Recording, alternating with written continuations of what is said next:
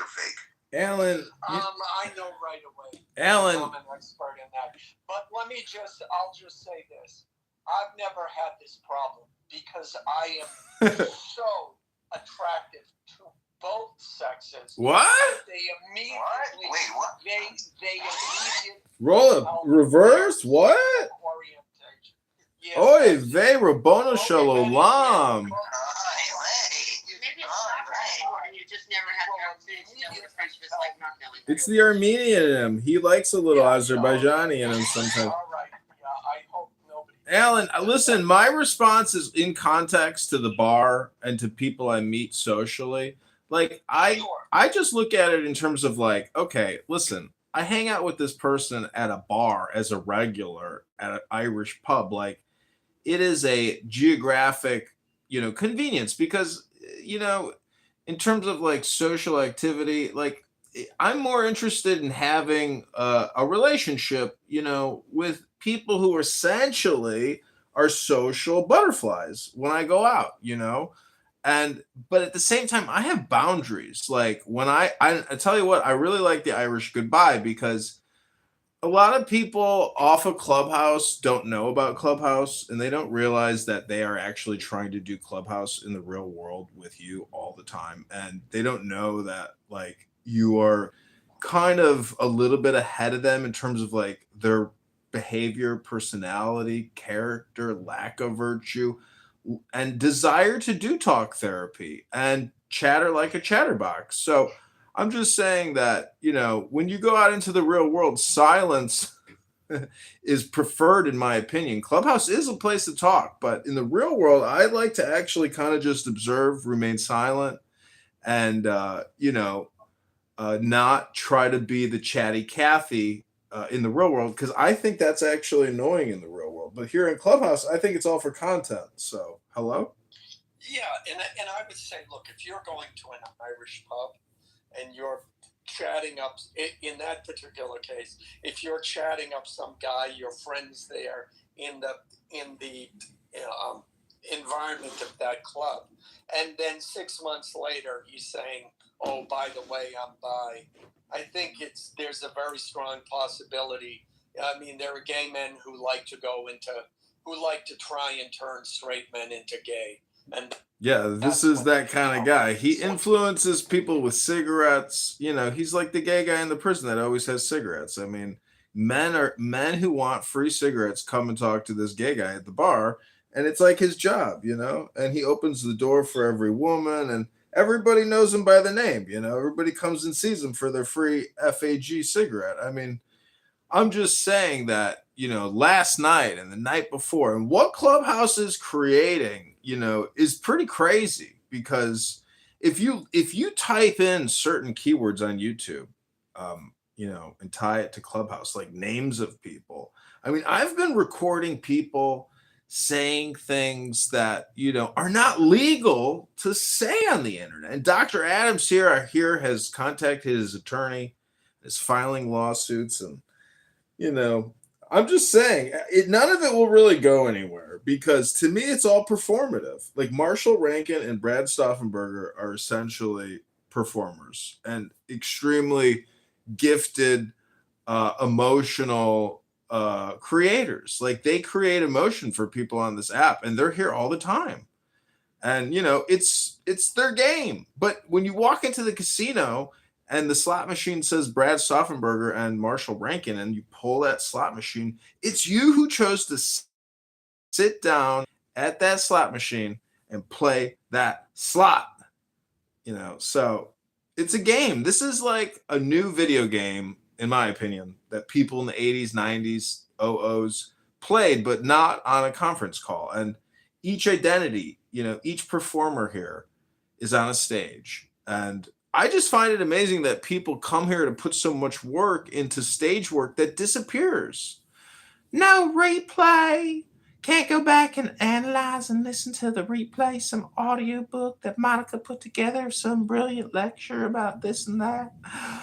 Oh, well, you should check out the replay. But, John Kitover's been putting it all on YouTube. And if you just type in John Kitover and you go back and you watch a live stream and you're like, wow, John really has spent a lot of time recording Clubhouse in multiple recording studios in his recording studio factory, the Silver Factory by Andy Warhol. Anyways, Rabono Shalom, Alan, do you think there will ever be peace between the Armenians and the Azerbaijanis here on Clubhouse?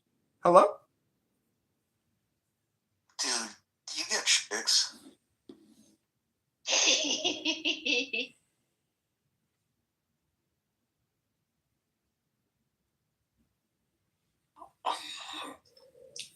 I didn't hear. To that question, I have no idea, John. And then I was looking something up, but... And you don't have to answer that question, sir, so you know. Yeah, but I will say, Sam, I'm sorry, but the GIF you put up earlier, just way too small for my taste. Thank you.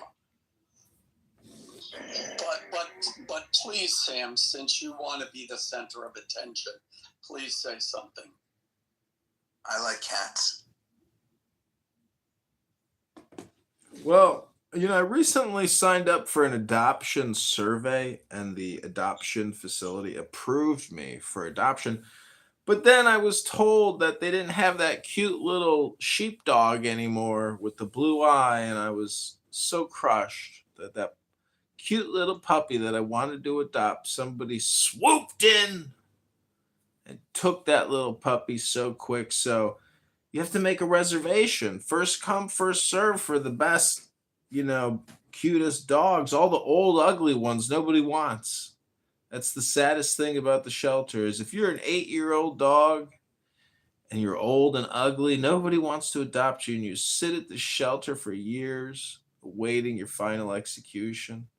An injection, could be a vaccine, some type of chemical. Alan, you spend so much time here. I'm worried about you. Do you even sleep anymore? You're here all night long, talking endlessly. I think you're just a somnambulant sleepwalker talker. Yes, you're absolutely right. It's amazing. I'm not even. This is all on automatic pilot. By the way, have you heard Matt Walsh has a new documentary about Martin Luther King? Oh, Just came? no. Oh, the race wars it will create. Matt Walsh, how could you tell the truth? Matt, shut Matt up. Censor him.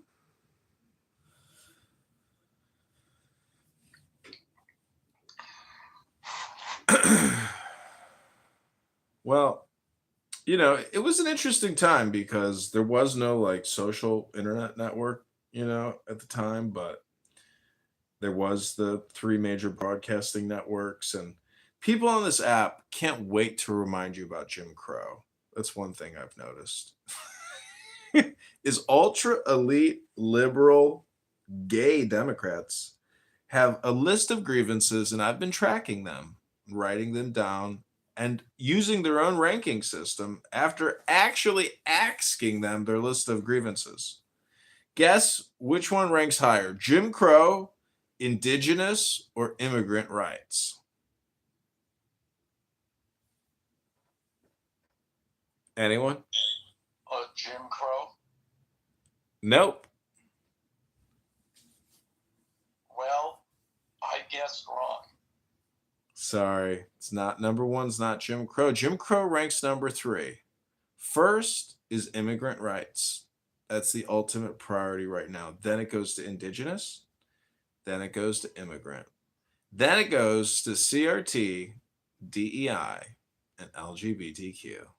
Those are the top 5. Do you know what the bottom 5 are? No. Well, you spend so much time here debating these topics, you can't come up with even an idea of what you're talking about every day. That's why I say I think maybe you're a somnambulist, Alan. Do you know you're sleep talking? You're sleep talking right now. You didn't even go to sleep last night, and here you are. Yeah, Do you know you're sleep talking right now? You don't sleep. I am. That is true. However, that's true. I argue with them. but their perspective doesn't matter anymore. That's the issue. Oh no, Alan! Everybody has a perspective. Yes, and for 40, 50, 60 years, we've centered that perspective. We no longer need to do that. I mean, that's the whole rebellion going on is the fact that, for decades, we've said we need to listen to the lived experiences and the lives of these particular minorities, and their perspective must be important. But, just the beginning of that Matt Walsh thing has Oprah Winfrey is more important, according to young kids. Oprah Winfrey is a more important American than Benjamin Franklin. Well, I Oprah think Winfrey,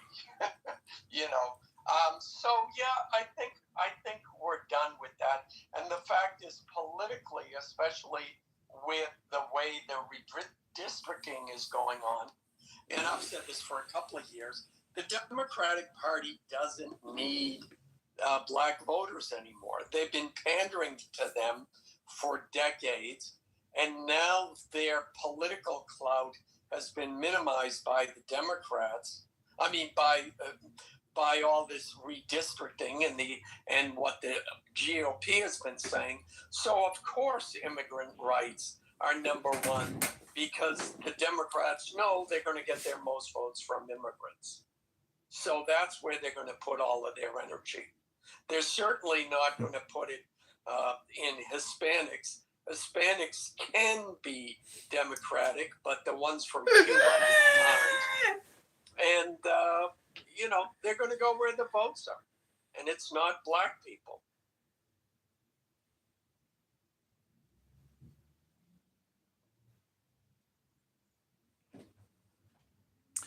Well, Alan, when do you turn off, I guess, and stop, with your Clubhouse communication? Because the other day the app shut down for 2 hours and people were in a panic and they didn't know where to get their dopamine.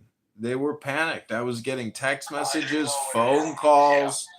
And these are people who supposedly don't even like the app. But sure enough, John Kitover was getting communicated with via text messaging and Instagram and YouTube. And they were saying, is it done? Did they shut the app down? Did they finally shut it down? And I was so happy. I was like, I hope we get a notification saying Clubhouse effectively immediately is shutting down data. I was like, oh, please shut this app down. I was so excited because that would mean that I am actually the biggest reservoir and library and catalog of most of the coolest and the most important conversations on this app. Once people here are no longer able to network and communicate, John Kitover will be the person that people go back to look for to find out what people were saying. I'm a historian, an archivist. Very excellent insight into what the purpose is. I thought it was just because people were interesting, but it's actually all about you, isn't it? No, it's not. See, it's not just me. Me is also you. That's the cool thing about the work that I do. No, hell it is. Nope. No, it is. You're attached to me. I'm like the primary node and all the web extensions going out of my primary, which is all my YouTube accounts. When you speak in a normal way, then yeah, it's cool. Oh, I see. But I have to disagree with you. So wait, is it my grammar or my language? I'm sorry, Kristen. There Hello? are a lot of people who are on the app that are characters and they want to play and that kind of stuff. And sure, they play that. But there's actually a lot of really genuine people here too, and it's pretty cool. Just like you go out to the streets to go anywhere else. And it's pretty neat. So it's interesting that you think everybody is an actor. You put them all under the same category. And you yet, so it's kind of interesting because you dismiss them all. And yet one day you think you're going to be valuable. So it doesn't really quite make sense. Well, see, that's your projection onto me. The point is, I think everyone is valuable, and there's only the now. I'm being facetious when I allude to the fact that I record conversations here because I've shut down my recording operations because I keep getting YouTube policy guideline strikes, and I don't want to risk my YouTube accounts on all these meaningless conversations every day, all night, all day, in all the rooms, politically correct included. The algorithm is completely biased. It never says anything about Patty and First Lady and Goat's politically correct room, but it has everything to say about every other room. So, the algorithm is in many ways completely woke, completely a joke, but it ain't broke. And it controls, $50 billion worth of advertising spend. So, content. I've been listening to you. Hello? I've been listening to you for a few years, like talking about recording these rooms. Like, why do you do that? I mean, can't you find a better hobby?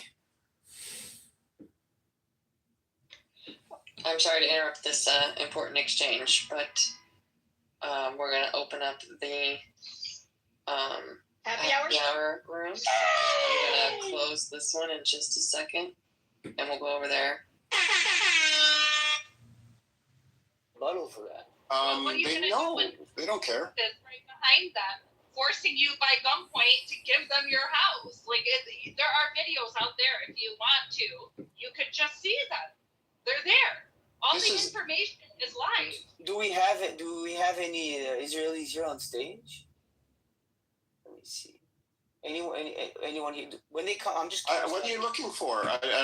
What is the rebuttal to that? There isn't. They don't give a. They just don't care. Since the 1940s, they just went in and threw people. China, being anti-United States, which I don't say anything about China's foreign policy, is that, they definitely want to have, control. They definitely want to have power, economically at least. Organize this chaos. A couple days later, this happens. That's just crazy. Would you acquit this guy if he was charged for murder? Sure. Would I? Yeah. Based on the facts. How things should be Well, unfortunately, administered in terms of like citizens. So that's why America's so robust. China, their and dynamic. hurt somebody over Their words. culture. So if somebody's gonna attack him and he defends himself as soon. They have a huge population. Yeah, are they investing in a lot of places? Yeah. Are they involved in Africa? Yeah, but that's like a low-hanging fruit. I'm not criticizing African people, but I'm saying it's not like, I think, I don't know, now land here, I think General Mathis, like when we interviewed, they asked him about China, threat China.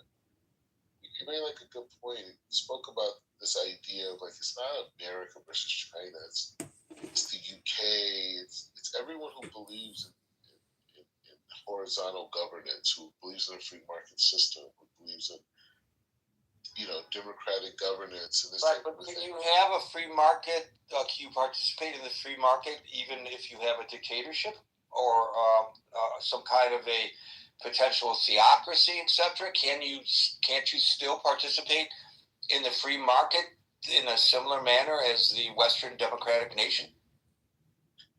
100%. We're seeing it, but like, just as a point, like, when you talk about like, when you think about like early, like, I'm just using this as an example to understand the foreign markets. Okay, so you have like scholars, like black scholars, like you had like Booker T. Washington and W.E.D. Du Bois, whatever, I probably said it wrong, but they had a really interesting perspective that I think really has a big insight into foreign policy. And so they took the position, and they wrote, these are like famous like black, I don't know if you call them historians, philosophers, I don't know how you categorize them, but either way, they wrote a lot about early America from their perspective, being like ex-slaves and trying to navigate. And so they had a really interesting critique, and they said, one of the things, because they were comparing the black man versus the red man being the Indian man, and he said, because of slavery, it forced the African to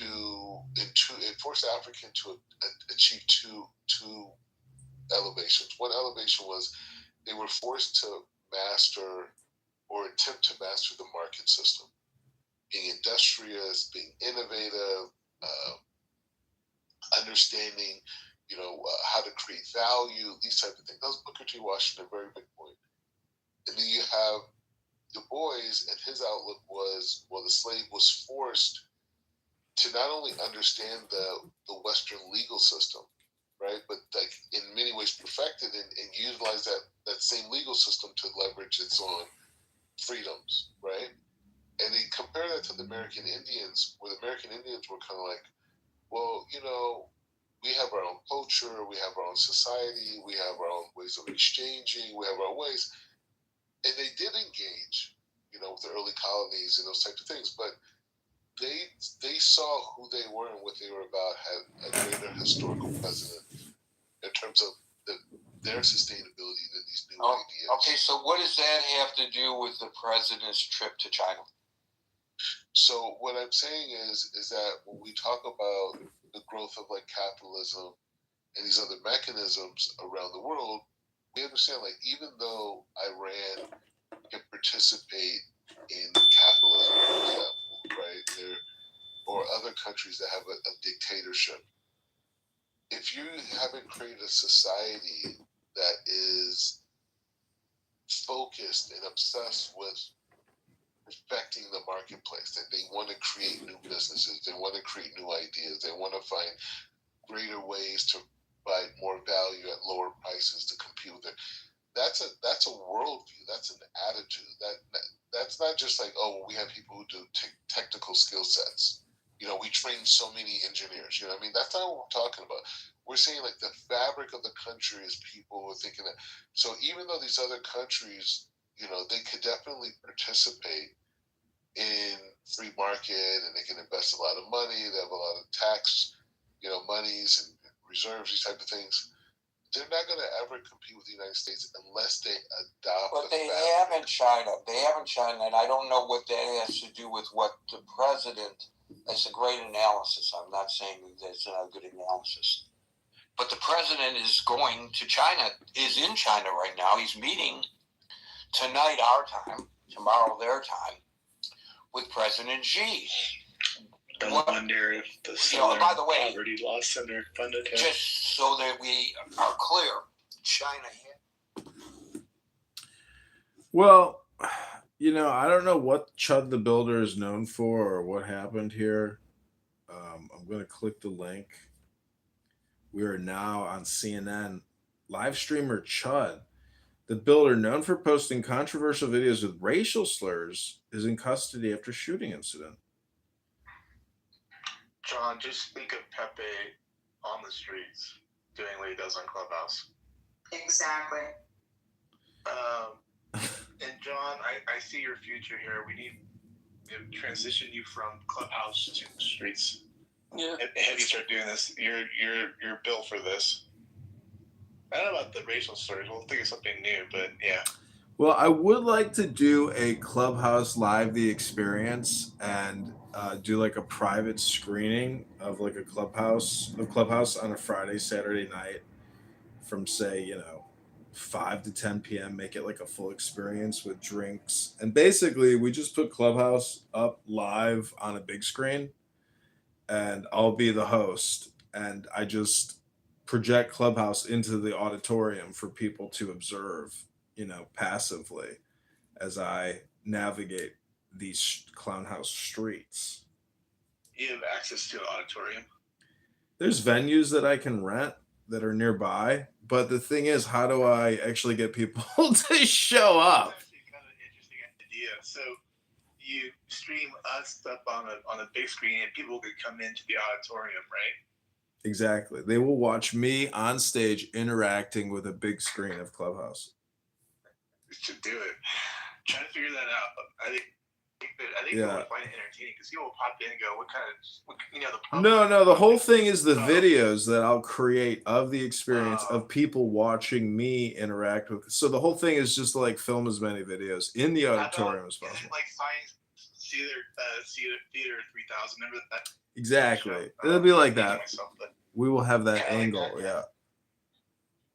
That's already what I'm technically doing. Like people, I got a compliment from a woman yesterday who says she went back through my Instagram accounts and watched like videos from years ago of herself. And she was like, I loved your commentary. It was so funny. She's like, you are so funny. And I thank you for filming all that. And I was like, you're welcome. That's actually good. You should get, because in that stuff, they have the guy has another partner. Obviously, it's that little robot dude, but they're all human beings, of course. But maybe AI could actually be your partner. But you should do like a review of Clubhouse rooms as they're going, so you can like, okay, here comes, Peter with his like just do like total like.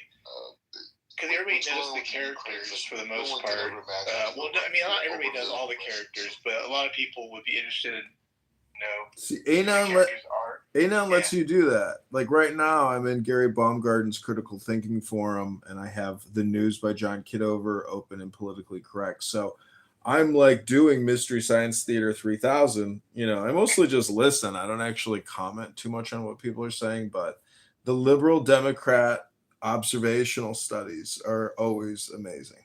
Right.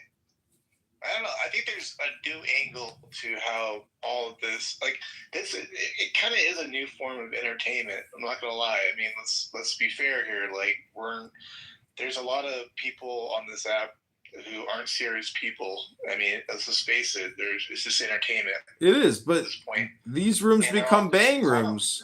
But you're just a white banger. You're a white gangbanger because if you go to any other black room, it's all crash out all the time. Cray 3000, that guy does it. And those rooms are like, in my opinion, not mentally healthy. But, if you can. By the sound, I hear John Moore racist. I am very impartial, I promise. You are not. I am just listening to you. But John is more racist in some. I don't know what you said. I hope you're at the gym. I think that's what he said. You just insist on that word strongly, and that makes a sensation. Still losing me here. Take it easy. Of those he loves. But yeah, anyways. John, you do need to work on some kind of. You need to totally reinvent media. I think you give a shot at it. I don't know what it looks like. I have to see what you're doing. No, it's the Kill Tony tour. They're already doing what we're talking about. The Kill Tony tour and Joe Rogan and the Austin comedy mothership. They do these types of interactive shows, but nobody has like taken Clubhouse and made it into like a live show. It would be an experimental thing, and I'm willing to do it. Especially if I like tie it into my Chicago mayoral campaign. So I will try to secure a venue and set all this up. It'd be nice to have like a projector, and I'm pretty sure I actually have all the stuff that I need to try. I could even broadcast it on the side of my house. That would be one way to do it. That'd be funny. Yeah, all you need is some place to shoot it up on, Well, I have this projector that you just put your phone into the projector, and then it literally projects your phone using mirrors and a light. Yeah. It'd be funny if, how you can rent those things that project like on buildings, I remember the Twitter headquarters had that.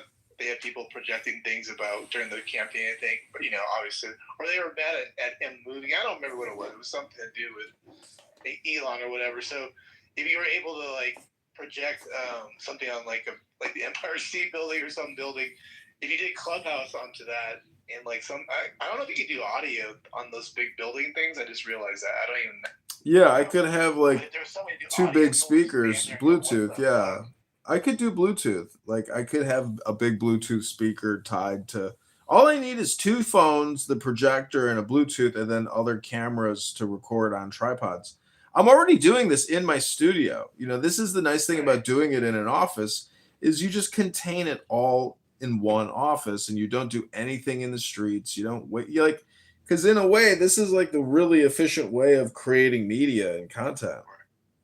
But like, how do you get 100,000 people? That's the goal, right? I mean, that kind of the goal. I mean, like, just like you get like just a shit ton of people watching your shit, and just actually, if we're enjoying it, we're all still here. There's got to be a whole segment of people out there just like that aren't tapped into this. You know what I mean? Well, the way to He has to start streaming. He has to like the Chad the Builder guy and all these guys. They're all on Twitch. No, the way to spam this out is to recruit and hire influencers, which is pretty much local hot chicks that have 30,000 to hundreds of thousands of followers, and get them to actually project and spam and film and publish all this shit, which a lot of them probably won't do. But if they get paid to do it, guess what? They do it. You can't like on Twitch. You can't use the N-word, right? Like, so that's the thing. Like if you have Pepe on the stage, like you would just get banned eventually, right? Is that how that goes? I don't even know these days. Maybe he could bleep it out. Have like a No, you can't bleep this stuff out. It's too toxic and it's too annoying. And actually, when I hear Pepe talking now, if I'm in another room, I run back here to my main recording studio and I actually turn the volume down and put something else on, because personally, I'm just sick of hearing him, and I don't want to record him and keep publishing him, because I think a lot of people know that I'm recording, and they actually step up their activity when they know that I'm recording. They get you in trouble too. Like he's using rape lately a lot, so it's like that gets like really. That's true. Yeah, you can't. I mean, to me, that's just. I agree with Edward last night on that. I'm like, dude, you gotta like just chill out on the raping thing. It's a little weird, you know. But I can see how he just a little. I mean, he says he wants to kill hitchhikers and rape them in his van. Like he says all kinds of fucked up shit. Well, he's type A, like in the like Reddit, 4chan, dark web, Pandora's box, and so he says he came from the neo-Nazi streets of Discord. That's where he's from. The white trash Nazi ghetto of Discord. That's where he came from. That's where he was That's where he grew up. That's his mythology and his backstory. Yeah, they mix in with a lot of incels, and then that's what they fall into. Like, rape becomes the thing that gets them off. You know what I mean? Like that. That's it replaces all the other joys of vices. Yeah, I get it. Yeah. So I don't know what you do with that. I'm sure it's just all for entertainment purposes. It is all for entertainment purposes, but the sad thing is, you know, I think the way that everybody talks and sounds and acts is really who they are, or at least who they're projecting who they are. And if that's what you're projecting all the time, well, Jesus Christ, you are one unattractive, unappealing, obnoxious, horrible, to quote Acek, horrible, terrible person. Hello? Putting him, because you could get him into a lot of trouble. Yeah. He hasn't done it. That's why BB's so attracted to him. Yeah, BB likes it. No, I don't like it. I just think I don't think that's who he is. I think he just he's either drunk or high when he's on Clubhouse. Well, no, you're absolutely right. He admitted things for entertainment value. He admitted last night he doesn't do this, and like he's a completely different person on the app than he is in real life. So there you go. You got your answer. Both you and John. Information technology protection. Essentially, stop the Chinese from stealing our tech. I think all of those things would be a win. So I'll just leave it there. Thank you, Marshall. We'll go now to Mansef, followed by Moran. Hey, thanks, Gary. There is not a lot of patience from this visit, as from all the analysis I read. The U.S. actually needs China right now more than China needs the U.S., and that's not a good position to go into a summit or a meeting and expecting to win. So the best case scenario that Trump can consider a win is to get China to buy more of our agricultural products, soybeans and all that stuff. But it's not like they're gonna increase their buy-in from what they were before. Selling soy to China has been a very great business until Trump came and destroyed it, starting with his first presidency, and then with this presidency with the trade tariff wars and all that. Our export to China from soybeans, anyone that can look this up, has been on a steady decline to the benefit of other countries. Anything that we don't sell to China, they turned around and made other markets that benefited from the horrible relationship that we had with them in this particular field. Brazil now is the main supplier to China. So if we only get back at 60 or 70% of what we were selling them in the past, that would be considered a win, believe it or not. But that's something that we always talk about, Gary. You destroy something, and then, you put up a fire, and then when you show up and start, taking it down, you declare it a win, like you put up a fire, forgetting that you're the one that started this whole damn thing. So, the delegation this time, the business delegation that there's a lot of talk about, is much smaller than the 2017 delegation that went to Beijing. The whole world that Trump is stuck in what he's doing with Iran. We don't know how to solve that crisis. Every single thing that we would. That's possibly the situation. Listen, I just want to say, BB's like, links us there, Bima, in the chat.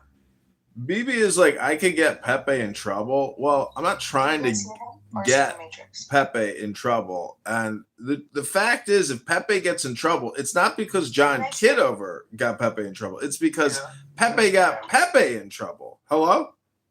Yeah, but sometimes people come on this app and for whatever reason they have the right to crash out from time to time, and it doesn't mean that we should somehow. Where's Mr. Edward? Where is Mr. Edward when we need him? Because you know what he would say? Personal responsibility, guys. Personal responsibility, guys. You know what personal responsibility is? That's right, personal responsibility, guys. The government isn't coming to save you. Personal responsibility, guys. I control my life, and that's it. That's a more perfect union. Bima, will you play one of those, please? Oh, what did you want me to play? In the chat, there's 2 links. Has not been established. Play this. He had this great. He always kind of comes up with this thing, bombastic stuff like this is the end of the world, and if by tomorrow at noon you don't do this, you're going to be obliterated to the Middle Ages. And then 48 hours later, it's like, yeah, I guess we're going to take another look. We were told that the U.S. Navy ships are going to finally open the strait. That whole idea lasted for, I think, 24, 36 hours, and we're back to no ships moving. Beautiful child that standeth on the dragons of the deep, I invoke by thy name of Apollo. I invoke.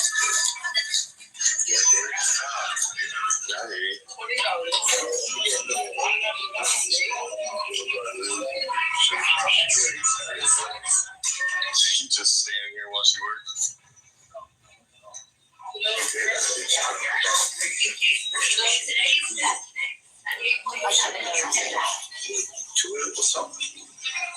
Am I 12? I'm 28, 20 years old. No, that's your age. That's 12. 12? Isn't that a number like 12? Hey, watch this. Hey, homeboy. Hey, what is 12? I don't speak Ebonics. Oh, so you want it? You know who I am. Yeah, back the fuck up out my face. That's what I thought. Posture up. I really hope you want to. You want to step outside? Come on, nigger. Let's go. Oh my God. Come on, nigger. Yikes. Batteries and all that shit. So we quickly scrambled and went back. It's like, oh, okay, we'll do a truce. And it's been like, I mean, they agreed on a 12-month truce, which, with this visit is an expectation that the truce will be extended. So this is, again, what I said before, it's getting back to how things were before. And then when they say we're going to extend a truce and the tariffs are going to be lower and China's going to keep selling us their rare earth minerals, this is how things were before. We destroyed it. We're going to fix a little bit out of it. And we're going to declare victory that we did it. So, there's not a lot of expectations. This is how I see it. This is how a lot of geopolitical analysts see it. I listened to a lot of news today from Europe, and people are actually laughing. Literally, news people are laughing at us. I mean, this is everybody's saying this is not the United States that we are used to, that is expected to be the strong power. We're being seen now that the U.S. president is going to basically beg China for a little win. A win that, like I said, is please let us get back to where we were before. I'm trying to recall, but wasn't Obama disrespected by the Chinese when he went there? And wasn't there a lot of commentary about how weak he made the United States look? I'm going to have to. Yes, there was. There were several articles written about how the United States was a paper tiger. Right, because he got played. They didn't. He had to walk. They didn't. They did not bring even the stairs for him to go out the front of the Air Force One. He had to walk out the back. That's true. That is true. I remember that. Yeah. But that tells you, Gary, that when you have the second. Someone talked earlier about how China can afford to do a war. It's the largest army in the world with 2+ million service men. You can't ignore a power like that and say bombastic stuff that we got to destroy China. China's gonna come back. No, China did not come begging when you added tariffs. They simply said fuck your sorry for the whatever buying soybeans from U.S. farmers. U.S. farmers declared bankruptcies or whatever. The United States ended up paying $29 billion to support the farmers. China won because they got their product elsewhere. We ended up, we ended up paying the price for that. And you just, that's not very. There is no diplomacy in doing radical stuff like that. So yeah, China is we love the United States. China is a formidable, adversary. Minimizing their power and hegemony on the world or whatever is only make us look, like fools. Well, they are trying, as was expressed earlier, and not just in Africa, but in Southeast Asia in particular. They have been trying to expand their influence. I'll use this example. Expand it back into traditional Chinese areas, places like I think Vietnam and Korea's would be specific. Oh, absolutely. All the way to Central America, Gary, and all that. All the ports in the world. That's been Marshall talked about it and how they do in Africa and all that, and how they, control the seaports, the infrastructure, how they, and they go build those hospitals and bridges, Marshall, and they don't even employ the local population. They bring Chinese people to work there because they want to employ their people. So, sometimes you gotta look at your adversary and not be foolish in thinking that you're that you just that you just had them before you actually do. Thank you for that, Monsef. By the way, I mentioned very briefly earlier that there were the leaders of our high-tech industry participating in this summit, and William was kind enough to list the names of all of them, and they are all posted there on the main chat if anybody's interested in seeing who is there with the president. I thank William for that. Moran, followed by Daryl. Hi, Gary. Hello, everyone. I understand the passion that Cartman displayed, and it is true that any form of anti-Semitism and anti-Zionism is abhorrent, but it has nothing to do with our China policy. And our China policy, if anybody has read anything from any reputable think tank, is the main strategic challenge to the future. If anybody reads even the Chinese writing, they know that's what they're planning. Their plan is to challenge us in the coming decades. So what we should be paying attention to is what CCP is trying to do, what sort of strategic challenge they have, and the main important thing, if anyone PTRs, I have replaced a map of Southeast Asia instead of my photo, and we see the first island chain, which starts from Malaysia, Philippines, goes through Taiwan and Japan, and the second island chain, which is further away. This is a plan to control and maintain Chinese expansionism, CCP's expansionism. If you read the military plannings that the Chinese have, their own writing, all their military is planning to break through this chain. And right in the middle of it is Taiwan. If you see right there is Taiwan.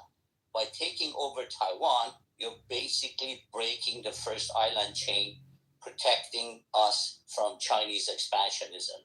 This is what it's all about. I mean, if you look at what they're planning to do, that's the main important thing we should be thinking about. So this is something for the next decades, and it has nothing to do with any other policy that we may have. Now, going back to the question of the room, what is a win? Well, as Marshall said it, I agree, and I think Gary mentioned it too. The most important thing is to manage the trade tensions we have with China. That's the most important thing, without giving anything about Taiwan. And if we get a plus, if we can have the Chinese to help us managing Iran, that would also be a plus. Again, all of this has to be done without paying anything about Taiwan. And everyone is kind of scared because we all know the president is the man who can go off script.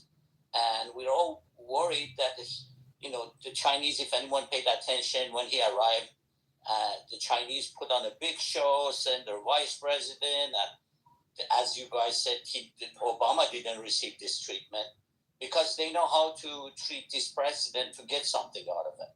So what I'm hoping, and everybody's hoping, that the president can not go off script, pay attention to our strategic plans, and not give up anything on Taiwan. But if in the meantime he can manage to ease the tensions, trade tensions, and get some help on Iran, that would be a win. And that's all I have to say, Gary, and thank you for your good rooms. Thank you. Of course, the problem he has with that is that he said he's hoping to get some help from China with regard to Iran, and then he backtracked and said, no, we don't want their help. We've got it well in hand in Iran. And so, is it a win if he gets that help, or is it a loss? Because he said, we didn't need it. I guess no matter what, this president has shown a remarkable ability to declare victory no matter what. So I guess it would be viewed by him as a win. I don't know whether we would view it as a win. I think so. I think if we can bring an end to the war in a manner that resolves the nuclear weapons issue, really resolves the nuclear weapons issue, I don't really care who gets the credit for it.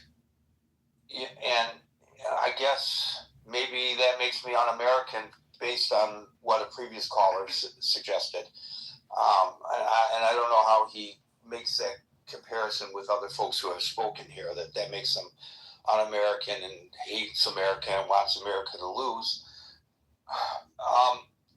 Because I thought that was the goal, to eliminate the nuclear weapons. I would like to see the goal to also be the removal of that regime, but I don't know how that's even in the cards anymore. I think that was overly optimistic when that was suggested by this president. Thank you, Moran. We'll go to Daryl, followed by Mays. Hey, Gary. Just a couple of, you can give me some latitude, a couple of things. There was a caller, Black, who made some statements that are just factually not true. And, so Russia is China's largest single supplier of oil, not Iran. So, that's just factually not true. And America's economic power really hinges on the strength of the dollar globally. And I've said this in this room before, I've said this a million times before, that all China really needs to do right now, then I'll get to whether or not, because Pete didn't even show up to meet him, so I don't know how to interpret that just yet. All China really needs to do is kind of just hang back. There's this quote from Sun Tzu, The Art of War, never interrupt your adversary when he is in the middle of making a mistake, right? I think what the previous speaker just said about Taiwan is actually very important, because if you look at what we've been doing, over the past 13 months, right? We're looking to control energy, oil, natural gas in the Western Hemisphere. We're talking about invading Cuba. What some don't know is that Cuba actually does have oil and natural gas. I think Cuba produces a significant amount of oil per day. It's not great oil, but it is still oil. And if you were to look at this from a perspective of like global geopolitics, right, and just hemisphere control, if the idea is that OPEC nations, because I don't know if you saw yesterday, but Trump basically said, screw OPEC, right? So, which I don't think was bright. I think he has no filter. I think no one can actually control what he says, and the ramifications of it be damned. I would hazard to guess that in some way we are preparing for the end of the petrodollar. And I think what we're looking to do is, okay, well, if the petrodollar ends and we can't force the sale of oil in dollars, then we need to be controlling the oil. We need to control oil in the Western Hemisphere. Not only oil, but we need to control natural gas in the Western Hemisphere. Because the previous caller who mentioned something about like China and whatever, I guess they're not familiar with BRICS, right? Brazil, Russia, India, China, South Africa, and now tangentially Iran. There is already a consortium being formed that is looking at the next 30 years of global energy supply, and that does not include the sale of oil in US dollars. I mentioned in your room the other day that the UAE, before they bailed from OPEC on the last day of the month last month, they had already reached out to us and said, look, if we can't fix this Hormuz thing, we're going for our own survival. We're going to have to start selling oil in yuan. So that means that playing card is now on the table, and that playing card is also now on the table for the other OPEC countries. So all China really needs to do is kick back and watch how this progresses. It's very important. I think more and more people are going to start to realize this as our economy really tanks. And again, I think China doesn't have to do anything but hang back because they are the world's manufacturer. And I think Trump taking these tech execs to China was probably the best thing he could have done because, like a previous caller said, he can't get in the room and talk this stuff with these guys. He needs Tim Cook and Musk and all these other guys because the future is going to be about rare earth minerals.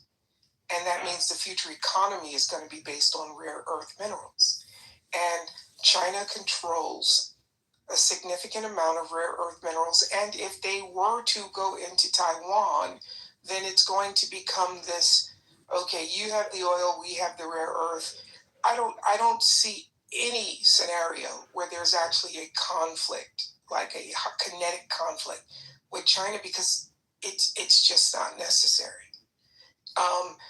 To the question of what is a win? I don't know what a win could look like. I think, Pei not showing up to meet him today, I don't know how to interpret that. I think he, this wasn't like a G20 meeting or anything like that, but him talking for the past couple of days about how he was going to see his buddy, how he's going to see his friend, and Pei's a strong dictator and he rules like 1 billion people with an iron hand. Those are his words. I'm parsing, but those are actually Trump's words. And he shows up and Pei doesn't meet him. I don't think he likes things like that because I believe he likes to be seen as the biggest guy in the room. But hopefully the smarter guys that he took with him are focused on the future of business with China. So the New York Post, which is not adversarial toward the president, their headline is, China made a revealing choice in its airport greeter for Trump in Beijing. President Trump arrived in Beijing without a tarmac greeting from President Xi, but the apparent snub was actually an upgrade from his last welcome in 2017, according to an expert. That's the way they're spinning it. It's actually quite revealing from a protocol perspective, said Isabel Vladoy, founder of the U.S. Institute of Diplomacy and Human Rights. Xi Jinping did not personally greet Trump at the airport in 2017 either, but this time Beijing noticeably upgraded the reception by sending Vice President Han Zeng along with both ambassadors and senior foreign affairs officials. He does appear with a grin on his face, but I think you're right. This is really not what he probably anticipated or wished for. There is a red carpet. So it's a massive upgrade from the way Obama was treated. And it's a way of taking a dig at someone who you know has a massive ego, who probably wanted the press and the photos of him being met at the airport by another head of state. I'm a head of state, he's a head of state. He's a dictator. I'm a wannabe dictator. This is how I want to be dictator. I'm being facetious, Gary, so don't hold me to that. I'm simply saying these are the little things that get under his craw, and I think China knows that. Thank you, Daryl. We'll go to our maze, followed by Andrew. Good evening, good afternoon, everyone. Gary. This is, I gotta laugh. When I look at that, for Trump, what constitutes a win, I think he's going to do what he did in the Middle East. He's going to try to figure out how he's going to make money. It's got nothing to do with the U.S. It's he's looking out for himself. And China knows that. China knows that all they have to do is stroke his ego, and they're going to have Trump in his pocket. Thank you for the mic, Gary. So that's an excellent perspective with regard to, or analysis with regard to the Chinese perspective. But what about from the U.S. perspective? What can the president come back with that he can declare a win? Well, I think that if he had some kind of agreement with China that that they were going to help manage Iran or something along those lines. I think that would be a win for the country. Okay, thank you, Armaze. We'll go to Andrew, followed by Jerry. Good afternoon, Gary. Can you hear me okay? Yes. Sorry about that. I was managing the room and couldn't grab the microphone. Yeah, I'm not sure what would constitute a win. I don't think it really matters to Donald Trump. He'll sell it as a win, whatever it is. I think, with the tech bros going over, that could possibly be a good thing in terms of investment flowing that way to some degree. But I just want to point out that when Donald Trump went there in 2020, I think it was January that year, he came away with 3 or 4 MOUs, memorandums of understanding. One of them was for $200 billion. One was $78 billion for West Virginia, I believe, which is more than their GDP that year. And that was for power and gas and some other issues in West Virginia. But really, what the proof is always in the pudding. And unfortunately, those memorandums of understanding, the real investment has fallen much, much shorter than what was to be understood. So if he comes away with those again, he may waive them, much like Neville Chamberlain waived his little paper in coming away from Berlin. But if they don't follow through, then you're stuck with nothing, really. And China's not a reliable trading partner. We've noticed that here in Canada over the years.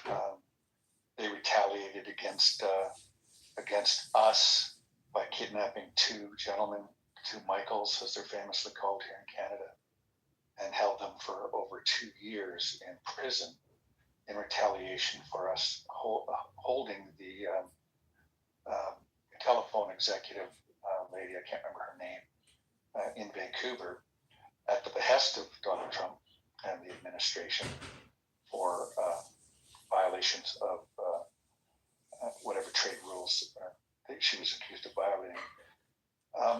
And then, of course, they tacked on canola as a bargaining chip as well.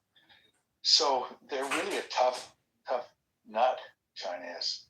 And I'm not sure what you can expect in real tangible results that will bear out, I suppose. But I do believe that whatever he comes back with, he will pronounce a win on that. Thank you, Gary. Thank you. I think it was Gerald that was talking about how the president may view with admiration the way Xi runs his country. Just want to give you a little insight. A friend of mine who sadly died because he was waiting for a kidney transplant and it never came. He was a longtime correspondent, U.S. correspondent, foreign correspondent in China. And at the bureau where he worked, he had assistants, Chinese national assistants. Well, the assistants came from a pool provided by the Chinese government. So he had no choice but to hire minders, and that's what they were. It wasn't that they didn't do their jobs and didn't try to arrange interviews and act as fixers, as the saying goes in my business, where a local will go and talk to folks and try to clear the way to get you in for the interviews. Those are called fixers. They did their jobs, but their other job was to report back everything that was discussed in the bureau, all of his movements. If he wanted to travel outside a certain radius from where he was located, he was forced to get a permit from the government, and the government would, they accommodated him by providing him a guide. Well, obviously that guide determines who he could see, what he could talk about.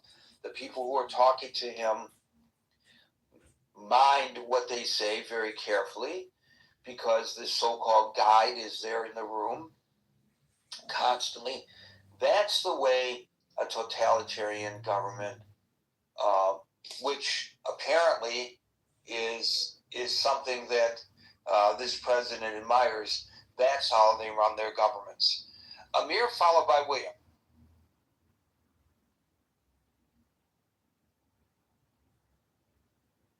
Me, Gary. Amir, yeah, you're up. Oh, okay, thank you. Thanks, Gary, for the opportunity. Probably I'm just going to echo some of the sentiments that's been expressed already. What constitutes a win for Trump? I think if Trump could convince President Xi to pull the plug on the regime in Iran, that would be a massive win for him. But the question is, what kind of sweetener would have to be dished out to President Xi to convince him of that?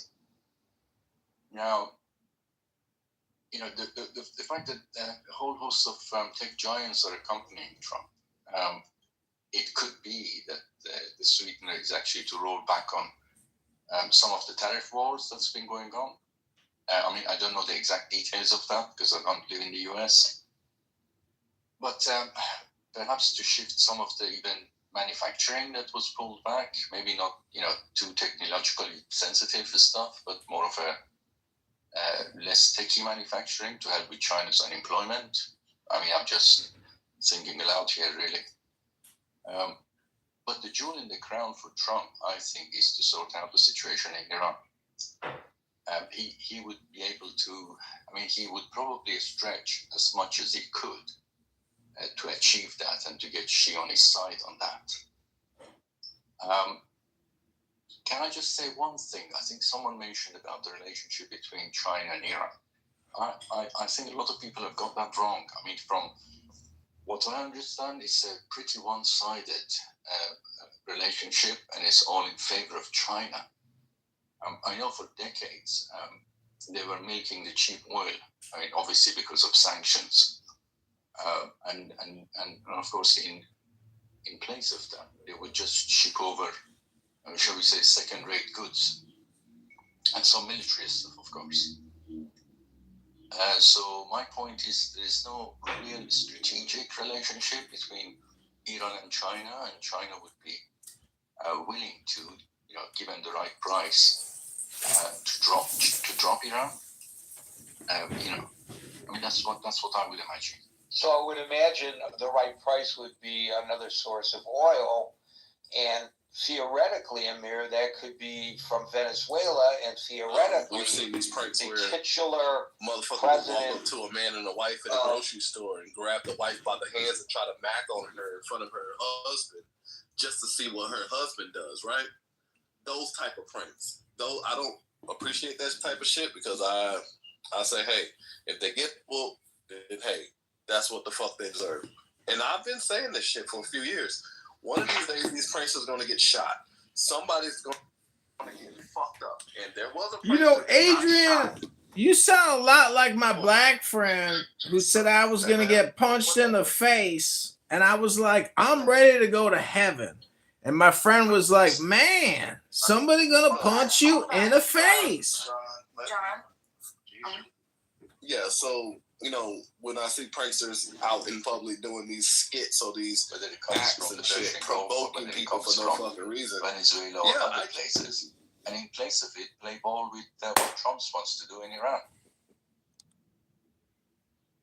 Thank you for that, Amir. We'll go to William, followed by David. Hey, everybody. China is an adversary of the United States and East Asia. China is hemmed in by the First Island chain. That's been a long-term strategic structure of American national defense security, which includes Okinawa, Taiwan, South Korea,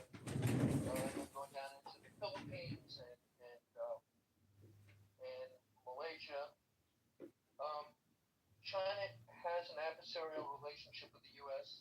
in the South China Sea. The 9-dash line, where they were building islands to try to basically fraudulently expand their exclusive economic zone to encroach upon Vietnam, the Philippines, and Malaysia and other countries in the 9-dash line. I don't have a graph of it open right now, but the 9-dash line is a pretty critical area where countries with whom the United States has alliances has an adversarial relationship with China, and so we have some incentive to try to maintain some alliances. The economic the oil imports from China, I pulled up a chart of it, are pretty well diversified between Russia, Saudi Arabia, Malaysia, Iraq, Brazil, UAE, Oman, Kuwait, Canada. But a lot of it's not just Iran, but a lot of the oil that they import does come through primarily the Straits of Hormuz. So China, from a strictly business perspective, China is not like adversarial in the way nobody in China is chanting death to America, death to Israel. That's not their thing. They're more about business, and whether you want to get into capitalist or not capitalist, they have a mixed economy to some degree, but they have actual real needs. They have to import their oil. They don't really make their own oil. They have to import their fertilizers. They need that to feed their own people. They actually have a water problem, especially in the northern provinces of China, where they're really parched. So they actually need better access to water. And some people have argued that they are, along with sort of the so it's kind of like it's a weird kind of situation. But I hear what you're saying. I'm not endorsing what he does. I think it's an idiot. Yeah, you see them walking away, but still antagonizing people. Hello. But I think on the scale of all the people that are out there, I think he's, in my opinion, and I'm not getting some heat for it, he's still fairly harmless in all the shit he does. But he's threatened to shoot people before. Well, I guess that's true too. But obviously, if someone threatens to shoot him, it goes both ways. I don't know. This is real. This part, all this stuff is really interesting. It's entertainment, but the truth is, if you want to do so. I'm not going to ask you again. I'm not going to ask you again. I'm asking you to remove Liberty's profile from your picture from your profile. Would you please do that? All right, for you, Bima, I will. Thank you. I appreciate that. Thank you. Okay, go ahead. Yeah, I just don't know who was Adrian just talking about. I was talking about that Chud the Builder guy that goes around calling black people the N-word and stuff. I have no idea who this person is. Well, okay. You're in for history. Bima, this is John. I just removed Liberty's photo from my. Could you put me in the queue, Bima? Thank you, Bima. Okay, John. Thank you. Please don't do that in the middle of me speaking. I don't know what the fuck you guys are talking about with the shooting. I don't know, man. I've been at work all day. Can you just catch me up to speed? Yeah, but we got. Go ahead. Whoever wants to. Oh no! I was going to explain to her, but if you got it, you can go right ahead and go. Yeah, Bima, if you could acknowledge my existence and. I've been at work all day. Can you? Tom, what are you doing? I'm asking to be put in the queue. That's what I'm asking for, moderators. John, doing a recap, trying to help people out that are new here. Come on, man. Well, I'm not going to do it. Bima, go ahead and just do it. You actually know more details than I do. I just got home and was catching up myself. But go ahead, Bima. Yeah, thanks. I'm new to this, so anything that I say, it's potential for error, so we can all correct each other and learn from each other as we go. What I understand, there's a guy named Chuck the Builder. Coming to an agreement with China on all these other important issues, we also change the tariff policy, which has changed like hundreds of times. It keeps going back and forth and back and forth. But if he can back out gracefully from the tariff policy and call that a win, that would be a win. If he can get an agreement, and I don't know if this can even be made public, but if he could get their help, an agreement to pressure Iran to open the Straits of Hormuz, China does have a relationship with them in a way that we don't, and it would also benefit our other allies in the Persian Gulf, because I think Saudi Arabia, Kuwait, Qatar, UAE, they're all getting a little pissed off that their access to get their oil out of the Straits of Hormuz has been disrupted, and it's damaging the world economy. So I don't know if it can be made public. It's just some things have to be actually handled quietly and diplomatically, but that's something that Trump might achieve that would, in reality, be a win for the United States and a win for the world, because it would get us out of a base losing situation. Because I don't think I hope I'm wrong. I hope I'm wrong. I wish we could have made regime change for the Iranian people, but I don't see it happening. And I think we're kind of in a quagmire right now, and we'd be better off to be out from an American point of view. But that's a possibility, because a lot of Trump's voter base, a lot of the Trump MAGA base, is really pissed off about the going back on the no new wars, and this is what looks like it's a very expensive potential quagmire. So that could be a win for Trump in reality. How he would announce that, what he's going to announce, I have no idea. But whatever it is, whatever he comes up with, he'll announce it as a win. Another win that might come out of it is with lessening tariffs and reopening free trade. He's got all those really competent tech guys with him and other captains of industry, somebody from Visa, somebody from various banks. That's something that can open opportunities in a way that Trump can publicly declare as a win that would benefit our economy. So, that remains to be seen, but that's my guess about, what he can publicly say as a win and what is privately maybe going to happen that we're not going to know about right away, or maybe we will. Who knows? Because Trump is pretty impulsive. So he might have a secret deal that he negotiates and then put it on the Truth Social or Twitter or whatever. So those are my thoughts. I did want to make, not for you, William, but just like a simple correction. I was talking to one of my friends who used to live in China and then came to the United States for college schooling.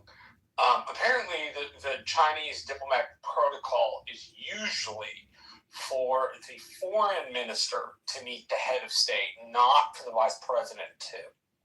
I read something about that also, and I think this is keeping with protocol. That you don't expect to have your head of government, your head of state, going down to the airport like an errand boy to do that kind of meeting. And this is just consistent with prior protocol. Well, so the other point this person made was that sending the vice president of the country. And if you decide to, reach up your arm. Hey, Coco, I hate to interrupt, but moderators, if you could put me in the queue, thank you. You're in the queue, John, right after Coco. Jesus, why do you keep doing I this? thought I was next. Oh, wait, sorry, John was waiting. Go ahead, Coco. It's just really annoying, John, honestly.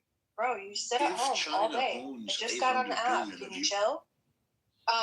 No, So, just yeah, I was like gonna if say, I'm like, actively engaged in activities with you, just yeah, tell me what's up. even Like, if I don't went and conceal I things from said me, just a bunch because of that's when egregious, problems really start nasty occurring, and I'm not there to be comments in manipulated. public, Concealing is like in not my just state, like you know, what point do they need to tell you this just out of nowhere? You know, fuck your Versus mother, like you're a bitch, you're I guess what blah, I'm blah, blah, saying blah, is blah, I'm choosing you're to a be white more of a cracker hermit bitch, than all to this like kind of meet stuff, more right? people at 43. Like, It I wouldn't am matter. more The judge would discriminating and look discerning. at Not you discriminating in if you terms reach of your hand out race and or decided sexual to, identity you know, or punch political me in the identity. mouth for that, You know, and if you I would be ask a charged as the liberal, aggressor hey, because you you know, decided I'd to like to start take with you to the dinner physical violence. and give you a And gift. from what Do you you have know what told the number me one here, response is on this random what is the guy, gift? Like, and then I ask you, yeah, what do maybe you he said want? some, like, Guess what the number one response is? you know, well, you went maybe way off the came up to question him and because said I asked racial if it matters to you. You said I'm no. not condoning, Just wanted to be transparent, but you know, the about, racial again, slurs if or you whatever, have a but, friend who is Mao,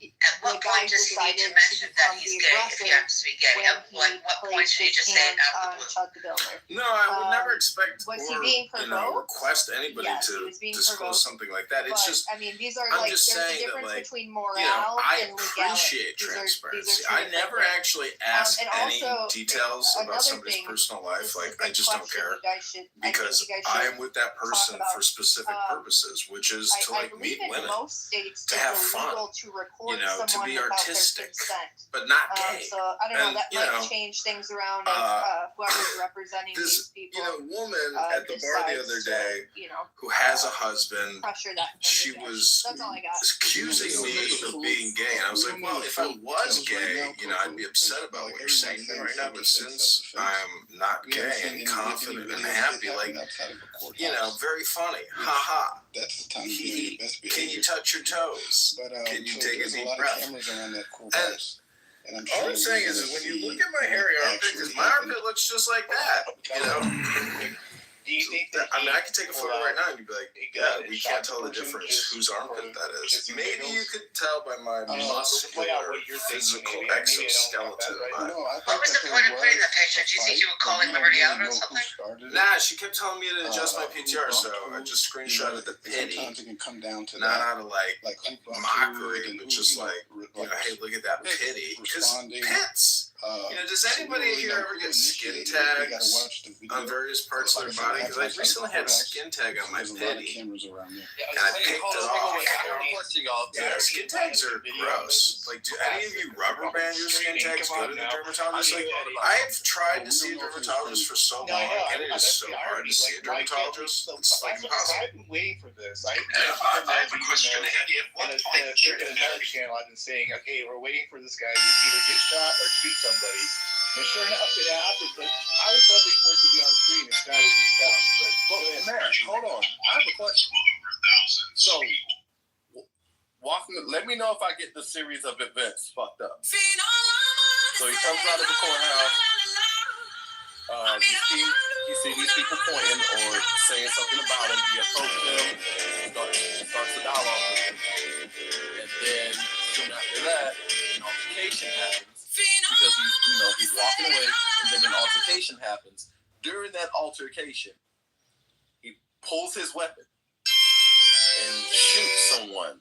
Not only shoots someone just else, like if but I'm he shoots actively himself. engaged in activities Now, with you, just tell me what's right up. there. Like, don't conceal things. If I'm actively engaged, that means he had his gun on him when he walked out of the courthouse or was in the courthouse. Exceeding. How the fuck did he have a gun in the courthouse? You're feeling Did they allow him to have a gun in the courthouse? I just don't know what. Maybe he surrendered it, and then Versus any other song I've No, it's the if you're not cheaper law enforcement- version. It's the cheaper version of the song because when you Hell no, heat that's the not how that song, it happens. takes tremendous amounts of gas or electricity. But the infrared is its own maybe heat he source. walked So, in, in my he opinion, surrendered infrared the is gun. thriving.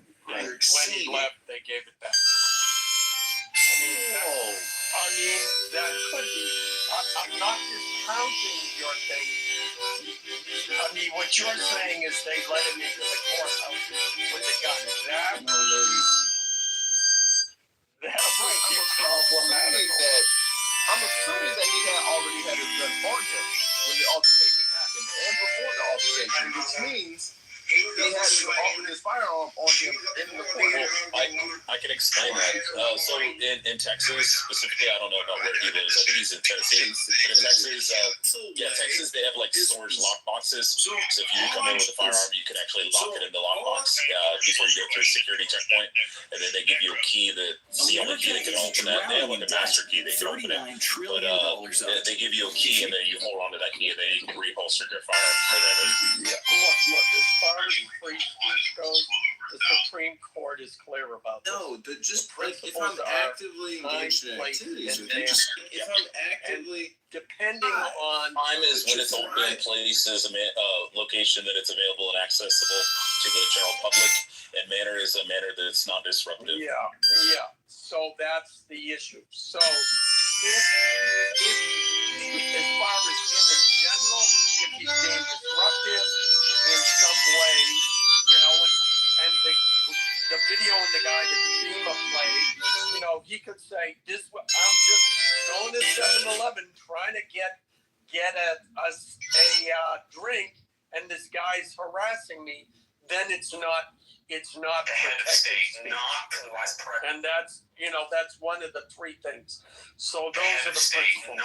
Now I think John wanted to go. The head of state not. Yeah, I just wanted to say that, this guy who uses the N-word in this very vulgar way, who happens to be in this horrific, incident, people are, see, Clubhouse is a very small community compared to like the YouTube community and these guys that technically like have their own platforms and followings. And it's unfortunate that, American men or Canadian men or Australian men or European men happen to find this type of content entertaining. And I follow so many Instagram accounts and I see such horrific violence on Instagram on what I would call like shadow accounts that like, I don't know how else you see these videos, but a lot of it is just criminal activity. And it's shocking the violence that is on Meta, on Instagram. But it is basically social and societal violence. And it's horrific, beyond horrific. But I would also just point out, as somebody here who engages in political communication, that your security and your well-being is important this summer. And just the other night, I had 2 people on my property who were probably homeless and intoxicated and up to no good.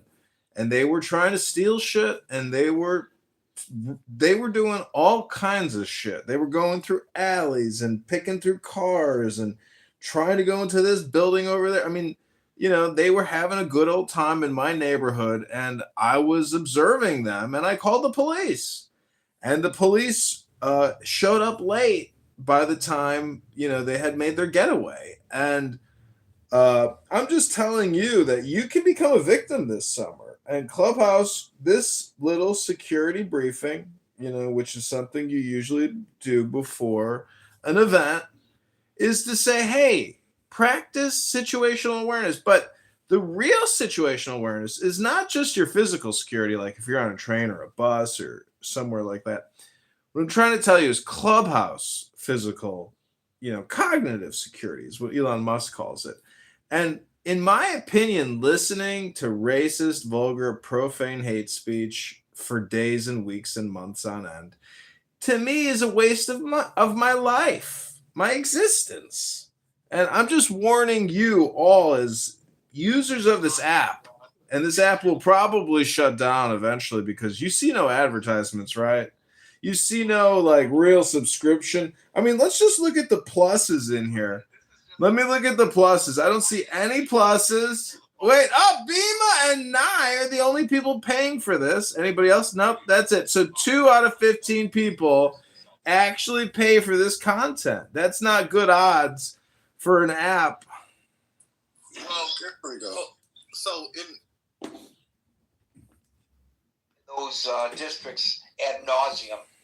Ad nauseum, absolutely, and particularly if they're being ran in the face of even higher gas prices than we're facing now. So, the Republicans are going to have to somehow find a way around that.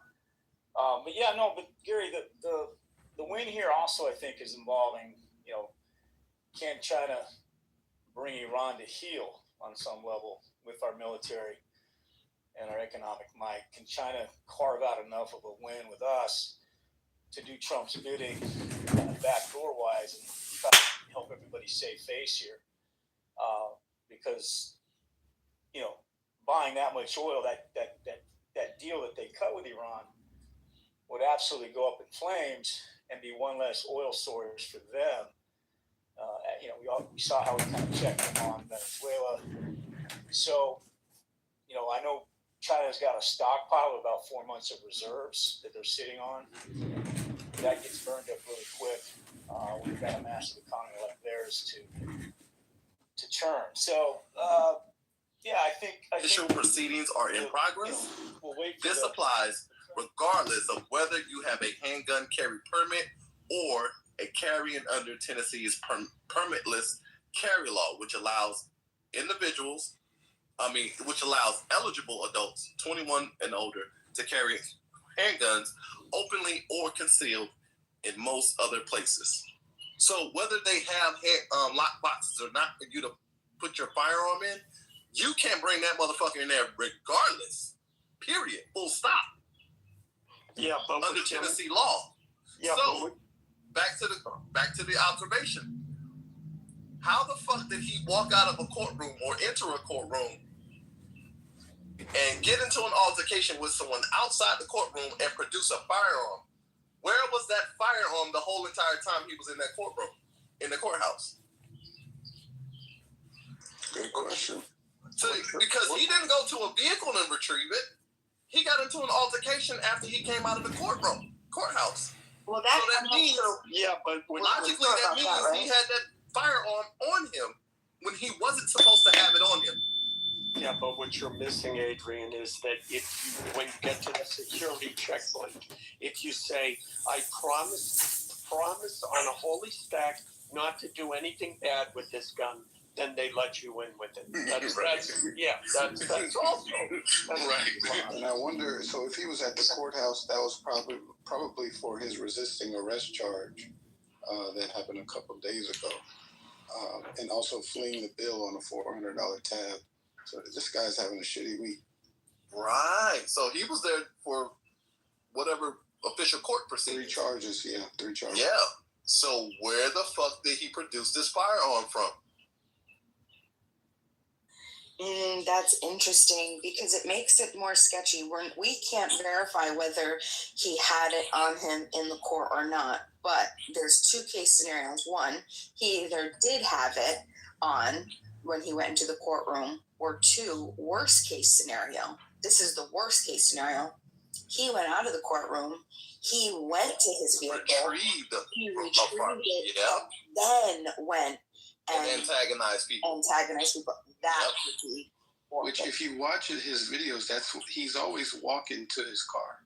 Like, he's always, like, once he gets into it with someone, he goes to the car, I guess, to, like you said, retrieve the weapon. Mm-hmm. So this may have been, I can't wait to see these cameras. An antagonistic action that he did on purpose because he understood, hey. Yeah, but Adrian, it's legal. That's the thing. Like, this is the thing, like with the ACLU back in the 70s, there was a bunch of neo-Nazis, like Nick Fuentes types, and fucking tried to build her, that wanted to march in Indiana through a Jewish Holocaust survivor community. And they wanted to carry signs like saying, fuck the Jews, and, you won't replace us and all that kind of shit. And the city there in Indiana said, no, you're not allowed to do that. That's fucking, that's racist. It's legal that he did.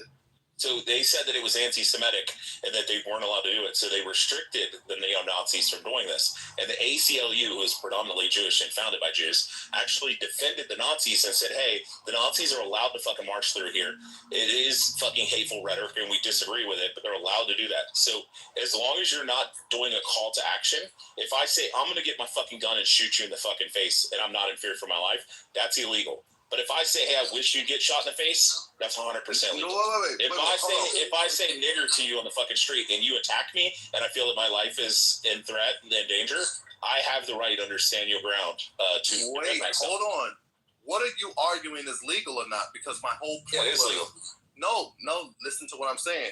I think we're talking past each other, respectfully.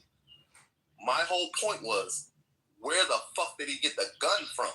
Adrian, I either got it from his gun or they have a spare lockbox on it. Adrian, I just put it in the chat. Under, you can see it there.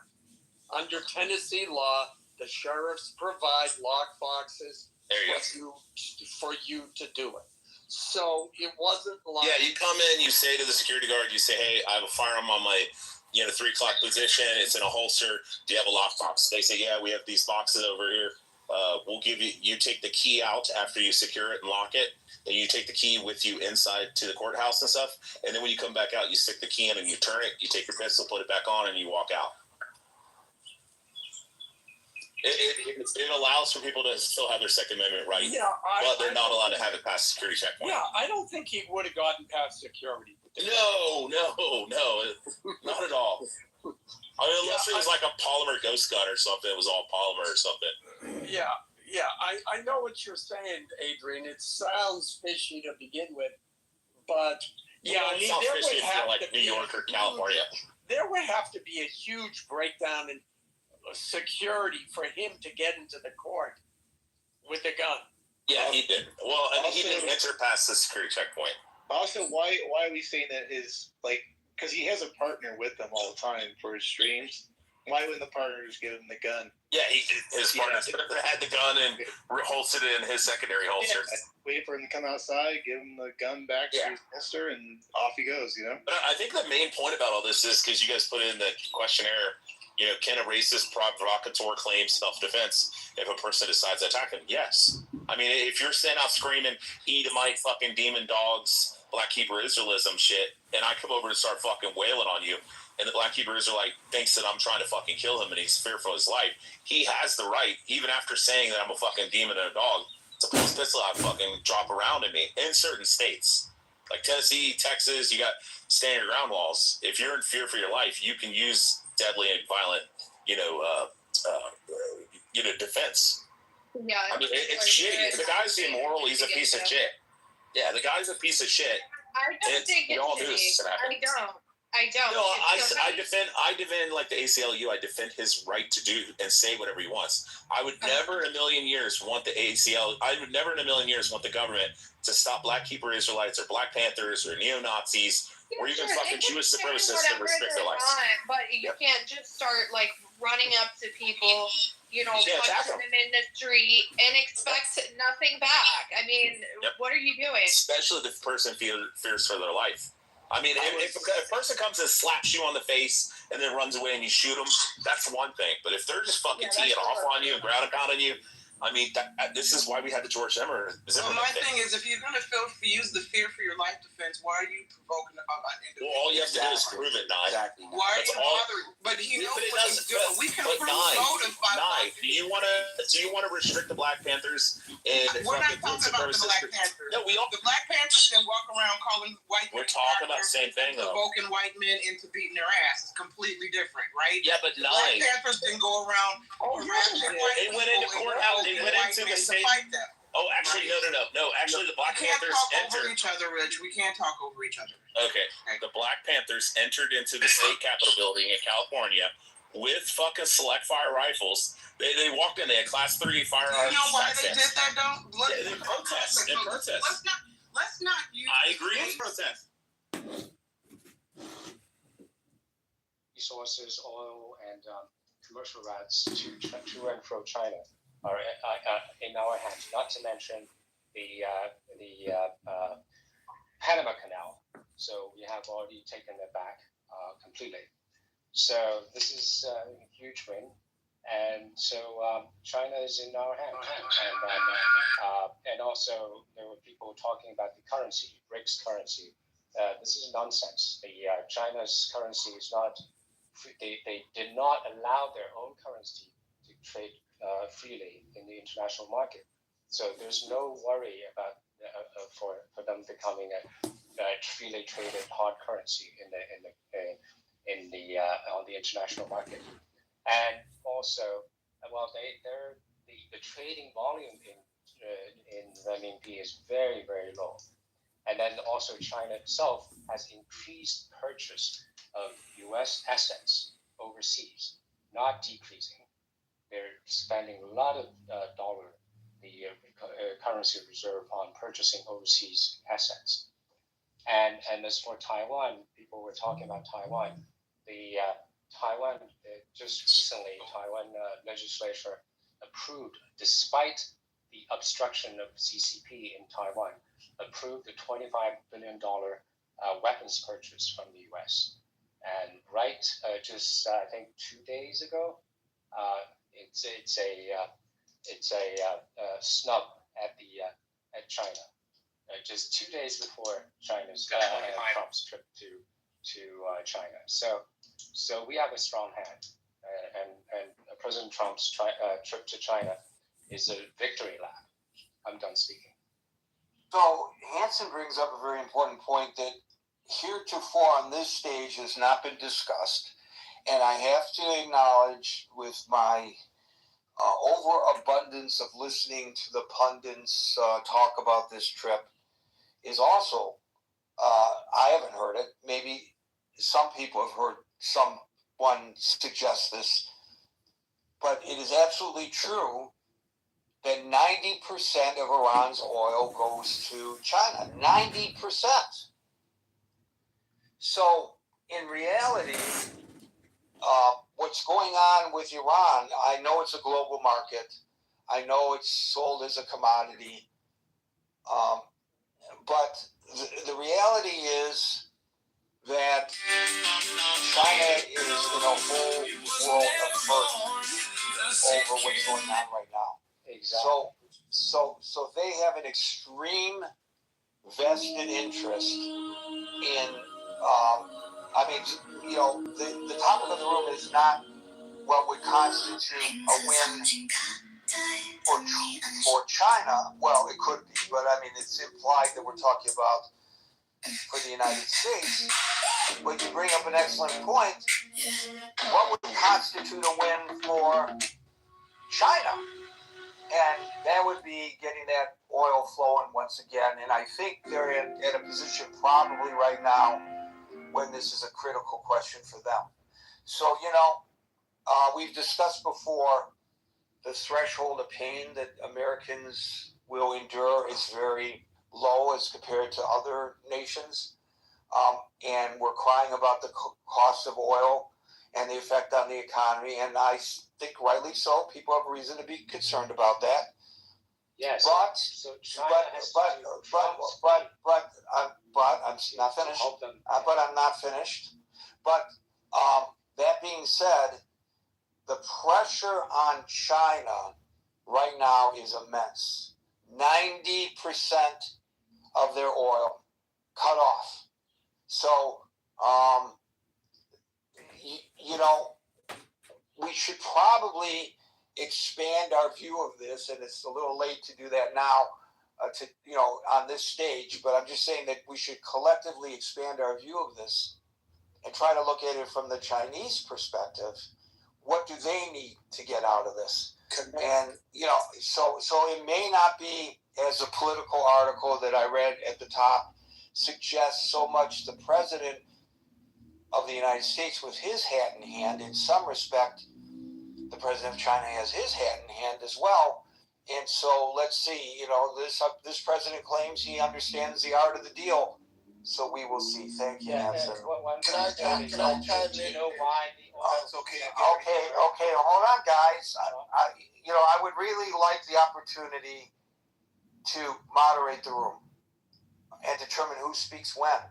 And I'm sorry if that sounds autocratic, but that's the way I run the room to avoid the kind of crosstalk that we nearly devolved into just now. We don't want that in this room. Why? I will tell you, because it confuses me. And I presume if it confuses me, it confuses other people. And it's impolite. And we try to run a polite room. So had you been patient just for a couple seconds, you would have already been speaking. Simp, you're up. Thank you so much, and I appreciate it, Gary. Great room, by the way. But I would like to push back a little bit on the things that I heard that Hansen was saying just earlier. I don't believe that this the fact that Iran has blocked the Strait of Hormuz and that America is blockading a blockade is really affecting China to the way you guys are saying. You have to understand that China also in recent years have diversified who they purchase oil from. They purchase, especially since the war has started, they've been purchasing tons of oil. Hold on a second. If they get 90% of their oil from Iran and they're trying to diversify, that still means they're heavily dependent upon Iran. Yes, but since the war has started, they've been heavily buying oil from the Russians. And they also been buying oil from the Brazilians. So they also have 6 months of oil reserves, one of the most in the world. So they'll manage, right? Where they're able to take the hit. Unlike the Americans, let me tell you why. The Americans are in extreme pressure to get the Strait of Hormuz open because their allies, India, Japan, and the South Koreans, heavily depend on this oil flowing through the Strait of Hormuz, way more than China. The brethren shall be diligent in preaching the law of the Lema. In all writings they shall be careful to use the... Yes, but when specifically with the oil, Action or sick time.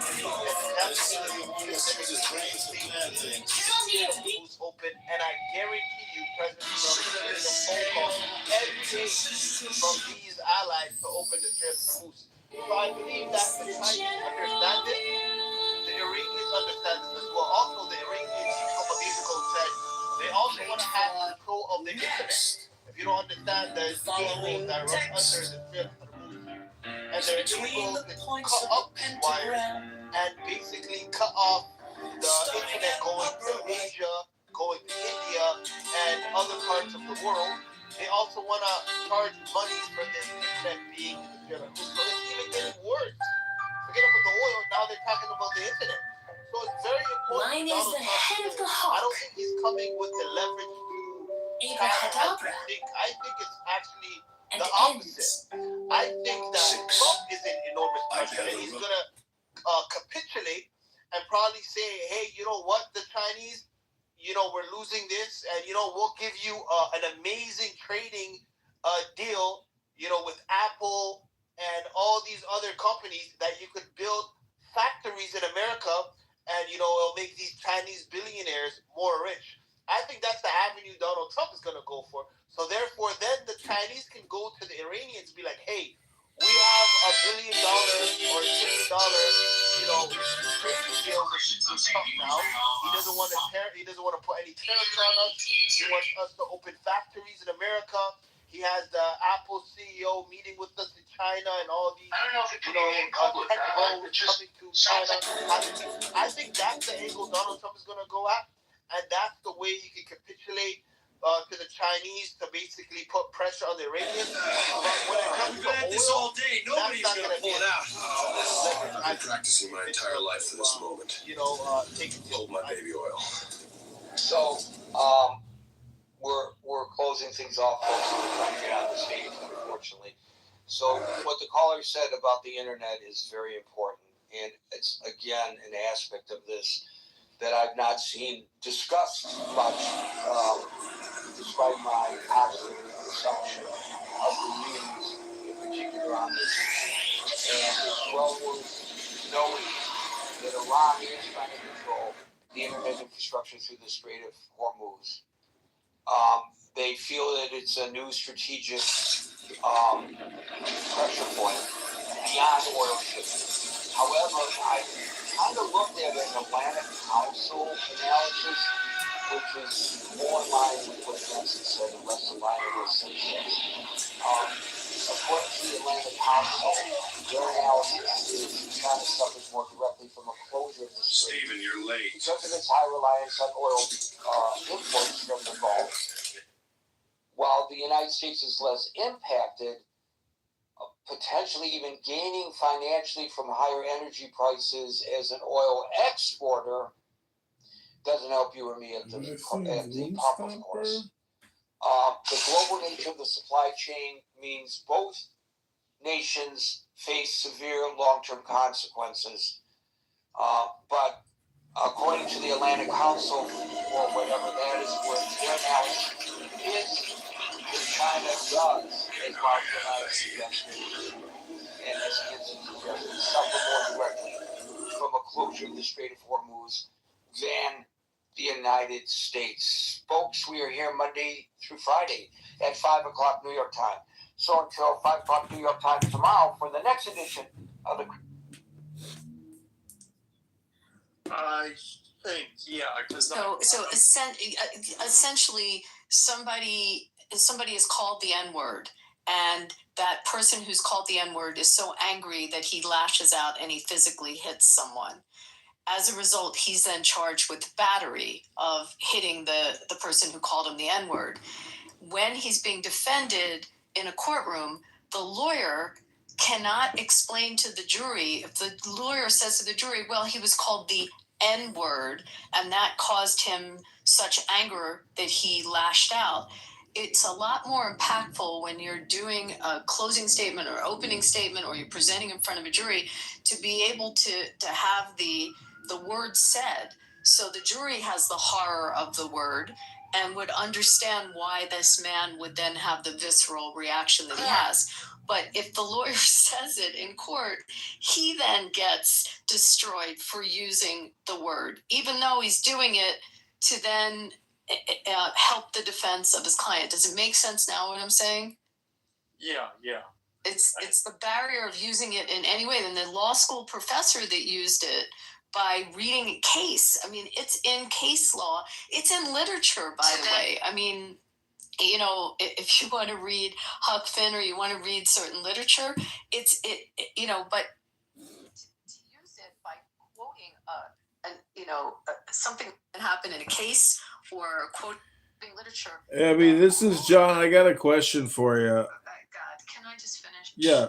For a sec, John. Let me just finish this with Alan for a minute, because we talked about this before. And Abby, I have a question for you right after. The quoter who's using the term, and sometimes to the benefit of those that had the horror of hearing the word, now goes and gets censored and sanctioned. And in the case of the law professor, I think that students petitioned to get him fired. So anyway, now I'm done.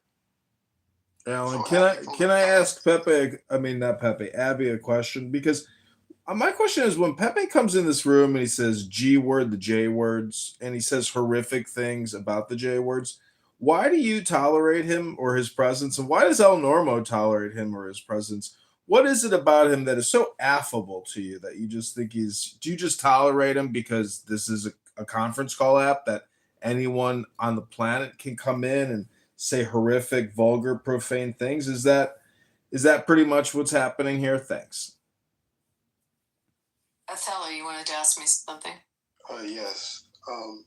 So this Shut the Builder guy, he's not only in trouble with the black community for using this word, but now he's in trouble with the police and this restaurant, which he's brought bad publicity to. So they could actually sue him for that. How would, after what he did today, and after you've seen how he moves, how would you go against disrupting this guy? Let me look at it. I just came in the room, so let me look at. Is that what the video is up there? I'm sorry to play dumb on this, but let me look at it and I'll give you an answer. I mean, if he did something to disparage the business, is what you're saying, or to disrupt or intentionally interfere with their business relationships, then they could go after him in tort for that, most likely. I mean, I'd have to look at what he's doing, but if he's going after a business intentionally and painting them in a false light and disparaging them, then yeah, it's commercial slander. They could go after him, or is saying it, or if he's writing it, then it's libel. So that would be my gut, but I'd have to look at it. I mean, but did you follow my point on using never being able to use the N-word, even when it's to defend the person that it was said to? Yeah. What about the music? What about saying it in repetitive? I mean, I don't buy the music, so I'm not the one to ask that question. I listen to Springsteen, and I don't think he's ever used it in his lyrics. Bullshit. So, He just used it in this new song. Well, when we say the N-word, let's be specific which N-word we're talking I'm about. sorry, I really don't. The N-word that we're talking about is the hard R and the soft H, also Negro. Is it okay to say Negro? Can you say Negro? Hello? Othello, hopefully I answered your question, and I'll go. Well, there was a guy that was recent. Well, he wasn't recently. There was a guy that worked at Netflix, and he was fired for using the word. What they were doing was they was giving us sensitivity training and stuff like that, and he was telling them he was listing all the words you cannot use. He was talking to the employees. He said, "These are the words you cannot use, and these are the words that are offensive." It's the grammar police. Right? He said the N-word. They fired him. Someone went and complained, and they fired him for using a word that he was telling them, y'all can't use. Do not use this word. It is a sacred word reserved only for N-words. I was in a room. They were talking about how they have to protect the word, that we should only use the word in limited amounts because it's so sacred. The N-word. Hello? We also have some new speakers, and I'd like to open it up to Lightning and Big Mog if they want to get into. Go ahead, Coco. Thank you. I would like to get it. And then Coco. Okay. Coco, then Alan, then Viking, Big Mog, and Viking. Go ahead. Thank you, Bimo. Okay, Alan, you, and then me. Yeah, I was just wondering, what do you find more offensive? Shiloh Hendricks raising, it wasn't millions, it was $800,000 for using the N-word on a child, or Carmelo Anthony raising $500,000 for stabbing and killing another boy.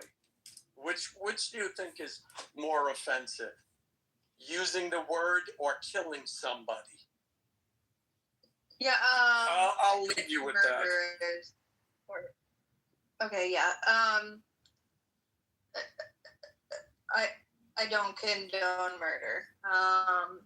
So that's if it's. Do you have to publicly state that you don't condone murder so everyone knows you don't condone murder? Isn't that just a given? Isn't that an obvious statement? Why would you even have to say that? Why would you have to preface any statement saying, I don't condone murder, but and I don't condone murder. I'm sorry for interrupting. I just thought I had to say something. You want to act like people don't actually go out and murder people in our fucking country? You want to act like we don't have gangs in our country? It's literally every fucking color in this country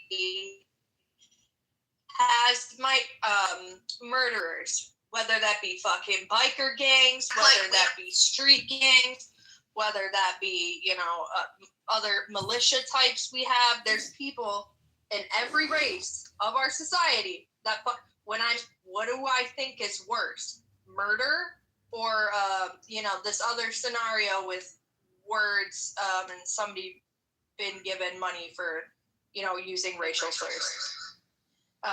Please, just don't police my speech. I don't know what's wrong with you, John. Honestly, every time I obviously you know what tariff is and how it works with micro and macro econ. You should take one in political in politics, and then you'll know that yes, one mode of persuasion is through the emotions. Aristotle called it pathos. Yes, welcome to high school student government. Hey y'all, I want to be a student government president, and if I'm the president, we're going to get rid of 7th period. Yeah! And everybody votes for him. You still have 7th period. Yeah. Welcome to it. It's pretty basic stuff, bro. Can I go now, or are you done? I don't know if you're done. I'm sorry. I muted up. I'm done. I'm oriented now. I'm back in my vehicle now, so I can answer you more succinctly. So I agree with you. Both sides use emotion Okay, everybody on the political spectrum uses emotion to animate their base so that they can, generate political power and all that stuff. So I'm not saying Democrats are the only ones that do it, but Mr. Wesley, whatever his name is, Wesley Hunt, is responding in kind. So yeah, you're right. Roly-Poly's audience despise Wesley Hunt, but it makes the rounds. That clip is going to get clipped up. It's going to get put on somebody's feed. We're talking about it in here. There's a lot of roly-poly followers in this room within the sound of our voice, in the audience or elsewhere, who is going to hear that term, that statement. And I understand most people are going to throw it out of hand. There's going to be that one person who hears it, who's in roly-poly side, and maybe just about sick of the whining and crying and complaining from people like Roly. He's still on his side, but he's kind of teetering back and forth. And this 50th time he heard somebody like Wesley Hunt say it clicked. And now he turned his back on the roly-polies of the world, and now he becomes a new baby conservative. So what I'm saying is it doesn't work on the masses. You're right. It ain't going to work on the masses of roly-polies audience. But there's people in the middle that follow roly-poly that when they hear Wesley Hunt's rhetoric for this 50th time or the 60th time, they heard what's his name? They heard that guy Larry Elder a million times, and they always Repeating yourself. Come on, bro. I want to land. Want to speak. Okay, I just want to land with the emphasis. When you hear it multiple times on that multiple, it's not working here. Do you have a new point? Come on, man. This is kind of frustrating.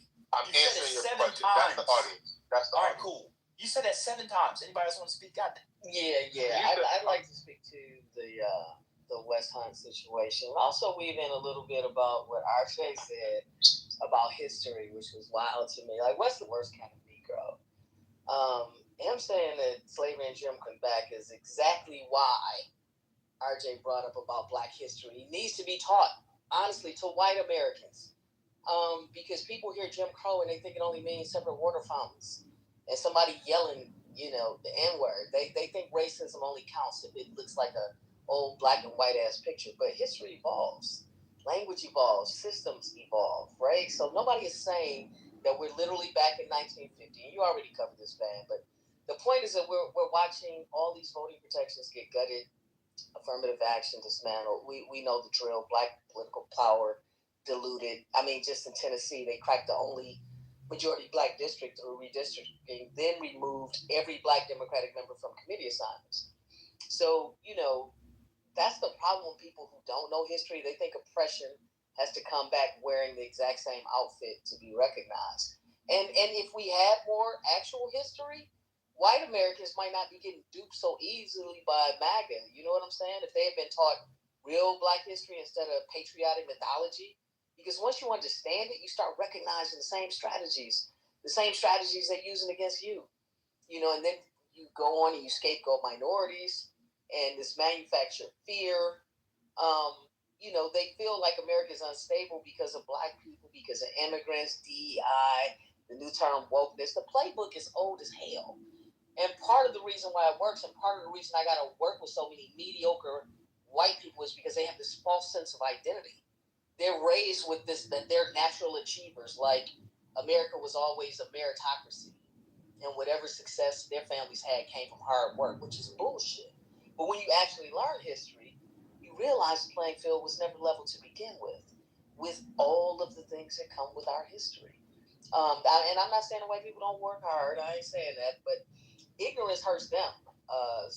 It hurts us, but it really hurts the hell out of them, because if your identity is built around believing that your position is entirely earned and you're morally superior, and that any attempt to level the playing field, that feels like oppression to you. All of a sudden, they're the oppressed ones. That's why they lose their minds over all of the programs, and what. Even if you say systemic racism, they lose their damn minds. So Black history just isn't about teaching us; it's about teaching everybody. And if they understood how division gets weaponized and how ordinary people get manipulated every day, we might not be in the state that we're in right now. So, are you done, Madison? Oh, good. Okay. So, sure. Let's wake something up. When Wesley Hunt said that he doesn't mind if there aren't any Black federal lawmakers, what he was saying was that he doesn't mind if we go back to 1901. I just decided to do some digging, and I found that by 1901 there weren't any black U.S. representatives in Congress. And that remained the case until 1929. I also see here that no black U.S. senators were elected again until 1967. What we do know is that between 1870 and 1901, 22 African Americans held seats in Congress.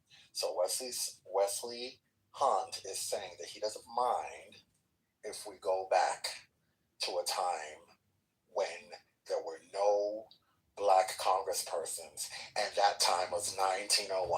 I don't need to tell people what life was like for black people all across the nation in 1901.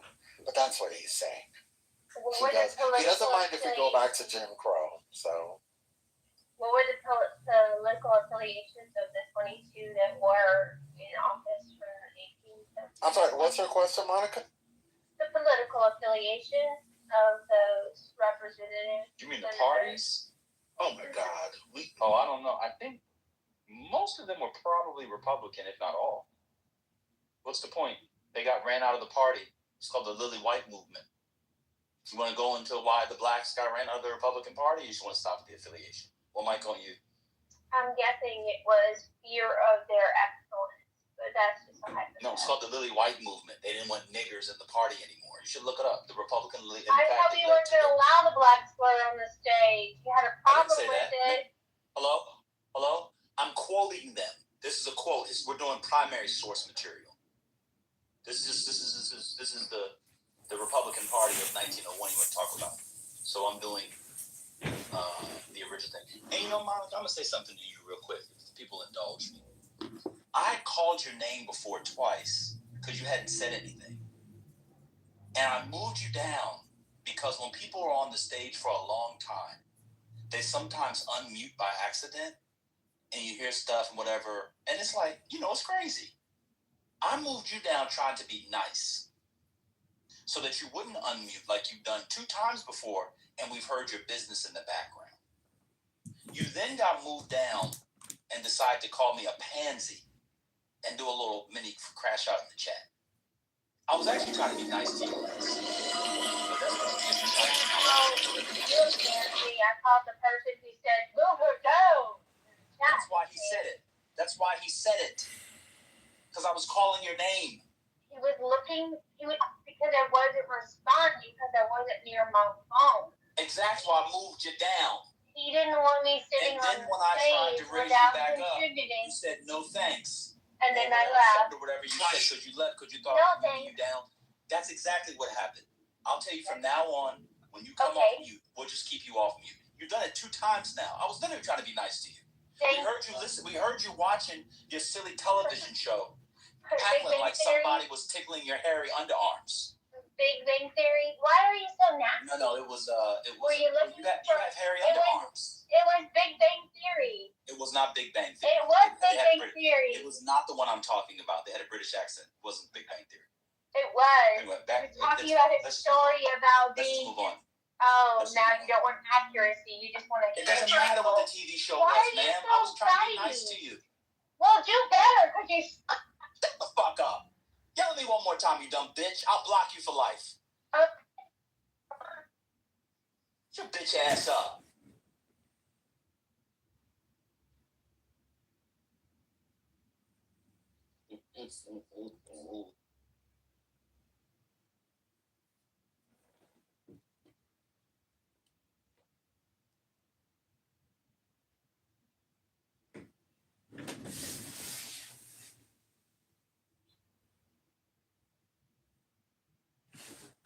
That was functional. That was fruitful.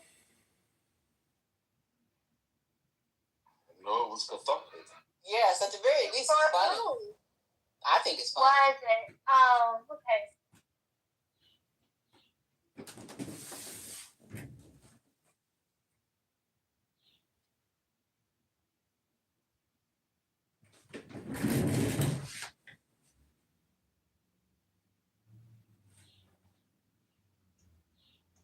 Monica, do you have an OnlyFans where you cosplay as a baby? Oh, Dio! Oh, that's Oh, no! Come on!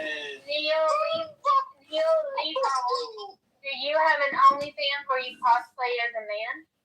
Wow, that was such a great comeback. Oh, jeez.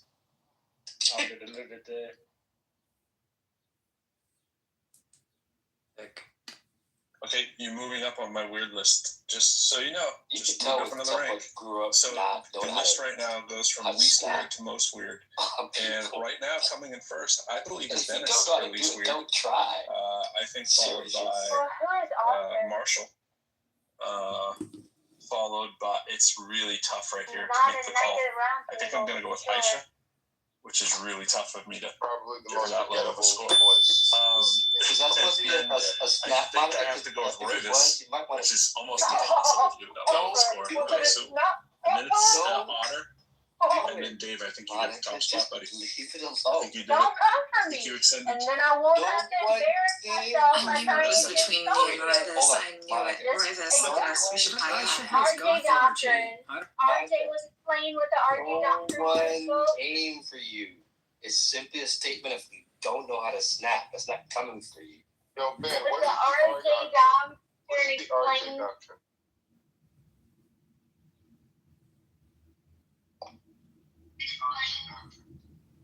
Man, what is the RJ Doctrine if you're home? He's not going to contribute. I can fill in the spot if no one else. No, we don't need to bastardize the RJ doctrine. Manfinity. The RJ doctrine no longer applies. What does the RJ stand for? It stands for Royal Juggernaut. There we go. RJ, and I'm going to keep going because you don't have a badge, please. And I got into so much trouble hosting you this morning. Don't come to him. You are waiving your right to self-defense because you don't have the right to. Don't waive the right to self-defense. Yes, you do. Yes, you do. You don't. Yeah, because self-defense is self-defense is when you're defending yourself when you're not engaging in a mutual situation. That's self-defense. He's mutually engaging with these people, so he doesn't have self-defense. No, it's not. You stand your ground. Because self-defense only is only with regard to the physical offense, not verbal, whatever you call it, offense or not. Yeah.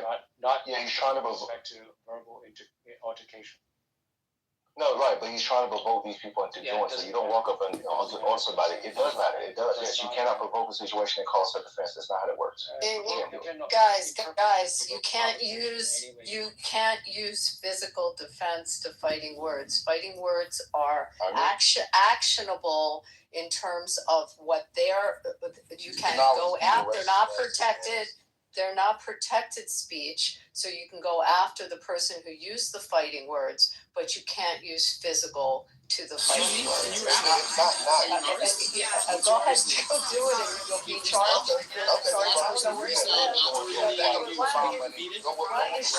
Why don't you show me where you live that's acceptable? It's not acceptable. Yeah, there's consequence for it. You're going to charge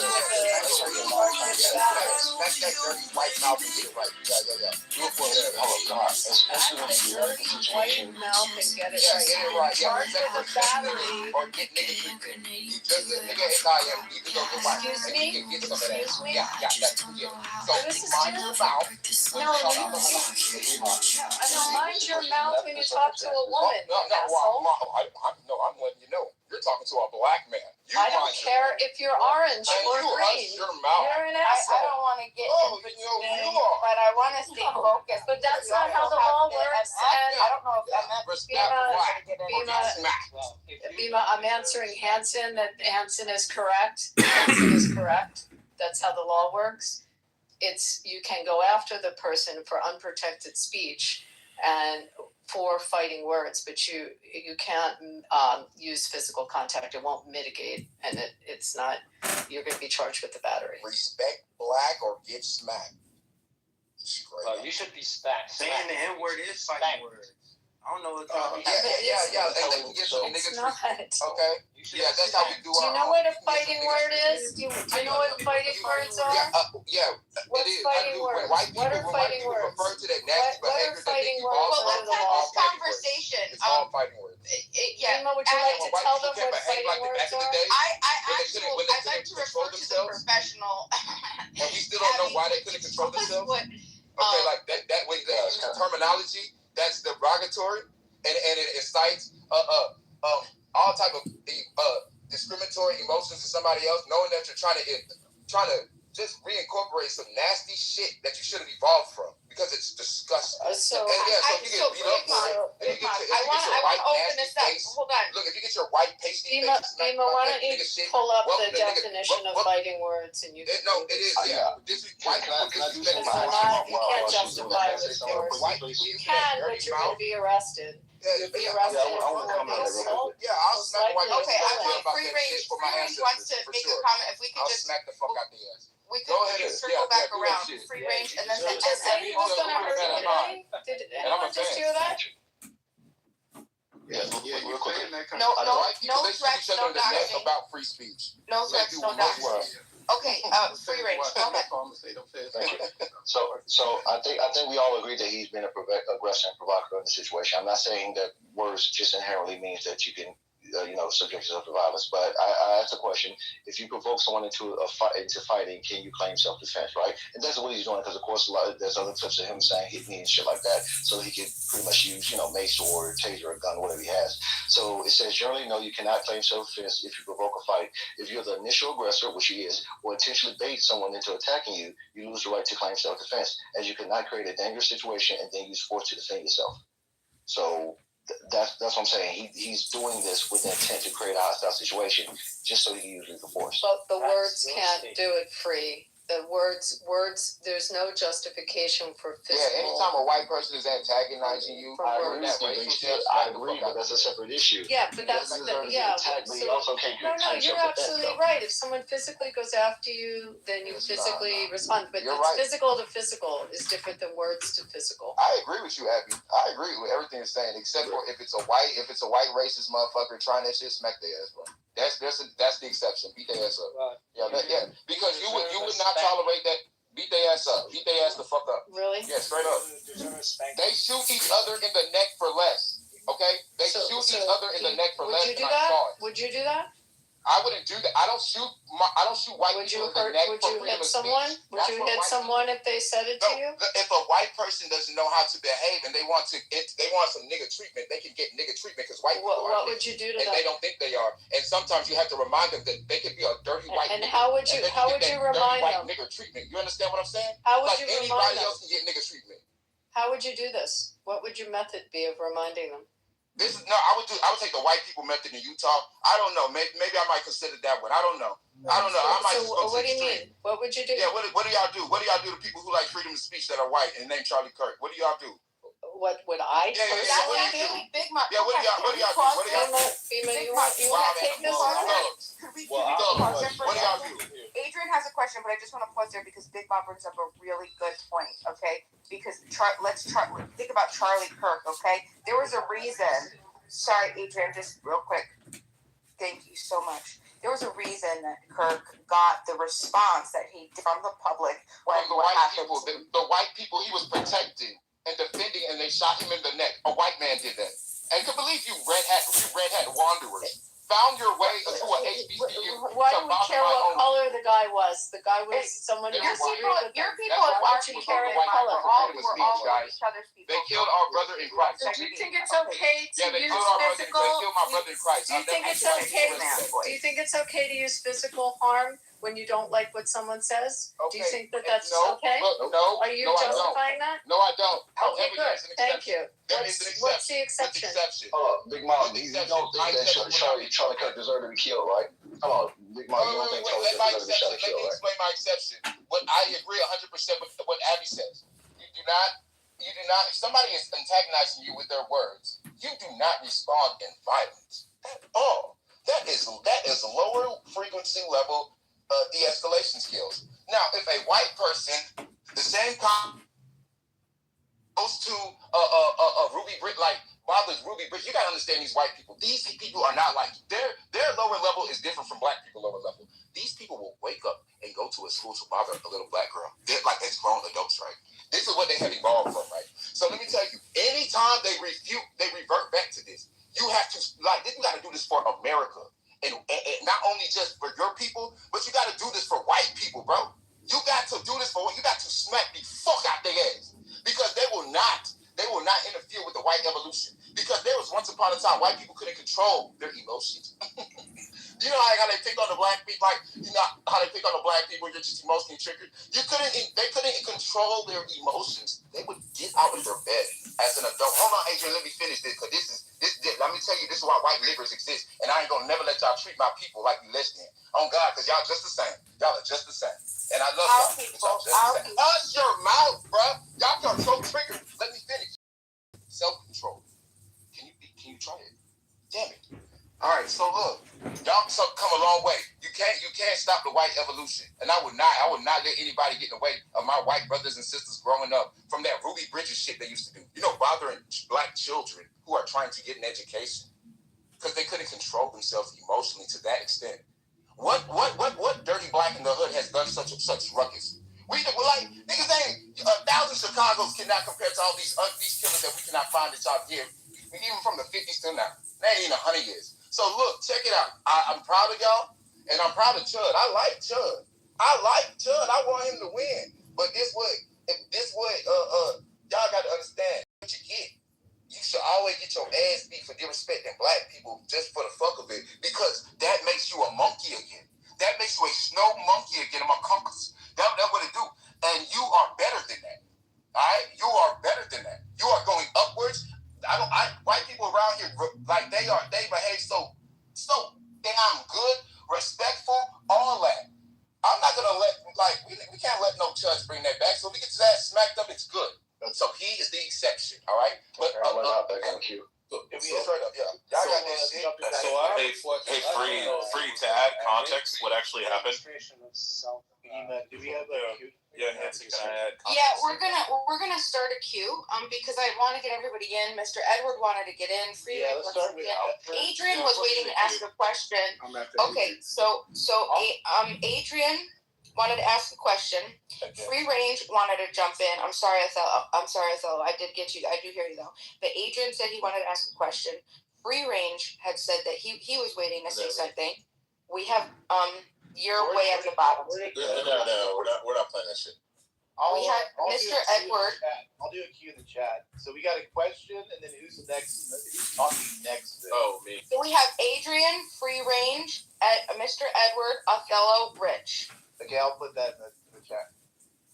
Thank you. All right. Okay, Adrian.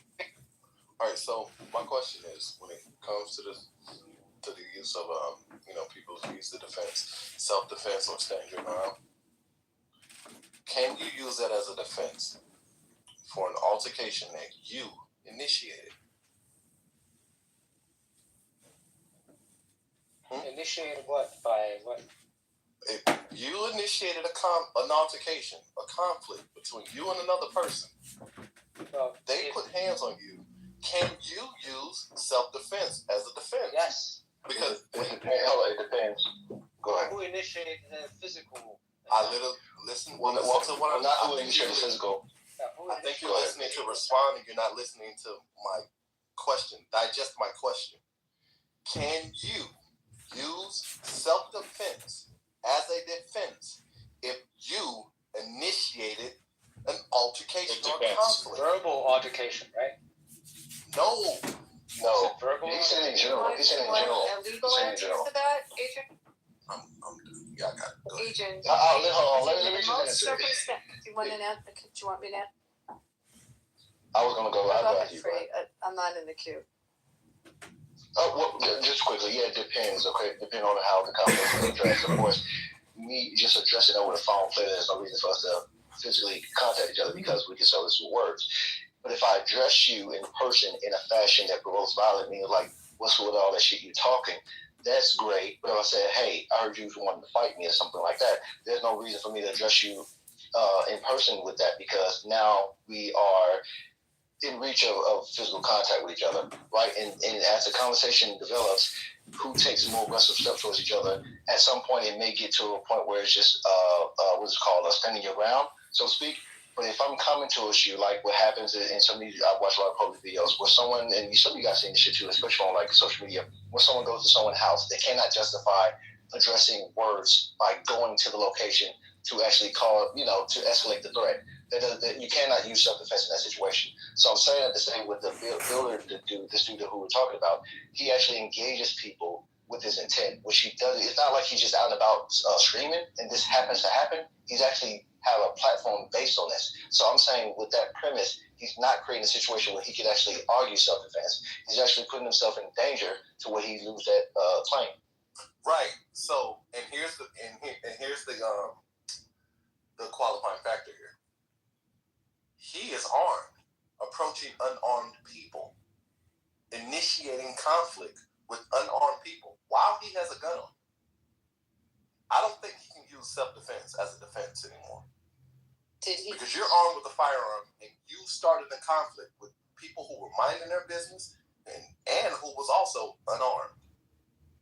I agree with you. I agree with you. If he escalated it to that level, if he punches to a punch, it's different than if you bring out a knife or a deadly weapon. And the law will probably support what you say, Adrian. Right, because simply brandishing your weapon, that is considered assault. Not if it's justified. Bullshit. If a person has intent you're not listening to inflict deadly violence upon you, and you brandish a firearm and do not use it, you're saying that you would be put in prison for that? Let me ask that is a charge, buddy. I don't know about let me ask the question, that is a charge. No, it's not if it's justified. Again, you're trying to make an argument. No, 500,000 and 3 million times what the CDC reports. On average, that person brandishes or displays a firearm. You're asking a question I'm trying to answer. No, Peter. Peter, this isn't Tehran. It's U.S. You know that, right? You know that. You want to intentionally support the crime. We can't understand you. Somebody's punch is not stronger than other person's punch. If somebody threw a punch, the other person for self-defense need to use a knife or something, otherwise he would be killed. Ima, can you translate? That's the problem. Oh, he said if a person punches you, you're legally justified in using self-defense. Because not if you escalate. I put it in the chat. He's considered a teacher. He would not lose his life. Have you asked one question? Yeah, we're gonna get back in the queue. What is your question? Okay, if you ask and get your question answered, Adrian.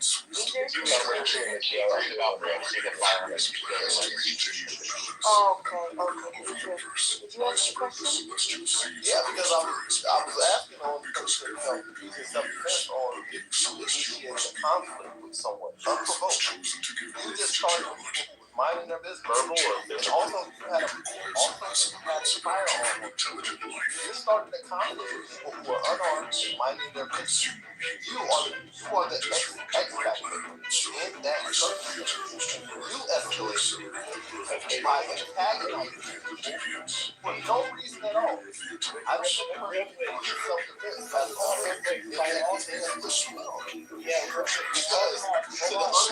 Adrian, I don't know who's been telling you guys this. I'm talking to you. Now, Adrian, if by our count of walking away, that's de-escalation. lost the way. Yeah, so there's conflict in walking away. Now, is that true?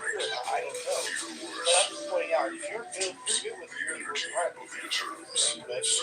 I think terrorists walking is definitely a self-defense. And watch this, man. A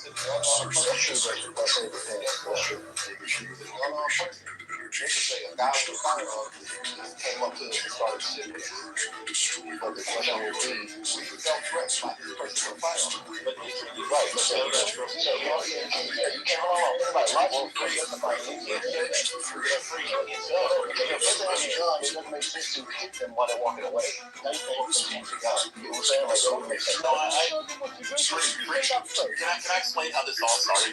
So this guy was just a kick streamer. He was just a kick streamer. He wasn't doing any of this racist chimp shit, chimping out, N-words and all this kind of shit.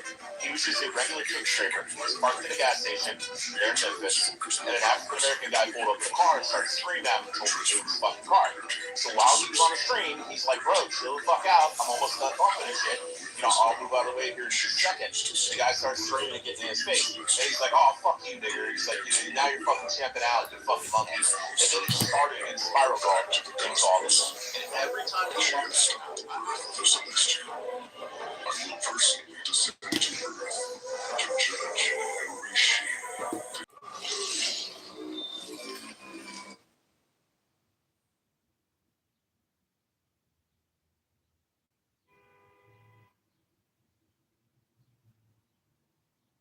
No, they're just like, if I'm actively engaged in activities with you, just tell me what's up. Like, don't conceal things from me, because that's when problems start occurring, and I'm not there to be manipulated. What you think concealing is, like, not just, like, what point do they need to tell you this? Just,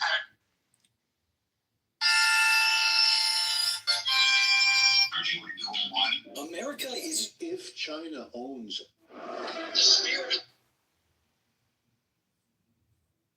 your silly television show. Your silly television. Months on end. To me,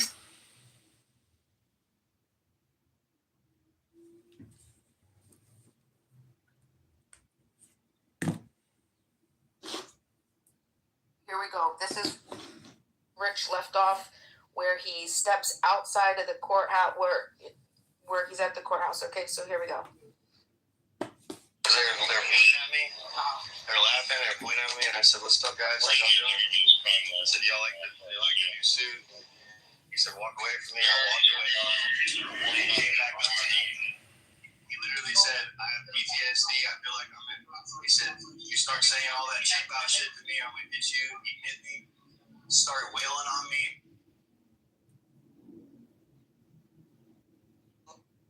Right? And so we can judge and give ourselves a report card of being good, separating ourselves. And we can also then build on it, right? We've got moral absolutes. This is what is righteous and this is what is sin, or this is what is moral, this is what is immoral. And then we can, oh no, it's not absolutes. We've got moral. Go back to, well, but Islam, like, these are that's a core principle. It's like, no, it's not. Like, look at you want to talk about that, but look at what's actually happening, like, on the ground. Like, you want to ignore that. You're ignoring that in your real life. So, yeah. And I've been listening to Simon's bullshit for a long time, and I haven't said anything. So, he got a little smackdown. I'm not planning on, going at him consistently, but I had a little 15 minutes in the car.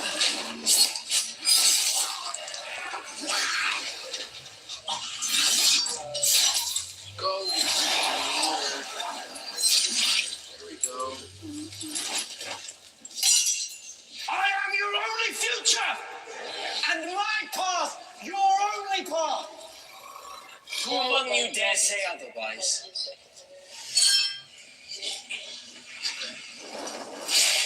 By the way, I'm making sure that I was speaking.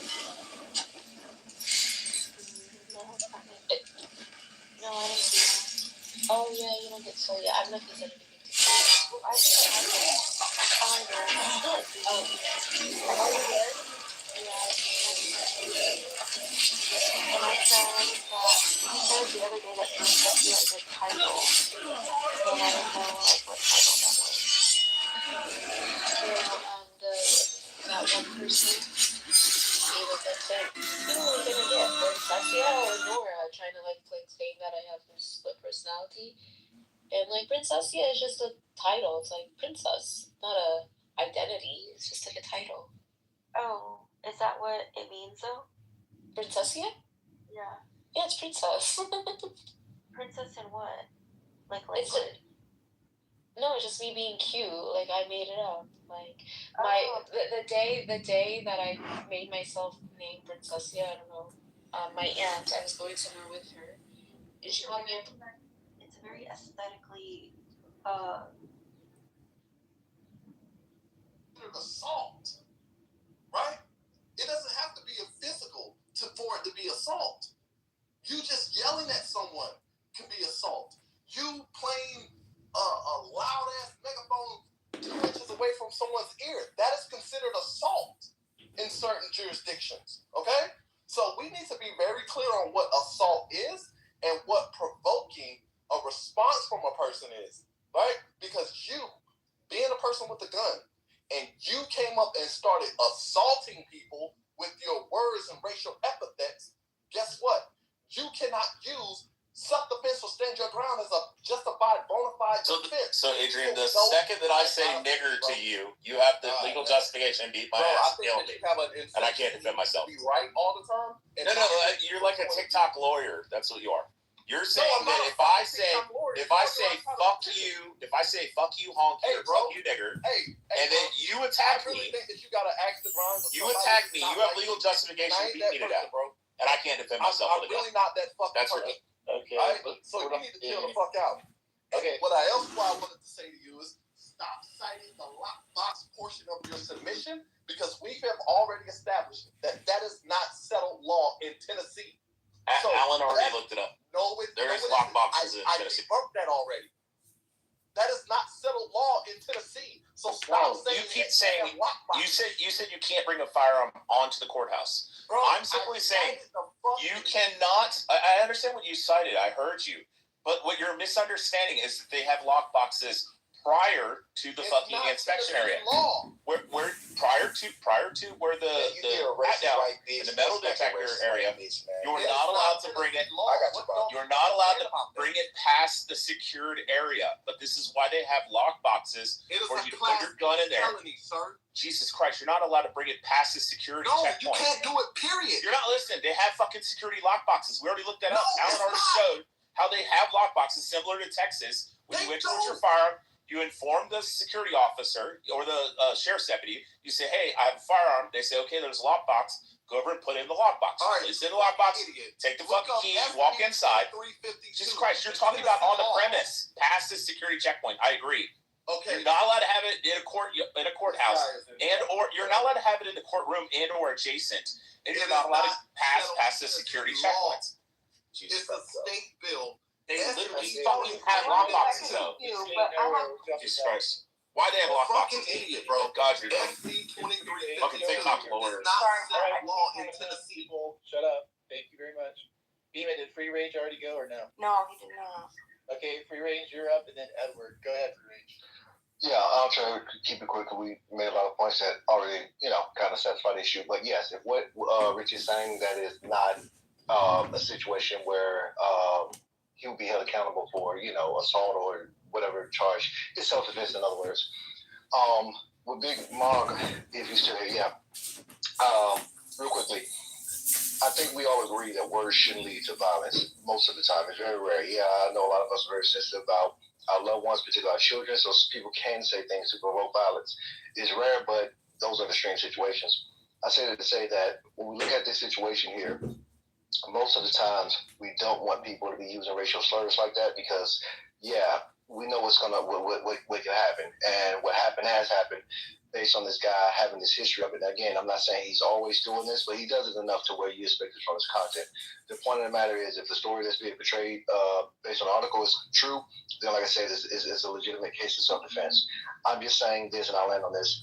If we are going to keep this principle in mind, then we have to start addressing the violence that comes to us from the left to the right based on them just attacking us for our so-called violent rhetoric, which would they use that shit saying Trump, that he always goes around saying shit that leads to violence.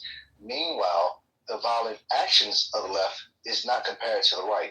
So I'm just saying that if you guys are going to try to justify this, then you have to be, or at least, play this game that it shouldn't happen. You have to be consistent. That's all I'm saying.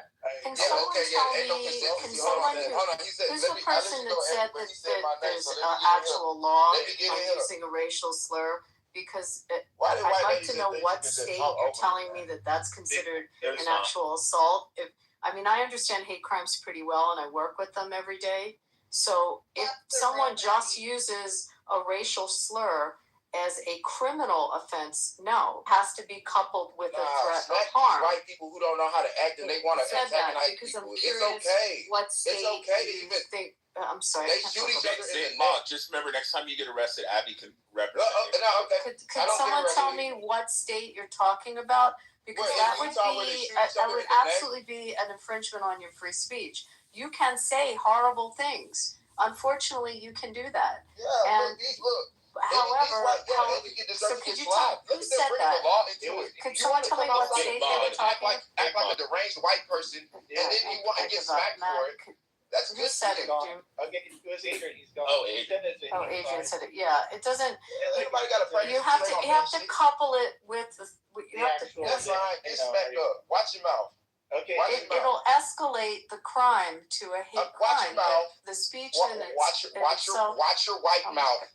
Brown black. And I have a Bima. Are you alive? Well, I have a question. Yeah, I'm. We got a cue. Oh, sorry. Yeah, he should be in jail. Everything's working how it's working. Why are y'all complaining? But not the last person. He attacked the foolish white boy. The white boy is he's in jail. Or who cares? We can add you. We can add you. Yeah, Mr. Edwards next. Yeah. Mr. Edward. He might not be. Yeah, he might not be there. I wanted to also add this, and I'll just add this now because I think this is good to support what Big Mug is saying. So we were talking about fighting words specifically a little earlier, okay? So please, again, remember, I don't know everything, so if you have anything that you'd like to add to correct, this is what we're here for. One of the Supreme Court cases was Chaplinsky versus New Hampshire. Okay, now this, basically this guy said something to a marshal, a city marshal. This guy Chaplinsky said to the New Hampshire city marshal that he was a goddamn racketeer and a damn fascist. And the court upheld punishment because they were considered direct face-to-face insults to a specific person in a public setting. So there's that criteria, okay, that has to be met in order to be considered fighting words. It has to be said directly to a person, face to face. It can't be a general comment. So it has to a direct comment, face to face. It has to be personally abusive, not like I hate your political view. You're talking about a very specific personal insult. And it has to elicit, likely violence, right? It says specifically by their very utterance, the court described it by the fighting words, by their very utterance inflict injury or tend to incite an immediate breach of the peace. The court also accepted a narrower test, quote, direct tendency to cause acts of violence by the person to whom individually the remark is addressed. Yes, they're not protected speech. That's what I was trying to say earlier. But it's a separate charge from the scenario you were talking about. Cracking out, talking that shit, not them looking for legal loopholes. Shut the builder, even though I don't agree with them. But look at the fucking niggers chimping out. Cracking out.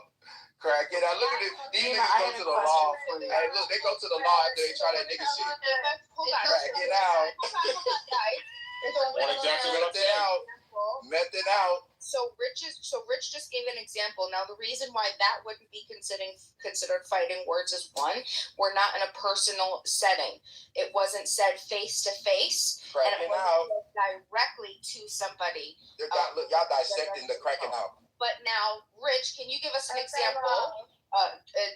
Because you tend to be able to conjure him up. Well, can you give us an example? If said face to face, a personal insult that would elicit. Oh, easily.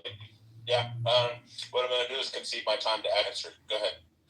Well, you have to distinguish that case, Bima, because that was a disturbing of the peace case, and that was there was a demonstration. I mean, there's more facts in that case, so you kind of have to distinguish it from just a one-on-one conversation. That was a public gathering. And go and look for move legal this motherfucker down. Yeah, You dude, moved me down for less. I know he's black and you want dick from him, but He's mad. He's mad. Emotionally disturbed, cracking out. All right, shut up.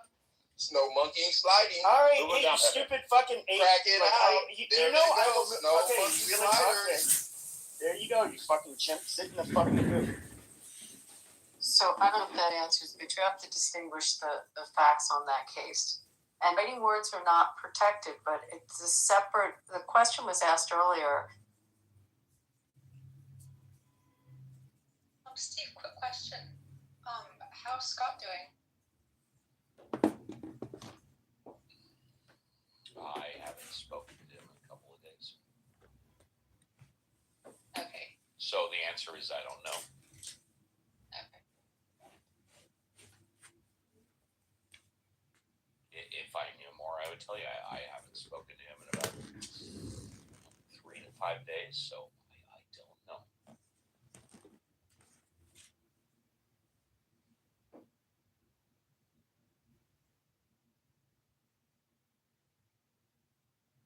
I assume that's Reverend Scott Yes. from your Scott, show. Okay. Yes, Reverend Scott Jones of my show, The Mod Squad. And I do have to go on a Zoom meeting in less than 5 minutes. Okay, go ahead and do your clip. I think David was that. Oh, it's not mine. No, he wanted to do something. He wanted me to react to it. Yeah, well, anybody, it's open to the room, but you have a limited time here, so I'll let you crack at it first. Okay. Congressional testimony. This comes off of. Anyway, I'll get the clip in a second. Fine. Decide on any interest rate decision in any of our discussions, nor would I ever agree to do so. So independence takes courage. Let's check out your independence and your courage. We'll start easy. Mr. Warsh, did Donald Trump lose the 2020 election? We try to keep politics, if I'm confirmed, out of the federal. I'm just asking a factual question. I need to know, I need to measure your independence and your courage. Senator, I believe that this body certified that election many years ago. That's not the question I'm asking. I'm asking, did Donald Trump lose in 2020? And I'm suggesting you in 2020 the Fed made your huge inflation problem, and you certified the election. Powell's term as chairman ends this week, but with the DOJ's investigation into him in limbo, he said he will be. Anyway, any idea what the context of that testimony was? No, but I can answer the question. There's no doubt in my mind that Trump lost the election, which is why he lost the presidency to Biden. That's my humble opinion. Right, that's awesome. I agree with you. It's pretty easy to answer that. Yeah. What person that was about to be confirmed in front of the Senate, one of these kind of Senate confirmed things, do you think was struggling to answer that question? Are they going through a potential new judicial appointments for the Supreme Court? Worse, this is the next Federal Reserve Chairman. Oh, fuck. They all literally go this way. Everything for the Department of Health has gone this way. Everything with the FDA, with the Senate, with the RFK, all of this has gone this way. Those people can be fired without cause because they served at the pleasure. The only thing is the Federal Reserve Chairman is the independence to tell the president to fuck off. And if I may, before I go they very can only quickly, be fired for I'm cause. sorry because I got to go. I've been saying for years, or ever since he was nominated and elected or confirmed, that RFK would have been amazing as head of the EPA because he has 20 years of experience filing lawsuits on behalf of the environment against the EPA. That's his field of expertise, not the field that he's in right now. As far as I'm concerned, he's a complete idiot in the field he's in. But if he would have been nominated and confirmed as head of the EPA, I'm all in. And with that, I have to go on a Zoom meeting. It's been a pleasure. Ash, once again, happy birthday or happy anniversary, whatever the hell it is, and take care. I'll see you all again. Aw, yay. I love birthdays and presents and flowers and chocolates. I love them all. Thank you. Are you testing the gifted chocolates before you consume them? Huh? I'm just making sure you're following protocols. To test my chocolates that are already wrapped up and completely taken care of? I mean, they might be edibles. That would be good in terms of the... Oh, those would be bad. Yeah, no, I don't test that. No. Oh, okay. I would hope that the Godiva chocolates that I get normally are not. I was a Sweet definite chocolates. consumer of a lot of edibles before my wife got me to stop doing that in 2024. Well, your wife got you off of Instagram, and your wife made you stop consuming edibles. What else has this Wonder Woman done? I wasn't. I was officially on. The whole thing of it is getting me off Instagram. The only thing it was me needing to sign in and delete my account. I'm totally teasing you, but also No, we've been together 33 years. Our daughter's grown now, and I'm very happy to. What is your wife still getting you off to now? Oh, I wasn't going to discuss that because she tends to be pretty private about those things, but it definitely still happens on the regular, so that's all good. No need to discuss things you don't want to discuss. And for the men in the room, there's a definite pipeline from piano to pussy. I'll just put it that way, as a pianist. Wow. Okay. So that went in a direction I wasn't expecting. Thank you, Dave. Is that what Opie? Where's Royvis when we need him? Other people's penis pipeline? I was just curious where Royvis is when I need. That's all. Is that Royvis said?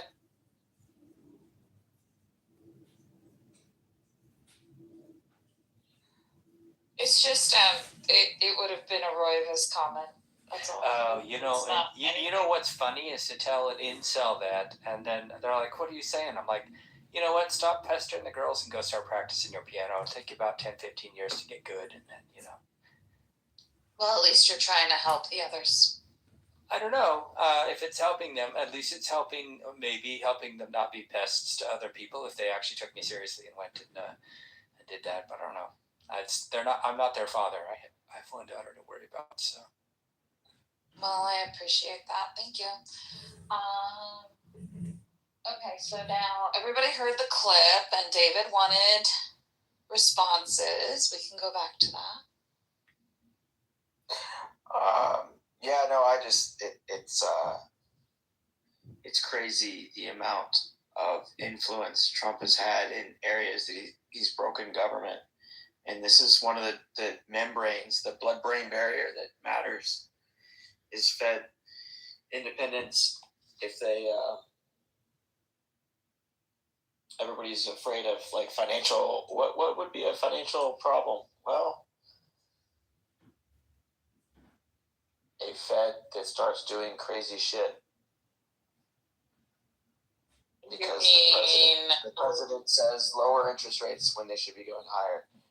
You know, you get hyperinflation. So we could go Weimar. We could basically do Germany 1930s and fucking break the whole world economy in this kind of single move. See, okay, here's my only problem with that. And I'm not a Trump guy, not even remotely. But why do we say that we would break the whole? We're not special, man. We're just sort of. I mean, so Dave, do you know of any other way that they denominate oil other than U.S. dollars? I thought China was taking care of that now. I thought that the petrodollar was breaking. Well, the quick answer is no. Longer answer is not at all. And do you remember the financial crisis, the global financial crisis? I do. Like, 2008 you're referring to? Yeah, 2008. Yeah, that was terrible because all the young people should have been getting that money, not the big bank. Sort of. Bonus Yeah, out. we can talk about it from the moral side, but I was 5 years into being a stockbroker financial advisor when it started and did it for 5 more years after. So, very intimate with the mechanics here.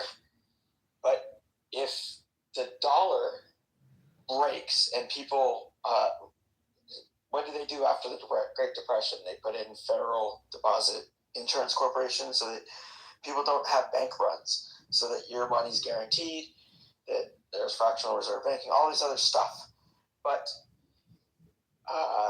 the Fed, their independence is because they're not actually a government entity. They're not run by the government. The government's not directly setting these interest rates. It's essentially a bunch of banks that agree on the policy, and they have this weird, hard to understand thing, a dual mandate to keep inflation low and employment high, which are contradictory things generally, and it's a weird balancing act. But essentially, they're the one mechanism that says set interest rates as if the future matters. So Donald Trump, as a real estate developer, only knows, just like tariffs, it doesn't matter what all the economists say that it's a dumb thing to do and tariff war is bad, and blah, blah, blah, blah. He still will do it because nobody tells him no. So the reason I played that clip is he won't even, his testimony won't say who won the 2020 election because he's trying to please Trump. He's there to be a yes man. So if Trump tells him to lower interest rates when you're not supposed to do it, the Federal Reserve is supposed to not be influenced by what the president wants or what one person wants. They're supposed to set it for, again, this kind of weird invisible hand long-term future. No, I get that. I think when you said fuck up the world, I guess the conservatives would call me a bleeding heart. Says, well, we're not the world. We're not the fucking world. If it will fuck ourselves up, but then wouldn't other people just sort of step in and like, okay, well, that how empire do you price anything if the whole backstop breaks? Because don't you have to assume that something about money? Yeah, but okay. So my opinion is probably wrong. I had thought that the petrodollar was breaking apart. I thought that other people were trading in oil without U.S. currency. Maybe I'm wrong about this. You basically are, because international trade has this counterparty risk when you go across currencies. So basically, you have to have one more dominant currency that is essentially fixed, and everything else floats around it. And one of the things that China had for decades done is devalued their currency. It helped them grow their economy in a kind of weird way, but I don't want to get into all this stuff. Now they're putting finished goods onto the market, like BYD cars that are better than Teslas. So they have a lot of economic heft that I think a lot of Americans can't see or fathom. But all these products that are highly technical take many, many countries working together. And that's the part that Trump is so fucking stupid. He doesn't understand how anything works. He thinks tariffs are good policy to raise money. He thinks tax cuts are going to work perpetually for rich people. It's just a total misunderstanding of how complicated the ecosystem of our economy is. Just my views. No, I support, especially ethically. I guess I knee-jerk reacted to the idea that America could break the world. Like, that seems like a very America-centric thing to say. Like, we're such a weird-ass fucking country. We're like, we're the greatest country. No other country says that so much. Like, I guess I've always thought, well, we're not special. If we weren't there, somebody else would do it. Like, I could be wrong about that. Lots of countries say we're the greatest. Some of them don't, but a lot of them do.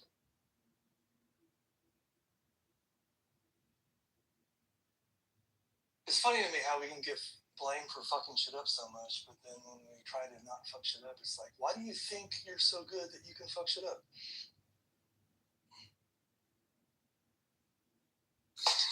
So I have some old issues that I keep. Here's an old issue of Scientific American from September 2010, special issue. And I'm flipping to the how much is left in the environment section. Peak oil, they were forecasting 2014 would be peak oil at just under 80 million barrels a day. Well, we have 100 million barrels a day, and it's 10 years after that. So it's just be careful what you base your statistics upon. Things change. The fracking revolution wasn't quite over when this thing was published.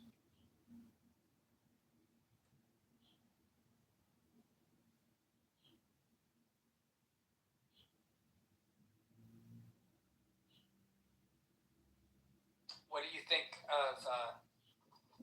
do you think of McPherson's claims about 2030 being the deadline for, like, if we don't fix our shit for the environment by 2030, then planet's fucked or whatever? I used to see those videos like back in 2020 during the pandemic. McPherson videos. I don't know the specific reference, but I mean, it depends how you want to measure it. But there are different tipping points along the way. They're going to fall like dominoes because, I mean, I'm here in Central Texas. You remember hearing about the floods that killed all those girls? They just finally stopped their application to reopen that school. They're not going to do it. That's pretty crazy, but yeah. To think that they wanted to put the school back in the floodplain where it got swept in the first place. The air, anyway, yes, it only recently, Marshall's here, he could probably explain it. They had to get state approval to reopen it, and they finally, on like the second attempt, were convinced to pull the application. They were still in the process of trying to do it.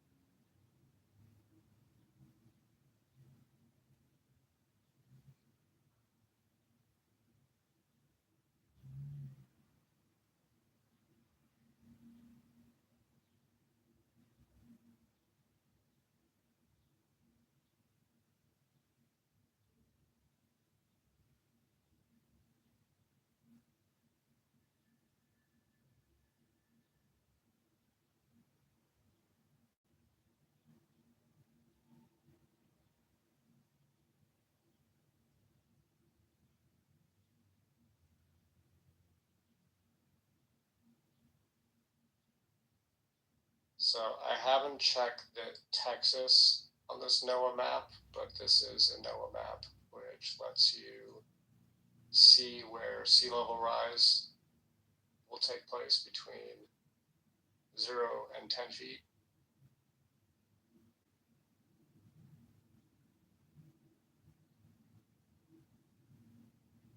Mapner.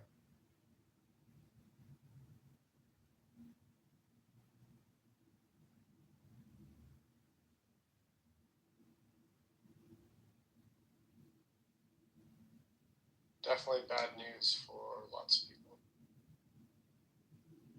What are you looking at?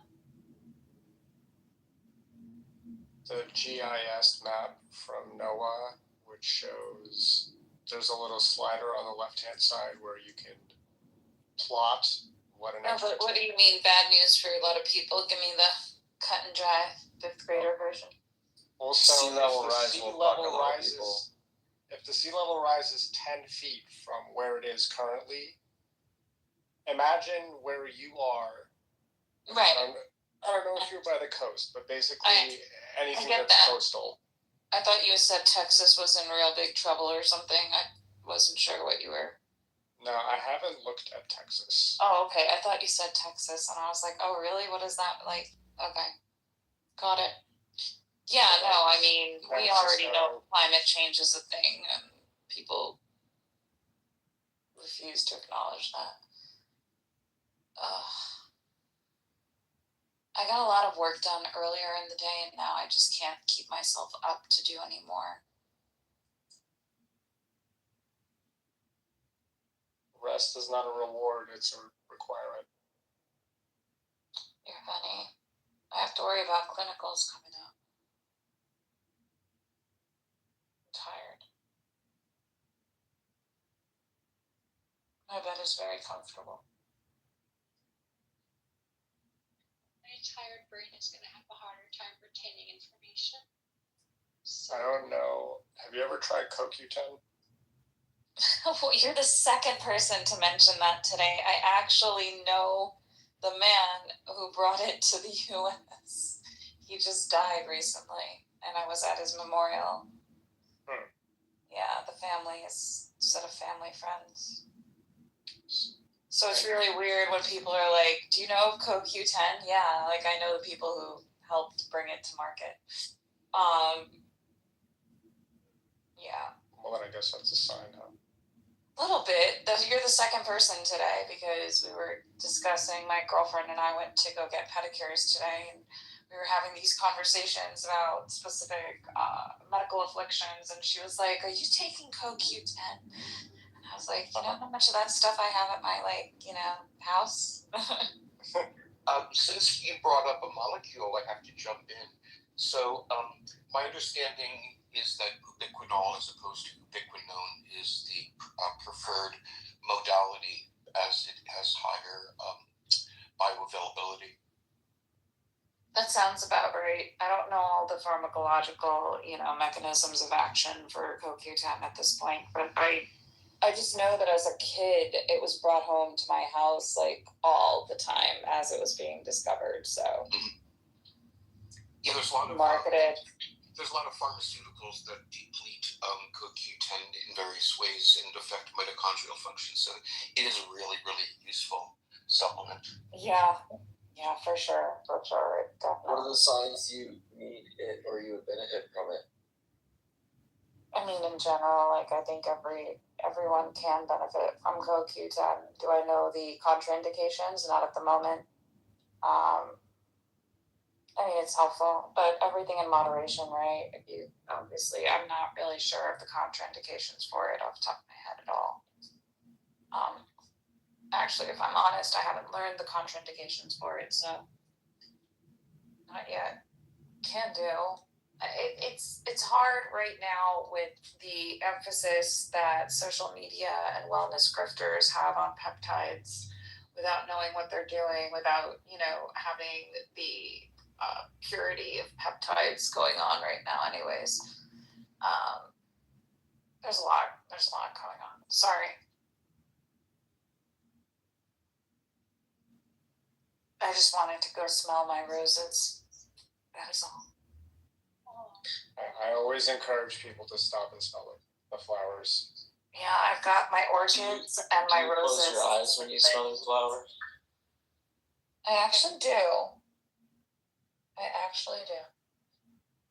They smell so good. They look so cute. They're like this bright pink color. I am so in love with them. They have made my day every morning. Did somebody get you roses for your club anniversary? I wish someone got me roses for my club anniversary.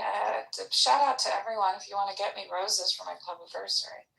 Man, she didn't even know it was her club anniversary. That stupid balloon showed up. Yeah, I wished you happy club anniversary last night after. I guess. Yeah, you did. Yeah, I thought yesterday was it, but I realized now that it was probably after midnight your time. That's so sweet, Otter. I appreciate it. Okay, raise your hand if you track your club anniversary. Dennis, you are just jealous that you are not getting love on your club anniversary. It's not my club anniversary. I'm very lovable. Dennis, you have a gold medal. Come on, be happy with that. Yeah, I don't. That doesn't make me happy. Yeah, he wants a real gold medal. Lots of gold. Those medals are, well, their value goes up and down, but they have a constant weight to them. So yeah, I wouldn't mind one. Well, they're not even real gold anymore. I was looking at something from the medals from like 1910 or something, 1920s, and they were actually. It's not real gold anymore. That's not surprising. Yeah, it's plated. So I think you actually had. I don't know if it was actually solid gold, but you actually had like a worth a lot gold in like the 20s, and in this last Olympics, it was just gold plated.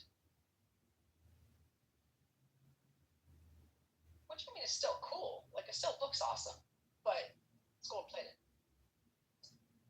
I got a gold medal coming in the mail tomorrow. Ha ha. Ha ha. It's not real gold. Gold Pretty medal? sure.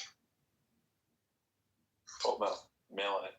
It's a safe way to mail gold medal. Just ship it. Amazon sending it.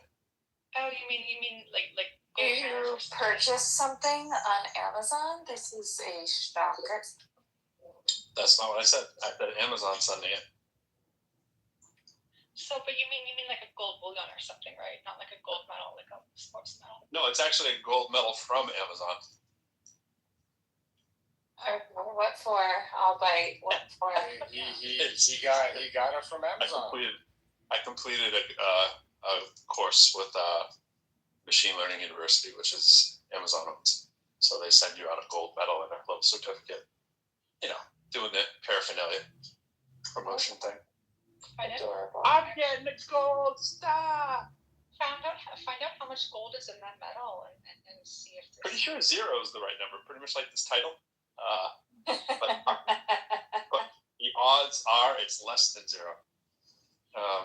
There's so little gold that there's less than 0 gold. You owe them gold for sending you the medal. Now, if it's antimatter, that would be very precious, but it's antimatter gold. No, seriously, the worldwide cosmetic supply of Botox fits into a 16.9 liter or ounce bottle of Coke or whatever bottle. Less than half before it gets, diluted down and it's supplied to the whole world. So if you think of how much revenue that generates, What? way more valuable. That doesn't make sense. Not way more valuable than antimatter, but Definitely not way more valuable. I don't know if you've got a buyer for that much of a market. antimatter is Highly valuable. almost infinity. All that Botox gets sold on an annual basis. Who's doing what with that antimatter right now? You don't have a customer. Well, yeah, Experimental. Yeah. Well, no, labs. Right. But I just meant anyway. But it doesn't last long enough. You can't bottle it up, right? Exactly. It's got infinity value. I've got an NCAA championship ring coming my way. Yay! Do a Google search and see theoretically if you had antimatter at like an ounce, what it would be worth. I'm gonna guess it would be hundreds of trillions of dollars. There are valuations on antimatter, and the quantities on Earth. It is the most expensive substance on the planet. Right. Because it's not really on a planet. Transporting that's kind of the trick question. You have to store it on site. Yeah, what's more expensive than nothing? What's more expensive than the opposite of stuff?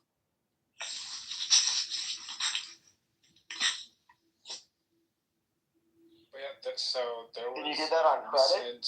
What would you credit? There was a recent, I saw a headline about an experiment with antimatter, and they thought it might have anti-gravitational properties, and that was not true. We're gonna buy this gold bullion. We're gonna buy all the gold.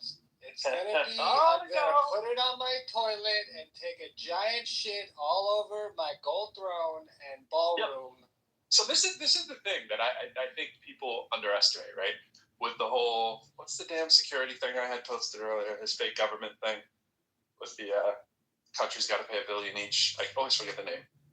I mean, the amount of scammery, right? That has put his the peace club. Yes, such a scam. Oh yeah, I mean, because he couldn't get a Nobel Prize, so he made the Board of Peace. Yeah.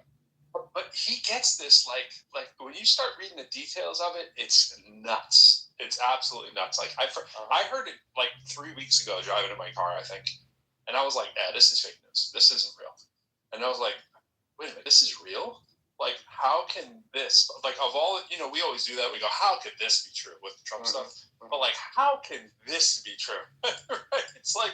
But then you stop and you think and you go, what world body would stop him from doing just about the most illegal thing that you could do as a president, right? Which is pull in money from other countries and put it into your personal coffer, which it essentially is, right? You created it. You're going to have a board just so that you can kind of get around saying that it's just you, but it's pretty much your thing. You're pulling in bribery money off the books, but creating an entity to say, well, it kind of is on the books. This is the same dude. Right, this is the same dude who wants to have an external revenue service. It's just crazy, bro. But the amounts of money that he's brought in during this presidency, he's essentially now one of the richest people in the country, legitimately now. One of them. I mean, so you could argue, before we kind of laugh and go, yeah, he's not the most powerful person. He's easily the most powerful person in the country, even with his unbelievably low popularity. So it's like, there's no way you are going to remove him from the presidency. He has to die or he has to be arrested. He will not leave. Why would you possibly stop him? People go, oh yeah, that's not going to happen. Who's coming? What Batman is going to remove him from office? Or he has enough cognitive decline that his party gets together. No, his party doesn't have any power. Only the cabinet. Only the cabinet has the power. It would have to be. Someone is going to eventually prove it. How much worse is it? They didn't even do it under when we didn't have a loyalist as Biden as president. When people talked about cognitive decline, you're telling me that these people that are loyalty tested. I mean, it wasn't that long ago. I played the clip from Elizabeth Warren talking to the next Fed chair. Yep. Yeah. But he won't even say who won the 2020 election. Well, but he does get to a point that's ridiculously bad where he can't, even utter a sentence. I mean, that would. You mean like Mitch McConnell bad? Yes. If he gets to Mitch McConnell bad, it's a wrap.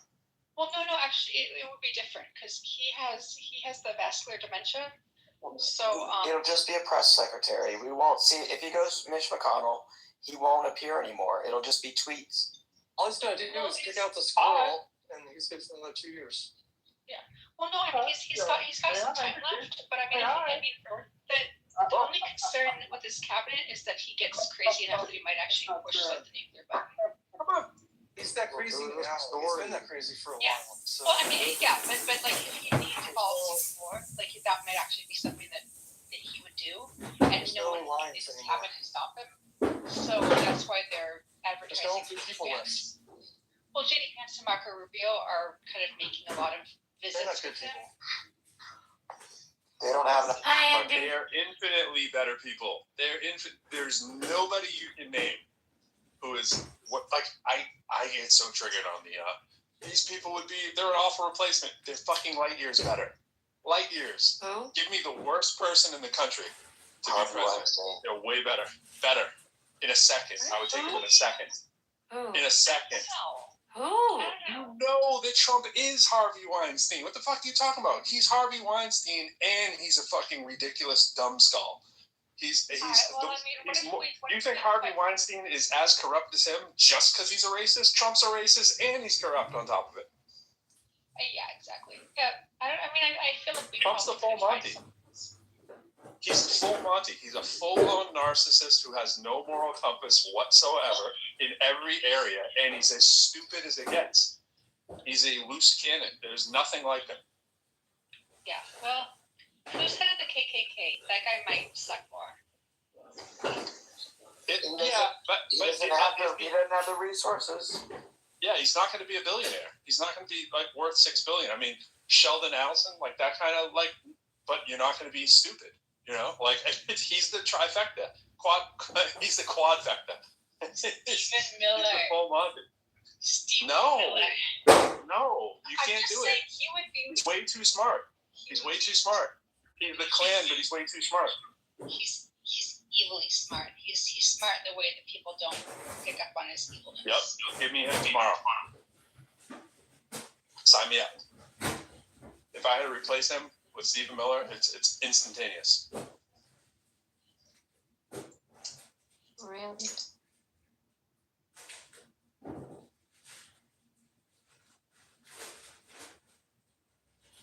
And by the way, Stephen Miller, light now that he's married and has kids, you know, he's not quite as clansy as he used to be. I think he has kids. I think he has doing the family life thing. He has a wife. He's got the baby on the way. Remember when? Yeah, there you go. It's good. He had to get his wife off the. He was the one that reacted properly during the press event. Trump is like now he has deep roots. Didn't he grab his wife's boob? Or who was that? He helped her off the stage, whereas RFK Jr. took his escort and his wife had to run after him. Oh, come on, whoever you get, the thing is that people freaking adulterer. Whoever you get tomorrow does not have the roots of Donald Trump. Donald Trump's roots run deep now. Yeah, they're deep entrenched. He has more power. Nobody has been talking to Putin for the last That's right. years as much. He's all over the world, all over the country. He's got his tentacles into everything. So it's like there's no comparison. All these like little wimpy, whoever you pick, it just doesn't compare. Unless you brought in like Putin to be president, maybe I'd still vote for Trump then. But I'm saying, you know what I'm saying. But in the country, people who could be Trump could change it. Trump could probably make it so Putin could be president. That's how bad it is. People are like, no, that's crazy. No, there's nothing. We have nothing. People are like, oh, we got a court system.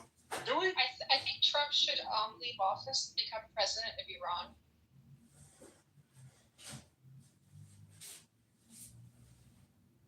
Then you'll have like death threats daily, but they can have him.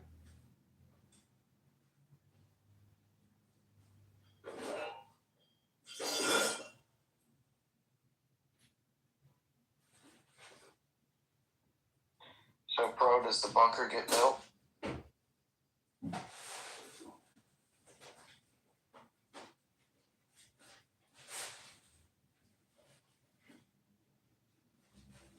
bunker that's supposed to be under the now $400 million ballroom.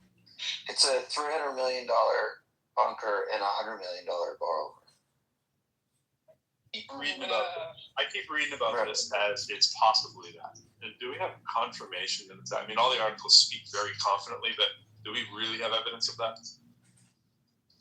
Evidence of what is that's the plan? That the plan is to blow up the full bunker, other than just we think that's a thing?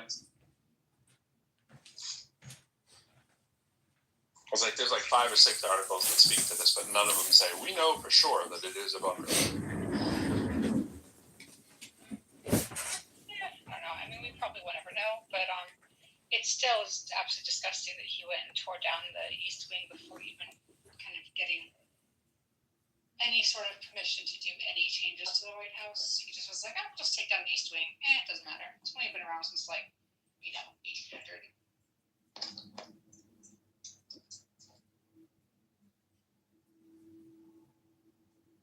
Refuse to play into this productivity game, but then is looking at utility just another way of saying productivity, or is it, like you said, like, but I'm doing things that aren't useful and my life isn't there. My gut instinct is to say, like, but maybe if whatever you're doing right now isn't useful to anything, including yourself, then maybe it's good to recognize and make change. Like, how do we know when to make change? What if something about how we're living isn't good, even for ourselves? Like, I'm going through a lot of recovery right now, and there's some days where, I'm not feeling good. I got a migraine. I'm trying to just deal with like physical therapy and get through the day. And a lot of times I would probably feel better if I just went on a walk or drove over to the park or something like that.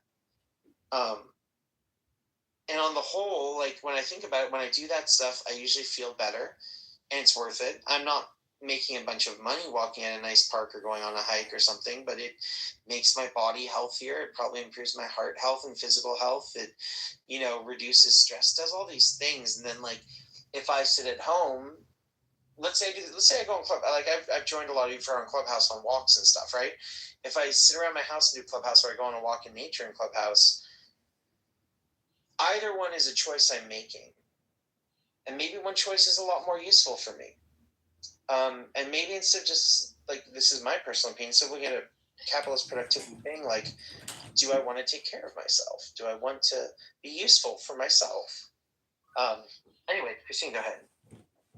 No, I was laughing because it's back to the whole argument of how efficiency gets in the way, right? If you're deciding one is a better use of your time. I'm not saying that you shouldn't make decisions or you shouldn't qualify them in some way. More like because it's still a good bad paradigm, it still has the same issues. Whether you zoom out to the universe level or you zoom in, right? Granularity or the broad view, there's still usefulness still fits that paradigm for me.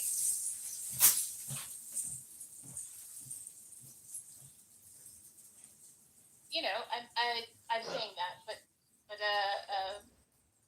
I think maybe I like this.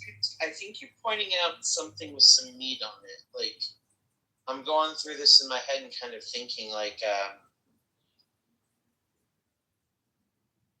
what the implications of that would be, or like what the thought on that would be. For sure, because there's something about just coming up with like a linguistic term of I'm not saying productivity or something. Instead, I'm doing something way superior. I'm saying utility. But what is utility but a proxy for productivity or goodness or badness or something like that? I mean, is it a good idea to be allergic to that or even to embrace it? You're definitely getting on something where I'm thinking about that a little bit. So feel free if you want to expand on that a little bit, or I'm not sure if you feel like you've said all. I'll add this to release any tension, if there's any, for anyone. And it's that I think even in asking these questions and exploring this, the way I think about this for myself is it's like I was raised and conditioned within intersections of systems that caused me to view the world in a particular way. And while I'm trying to deconstruct and reconstruct something different and new for myself, I will essentially always exist. Kind of the visual to me is it's Marvel. Vision is half in the side, the bubble of the town, and half out, or the Matrix, right? 1 foot in the Matrix, 1 foot out. There's no fully escaping this. There's an awareness that it exists, there's the contradictions that exist, and then how do we like resolve them? Can they be resolved when, for example, I want to lean into the flowing grasses in the field where the wind blows and I'm a vibrating atom just like along with everyone else, and actively engaged in activities with you, just tell me what's up. Like, don't conceal things from and me. at the same time, If I'm actively in the power dynamics of cultures, that I have to sometimes pull out the power games in response, because people don't necessarily understand this language or this way I'm looking at the world, let alone it's not shared language, it's not shared conceptually, and they need if you're going to comment context in detail, understand and I just wrote there's back a boundary here, equity right? and economy. There will be. I don't know. The virtues one knows to be just the virtues one knows to be rational. I'm not trying to tell my hero and there are. And at times, like I'll raise my voice We'll get together and feel that. whatever, but it's part of the game, and like somehow reconciling with myself. Like, while I don't want to exist within that paradigm, I don't want to play those games. That's not the world I live in, and it's still a part of the like quote-unquote DNA of my internal architecture. Like the systems don't. You cannot be the same body before the germs, after the germs, right? You were always changed by. And so this, like, there will always be the residual concepts and ideas in which I was raised in order to perceive the world. I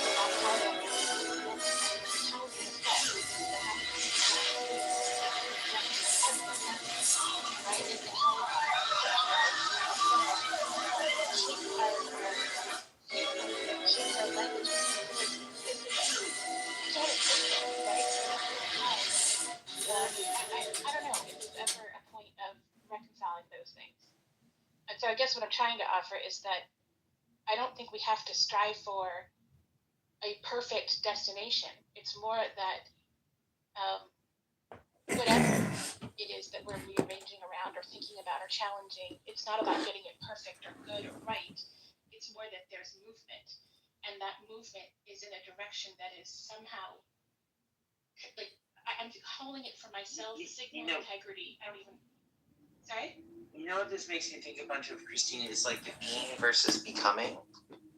I was a huge advocate, and in philosophy I was like shown this like 3 or 4 times. It was really illustrated for me, and I do try and live it in my life. It's like, I think a lot of times we focus on what we are as like a fixed being, and we want to establish where we are and push it and prove where we're at. And there's so much value in focusing instead on our process of becoming. It's much more not just forward looking, but it's like acknowledging the process nature of what we are as living creatures, and opens ourselves up to a different way of contextualizing that I found, to use that word, very, very useful in my life. So I think like it sounds to me like you're hinting at that similar thought of focus not just what we are as a fixed being, but focus on what we could be becoming, because we are going to be in that process inevitably. Like you're using the example of the, we're not the same after the infection. There's something different about us, and I resonate off that. And by the way, I think she's integrating some awesome things. Go ahead. You guys are really bringing up.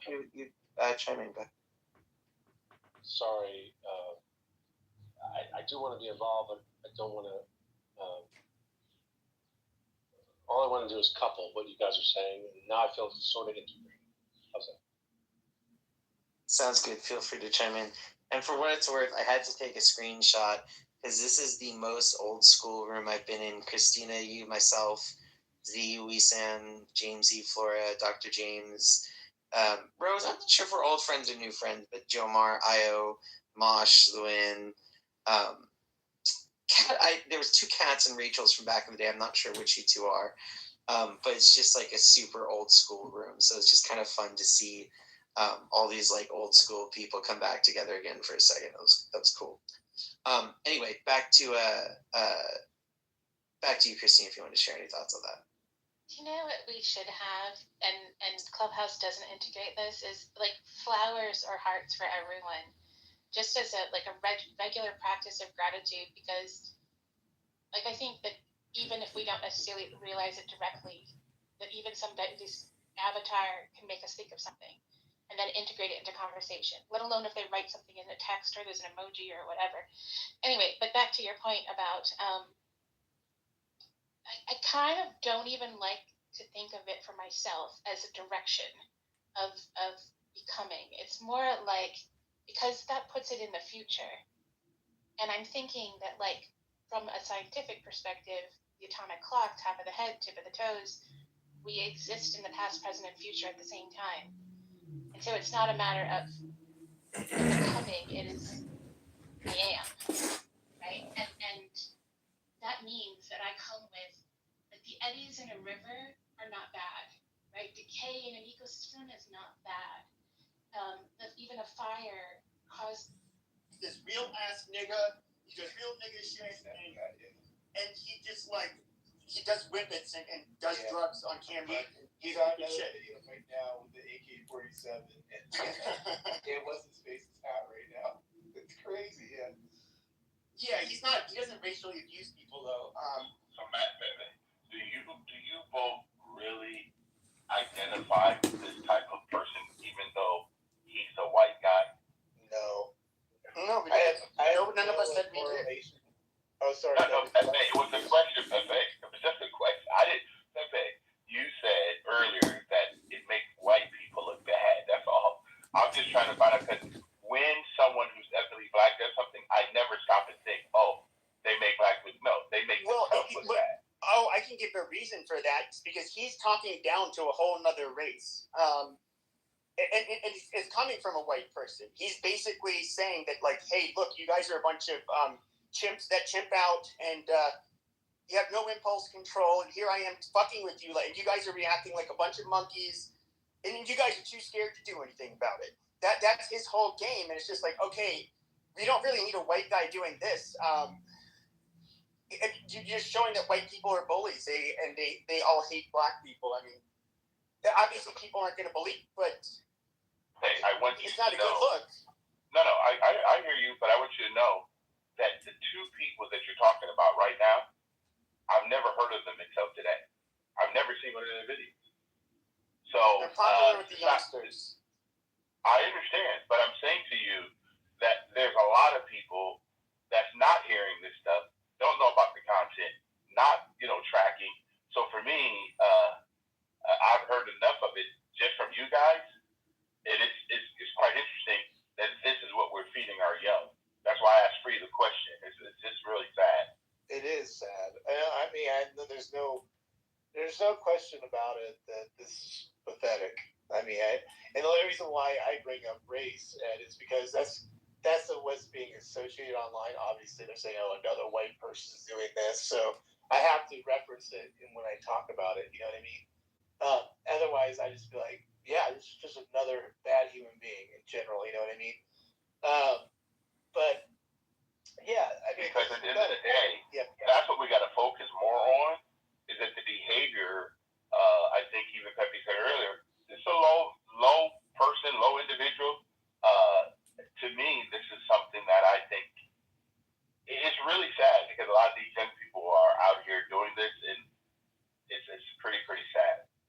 They're using the challenges that we have as adults to really push the envelope, and then there's companies, then there's companies paying for this. They're supporting it. It's crazy. They're monetizing, and I don't know, Ed, you heard me bring up about, and I know this got a lot of people's hair up on their arms about, demonetizing stuff like this. I mean, I thought maybe this was something that's already being done. This is insane, but maybe he's in crypto. I think he's crypto streaming, so there's not much you could probably do. But what do you think about that, Ed? If the money dries up, all the fun stops, don't you think, or no? Because he's making money off this, Edward. You know that, right? You don't know. Yeah. He monetized. No, I know. There's a lot of stuff that people monetize on TikTok and stuff that, for me, it's not my content, and I don't even know why companies think that this is what they want to promote. But I do believe, like you said, if you want to defund something, you have to stop, giving these young people this information. And the only way you can do that is by parents or adults looking at this and saying, how do we stop our young people from watching this stuff? Like, I have a 10-year-old granddaughter, right? We have to put anything. Why? Because they're still trying to slip stuff in, and it's pretty sad. But we don't want her being exposed to this kind of stuff. And that is unfortunate, but that's what you got to do in 2026. You got to do a lot of monitoring. I do that as an adult. There's places on these apps I will never go in. It's not going to happen. I agree. Pepe, whatever happened to Baked Alaska? That's another name I was trying to. Oh, he had to do. I think he had to do some time. He lived here in Scottsdale. He for his part in January 6th, I think he actually went to the Capitol. He did. Yeah. And I feel like he kind of dropped off. I don't know. It's weird, right? He just kind of disappeared. He was so big back then, and then after January 6th, I bet you he was just told you got to stop. I mean, because you have a record already. It's like all it takes is one more little thing, and then you're.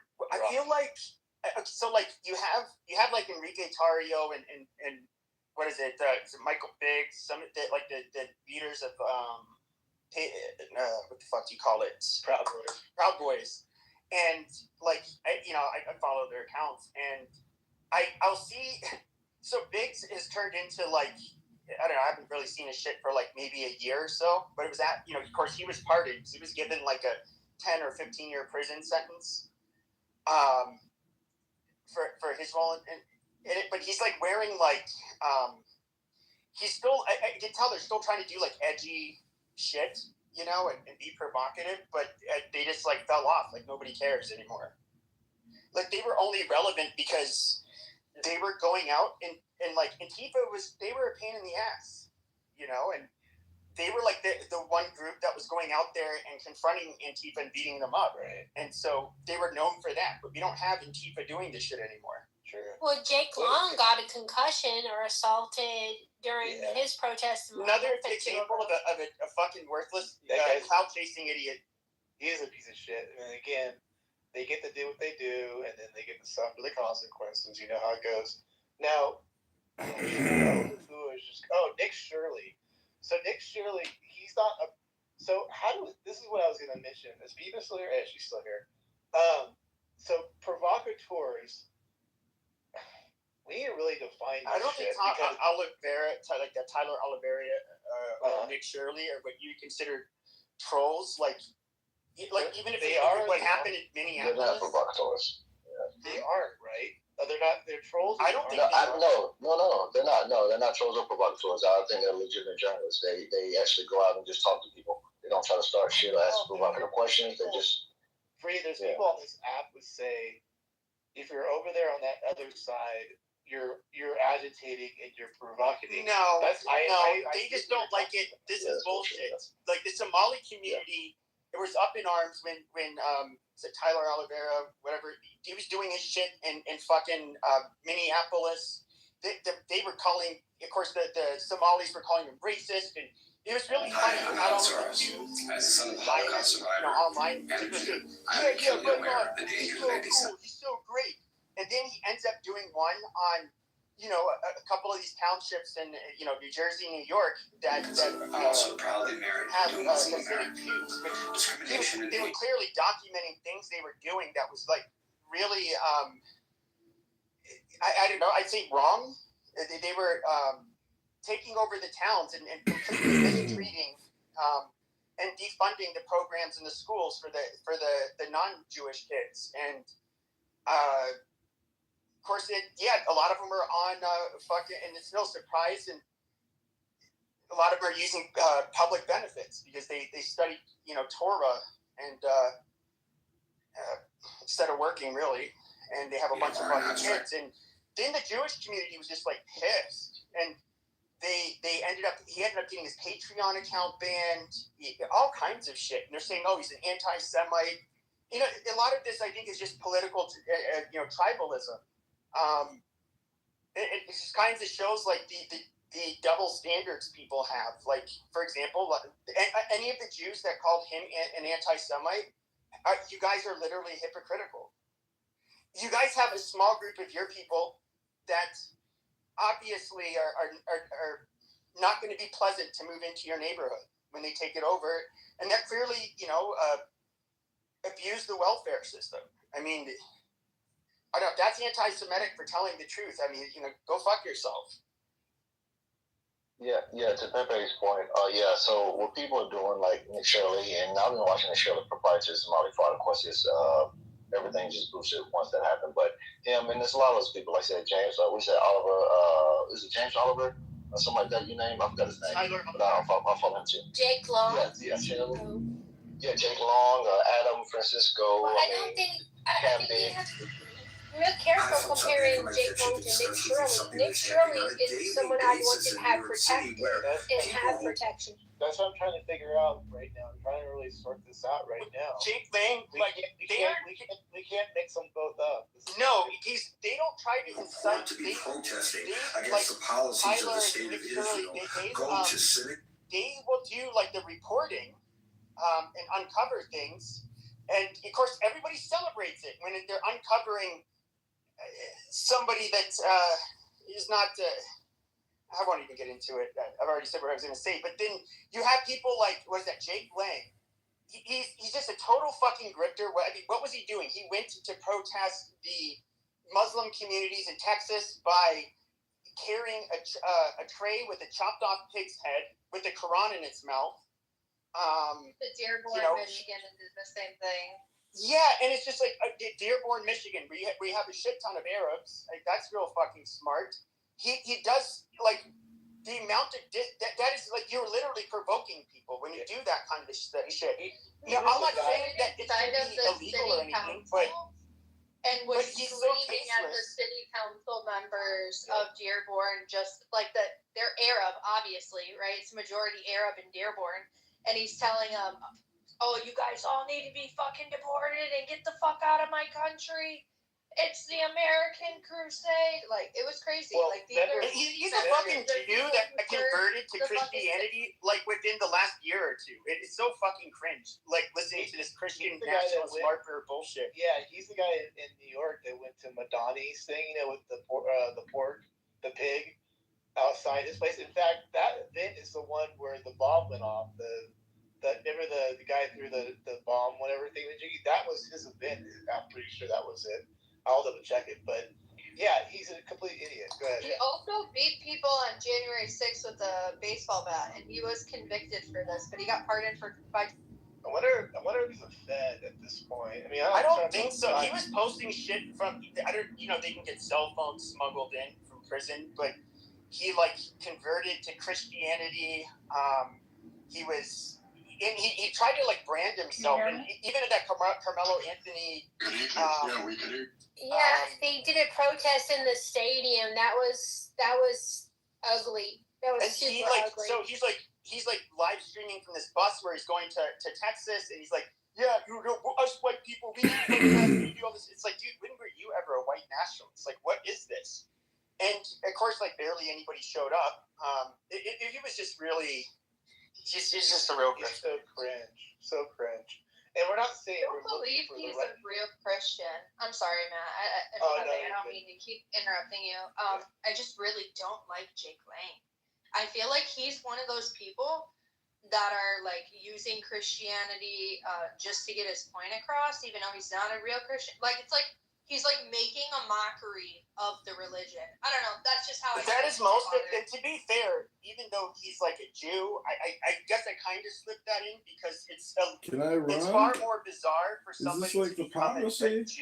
To become a Christian. Deciding a 4-year term Republican. While you're a Jew, and then go straight to this Christian nationalist shit. I don't think I've ever heard of anybody doing that, but I would say probably 90% of the people that you see online that. They say, "Oh, I'm super based. I'm Eastern Orthodox, or I'm a traditional Catholic," and these people are just wearing it as a fucking uniform. These are not serious Christian people, and anybody who knows, religious people that have been religious most of their adult life, that they're not a bunch of edgelord racists that hate women and all of the shit that these guys will say. They're just fucking imposters. But again, Pepe, I got a quick question for you, Pepe. Do you believe that humanity started in Africa? That's starting to be, just from the expert's mouth, that theory is starting to look like it's unlikely. So where did it start at? If the it's out a of black Africa theory, I thought that was largely accepted. it was largely accepted, but you can look this up. David Wright, he's the leading geneticist on human populations at Harvard. He's been speaking to the media quite a bit recently. He's had something published that was a little it wouldn't have been published a few years ago, but as they're uncovering new evidence, especially in our DNA, basically there could have been, like, we already know there are prehistoric modern humans that were living. I mean, what's your stutter in for, Asia and brother? all over. So it's kind of hard to say where exactly they were coming from, because you're finding shit that's a lot older in different locations, and so it's not really that's why. But yes or no though, can we not agree that humanity started in Africa? I can't say that, no. Okay, so you disagree. So I'm a part of the agreement that humanity are you a scientist, though? I mean, that's kind of what I'm saying. I can't say. I'm in agreement that humanity started in Africa, and I do read my Bible, and I do believe that there was actually 12 tribes of Judah. That's not they're anti-evolution. They're anti-evolution, and that goes completely against the science, so that doesn't work. There were 12 different tribes, so that's fine. Saying, that's not scientific. Who are the real Jews? Oh my God! Weren't we talking about a racist provocateur claim self-defense? Do we have to go into that? Yeah, I don't know. He wanted to come up here and derail. This is silly. Pierre, can you speak to the topic? Otherwise, we just move on. Leave quietly. Thank you. I'd like to. So I will answer to this mayonnaise question. I didn't make it racist. I didn't make it racial. I don't know who you are, Pierre. I'm trying to answer the question. Monica, he's allowed to be racist. There's way too much mayonnaise on this question. So can a racist provocateur claim self-defense if a person decides to attack him? All right, so this statement is sexist because why didn't we involve the women? But that's neither here nor there. Okay, cool. So this is a misogynistic post that we're saying. So a racist provocateur. So you can tell they love to hear the sound of their own voice. Monica, don't over moderate me. Don't touch. No. Monica, it's misogynistic. No, it's misogynistic. It's misogynistic. Shut your fucking mouth. I'm trying to clear. I gotta shut my nigger mouth. Shut up before I gotta shut my nigger mouth. Yes, exactly. Please do that. No, I mean, just say the word. I mean, you already got free reign. Do I have to really move you down? No, don't do that. We have good dialogue. Okay, he's allowed to be racist. That's fine. Okay, people say racist shit. You don't need to be. Yeah, I would love to be. They say that us as black people, we can't be racist, but I would love to be racist. Okay, just answer to the topic, dude. This is derailing. I do not think that if you provoke someone in a racist whatever, you definitely can't claim self-defense because you baited them into that. Really, after all that was your stimulating statement? I mean, shit. You could have made fun of the Oreos without the fucking fudge sides, the fucking space monkeys, the see-throughs, the Caspers. With no license. All of that. Dude, no one rides a dick. You're a little fucking kid, man. We know you got the vagina because you're bleeding out again. You really want me to play that game because I can back you up, fucking bro. Because they may not say this shit, but whining nasally voice woke me up from my fucking nap. Fucking stop bleeding on stages. Your fucking little bitch ass fucking sounding voice talking through your nose, trying to pretend you're winner of the Victim Olympics, the Oppression Olympics. So, we can do, you ain't gonna bring shit, dude. You haven't brought shit since you shitted in your mama's womb. You haven't brought shit since you smacked the last slepahoe that you fucking tried to manhandle after she got done with your ass and fucking smacked you out of her fucking place. Dude, the only time you act tough is during cuffing season when you need a fucking check and you need it out of the IRS. So shut the fuck up. Go on, Pepe. Yeah, it was way too much mayonnaise on that retort. Really? Mayonnaise? All right, do you want me to say there's too much pile of shit sitting there? There's too much of a dung beetle sitting here like fucking crawling? Do you really want me to kind of keep going on that one? Because you may not say it. I'll do it. Jesus Christ. You guys were having a somewhat decent one. It was a nice nap. I was just listening to you. Pierre, I have a high tolerance, but I mean, this was so derailing. Fucking guys buying Walmart weaves and then thinking they're fucking tough. Go ahead.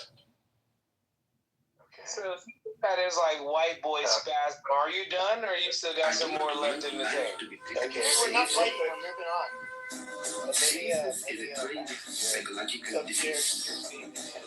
Since there's racial service given that Life has to be a choice.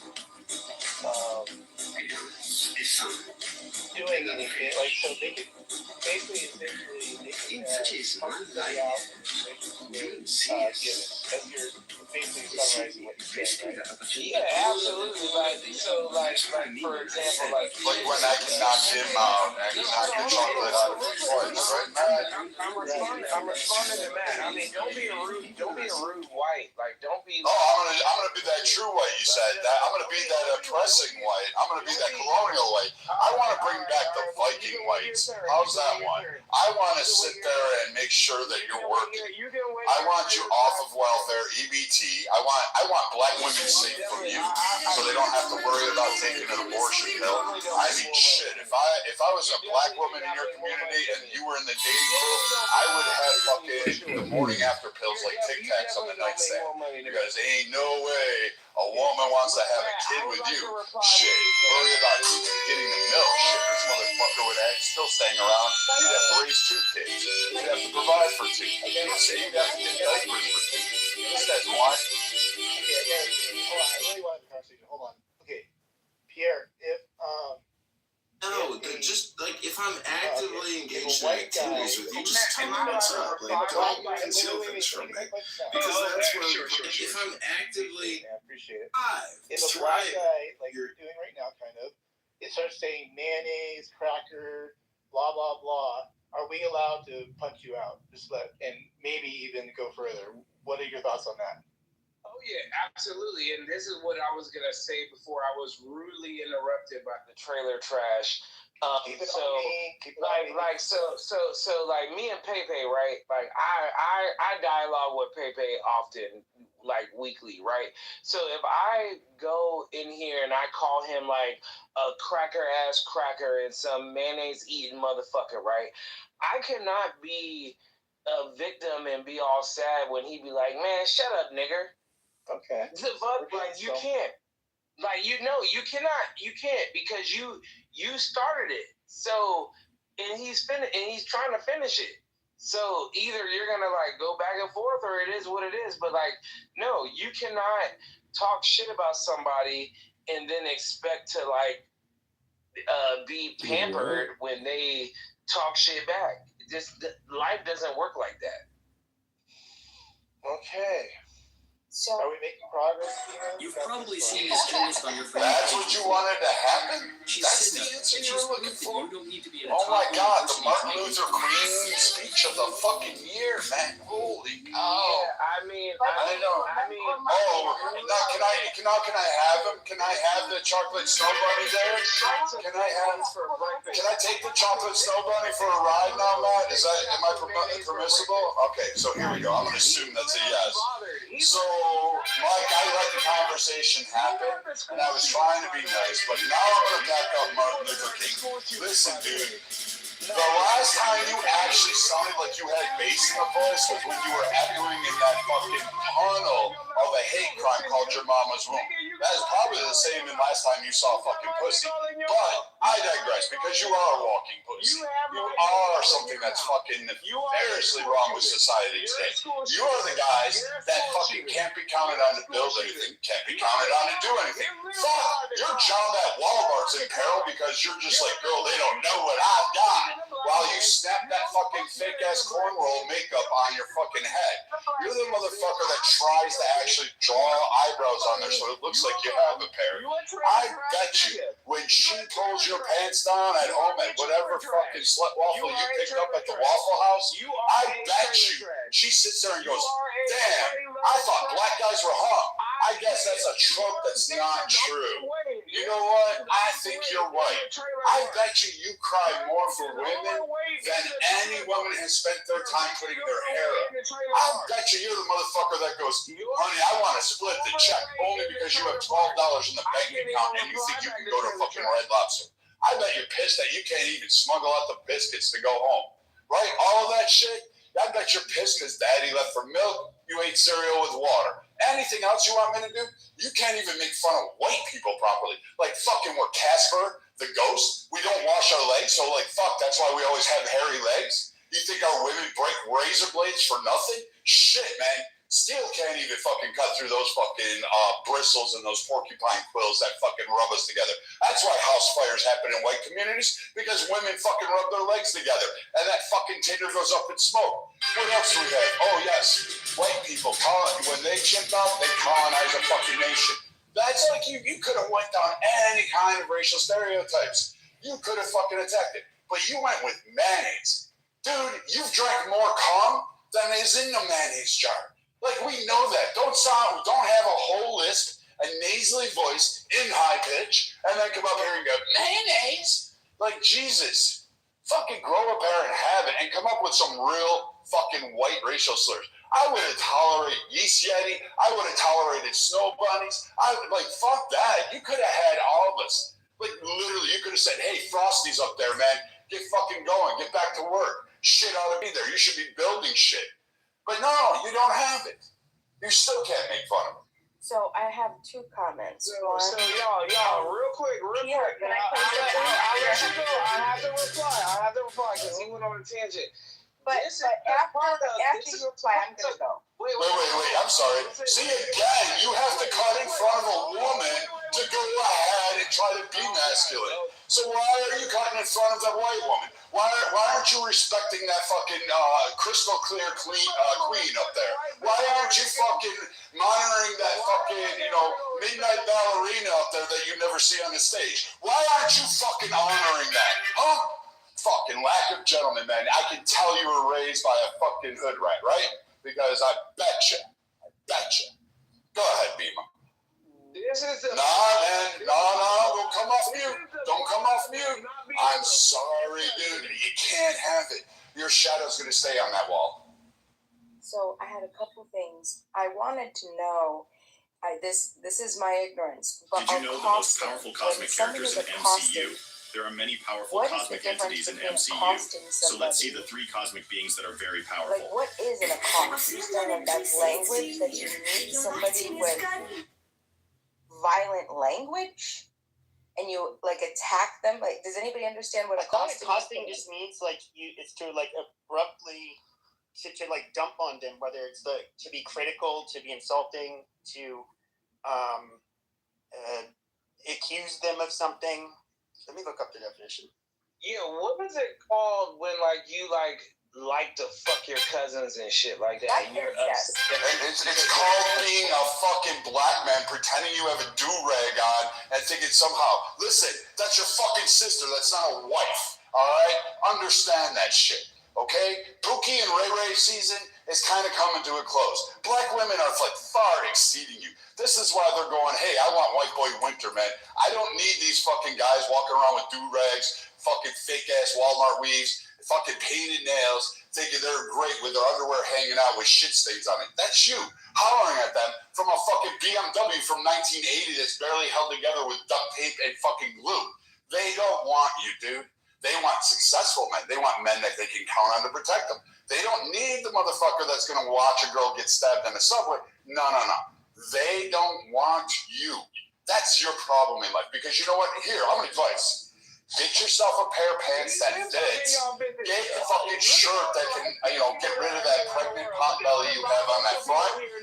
Stop having fucking premenstrual cramps all fucking day, every day.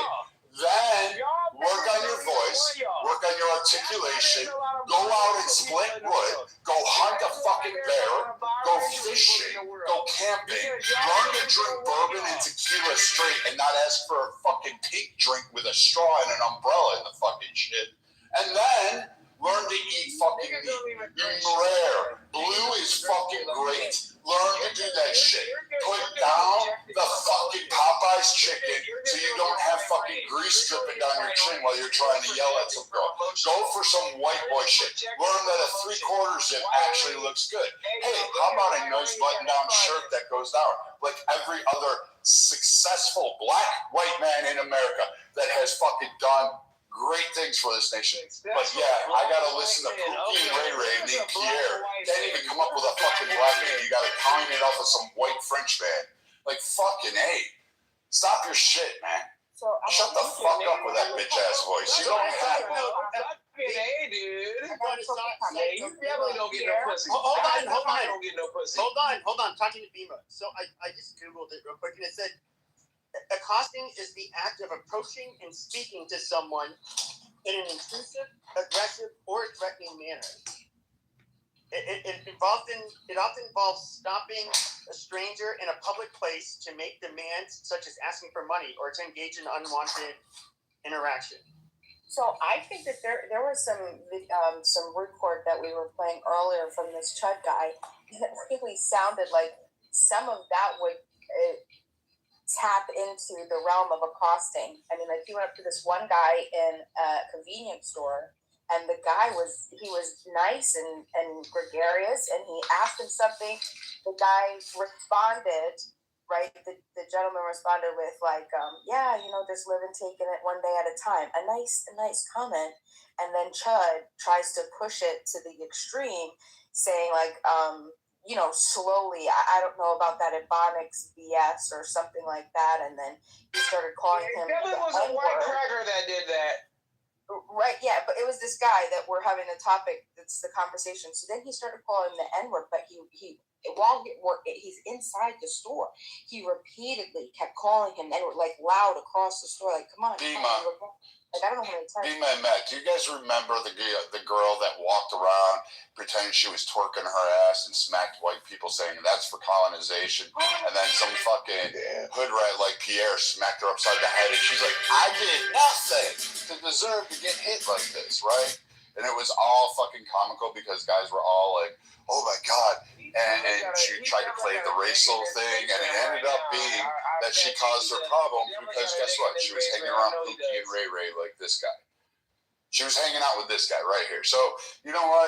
Yeah, you get to defend yourself. You just got to be able to back your words out. Like people like Pierre, they're only tough online. They don't amount to much anywhere else. I mean, McDonald's assistant manager of the fly coach section. I mean, shit. You cannot really? I can? Amazing. I can. I've been so many years doing it. You cannot okay. I know. You box like once in a fucking month or something like that. You don't got shit better than you like once saw a gym and a punching bag and then you thought it was great. And now you box. Most you box right now is like, yeah, just try putting the plastic bag on your head and breathing deeply. Because that's about the only extent there. I'm going to help you with that late term abortion thing you wish to have. You want to beat me? Beat you? Beat you, dude? Fucking, who's on this stage? Fucking Bima, Nye, Coco could beat you. What the fuck do I need to beat you for? You couldn't even get past the first round with them. For real, though. Like, you couldn't stand a chance at all. Really? I'd never knock you the fuck out. Yeah, right. Dude, your Call of Duty days playing video games on a fucking PS1 is not going to be fucking great. Dude, Atari wants their fucking logo back. They're not going to go with Tyson's knockout, dude. I mean, shit. You are not fucking smart, intelligent. You have an IQ of, 10? Shit, the dog has more than you. Like, fuck. You don't even Fuck, shit. You know what? I'm sorry I didn't leave you with a baby brother or sister, man. I know it hurts. You had to grow up alone. You gotta hang the pork chop around your neck to get the pit bulls to play with you. I got you, right? I got you. Yeah, I know that white skin. You are a waste of white skin. Go ahead, Dima. Go ahead. Look at your voice, dude. Listen to your voice. Listen to your voice, dude. Go practice that. Record that shit. Oh, you like hearing my voice, don't you? No, listen. No, I don't, man. If I was a guy and I talked like that, I'd probably fucking murder myself. You are a waste of white skin. Really? You're white and broke. I still conquered you. I still come out on society on top over you. Okay, just a second. I'm gonna play something. This was the day before this guy got shot. Okay, listen. He's streaming. This is him in his own words. Check this out. Yeah, I don't know how to convince you guys that I'm literally a fucking single guy with a camera. Somebody could come up and try to kill me right now. There's nothing I can do about it, but I'm protected by the Lord, and I believe in His divine protection. Oh my God. Other than that, I'm literally a sitting duck.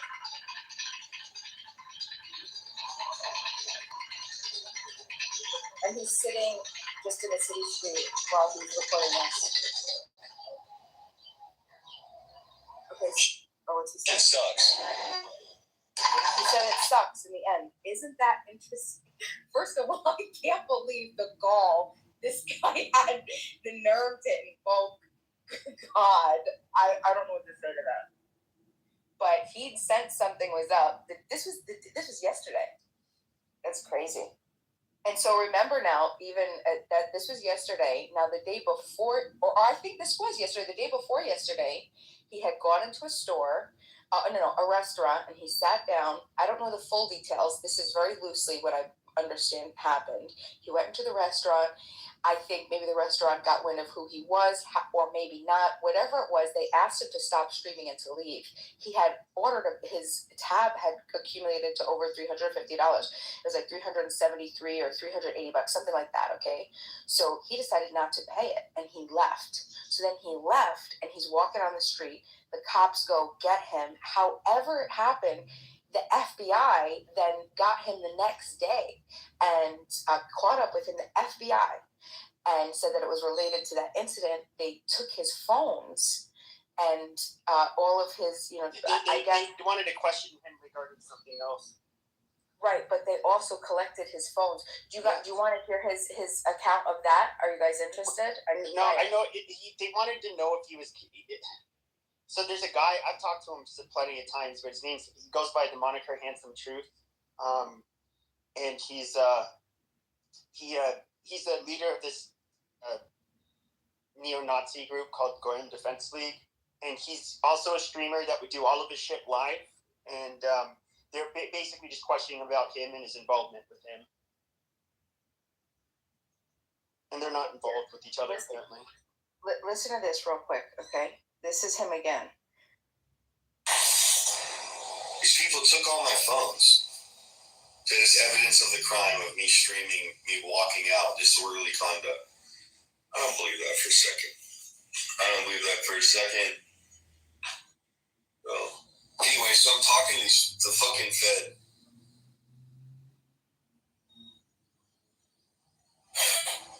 And it basically got to the point where they were like conceding in a way, like, listen,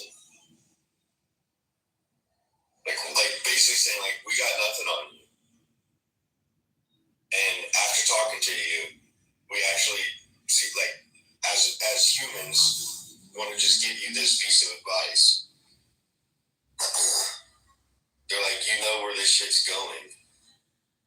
This shit only escalates, and I do know this. I just have profound faith in the Lord that things might not go the worst way possible, which is anybody getting hurt, because I don't want to see anybody getting hurt. And they basically said, yeah, regardless on which way it goes, whether you get killed or you have to defend yourself and you end up killing someone, there will be massive riots And these guys are basically in charge of preventing these massive riots. Or maybe they're in charge of manufacturing them. I really don't know. The guy seemed like he was a pretty decent person. I still want to have faith in the fucking judicial system and the police and these federal agencies. I genuinely want to have faith in them.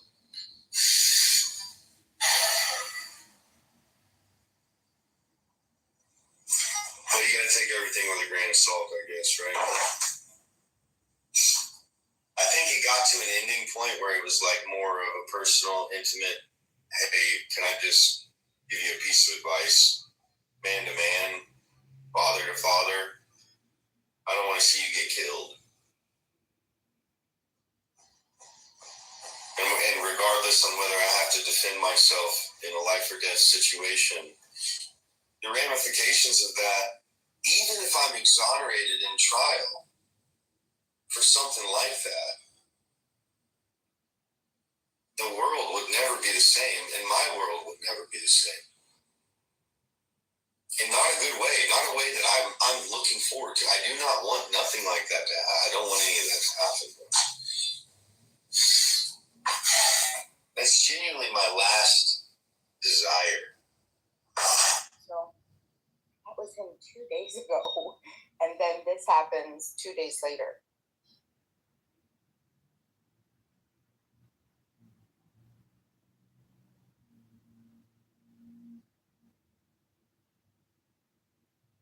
I'm so confused. The invocation of God and the Lord. Like, what Bible is he? Oh, I was gonna say a mean religious joke.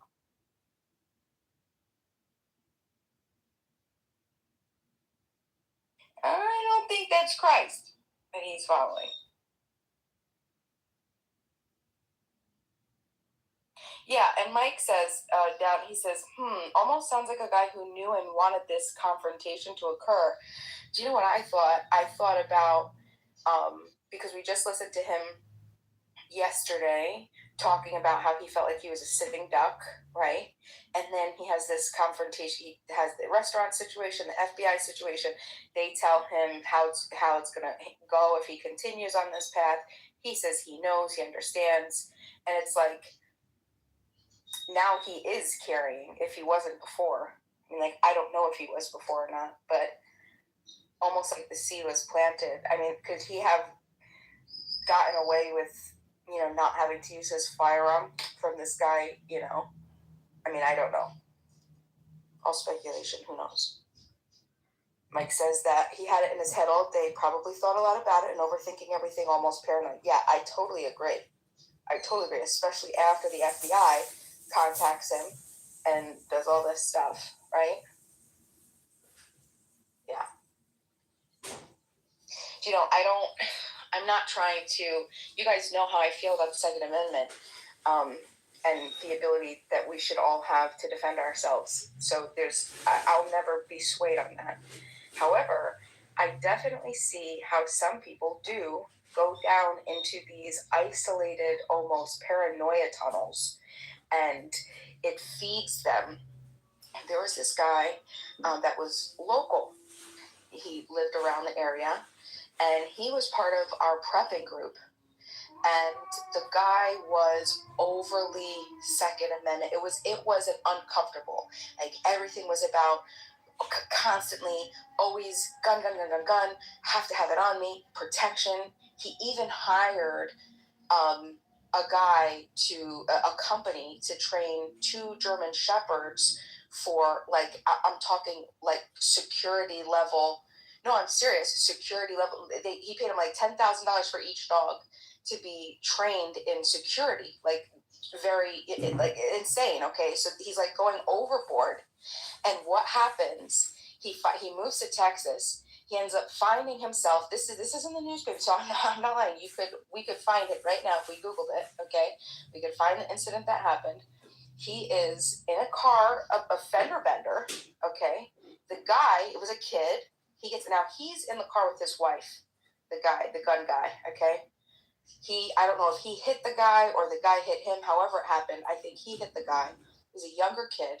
The younger kid gets out of the car, walks over to his car, starts yelling at the gun guy.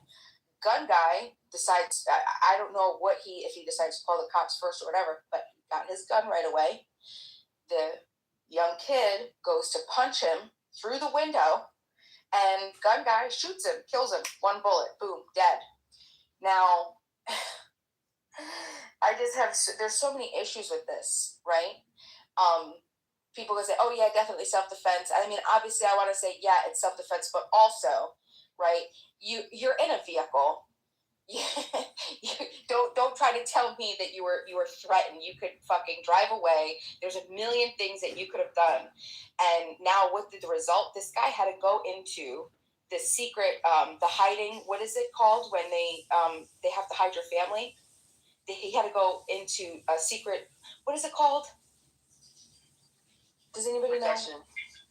Thank you, witness protection, because this guy's family was pissed off, and his family and friends was started to harass the family, started to harass his young kids, started to show up, throwing shit through their window, crazy like that, and so threatening him that they were gonna kill him. So now, God knows where him and his family are. I don't know. I didn't stay in contact with him or whatever, but I think like something like that, right?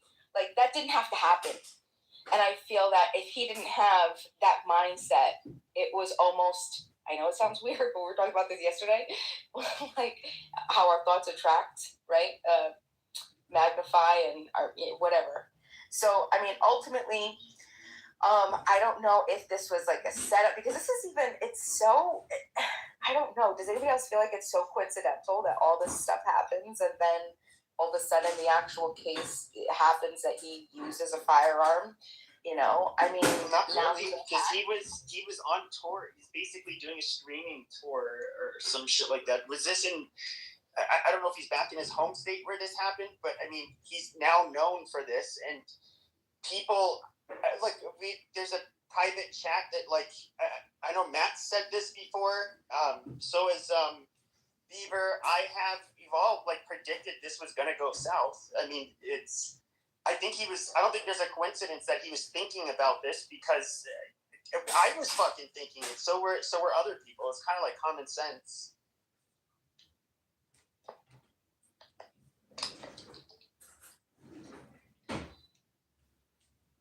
Yeah, and that's what sucks, because he was thinking it. Now it's definitely in the forefront of his mind, and he's still going out to, what is it called? Instigate. He's still instigating.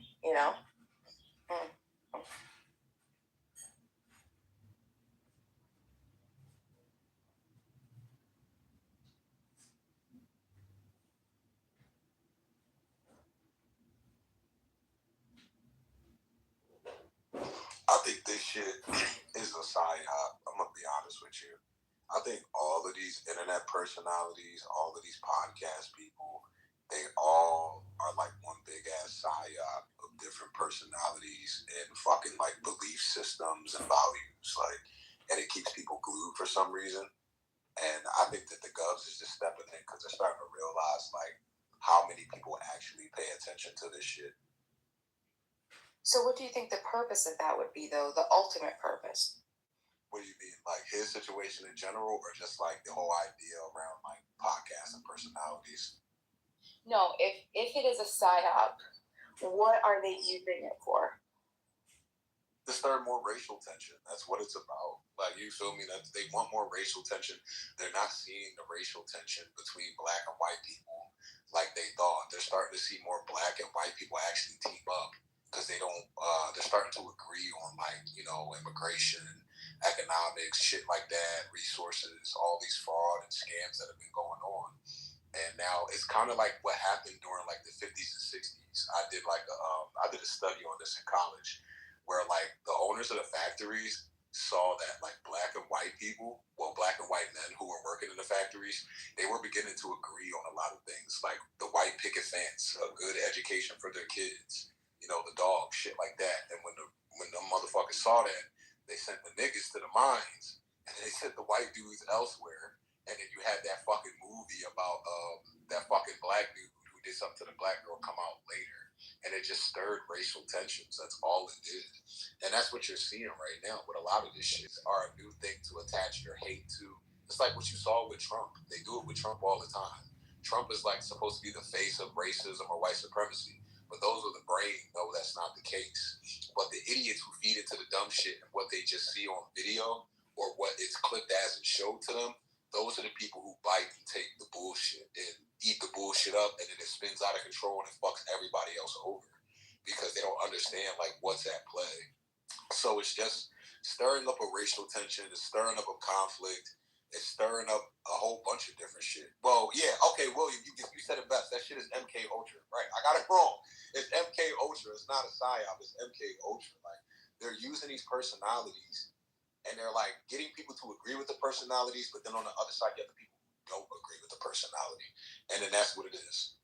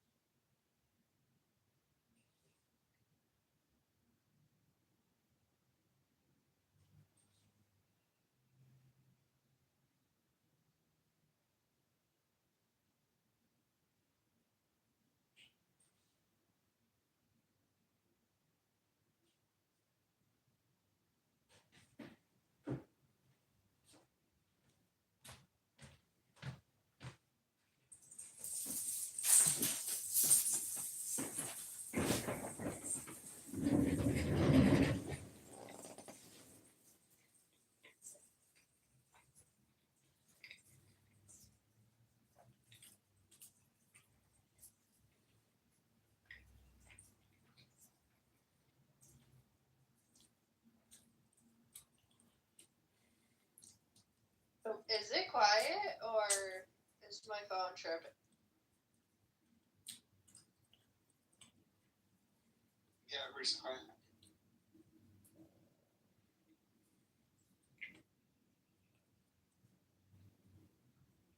Did the guy go that was just talking about MK Ultra? They were just chasing kangaroos in the desert, for example. Something like that.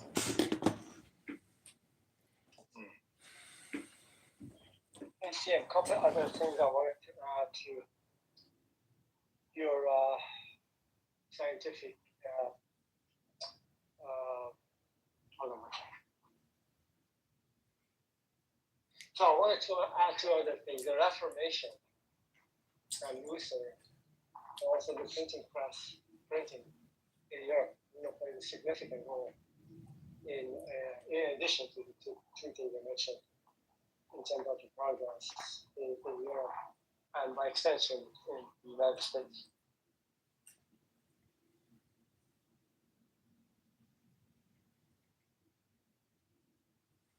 Well, what Andy just said about the institution, that also makes a lot of sense to me. Wait, even if your institution is the Catholic Church, like just having institutions like that will lead to, some amount of stability that will be able to allow for innovation in other fields. That's like evidenced by Kepler and Galileo. Even if the institution itself was almost actively like trying to suppress it, I guess there's ways around it. You could say, "Oh, look, we're just discovering God's design." I guess the church was they were okay with that. It was more like evolution that they were like against. That just directly contradicted the whole thing.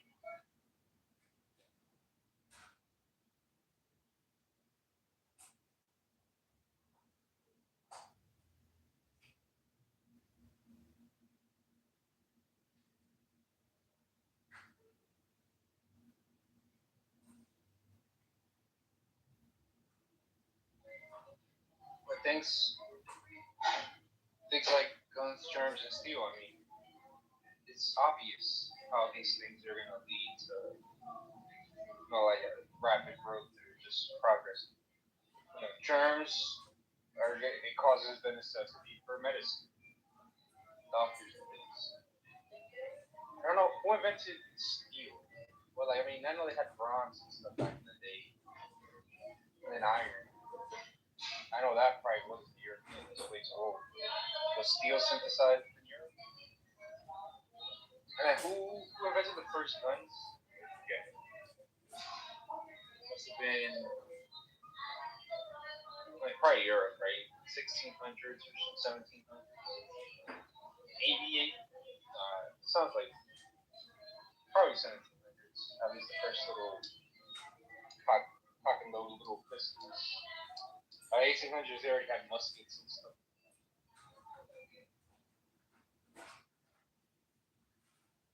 I think steel was kind of created around the world. Because there was, like in the Middle East. Well, yeah. It was like Damascus steel, like that whole thing.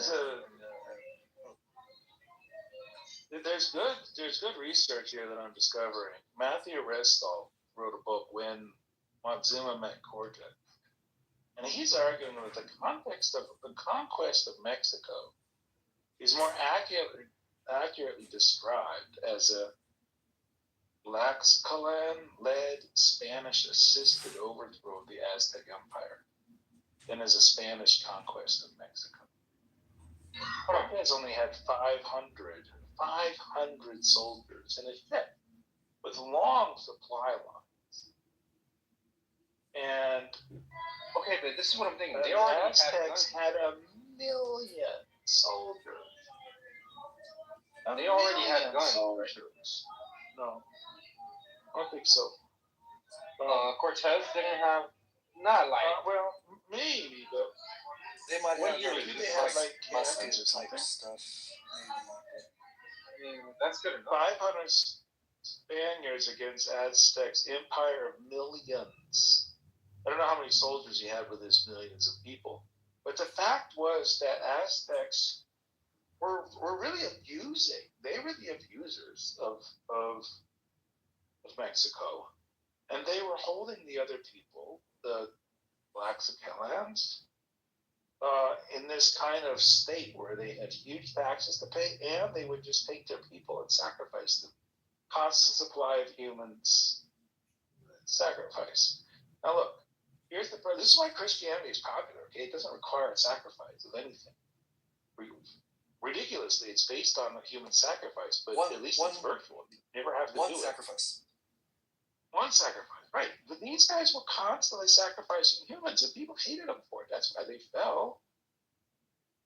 They didn't build a system of kindness that everybody wanted to defend. They built a system of terror. I never thought about it that way, but that might have been one of the reasons why Christianity was embraced. Yeah. They're like, oh yeah, Christianity is really cheap. Christianity is really inexpensive. Very small demands, right? Very, very small.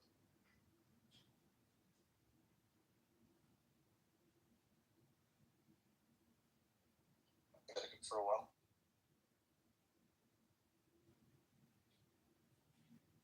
Societies with inclusive institutions, this is what they're saying.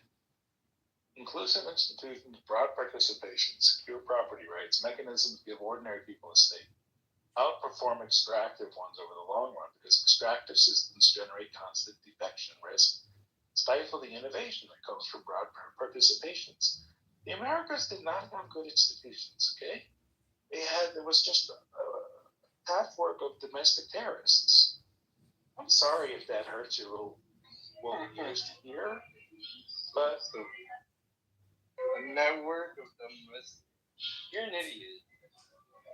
I mean, you do this on purpose. Why would you call them domestic terrorists? So stupid. It's also like when you said, like, what do you think the Aztecs are doing? It's spread terrorism. I mean, the empires of terrorism. you can that the Aztecs were more like whatever, abusing neighboring populations or whatever. You can say that about every single empire. No, they were holding everybody in a state of perpetual terror. I mean, okay, yes, they had crazy parts to their religion. They were doing human sacrifice. Excuse me, crazy parts to the religion. What if Donald Trump needed to sacrifice one human every day, and he would go into inner cities and scoop up people from different cities every day? Like Andy said, I get it. How that would not be popular. That would not be popular. Well, that's one way to put it. Yeah, that's very obvious. But so yeah, the people who were being subjugated by the Aztecs, obviously they were probably pretty happy about Cortez. But that would be the case everywhere. Like there's probably when the Han Dynasty fell in China, the Asians living the Korean Peninsula were probably pretty happy. They were probably being held down by the Chinese Empire.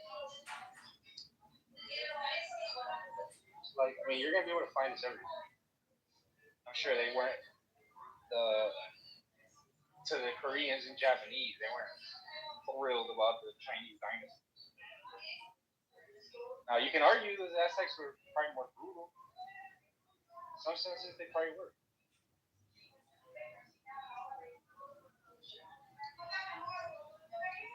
Whatever. It's just the culture.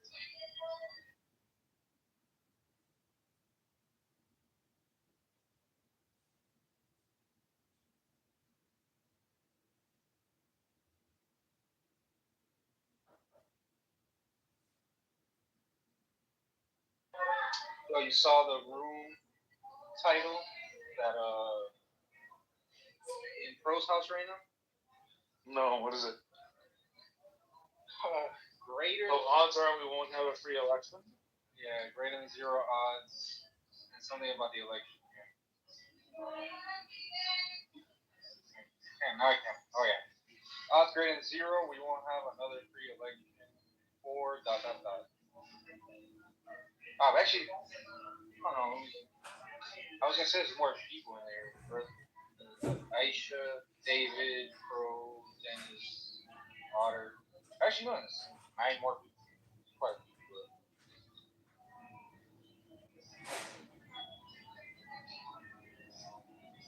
I'm surprised John is not in there. Well, I guess John's not online. Like I told you, I'm not so worried that we won't have a free election.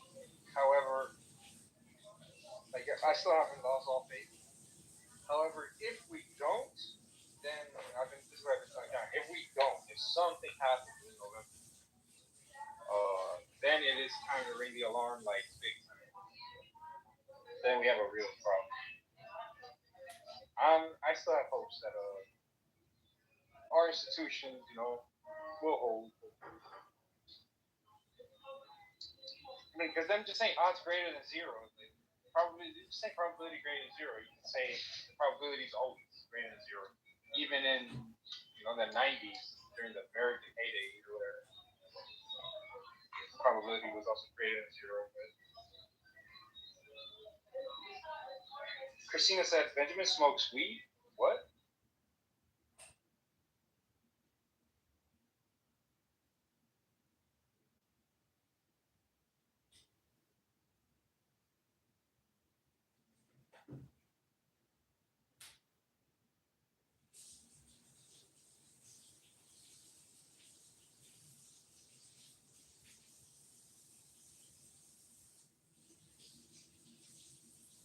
Yeah, I have no idea. Hi, Ali. Yeah, hi. So, I think Benjamin, not I think I know, he talks about or brings out some highly provocative kind of ideas or saying that on the first glance it may appear to be almost serious, stupid, biased, racist, what have you. But I think it's worth examining these things.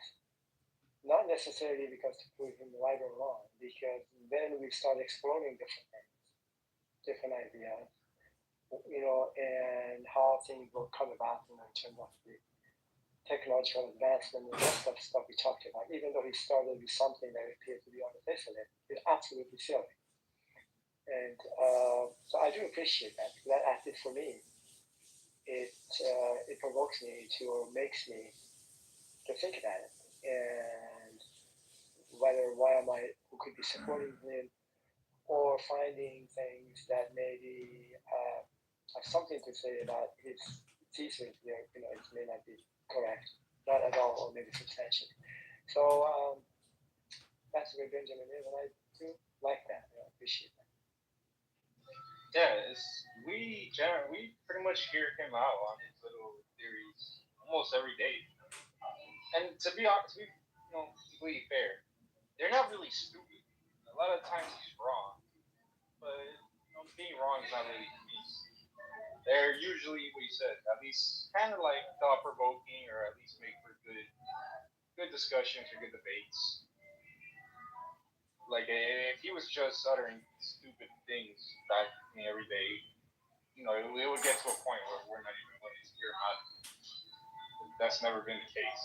This guy, he draws crowds.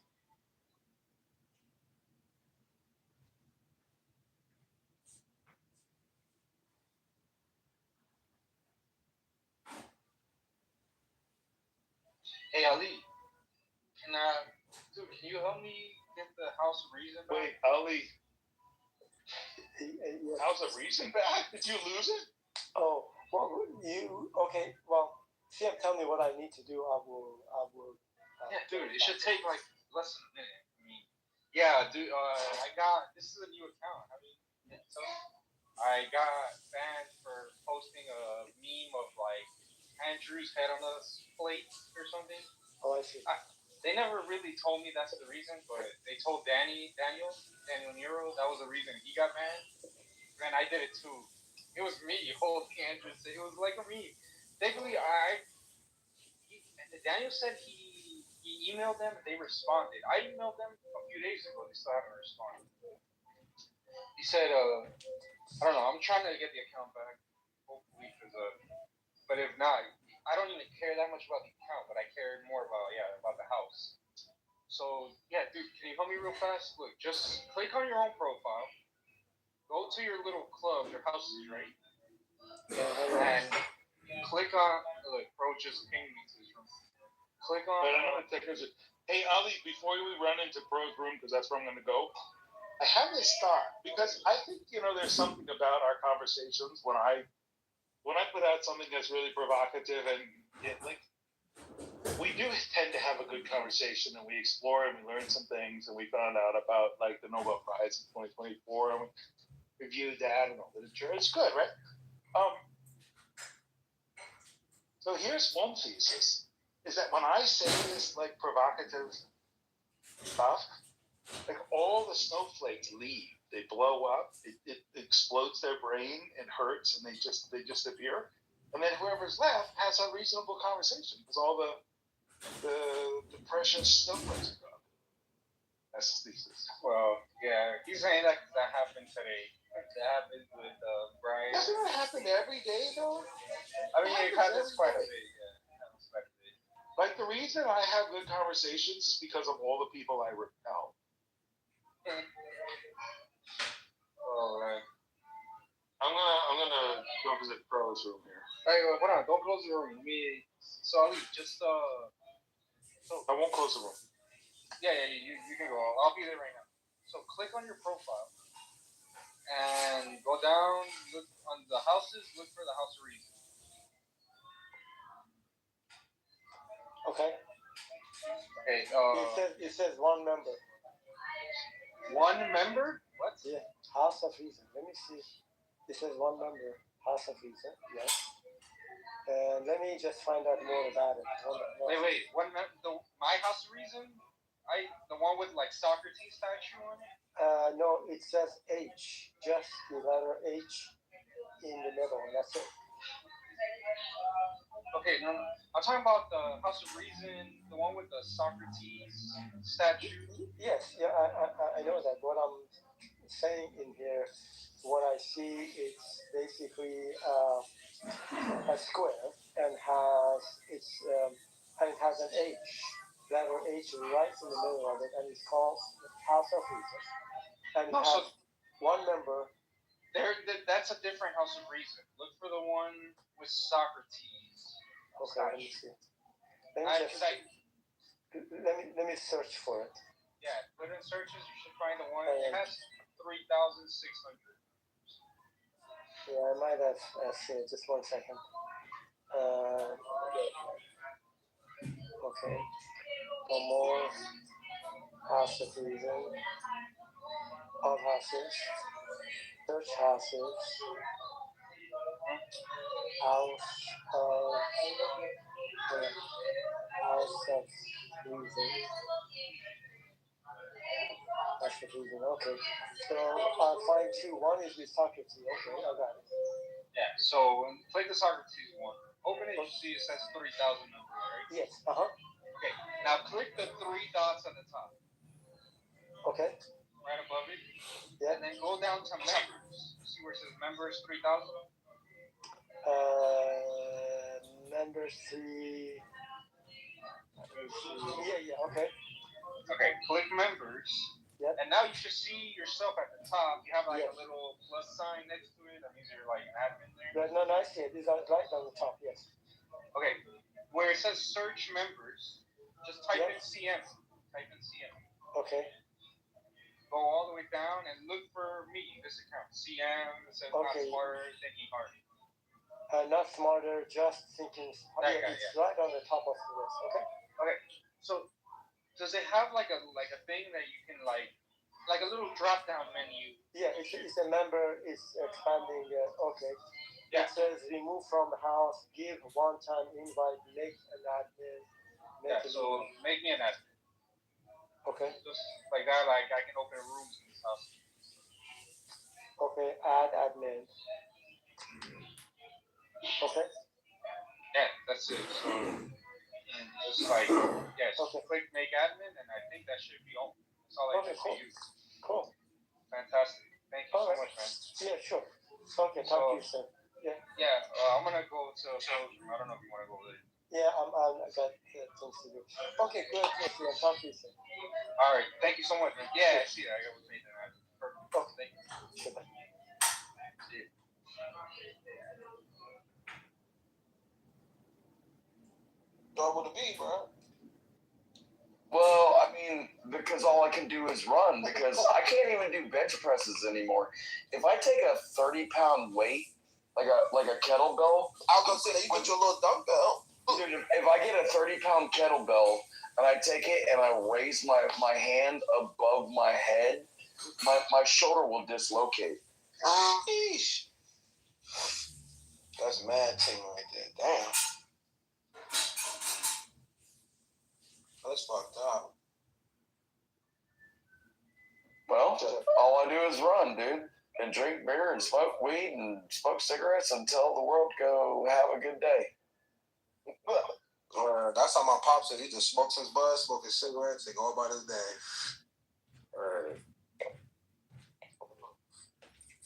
I don't think he's ever gonna quit smoking. Until the day I die, bro. Until the day I die. Like, seriously. Like, if you get diagnosed, like, oh, you've got lung cancer, it's terminal, like, okay, you shouldn't smoke. I'm like, why not? I'm already... I guess it's still the same. I just felt like that new piece of information kind of like, I love a good roast battle because they get out of order. So I can't agree with that or maybe. I didn't know Kevin Hart had no. You lower your wing, you hide your wing even. It's not enough. Lower one side. You know how humble that is? Read Matthew is true. Or hours at a time, so we had to just listen to this motherfucker talk about how much he sucked dick and he liked pink dick and all the Vienna sausages in his ass and all that type of shit. We had to witness all of that shit. But again, he doesn't have half of the accolades that I have. And it's clearly true. First, it's pronounced accolades. Secondly, fucking employee a month at the fucking Delta Sonic car wash does not make it. Like, when you're handing out rags on the corner to, like, fucking wash windows, what are you doing? How did you win employee of the fucking month there? That's your biggest accolade. What, were you pissing in Windex bottles and put on people's car for $1? Are you out there? Do you have those, like, white, crusty lips that we can just tell, hey, dude, I don't know what you've been sucking on because it's either crack or a cock. I don't know. But again, you came out. Again, I gave you the opportunity to batter up. You were on the plate. You were like, fuck, that picture, that fucking goat, that fucking White Mountain snow-capped fucking King fucking Kong that dragged his ball sack across my face and then hit me in the ass, pulled my hair and said, get down, bitch. You decided to say, hey, I'm going to come out there and give this epic speech. And it was going to be, we just ended here in your Marge Simpson voice, how bad I am to you. And you know what? Here's the crazy part. I'm not wrong. I'm 100% right about who and what you are. You're feckless, you're spineless. And if I could, I would literally go back in time and tell your mother, like, dude, just stop at oral. Just get this fucking nut over with. This is not the nut to fucking get pregnant with. I would literally tell her, I'll give you $1 million just to spare this fucking episode right today. So you don't have it, you don't get it, you don't win it, and you don't have it. And nobody's gonna cheer you on except for maybe the fucking incel fucking white boys that are gonna fucking try to get their goat in. Because these guys never left their mama's basement and they're still begging for fucking mama's milk from her titty. So take your fucking, quote, half-gay ass, go find those guys, go in a circle jerk group, go on some fucking Reddit forum, and fucking suck each other off talking about how Trump and how the world needs to be along with. Anything else? Jesus Christ. And when I say I have chores, I have like wood to stack, I have fucking walls to finish, I've got fucking a whole shit ton because I, unlike you, bought a very large, expensive place and I can fix this shit. You can't. You can't. You know that? You can't even pay fucking rent in a rent-controlled unit. So spare me what you got fucking going on. For me, chores mean actual fucking labor. For you, they mean you have to actually go out and go to the dollar store and fucking take a bus home. That's your idea of chores. We're two different men here. Yeah, I don't pay rent. I live at a family house. I knew it. I knew it. Holy fuck, this day just keeps getting better. You're half gay and you live at a family house. So you are truly Pookie. Holy shit. How does that go with women? Hey, Nye, you know what? You looking fine. Oh my God, girl. You know what? You're an enchantress. You have the look that would haunt a man to circumnavigate the globe to get back to you. Will you come over and hang out with my fucking mom or my fucking family house? I'm living in the garage of my aunt's place. It's in the back. I've got a cot next to the fucking water heater. What the fuck, dude? Told you. Get a fucking dress. Get a fucking job. Get it fucking on your feet. So my family owns like over 50 properties in the southeast. I could just go to any one of them and just live if I want to. For free. I just gotta pay the electricity. You're fucking killing me. You're fucking. I can't make this shit up. The man, you gotta take over. I got shit to cover. I get it. You can't make this shit up. I win. I win. It's not. Wait. Anybody else doubt me that I won? Wait. No. No, man. You don't have black privilege. You don't have fucking any privilege, dude. You're living next to a water heater in the basement on a cot. Talking about your family owns 50 properties. Ooh, what are you, a fucking black Donald Trump? Do you have the orange weave in the hair? Is your skin going like a caramelized Cheetolini color? What do you have going on? Do you like really rub the what do they call them? Cheese puffs on your arm to make yourself look like Trump? Do you have fucking... I don't want to have a conversation with you. I want you to give me the fucking... Tell me how gay you are, and I want you to move out of your parents' basement. I want you to move out of your parents' basement. Holy shit. No wonder your daddy must slap your mama every night going, fuck, we screwed up. That's the night you told me I couldn't use the back door. You hear this? This is your dad knocking on the back door. This is your dad going, hey, honey, we should have did that shit. You should have did that shit. You live with your mommy. You're a grown-ass man. You are fucking supposed to be a man, and you have a nasally Marge Simpson voice. What does she do? Pour your fucking Cheerios out there? Or wait, do you have Cheerios or do you have those generic O's? What do they call them? They got O's, like whatever the fuck it is. Like, I don't know what you got going on in your hood. Do you have those? Anything else? Fucking live with your parents' basement, you're half gay, and now you're gonna cry. White boy is done having his period. Let me know when he's done with his period. Dude, I'll go buy you a box of maxi pads so you can strap them on whatever fucking furniture you're having. You can bleed all over that shit. You can gut out, man. Go ahead. At least thank God we know you're not pregnant. Fuck. Thank you. God, thank you. Yeah, go ahead. Jesus Christ, Allah Akbar, fucking Muhammad Jean, baby Buddha, fat Buddha, happy Buddha, whatever one I gotta pray to. Come on, motherfucker. Make sure this guy doesn't get fucking pregnant. Wow.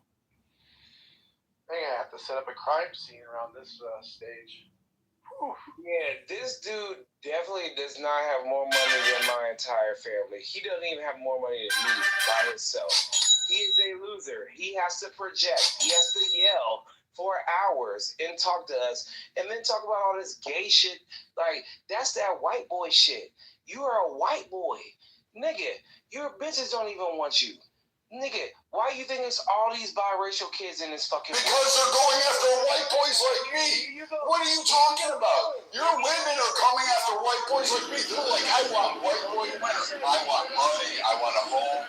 I want a guy that can build me. They want fucking 800 different animals. They want horses, dogs, cats, fucking goldfish. You know what?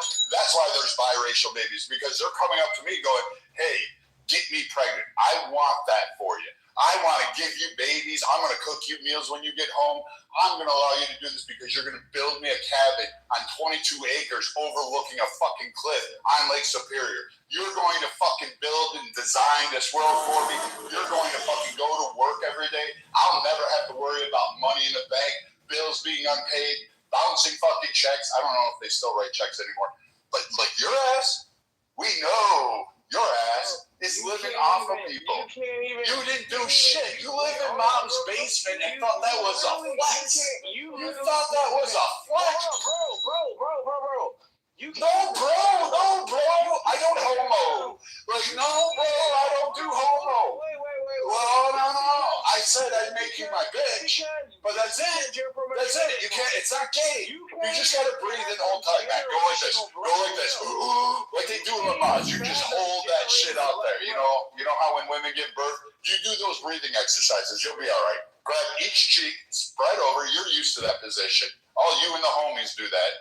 Fucking A, live at home with mom and dad and act like you're gonna flex. Because you got mom and dad to pay your fucking bills while you live in their fucking HUD house. Get the fuck out of here.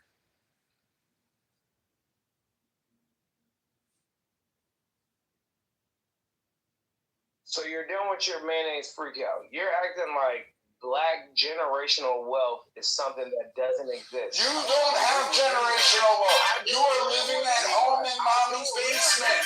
Generational wealth means a completely different thing. Secondly, nobody is going to have kids with you sounding like Marge Simpson. Nobody's going to do that. And that Walmart weave, again, you got to get rid of it. That fucking Costco corn roll is not going to fucking impress women. You can't do that shit, man. You gotta fucking cowboy up. You gotta sometimes take it square in the face. You gotta let it hit you. You gotta let it drag all over you. You'll get used to it. It's been happening to you your whole life. Fucking put a suit on, get a fucking job, move out of mommy's fucking basement because that's just shit embarrassing, and fucking go on and fucking make it. You don't have generational wealth. You don't have fucking anything. You live in mom's basement. So stop, spare me about all this fucking black generational wealth. You don't have it. And knowing your dumbass and how you sound, you're gonna fucking waste it on fucking Popeye's chicken, fucking Mountain Dew, and fucking Cheetos. I think he left. Holy shit. Hey, Brad. Hey, Matt. Oh, shit. Dumpster, what's going on? Yeah, hey, it's me, Steppy. I got clipped a few weeks ago. Who would clip Steppy? That's strange. Yeah, I don't know, but I got put in the bad boy space. I just followed you. Thank you, my guy. Good seeing you. Nice to see you there, son. Brad, you feeling good? No, actually, I was really excited to hear more of what Coco says. I just can't stand fucking Pookie's coming up and fucking like her and I have been like pretty much, you know, really rocking it out and having like really great like every time they comment, it's kind of nice to hear and I like listening to them. But I mean, fuck, man, like I can't stand some of these cats on here. Literally, the motherfucker said he's half gay and he lives in mom and dad's house, and then he wants to talk to me like he's a full fucking man. Like, what happened to men in this era? Like, I'm not kidding you. I know a lot of you guys are men. Like, I'm not busting your balls. But when did we allow these fucking, like, testicle roaches to fucking sit there and hang on and fucking speak for us? Like, when did that ever fucking happen? Like, we need to bring back the backhand for these fucking kids. Like, I'm dead serious. Like, there is nothing wrong with allowing a man to fucking just smack the fucking... it's not even feminine with them. I don't know what it is, but it's like a disease. It's corruptible. We should like do, I don't know, bring back fucking Sparta. Like only those strong survive. You know, that kind of shit. Let's have that kind of fucking masculinity. Like women will forgive a lot of our transgressions, not the horrible fucking shit. But they'll be like, yeah, you know, man, if we actually worked out, could see our own dicks, fucking ate healthy, provided, built, defended, and sat there. You know what? Women would be like, yeah, you know what? I'm going to leave the office early. That guy's coming home, and I am going to give him the best fucking humdinger there is. I'm going to suck the sheets from his asshole to his cock. That guy's soul is going to leave the body. He's going to elevate by the time I'm done with him. But you know what? We can't do that. You know, and it doesn't take much, guys. Literally, remember to buy flowers once a week, send fucking postcards, write letters, literally sit down and learn to write. I know you guys are all used to iPhones and shit like that, but actually write a fucking letter out, telling her how she means to you, what she means to you. Fucking take her out on a date. Just because she's living with you or married to you doesn't mean you stop fucking dating. You take them places. You go on trips. You build an empire with her. Because you know what?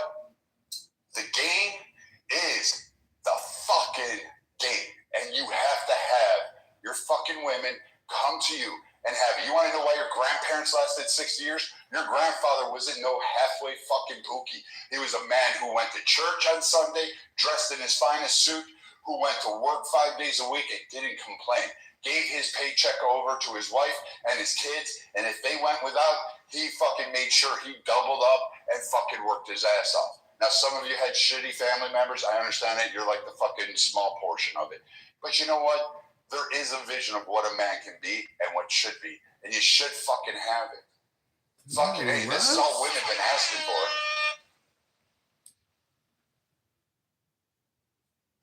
Damn, dude, I've been fucking it up. I got 20 years in. I ain't never had my wife suck my dick through the sheets or however you said it. Man, I must be fucking shit up. Thank you. Buy her flowers, write her a letter, take her out on the town. You know what? Spend money on the expensive bottle of wine. Don't go for Tamus, get actual good wine. Not the fucking Kool-Aid package with a fucking fancy Italian label. Get her good fun. Yeah,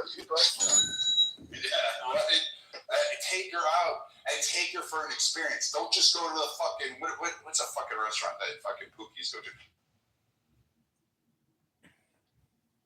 So, Hail Mary, Mother of Grace, just learn it, okay? And then, Our Father who art in heaven, hallowed be thy name. Learn that, okay? And then accept Jesus Christ as your Lord and Savior. And then we'll save your life. Hail Mary all the way if you're doing it. I'm a rosary. I didn't want to bore everyone. But the fact of the matter is, I said it last night. But who were you trying to convert right just now? Soul of all the people, Soul is going to be forced converted in here. Yes, we're going to show the Muslims how to do it. He's a Sufi, bro. Like, he's not even one of them. If you could convert a Salafi to a Christianity, that is odd. Yeah. That's already been done. That's right. That's right. We're going for the Sufis now. You mean it's Sufis? We're going for the Sufis. We have Benny Adam. We have Sufi. We have what's the name? Honestly, Illumi would convert a Salafi to Christianity. I think that is the goal. We believe in you, soul. Now it's his. Now it's his turn, and now Illumi has to convert the money. Yeah, definitely go with that Joker next. Yeah, he has to convert. He's not gonna convert. Are you kidding me? Like, why would No. He has to convert someone else. Who is That's his job. Yeah, he has to now convert somebody. You know what I think about? I think Illumi will need exorcisms, a couple of them, before he'll convert properly. You know what he'll convert them to Christianity so he can debate them. It takes a long time. Listen to me. That takes a long time, bro. That's not an easy process. Oh, with Soul, we're gonna force him. We're gonna skip a few processes, but with the Illumi, it's gonna take him at least 3 years. I'm being dead serious. It takes a long time. I believe in you, Megatron. Keep forcing it. A lot of people heard the message of Jesus, and it took them 9 years. 9. And there's others that to continue to deny it. But with Soul, he doesn't have a choice. He doesn't have a choice. We're gonna make the choice for him. Okay, Soul. Are you saying that's a pilot program for the new acceleration program? Rabbi, we're saying he's going to accept Jesus as his personal Lord and Savior. And he's going to save his life. It's that simple. That's it. Through him, with him, in the unit of the Holy Spirit. In our Father, forever and ever. Amen. Amen. May the Lord be with you. And be with you also. Lift up your hearts, we lift them up to the Lord. It is right to give thanks and praise. As it is in heaven, shall it be on earth. How we're getting down here, all right, with the Sufis. You know what they told me when I used to hang out in Mahdi all the time? And Soul and all of them? You know what that guy told me? What was his name? Ajadi. Ajadi told me, if you're not gonna eventually convert to Islam, you can't hang out with us. But he told me, there's no point of you hanging out in these rooms. And really? Really? Okay. Well, if they don't accept Johnny. Remember Johnny? That's mean. Really? No. We're gonna They make should them have said that to me. They're gonna let When I said that, you know what they said to me? Yeah, that's right. He should say that. That's right. He's not wrong for saying that. Megatron, I'm gonna find these people. Okay, sorry, I have to live in the sister. I have to live in the Jari's rules. We're following El Jari's rules. We learned something like that, right? Fucking worked. My knuckles right. Hey. Yeah, I love that pic. I think that's the best of Daniel's creation. Thank you. And I love Daniel. Okay, I'm his little sex toy. I have to unmute now. What do you mean next? You're an eternal wife to Daniel. Forever and ever. Amen. Amen.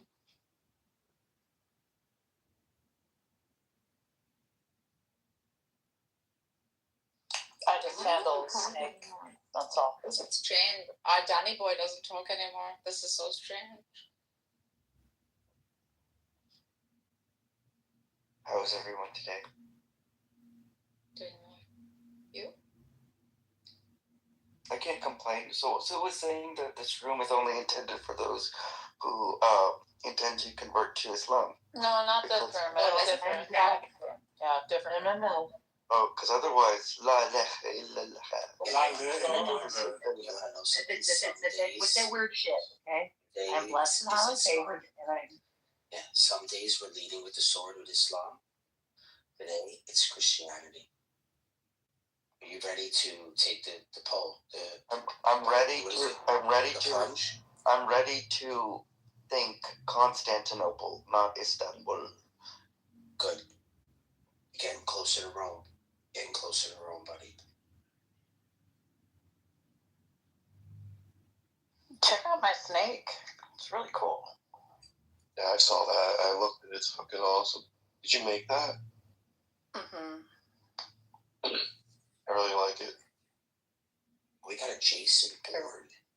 I really get turned on when he talks. Well, Jason Torn. I thought it was Bourne. Jason Torn. Oh, now it's Torn. No, he's always been Jason Torn. What are you talking about? Call him Jason Bourne. Maybe because this is what I want to see. I like Jason. Yeah, me too.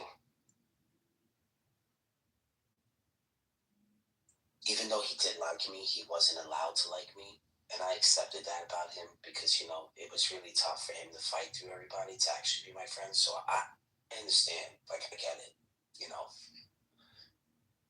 You're beautiful, Nargis. You should share Daniel's penis together. Thank you. Thank you. But truly, Daniel has a good eye, I think. Especially for the big, humongous melons that he's given me. I agree. Beautiful melon. It's like he took my old boobs and put them in Narcissus' body. Yeah, I want to put my boobs in his mouth. I'm not gonna lie, like, nice on the tits is nice too, but like when a girl has like a flat, she wears like a nice dress, it's like so sexy, bro. You get what I'm trying to say? Like they could wear different types of dresses, Girls with big boobs sometimes. I mean, I'm not gonna lie, it's cool and all. Like, it's sexy, but it's just this is the thing about women, is you can't just love one type of woman. It's like, well, you can. It is possible. But I'm saying it is possible. But the woman's shape is so unique that they're all beautiful. Does that make sense? Do you know what I mean? I know what you mean, Bart. Yeah, you know what I mean. Yeah, like you get those like flat-chested girls with the big chewy nipples, Yeah, or just, they know how to move. They dance salsa, or, or they're dancing to some Arab music. Is that allowed? Allowed, right? You're pushing it right now, okay? Yeah, Megatron, pushing it, stop. You're not even. I need to take a belly dancing again. Maybe that'll help with my menopause belly. You're Bali, for God's sake. You're from Pakistan or from where are you from? Aren't you from what is that called again? It's not India. It's where Islamic is from. Bangladesh. I don't even have a dance, but we were taught how to belly dance from like childhood. And then made to dance like, Marcus, sure, auntie, oh cute, sure. Chuck, what's up? Why are you here, Chuck? What's up? What's going on? You must be really fucking bored if you're in my room. What's up, Chuck? Oh, I'm actually in Nargis' room. Hi, Nargis. How are you? Well, this is Nargis' room. Oh God, this is not my room. This is whose room is this? This is, and it's on the house, so I don't know who. Bro, I started this room 2 days ago. Do you know that? Oh, That's pretty gnarly. That's pretty gnarly. That's wonderful, Megatron. Megatron, you look like the guy that like stands outside and guards a room with your PTR. You're just like you're gatekeeping. You see Boulevard, my PTR? Who is that? GTA pick. It's just like a real GTA pick. Are you gonna play GTA 6 when it comes out? No, I haven't played video games. Oh my God, no. That's supposed to be a freaking, what's his name? Mikhail. Nick Mikhail and me. Sick. I don't know. I could upload that into ChatGPT and write a whole fanfic, sort of like romance novel story around it. Be kind of fun. But who? Soul doesn't like it. He's putting an X. Well, Soul's not allowed up unless he converts to Christianity. No, he's on your stage. On the stage. Oh. Don't do that. No. I didn't do it. Soul, you need to accept. Let me get the sword out. Hold on. I just thought of something. Sorry, Soul. Like, okay, so there's this thing with like Amish romance novels. Like if you go to like any library in like Pennsylvania or Kentucky or Southern Ohio or Wisconsin or Tennessee or whatever, they're gonna have a whole effing section, particularly in the rural areas, of nothing but Amish romance novels, right? So like, would it be bad if you like use AI to generate Amish romance novels, but then like publish them on paper? Like, it would be kind of like fooling them into like reading like computer generated stuff. I don't know. As long as So that actually would work, except that they use of AI. Well, just let me point out a simple thing is that the Amish don't speak English, they speak Pennsylvania Dutch. So we would first have to train an AI to know their specific dialect. No, they do speak English. Believe me, I've been around plenty of Amish people.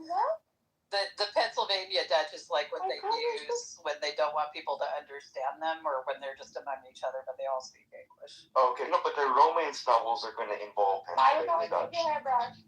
Yeah, I could easily like adopt like you probably only need to learn like 5 or 6 phrases, you know.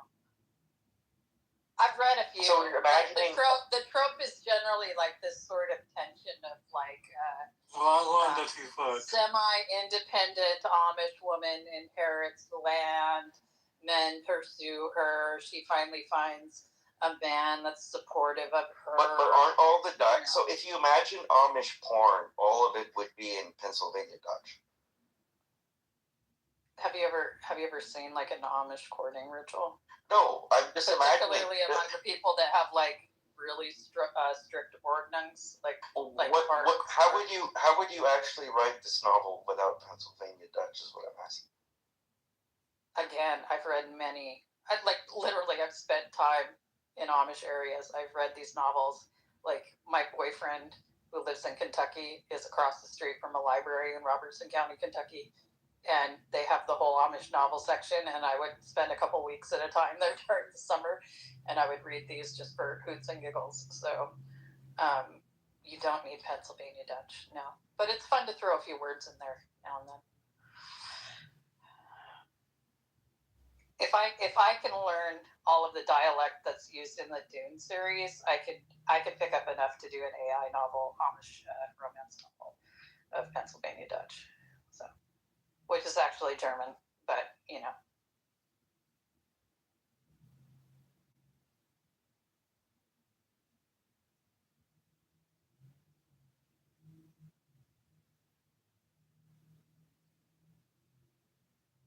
In Pennsylvania, Corey, is that where you spent time with the Amish?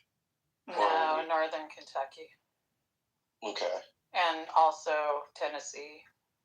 There's lots of Amish people in Tennessee. We're in Tennessee. I'm in Tennessee now.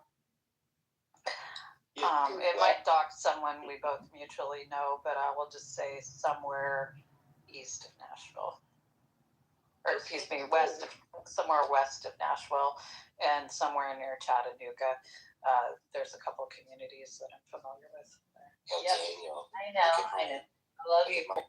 Look at my picture that came out messed up. But if you see what I'm trying to do here, the like doing Mikhail's came out. I'm trying to fix it. The fuck is my hands are white, my face is orange. His hands are black, his face is brown. We've completely like lost coloring on the thing. No, it's all messed up. No, Bro, actually, this is lovely actually. Oh, I like it. Yes. Bro, I'm trying to get him. I'm trying to get it where he's holding his head. You're gonna freaking a clip for this right now? Like, I'm not even kidding. Yeah, no, it was a simple thing that poor Daniel made with a platter of strawberry jam. That's why I think they did it like that so that it doesn't look like that. You get what I'm trying to say? Okay, yeah, but I mean, it's a great mixer, I'm not gonna lie. Yeah, take the screenshots. I'm deleting it. I did. It's lovely.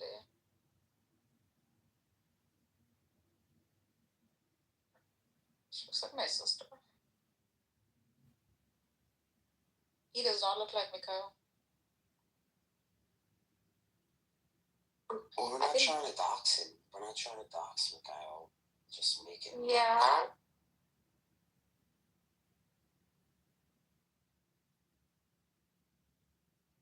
Dude, that one is fantastic. Yeah, Barth. It's like chainmail. He's wearing like chainmail. She's in like a 70s, outside of a 70s home. Like it's Oh, you're talking about the one that I did with both of them? That one? Oh, the first what time we saw did you put in there? You get that? That's cool. Fucking dope, right? Like, are there no other two people you can use for your pictures? Like, you got it's in my picture, so there's a bunch of pictures out there don't have faces to them. Like they're either wearing masks or something. Soul's still being salty, and he hasn't accepted Jesus, Megatron. I just want to let you know. We'll let him sleep on it tonight. He's had to sleep on it. Hopefully, tomorrow morning. Sweet. Oh my God! Welcome, Dr. Z. Everybody, welcome, Dr. Z. Thank you. What have you guys been cooking tonight? What's on the menu tonight? What's on the menu tonight? We have been preparing just for this moment, just for your arrival, and you've come just in time as our honored guest. We love you. We love you too. Gracias, muchas gracias. What's on the menu tonight, ladies and gentlemen? Well, I'm serving trouser snake. I can see it right here. What are you serving? Trouser snake. Nothing less would be expected from you, Cora. I'm serving rationality just so that you could eat it with a pinch of irrationality. Wrong answer. And I'm serving logic, so you can eat it with a pinch of illogic. Right. I already am stuffed with the rationality and logic. What else is on the menu? Yeah, on the menu. Let's keep track of. Let's get back to the topic. The topic is scientific proof of the Quran, and we have just the person for that. So let's do it. Did you just change this? Great at that. Did you guys just change this topic right on my arrival? No, your scientific explanations of the Quran are fascinating. Please. We love you so much. Yo, wait till you see this one. Oh my God. This one is so... Yeah, but Daniel, I did tell Dr. Z, and I'm being serious here, guys. Like, I think some people are kind of using her... Like, she spent time doing this. And, I appreciate, like, any kind of work. Oh, sometimes even if it's irrational, that is being done in any field. Right? So, there seems to be, like, quite the liking for this approach, the scientific approach. Kitty, you're not listening, but just sending hearts for Daniel. So So I think that could. I'm really sorry. I was thinking about his penis. Okay. That's disgusting, you fucker. So I'm saying there could be a possibility. 1 second, you ADHDs, you animals, I'm talking. Daniel, did you see my picture? Okay, that's very sacrilegious. Sacrilegious. Please continue, Nargis. I love. Is there any way you could oh my god, this is beautiful. Oh God. Literally. This is so wrong, but so beautiful. Oh my god. It's so blasted. Oh my god, it's so beautiful. That's fucked up. Oh, Megatron, this is bomb. Love. Bro, he'll want to sleep with me now. Dr. Z, can you tell Megatron to stop? What the hell? Why does he have whose boobs are coming out of their chest? Like, who is it? Look at Megatron. Jesus. Whose picture? No, it's Nargis. Whose picture? And Miguel. Stop. Yeah, actually, so to be fair, the halos are not accurate, and the halo of Jesus would have the insignia left and right. Is that Jesus or someone else? Yeah, he's trying to make it look like Jesus, but without. I mean, it's kind of blasphemous. Oh my god, this is just beautiful. What? Please, art is no blasphemy. Stop being a Salafi Christian. No. There is art that absolutely does insult religion. So yeah, fuck off. Art is art. Don't kill that for us. This is the only thing left. Do you want a depiction of Muhammad and Aisha? Is that what you want? This is beautiful. Quality sake. Okay. And me who hates him still finds this beautiful. Oh my god, why is his hair, his hairy chest not hairy? Because obviously he's had open heart surgery. Look at the scar down the Oh, yeah. Oh my god. I was like, why is there a surgery scar in his chest? It's kind of interesting that AI chose to put that there. It's beautiful. Barth, that is magnanimous. Let us do that, dude. It is, Daniel, spectacular, right? Complex is going to be just you're fanning the flames of it. Oh, I have so many more better pictures of Mary and Jesus that I'm gonna put. It's amazing. There's so many. Bad boy, Megatron. Bad boy. Oh, bloody hell, this is gorgeous. Thank you. I love how you're using the Jane Fonda aerobics workout Nargis picture. You like that one, Nargis? I do love it. Okay. Thank you. You're very, very sad. Do you think I could put in the one where, the one you made with, where you've tried the golden ratio?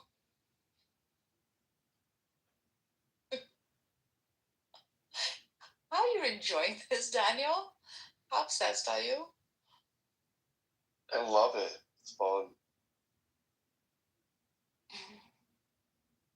It's not as easy as you would think. So if you have some idea as to what you want to make, you if you really have an idea of what you like, you have to redo it maybe 10 times, 20 times, little tweaks.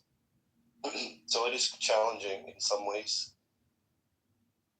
He explained to me, Nargis, that as he was trying to augment the breasts with ChatGPT, it's so fucking bad. He's like, I had to explain I'm a doctor, and that it's imperative that it makes it larger. And he's like, no, make it larger.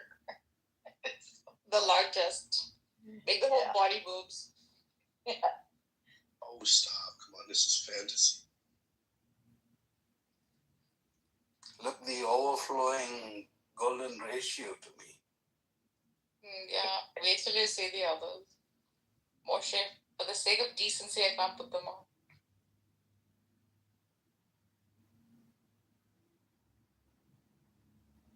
Yeah, so I one of the chronic miracles that I've been presented is this idea that with the bees, the fact that that they knew that bees were eating fruit and that there were male and female bees.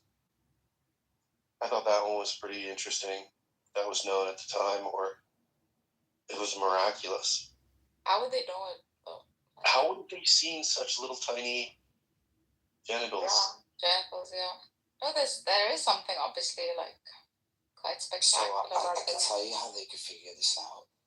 If you guys want to know. It's impossible. They didn't have any. They couldn't. They got microscope. I'm gonna let you know. I'm gonna let you know. Don't ruin it for me, man. It's like the only miracle that's keeping me employed to do my job, man. To ruin it. I'm gonna ruin it. So every year during the season, there's always going to be maybe one or two queen bees. And then when they're born, and what happens is the queen bee flies really, really high up in the air. What she does is she literally has an orgy. I'm being that serious. All the male bees, what they do is they try to jet her with like, you know, with the egg, they fertilize her for her lifespan. But once the male fertilizes the female, male is dead. Only purpose he has is for all of them to group up in like this big huge ball, wait for the queen bee to come up for them to like just, you know, fill her up with her, you know, her lifespan. And she goes out, and most of, you know, some follow her, didn't, you know. And then in the wintertime, what's really fucked up is that they treat the male bees so bad. So there's the worker bees, and then there's just like these mating bees. And during the wintertime, things get really, really cold inside, and they'll stay nice and warm and try to keep the queen bee nice and warm amongst the others, make it through. But the ones that can't, the male bees, they get pushed out. They literally get pushed out. And then and what happens is they freeze. Now, if the sun hits them, they can come back to life. I think they only have like a little bit of a window to kind of like come back to life. But you'll see that most of the male bees get pushed in the winter time. You know what are male bees? You know what are the worker bees and the female bees? Like, you know what they are. Like, if you maintain bees. I didn't mean to kill that for you, Daniel. Had nothing to do with the claim. It was just a long ass explanation from like National Geographic. Had nothing to do with saving the bees. I just wanted to do the orgy thing because that is true. And I think that there's a better way to explain that, but that's exactly what happens with the female. It is true, they do get kicked out for the winter time, so you can tell which. Thank you, Mr. National Geographic. Thank you. Oh, going back to the claim of the Quran, Daniel, could you imagine? Have a great day of saving the bees. Can you imagine, like, how they would know this? Bees suddenly appear every time you are near. Just like me, they long to be Dr. Z, Dr. Z. Killing me softly with her song. Dr. Z is killing me with her song. Turn my whole life with his words, killing me softly with his song.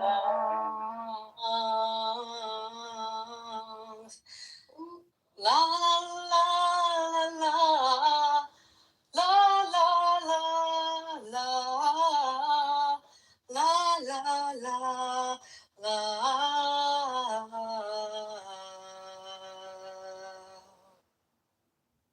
Wow. When I had joined Clubhouse, and one time I entered one of these singing rooms, I heard the most beautiful voice. Fuck it, was Dr. Z. And I was like, shit. I know, right? But Shut the fuck up, you sing so well. your voice is equally beautiful. I don't care about your creativity and your voice. Yeah, no, I'm not kidding. I enjoy your karaoke sessions here. I think even the most leathery cynic would be, would have a difficult time explaining why it is that the Quran knew that the universe was expanding. So the Quran suggests in Surah Al-Anbiya 21, chapter 21 and 30, that the heavens and the earth were once a single unified entity, a solid mass. Now, think of how many thousands of... This is written in the 7th century, at least. How could they have known these things? And that's not the only one. There's the expansion, which is in 51 and 47, 51 chapter. And the heaven were constructed with strength, and indeed we are its expander. So there's this idea of an expansion, and then elsewhere within the Quran, there's an idea of singularity. Would you? I'm sorry. Doesn't that raise an eyebrow? There's something not natural about that. See, do you feel guilty, Muhammad, and the early Sahaba knew about this miracle and never shared it with the world for like hundreds and hundreds of years? Like, they could have really pushed like technology like in the right direction. Like, does it bother you that they kept all this information themselves, Dr. Z? I mean, do you feel guilty about that at all? I think it was extremely groundbreaking for the time frame that it was revealed in. Yeah, it is absolutely groundbreaking. I don't think they concealed it.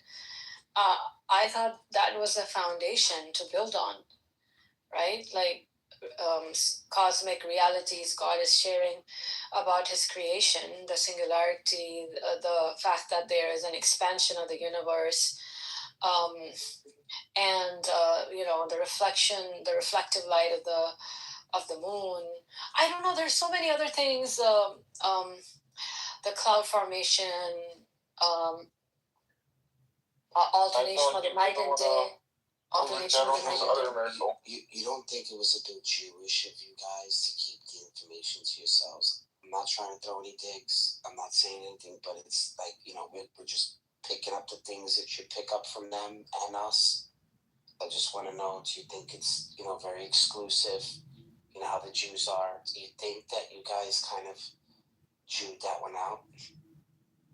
I don't know. I don't think so, because this foundation actually gave path or created path to so many Muslim scholars, basically, and going back into physics and algebra and mathematics, and one of the if not pioneers, but then along those lines, that they started working in that direction. It's sad that it didn't, like, nowadays the Islamic direction is completely different.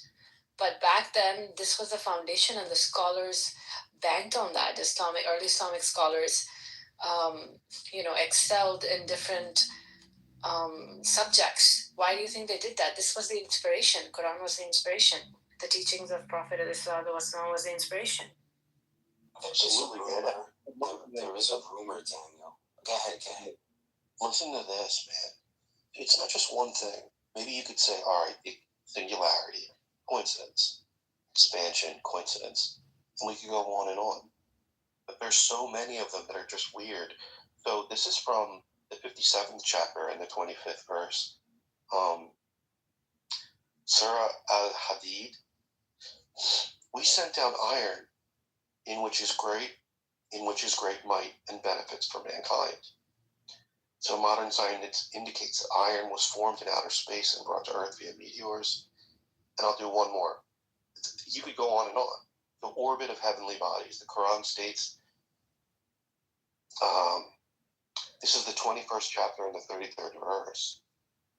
The Quran states that the sun and moon move in their own orbits, which contradicts earlier long-held beliefs that the sun was stationary. It just keeps going on and on. And at a certain point, you have to say to yourself, is it a coincidence, or am I just being stubborn and not looking at this text in a way that's honest? I was being so dishonest with the Quran for so long, and at a certain point, when I saw so many of them building up, I said, okay, there's something here. Maybe there was a science that was unknown, that they knew these things. That's my explanation for it, that there were scientists of that in that area that knew. And I do think that there is scientific information within the Quran that couldn't have been known at the time. So that could be extraterrestrial, whatever. You can't ignore all of them. How many do you ignore? 3, 4, 5, and there's 50 or 60 of them? Dr. Z, isn't that right? Well, apart from that, I don't know when exactly the time being relational was discovered, but Quran mentions time dilation, relativity of time. One must wonder when when was it actually discovered? Prior to the 7th century? Was there any indication? Maybe in the previous scriptures I would give that, but other than that, was there any indication of time being relative and relational to the object? What else? Quran talks about. There's so many things that Quran talks about. You mentioned many. Relativity of the time is one. There was one more thing. The biggest one is the unseen. Like, hello, what you see is not what all it is. The fact that there is a reality beyond your vision, beyond your perception. That's there. Like, our first belief is to believe in the unseen. Believe in the unseen. It's remarkable because shut up. Who is doing this? Listen to me. Believe in the unseen. Stop. I know you guys are trolling, but I'm going to still say it. Believe in the unseen is incredible, because that tells you that your reality is just confined to your sense perception. But guess what? That's not the ultimate reality. There are things beyond your imagination. There's things beyond your perception that exist, right? God has just asked us to believe in it, right? That's the fundamental of Islamic principle, that believe in the unseen. And believe in the unseen is not just believe in God, but everything that He created with my knowledge can't access, but there is, right? Starting with the unobservable universe. Well, guess what? I can't observe it, but I'm being told that there is. So, what am I supposed to do with that information? Then you gotta submit. Like, yeah, your immediate reality, that the bubble that you live in might not be the only existence. There might be other things that are created that we don't have access to, but we still believe and we still submit. And this is the essence of Islam. So what's the proof, Ms. Karanti? What's the scientific proof that you guys are talking about? Scientific proof that was stolen. The Jews. What was the proof? And there's tons. There's so much scientific evidence, and we know this, and this is the reason why they kind of shelled themselves away from the world, because they didn't want to let these secrets out too early on. And those greedy Jews. Now, do you know what those secrets? Are you Jewish? No, I'm not Jewish. Are you Christian? No. Oh, so then this doesn't pertain to you. This is just for the Gnostic. Why are you here? Are you an atheist? I can't join a room? Well, no. Not if you're Allahu Akbar. I just came to ask what proof. Yeah, but what proof do you have for anything? My proof is Allahu Akbar. Right. see what I'm saying? You see what I mean about that? We'll call him Megatron. That's him saying that. That's not me. What you say, Megatron? Okay, my second proof is la ilaha illallah. The dude is ranting while you're talking. La ilaha illallah. Hold on. Let me put this guy in the audience really quick. So you either convert right now, or we're gonna have to kick you out of the room. Sorry. This is what we're doing today. He's not Muslim. He's No. I'm not. I'm a Catholic. That is what we're doing. That is what we're doing. I will baptize you right now. You do a small prayer for yourself. If you either convert to Christianity, we're leading with the sword today. We will tell you all of the scientific secrets in the Quran. You must convert today, right now. To what, Islam? Not to Islam. He has soul convert. Soul is now. We'll give you dual citizenship, but it has to be brother. First of all, I'm already born into these religions, so I don't have to convert anything, right?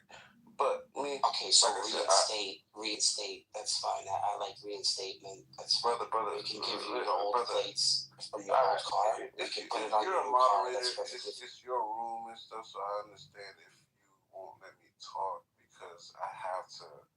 Well, you have to convert. Like, if this was Islam, I would make you pay. But this is Christianity right now, so it's either do or die. You see, at least Islam, they let you pay. Like, this is, like, the Catholics don't want your money. I don't have to either convert or die. You either convert or die. That's it. Catholicism right now. That's not how it works, brother. That's exactly how it works. I just want to ask you. That's how it works for 1,500 years. So why is the title about Quran and not the Bible? It is about the Bible. We're talking about the Bible and the Quran. But so, do you understand what these truths are? Do you yourself? I was trying to ask basically, what did you guys discover as the truth, and do you understand what the real truths to the universe are? Yeah, that's what I'm saying. We're a Gnostic group. Do you understand it's we're beyond the Quran? And you have to believe in God. See, you can't even be a Mason if you don't believe in God. What makes you think you could join groups like this? I believe in God. All right, that's all you have to say. All right, he's converted. All right, so that's not converted, bro. So you're gonna ruin it. I guess. So this is the thing, right? We're talking about the expansion of the universe, quantum mechanics, time dilation. Mm-hmm. These are all scientifically proven to be. Okay, right. I understand that, but most of the fathers of the Quran don't understand that. So you do understand that everything is really about frequencies and consciousness. Is that what you understand that, right? No. Okay, then you gotta do some further investigation, because this new scientific proof, scientists are always the last to know everything, which means the people that wait for the scientists, matter of fact, they're actually the last to know. Scientists are one of the last people to know anything. The followers of scientists are the last to ever know anything. People have already known this truth. Like, if I show you a guy named Darius J. Wright, people have outer body experiences, and they already know this truth. I listen to them. I already know all these truths to what happens after you die and all that. But it's like, why the masses, they're always the last to know? So it's like, why are you just figuring this out? That part is true, right? Like, I'm a scientist, right? And fuck, man, I'm always the last to know that there's a party happening somewhere, or just that the guys are going out to a bar. Nobody out. Yeah, like you have to wait for there's proof there's time dilation in the Quran, bro. People that have outer body experiences and go through the 7 different realms, the different heavens, they come back and make YouTube videos about their experiences, and explain this stuff. So it's like, it will resonate with you because the truth is the truth, but everything is interdimensional. There's multiverses. Everything goes back to consciousness, frequencies, and that's really what it's about. That's why Jesus came. Jesus came to teach people about that stuff. And no, Jesus didn't die for our sins. Like, that's some bullshit. But he did come to teach people about that type of stuff, and he died because of these teachings. So yeah, I mean, that's closer to the truth, I wish people had a better understanding of what dimensions actually are. Yeah, I wish people did too, to understand that, there are these different dimensions, right? And the Bible and Quran, they probably explain them, but people don't realize what they're talking about. No, you're not understanding what dimensions are. Dimensions are simply methods of measuring position and vector, right? And so, like, if you have more inputs, you have more dimensional, like, inputs, basically. So, like, the fourth dimension has 4 inputs, right? The fifth dimension has fifth. That's how you find the coordinate of it, right? Yeah, that's right. I mean, to give an example, to give an example, like, in the Teenage Mutant Ninja Turtles cartoons, like Krang is from dimension X, right? So, like, the position, like, if you're in that dimension, is just X, right? It's on the. So dimensions are basically just one thing pass really quick, because you said something really that bothered me a little bit. You were like, oh, he didn't die for our sins, but you know how the sacrificial system had, right, with the goats, there was a scapegoat, and then they would sacrifice the other one, and the sins would go away with the other goat. You know how they did it in the Old Testament. I'm not too familiar with that. All right, so you know the New Testament, that they had the other Barnabas guy, right? Or was it Barabbas? Right? And then they had Jesus, right? Mm-hmm. Well, the old sacrificial system, what they used to do is they used to take 2 lambs. And the scapegoat, the one that took the sins, they would let go. All the sins would be in that one. And then they would sacrifice the other one. But you see, you cannot get away from this system, because even at that moment, at his trial, they let the worst sinner, they kept the perfect official man that was completely innocent. And so it's still following this framework. You can't get out of it no matter what. I hear you. I hear you, but people. You hear me? Yes, you understand that? So you go right down to the end. That's what I mean. And then the ends of sin and sacrifice, right, is now you can't kill anybody anymore. Because then now that's it. It's just now more Christians. Like every time you kill one Christian, it's gonna be more Christian. So now it just works against them. No, I get it, but people. You get what I'm saying? Like, until today, but like, I get it, bro. But people don't. Jesus, he died for our sins. That's the least. I promise you. That's the least. That's the last thing Jesus is worried about. People thinking he came here to die for our sins, bro. Jesus came here because we were sinning. So in that context, yes, he died for our sins, but it's not he died for our sins. I don't know if you understand the difference. Like, so how do you think they knew the bee thing? How about the bee thing? Like, they know that bees had female and males. How do you think the Quran knew this information about the bees? Because that information was passed down. From where? From people with the knowledge, bro. It's not hard. So what you need to understand about the world, there's always been people or entities with knowledge coming from the source. So it used to be common knowledge about these things. People used to know this commonly. At some point, things fell apart and people lost a lot of information. And Cora was talking about different dimensions. She didn't really say anything different from what I'm saying, but she doesn't really understand that these dimensions are just different ways of viewing light and how light travels. So basically, in these different dimensions, yes, there's different entities that can basically phase through light differently. That's what they are.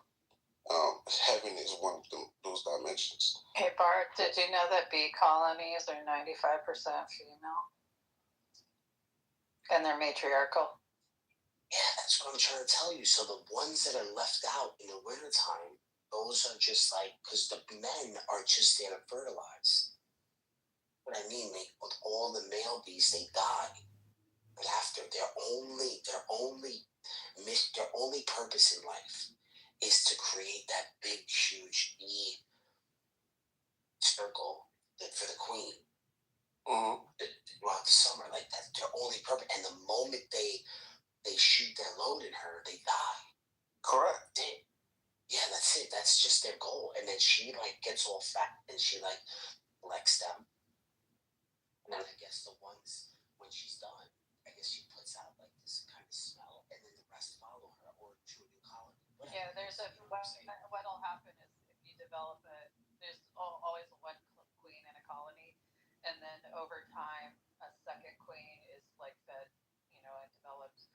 And when that queen matures, the colony splits in half, and the first queen goes away, and then the second queen, or one of them will leave the colony and get fertilized, and then the swarm follows them and starts a new colony. So you know the girl that finds the bees, because I love her show on YouTube. It's just So you gotta collect bee swarms. What she does is she goes out where she lives. There's always like bees, either underneath floorboards or like in areas of the porch. Like people kind of like leave garbage out, and like it creates a big beehive, right? So she's discovered like really like mahogany, like plywood, like in a wall. And it was like the whole cavity was completely filled. So she'll just come in with smoke. She'll come in with smoke. They won't even like her. No. I don't know where she puts out like this vibe.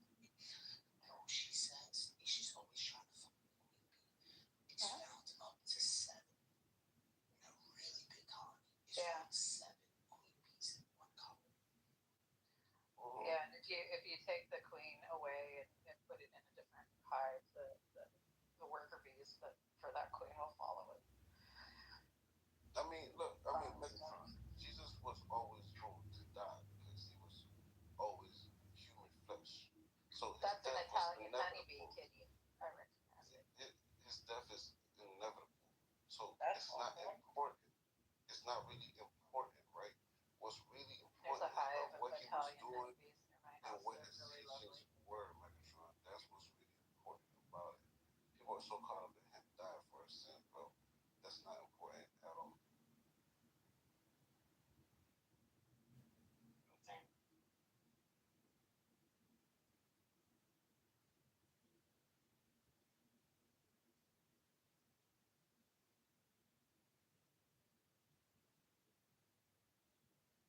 Out of 10 would recommend. Italian honeybees are really docile. They're like very sweet. Gunther Hawk once told me that bees only sting you if you need to be stung. You ever been stung by one? No, I've never been stung by a honeybee. I accidentally stepped on a bumblebee once and got stung on my foot. That's the only time I've ever had stung. And it died. Yeah, poor bumblebee. But why sting you and die? Because I stepped on it. It didn't mean to. I don't think it would have stung me. It's just I happened to step on it and the stinger went in my foot. So. I take care of bees in my yard. Like I don't have my own hive, but my yard is like a habitat for bees. And I get wild bees and honeybees from a bunch of different hives around the neighborhood. I can pull them apart, and then I have bumblebees. I pile up like broken ceramic, like old broken flower pots, so that they have a place to nest and stuff. Yeah. Corey, do you believe multi-dimensional existence? I think that you can mathematically come up with really cool things about how matter and other aspects that we observe in 3 dimensions and time can be affected by things that happen in dimensions that are 4, 5, 6, 7, 8, 9, 10, 11, like string theory and stuff like that. But it's all a theoretical mathematic exercise, with the exception of there's a lady that has somehow just recently managed to have like an operating 4-dimensional experimental space, and I'm not sure. I would have to look. I would like to see it, but yeah, it's dimensions are a mathematical concept. They're not like there's no such thing as like a different place that's like a version of a third dimension that is like just a different version of a third dimension. That's a multiverse. That's not a different dimension. From what I know, that's a true. It's not a theory. It's that's actually how things are. And each decision you make. These are theories. That's the multiverse. Well, then everything. Yeah, the many universes is a theory. It's a way of explaining certain problems with quantum mechanics that you run across. These are all models that we don't really have the ability. They're just all mathematical proofs. I mean, generally. Then everything is a theory. Even gravity. Well, in science, a theory, right? In science, a theory is, I would even call them hypotheses, actually. But people use theory in the colloquial sense. But like the many universes is more of a hypothesis, where something like, the theory of evolution or quantum mechanics or general relativity are scientific theories, which means that they're tested over and over again in different methodologies, and they've yet to be proven false. So we have all sorts of data that shows that the predictions they make are accurate. I mean, and these things are always changing. Like for example, in the domain of health and fitness, I think orange theory is the dominant. Yeah, that's true. The thing is you make it seem like, okay, you have all these theories, so you don't believe any of them, or you don't not. I don't believe anything. Yeah. So if you don't believe in anything, what's your whole basis of operation? I'm not a nihilist. I used the reference that seemed most applicable and useful to me at the time. I've got lots of reference to pull from. Okay. And then I think about what that entails or what I want to do next, Yeah, I believe in people, like I said, everybody lives under one rule, so, and people don't die, people do come back, and just relive again. And I believe that people start when they died enough times, came back enough times, and deep down they could feel they've been here before, or certain things like that, right? But everything's a theory. Even gravity is a theory, which means it can be proven wrong, or it can one day be proven, that's not actually how it works. Basically, nobody knows anything, is what I'm hearing, because everything is a theory. What's not? Well, like I was saying with scientific theory, they're relatively useful models. Like they have an ability to make predictions with a large degree of accuracy, right? So it's not like I have a theory and you're just like kind of throwing spaghetti at the wall. It's I have, a scientific theory is something that's been tested and tested and tested and tested. So you don't reach theory status without having demonstrated that it's reliably accurate as a model. It might need refinement, but in general it's reliable. And then occasionally you have like big things that happen, like we still use Newtonian mechanics. They work well at a certain scale, but they're not good for making predictions for like broad scale, like cosmology, and astrophysics, because we've discovered that there are things about gravity and time and space and time that are affected by basically general relativity explains it better, and so we use those, that and same with at small tiny scales. That's where you use quantum mechanics because it makes more accurate predictions. But if you want to build like a machine to make pies, Newton's laws are fine. Or how would you respond to the pessimistic meta-induction argument against scientific realism? Stop, Deepak. Yeah, people need to understand.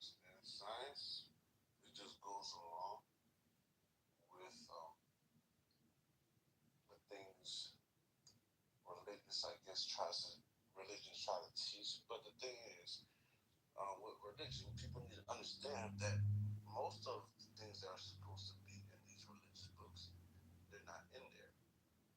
And they're not in there because, like, you're talking like you know something. You don't know that. I do. Everybody knows this, right? Everybody knows this. It depends on if you want to look within yourself and be enlightened. Yeah, I don't know anything for certain. I know this. Just as a probability that something might be accurate. Yeah, I know this for certain, though.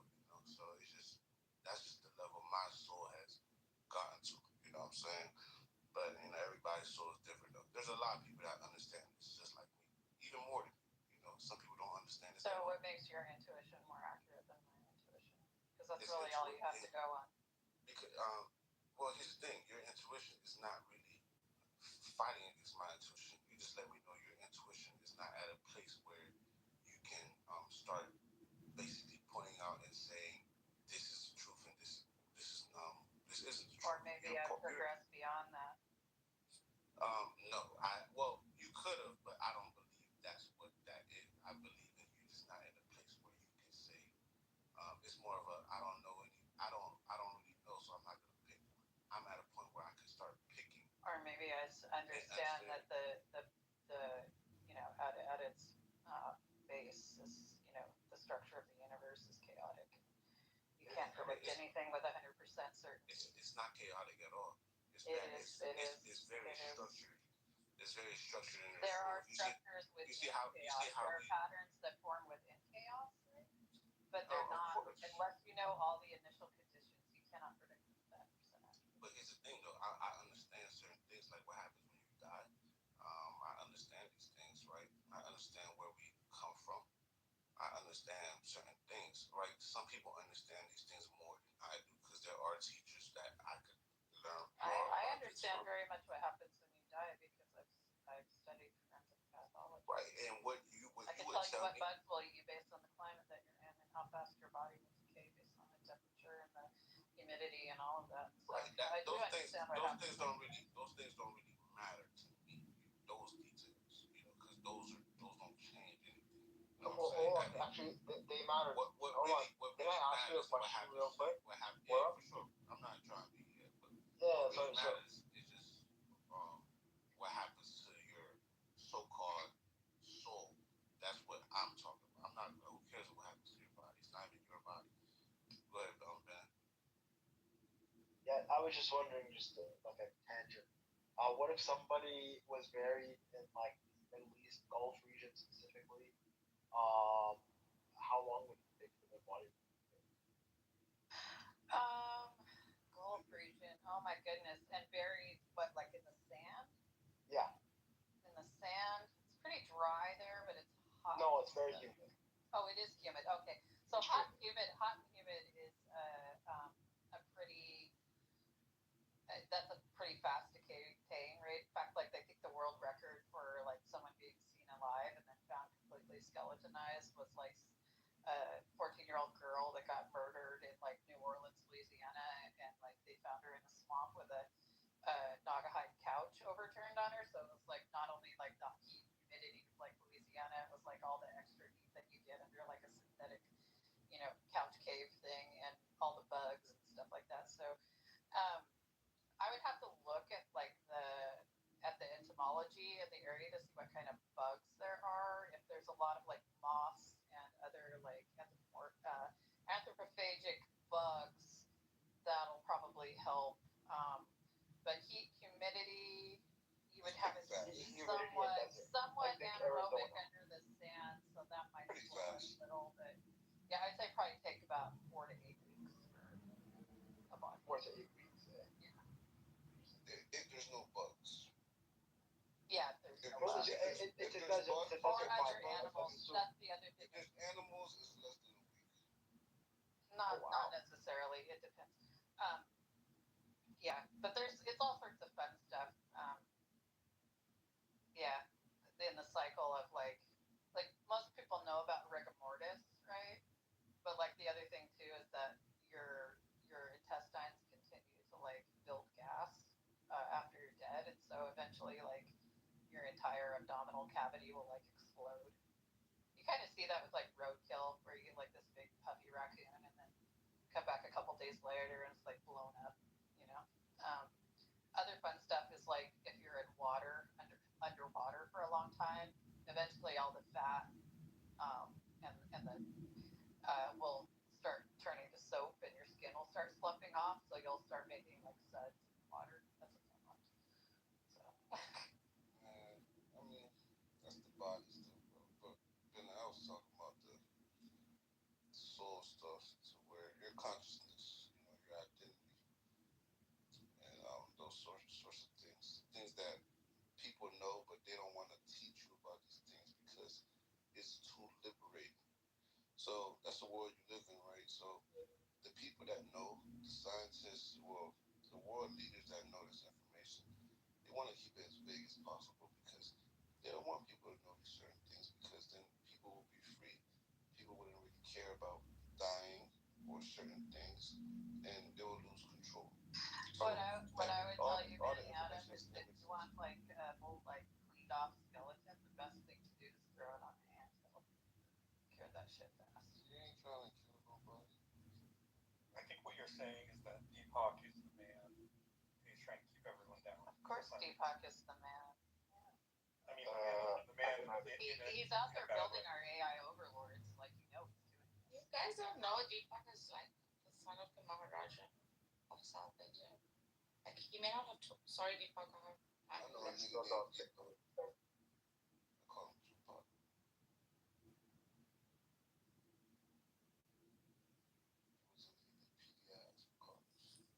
Deepak, why are you trying to lie entire planet? Why do you hate humanity so much? It's called a noble lie, Mark. I mean, I don't know how much you know. Obviously, you know him in and out because you're Mark Grant. This is an ignoble lie. True, the necessary truth. Mark is just sore and cynical right now because his entire profession is about to like get swallowed up by the thing I built. You and me both, buddy. That's true.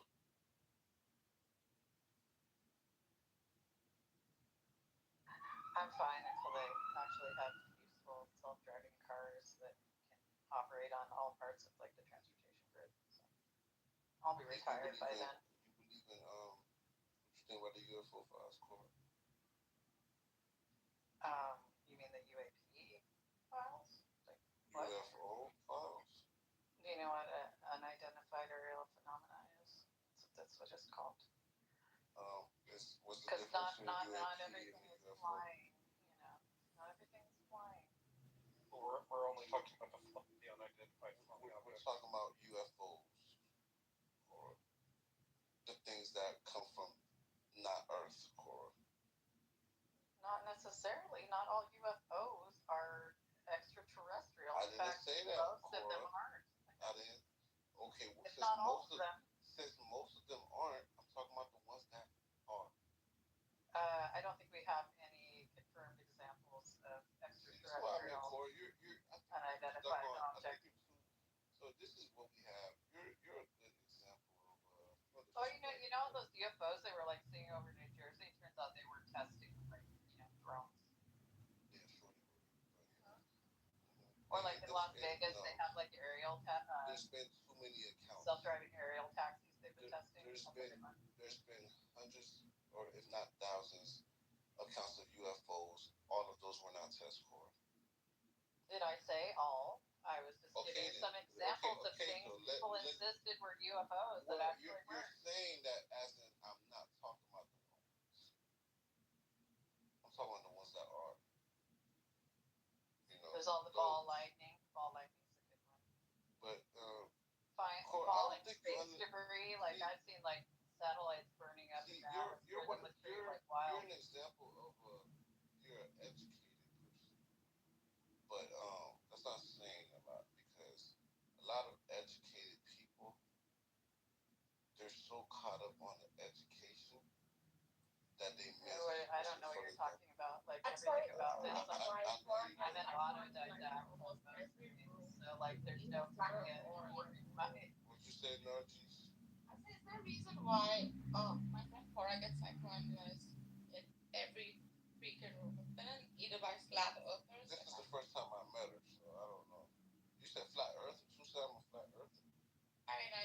saw a lot of psychoanalysis being given by Brother Jamal in the Flat Earth room on Quora, my friends. So Well, I'm wondering, like, is this a pattern or what? Yeah, no, because first of all, like, it's not any disrespect. I know people love being offended on Clubhouse, but it's more of a she's interesting. But there's something wrong with me because I don't just accept mansplaining as if it's like. No, I'm not asking.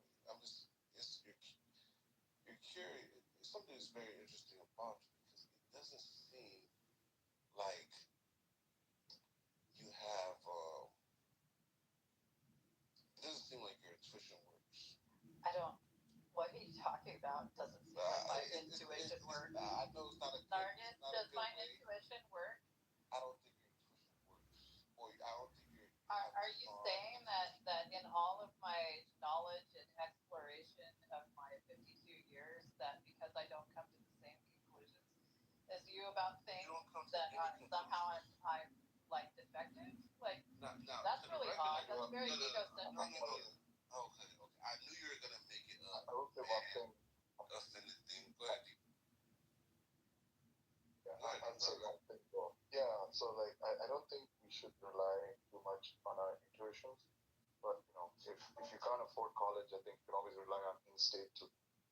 Yeah, for sure. To people that can. That's what I had. I had in-state tuition. All right, state school all the way. Yeah, I mean, good guy ain't one of those people. But the thing is, like, you're interesting because, well, to the regular human eye and ear, right? I'm not a regular human eye and ear. When they ask you something, I hear what you say, and I basically understand.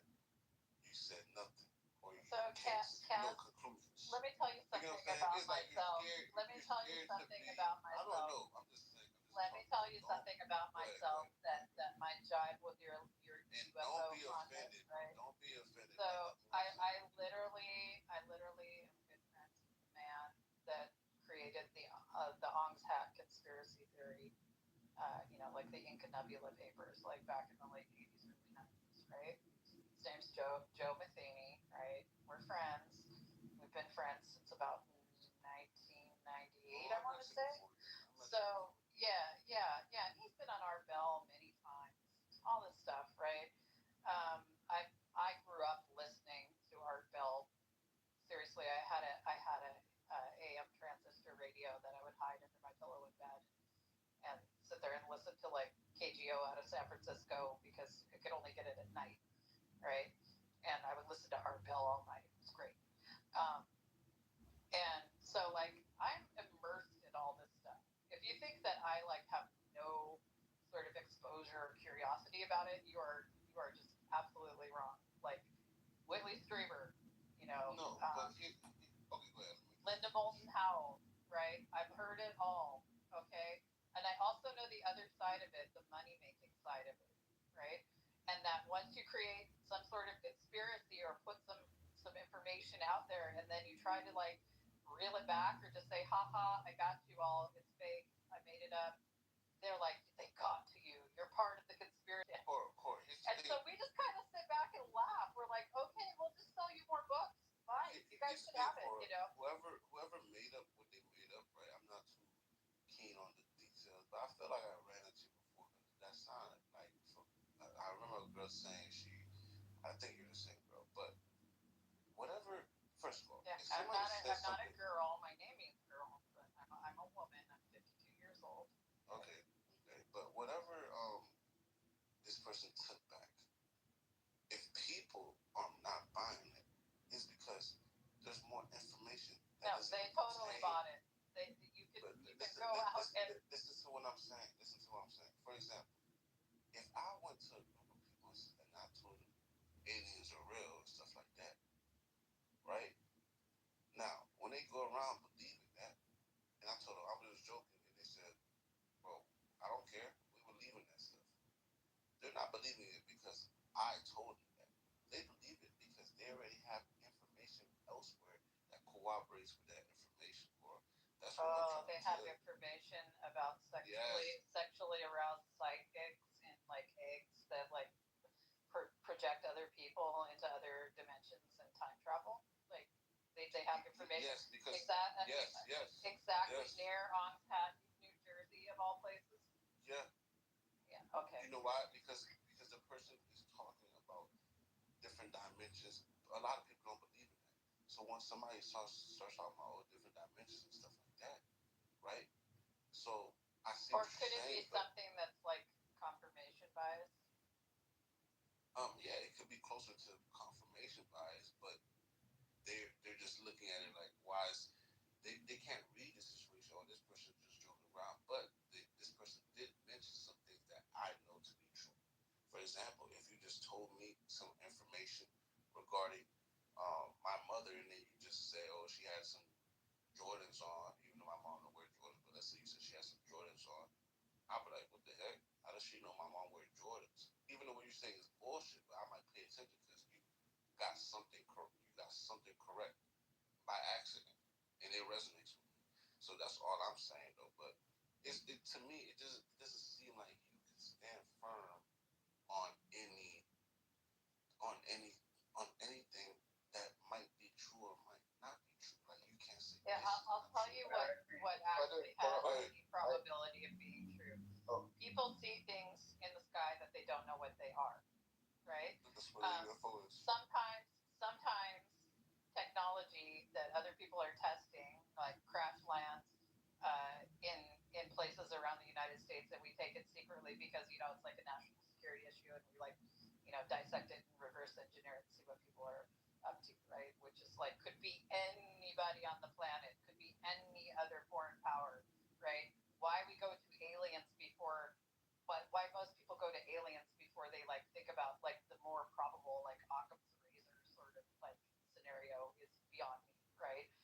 So until you can eliminate, right, the more probable scenarios, you can't just walk around saying aliens are true. Well, here's the thing: when you have a lot of evidence, right, that aliens do exist, when the UFO files told you that when they so and so landed on the moon, they saw these objects flying near them, right? When we have videos of people flying the fastest jets in the world saying, yeah, this object came to us and started following us and then was going faster than us with technology we can't explain, right? When you have a lot of whistleblowers explaining there are different life forms on this earth and telling you that there's grays, tall grays, reptilians, some say. When you have all of these things, right, and you have yourself, you are a human being, you exist, right? So that doesn't eliminate the possibility of other life. Yeah, but I also understand all these things point high probability. I also understand Fermi's paradox, right? And I understand what it takes for actual interstellar, let alone intergalactic travel, right? I just want to.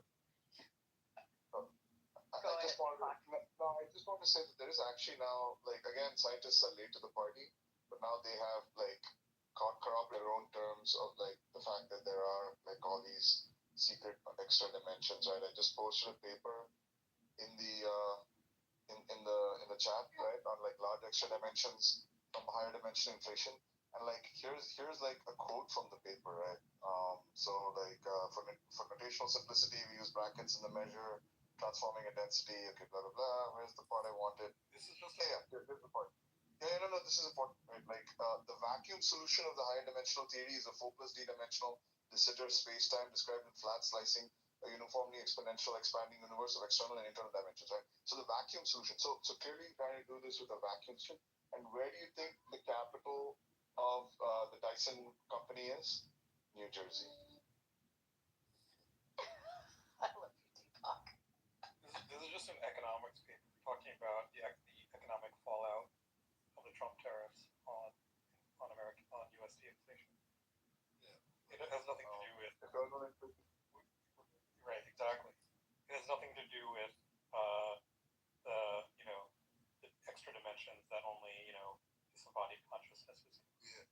Yeah, but you guys can only, most people can only believe what they see, but don't understand the depth of what they have. Like you have a consciousness. There's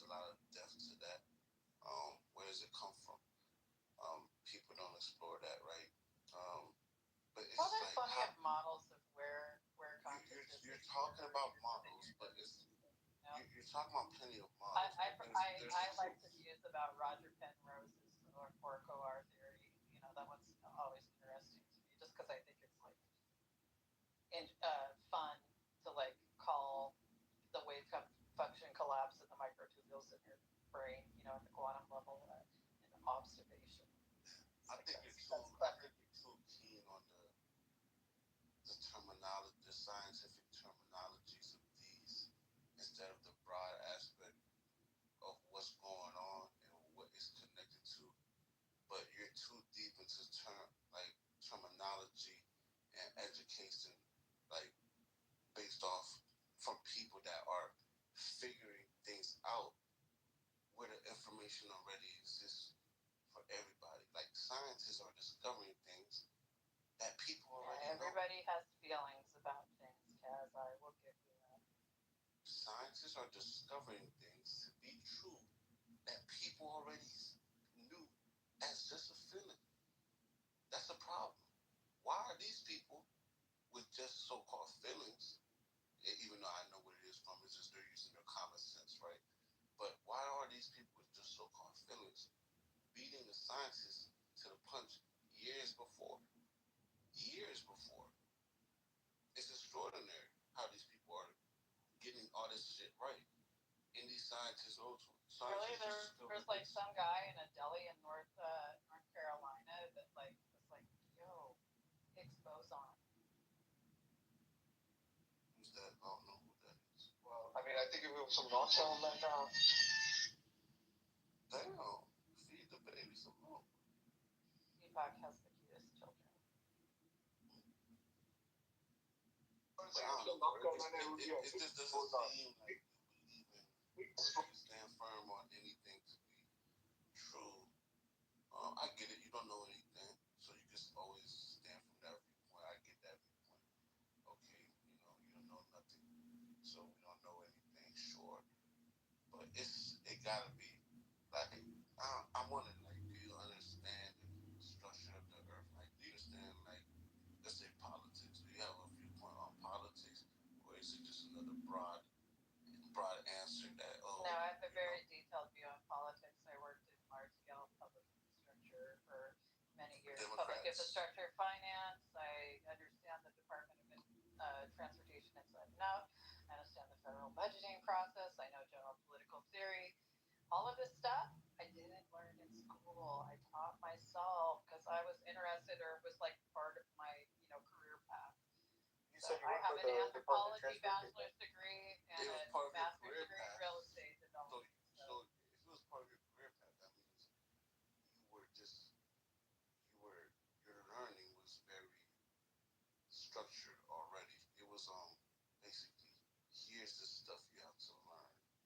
No. Right? To go down this career path. So you were learning things that you had to learn, correct? Rubric. I went looking for information that would help me achieve the goals and outcomes that I had. That's different. Right? When you're doing things to have a career path, you're really following and learning things according to the rubric, not based off of your own interests. You might say it's your own interest afterwards. Yeah, you don't know. No, dude, I'm autistic. I do dumb things like learn entire land use codes for the city that I live in because I find it interesting. Okay. So do you believe in a deep state? No. You don't believe in deep state? I think there's oligarchs in the world, right? I think that people have relationships that influence things that where the average person is not privy to, right? But that I wouldn't call that a deep state. I don't think there's an overriding conspiracy other than rich people like rich people, and that's really all it comes down to. So if the deep state doesn't exist, then name every government employee. I couldn't tell you right now because I don't know how many people have been fucking fired. Yeah, obviously. See, okay, Mark. Mark, let me ask you, right? I believe in the deep state. I know all about it. I know that I could probably working for government employees is it when that most people some don't. very educated people, right? When you tell them this stuff, it's like, even though they're very educated, they turn stupid. Well, have you seen the movie The Matrix from 1999? No, everybody's seen The Matrix. Right. It's like they're plugged into the Matrix. So how do you And get somebody that's smart? And they're like that person in the movie. I think his name was Cypher. He was played by the same actor who Ralph Cifaretto in Sopranos. He was like Joey he was unplugged. Right. But he was actually he betrayed humanity and tried to negotiate with Agent Smith to be plugged back into the Matrix. But to live a life. You guys know that He Agent Smith, preferred a comforting lie. Agent Smith might be the savior of the Matrix. They're all the savior of humanity. Well, actually, Cypher would have saved humanity if they let him kill Neo in the first one, because then the whole plan would have gone to shit by the third movie. Huh? I gotta look back into what y'all In the said. second and third movie, the Yeah, but how architect does that reveals save that the humanity? one is part of his procedure for keeping the Matrix under control. If Cypher would have been successful at defeating Neo in the first movie, then the Matrix would have failed, and the humans would have been free. The Matrix could have sent another. Neo was part of the system of control. Yeah, they could have sent another the one. They could we've have already established sent that. another one, but there would But have then been Zion's more population would grow too instability high. and more red pillars, and Zion would get more populated than would throw off the balance. So Cypher could have saved them all. I don't know. Tried. Saved is the Well, I right don't know word. about saved. He died for They their were gonna sins. invade and destroy. Okay, listen. I gotta put that down because I gotta research that. But Cora, how is it that? Okay, Mark and me are telling you there's a deep state that exists. It's inevitable. It's like it's really just that's the truth to it. But why is it that you can't see it? Is it that you're too? Well, because it is what another you're too. human beings You're aren't too that plugged. It's not organized. autism. You're too plugged into the matrix. And I can tell when somebody's too plugged. Dude, I literally just told you I understand the entire structure of the Matrix. Right, she Just sees because the you green letters. understand something doesn't mean you're plugged into it. I'm talking about the deep state. I'm talking about a real life thing. At the end of the movie, they destroyed the Matrix and left no trace. Get it? I'm actually heard the deep state, Cora. The deep state. Why don't you understand, or why can't you see a deep state? Because I work with government employees all the time. I used to work with ones at the federal level, like all the frickin' time. They're not that smart. They're diligent. They're devoted. They're public servants. Or you're But missing. there's no like big conspiracy. Cora. The conspiracy is among the elite classes, the wealthy classes, right?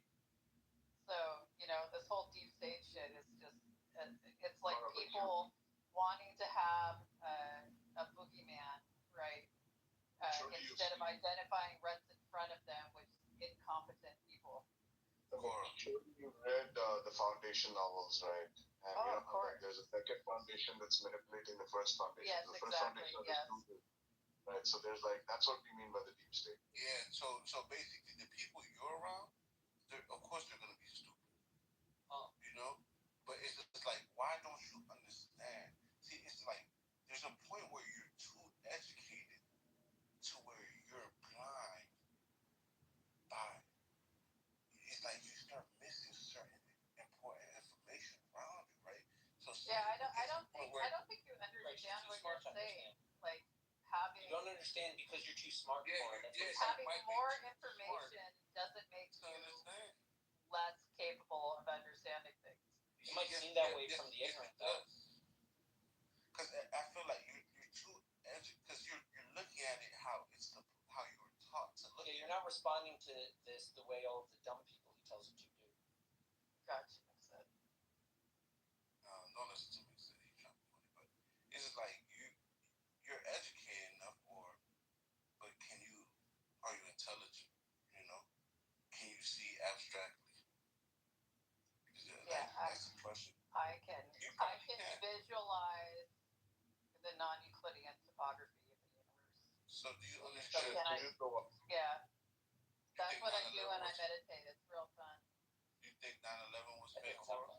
You think 9/11 was inside job? No. You think it was inside the towers? Yeah, you think it was an inside job in the U.S. Certainly government? not inside the Matrix. So yeah. Cora, can jet fuel melt? It was less about that, and it was more about the actual construction of the tower structures. So they had like these floating floors that came off of a central steel columns, right? And as soon as you had one floor collapse near the top, it just was like dominoes all the way down. So it didn't really have to do anything with melting beams. It had to do with the weight of one floor hitting But the another jet all the fuel way did down. melt the beam. Oh yeah, the beams were melted near the impact site, but it didn't melt like all the beams. It was like enough of an impact and destabilization to have the one Plus, floor start falling on top of another. The explosives also help. Or no, it wasn't blown up from the bottom. Like you can literally watch it. It starts tumbling from the top. Okay, Corey. So Yeah, and then there's like explosions on the way down. So do you think it's a one floor coincidence? hitting another one. So you think it's a coincidence that 9/11 has been depicted plenty of times prior to it occurring subliminally Right, on TV? and if you look at like the wingdings font in Microsoft Word in the 1990s, you type in 911. The 9 is like a plane, and the 1 is like one of the Twin Towers. Oh. Boom. You don't think it's funny when you fold the dollar a certain way, it shows the Twin Towers falling down? Oh, like those Mad You magazine don't think, but here's the thing, it's not the one aspect, it's not the one individual coincidence. It's when you pile up all these coincidences together. That's what we look at. It's not, oh, the dollars is folded a certain way. Oh my God, no. It's the dollars like this. If you watch The Matrix, right? If you watch The Matrix, at the start where they show his ID, his birthday is like 9/11, 2001. Or something I like knew Neo was a Virgo. It's the date on the, not his birthday, but the date said like 9/11 from 2001 on the ID in The Matrix. It seems like the probability, It seems like the probability of that date being chosen by chance is like 1 in a trillion. Correct. And now people that are educated, 1 in a trillion, or the 1 in chance of that 365. trillion. No, there's 1 in 365 trillion. That's right. Right, so it's like when you have all these, things, right? Basically saying this, like foreshadowing these events, plenty of events, is like, then you start understanding you're in a world where everything is just pre-planned, and it's not really a coincidence. Now ask yourself, why is it pre-planned? Who's pre-planning this stuff? That's all I'm saying. I don't know. People gotta start. Yeah, Neo's birthday is actually the 13th of September. Look up the ID from The Matrix. I didn't say it was his birthday because he can't be born 2001. It's a broad ass man. 13th of September, 1971. No. I think it was the expiry. I think it was the expiry of his like e-card with the corporation he worked at. Let me look it up right now. And the universe, No, his passport expires on September 11th. Oh, the passport. Yeah. Oh yeah. The universe, is could technically last hundreds of trillions of years, to say the least. Like of all the possible dates in the future that could have been chosen, the trillions upon trillions of days. What is the probability he chose September 11th, 2001? It's infinitesimally small. That's just math.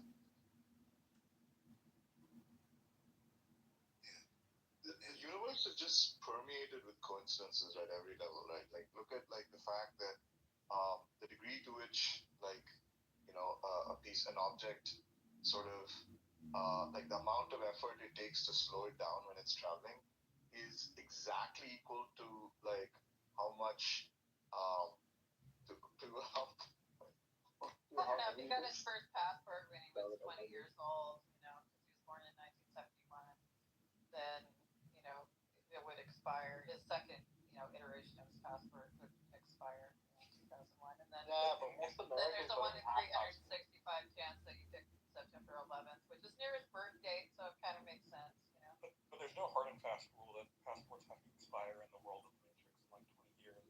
It could have expired after exactly every 10 years. 873,000 years, or like the fact that every 13 billion years. 20 would be like. Yeah, but then why would it say it's a U.S. passport? Like, why couldn't they just make up a different country? I mean, why would they have to? Like, it's more plausible. Well, the architect did say that they did base those versions of the Matrix on, mid-90s United States. So why wouldn't they put in the parameters of the normal United States? Government actions. That would make more sense. Why make that step up? They're putting in most of the parameters within the realm of like plausibility, but they're tweaking a few, such as passport expiration duration. Oh, gotcha. Okay. So if you like, an anagram of the name Neo is one, right? Like the one. That's like Also, also Eon. Right. There's a lot of like small, hard to notice differences between the world of the Matrix and the real world. For example, in the real world, the person who looks like Neo is actor Keanu Reeves, not.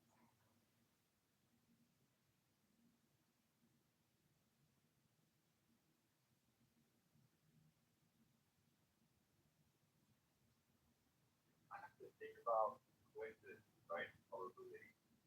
And like, like depending on how you define what the objective is, right? Like that's how you would back calculate the probability of it happening. But I'm not sure how to like articulate that. You know how like people use fine tuning and there's like the responses that like, oh, like it's because you're looking for something called life, right? Like so, but I'm trying to find better way to articulate that. Like, there's a thought that I'm having, but I haven't been able to form it yet fully. I mean, it's essentially, that's my problem with like the fine tuning is like it presupposes that life is an intended outcome, right? It kind of works like that because there's too much coincidences. Like even the not like you, Cora, when it's the other way around, Kaz. We exist because the universe randomly started generating patterns that result in us. The way we are is because of the structure of the universe. The universe is structured around bringing us into existence. Yeah. No, we exist because the universe exists because of us. That's how I've learned things to be. And yet you believe in aliens. Right. Well, we're here. If we're so special, why would they need any other kind of life forms? Like intelligent life forms. Especially ones that are obviously more advanced than us because they can travel, at greater than light speed and actually reach us, while we exist. Humans were just made in a special way. I'm not even gonna go into that. Does that mean that like if we take that as a given that life was an intended like aspect of the universe, then the fine tuning argument goes through, right? Like then it lands. Or are there like other problems? Somewhat, but there's actually like people act like it can only be one way, but and CM has a chart of it. There's actually a range of potential. It's not as finely tuned as people think. Like there's a range of potential ways that the things like the the fine tuning constant and stuff could fall and still result in the ability to have some form of carbon based life and stuff. The point contract you're looking for, Nizam, that you're trying, I think is called the Rao-Blackwell theorem. You can read about it on Wikipedia and stuff. That's exactly. Yeah, because I'm trying to find like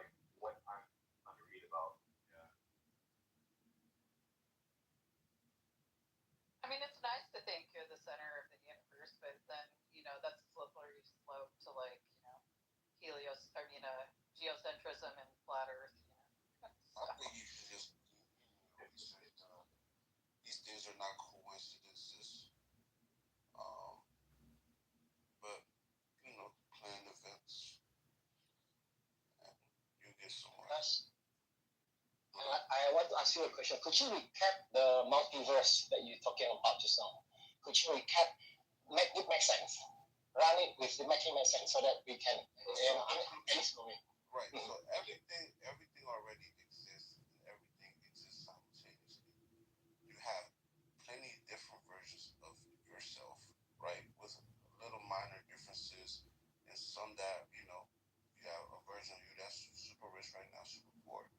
But the thing is, every decision you make, you're basically choosing which reality you want to get closer to. That's why people say, just do shit. Like, all you have to do is do things and believe that, because you will eventually fall in line into your universe, right? For example,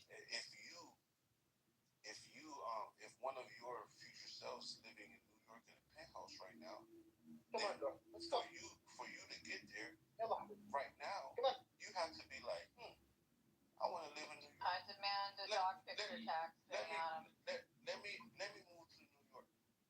That you're gonna get closer. Oh, sorry. To them merging with that timeline. Said I demand a dog picture tax. You know what I'm saying? Okay. Okay. All right. Now, I kind of ponder that in a corporate structure. Okay. In corporate structure, there is shared value that talk about maybe the normal one. They call it the dimension of firefighting. Like smaller company will just firefighting every day. They fight for their living on a small company. But the higher company would want to say a shared value, which is belief to see. And then another one, which is more of see belief, like the Chinese company.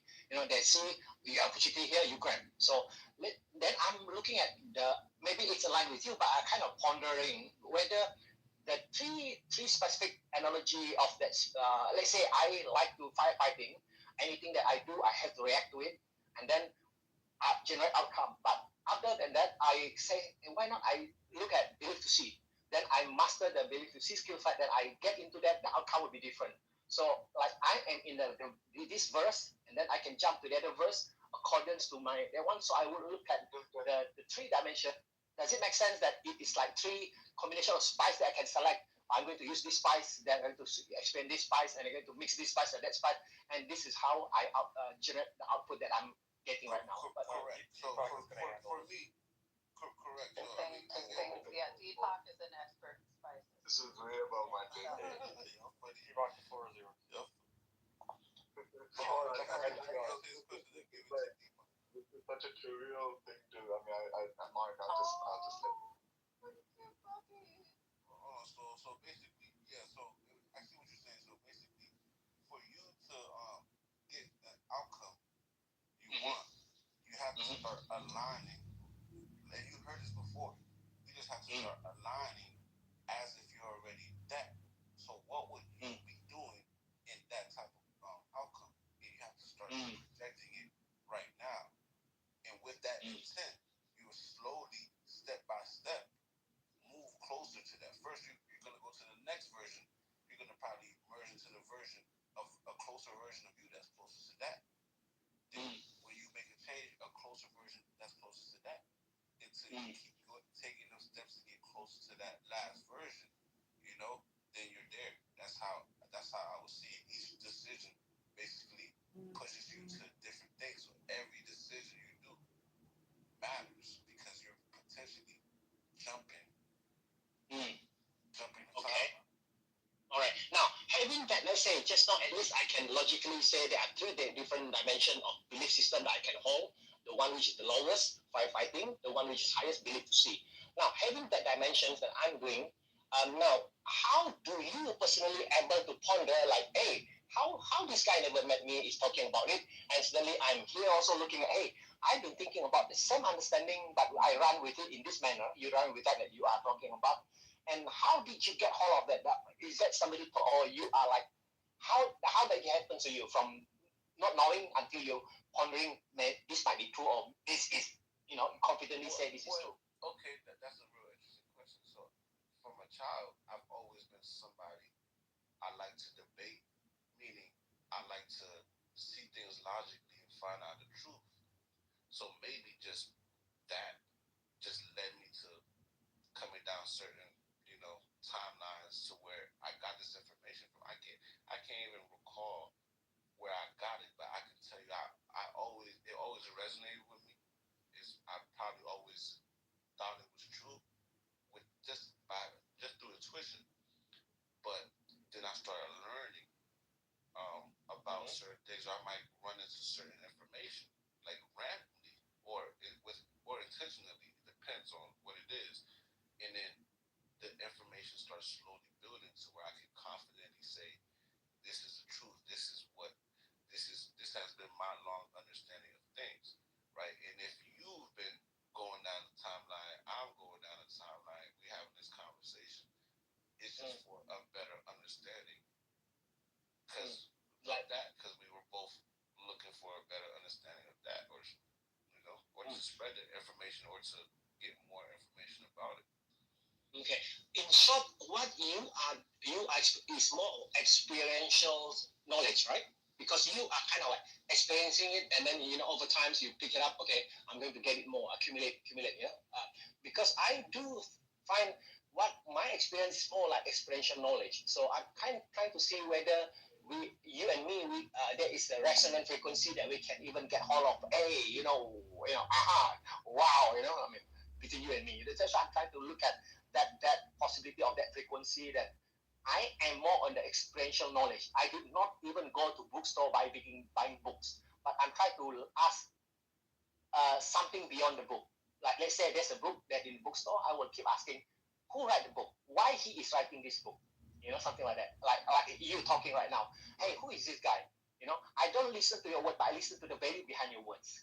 So because of your humbleness that you are portraying, that I can, hey, this guy must be something like that. Right. So basically, I had experience with it too. So I wanted to be somewhere in life, right? And one day, years ago, I was sitting in my mom's room. I'm in my mom's crib, in my room in the basement. And then I decided, and I had somewhere to be at 10 a.m. And I decided I'm not gonna go there. My cousin comes in the room, right? And my cousin comes in the room and says, "Dude, you didn't go. You're tripping." So I'm like, "All right, I'll go." So I end up going. I get there last around 2 p.m. Right, and then that's when I was the last. Like, it was an interview. I was the last to have the interview, and when I had the interview, the person that interviewed me, he ran out of spots. He's like, "Damn," we just started talking about whatever life, and he really liked me. He ran out of spots. He asked his manager, "Yo, can we hire this person?" His manager said, "Nah, we already ran out of spots." So he runs next door to a different manager on a different sector and asks him, "Yo, can you hire this person?" And he said, "If you trust him, I trust him." And then he's like, "Hey, yo, they said you can start Wednesday." And then as I'm leaving, he tells me, and then that little decision, and everything had to happen exactly like that.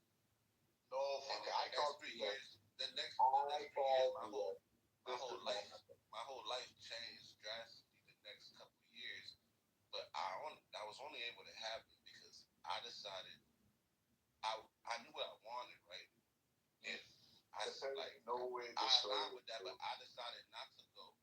My cousin had to come there at the last second to tell me, "Bro, why you ain't go? You're tripping." And I'm like, I decided to go last minute. They didn't have a spot for me. Went and told the person, and basically I got to where I wanted to be, but it happened in the weirdest way. This is just BS, right? We know there's so many better scientific explanations of what would have happened to you, right? Like we know what, like, psychological effects of certain, like, sort of substances could be. Mass hallucinations have happened.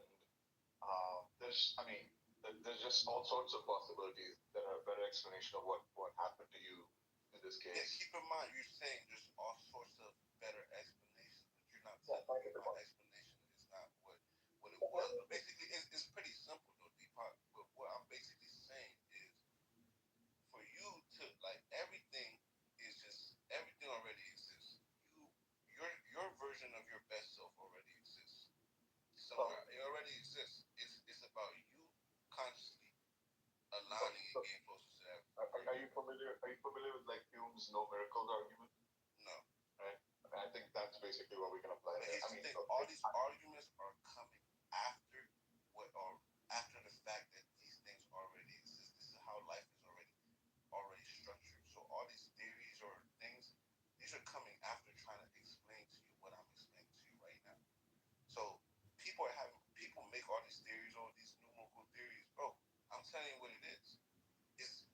all these things already exist, bro.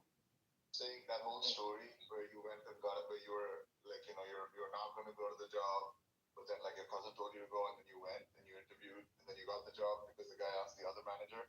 I think that's as ridiculous as people saying that, I don't know, like the constants of the universe have to be fine-tuned to like 10 power 123 or whatever. Yes, everything had to happen in the exact way, the exact second, the exact minute it happened, or it would not have happened. That's what I'm telling you.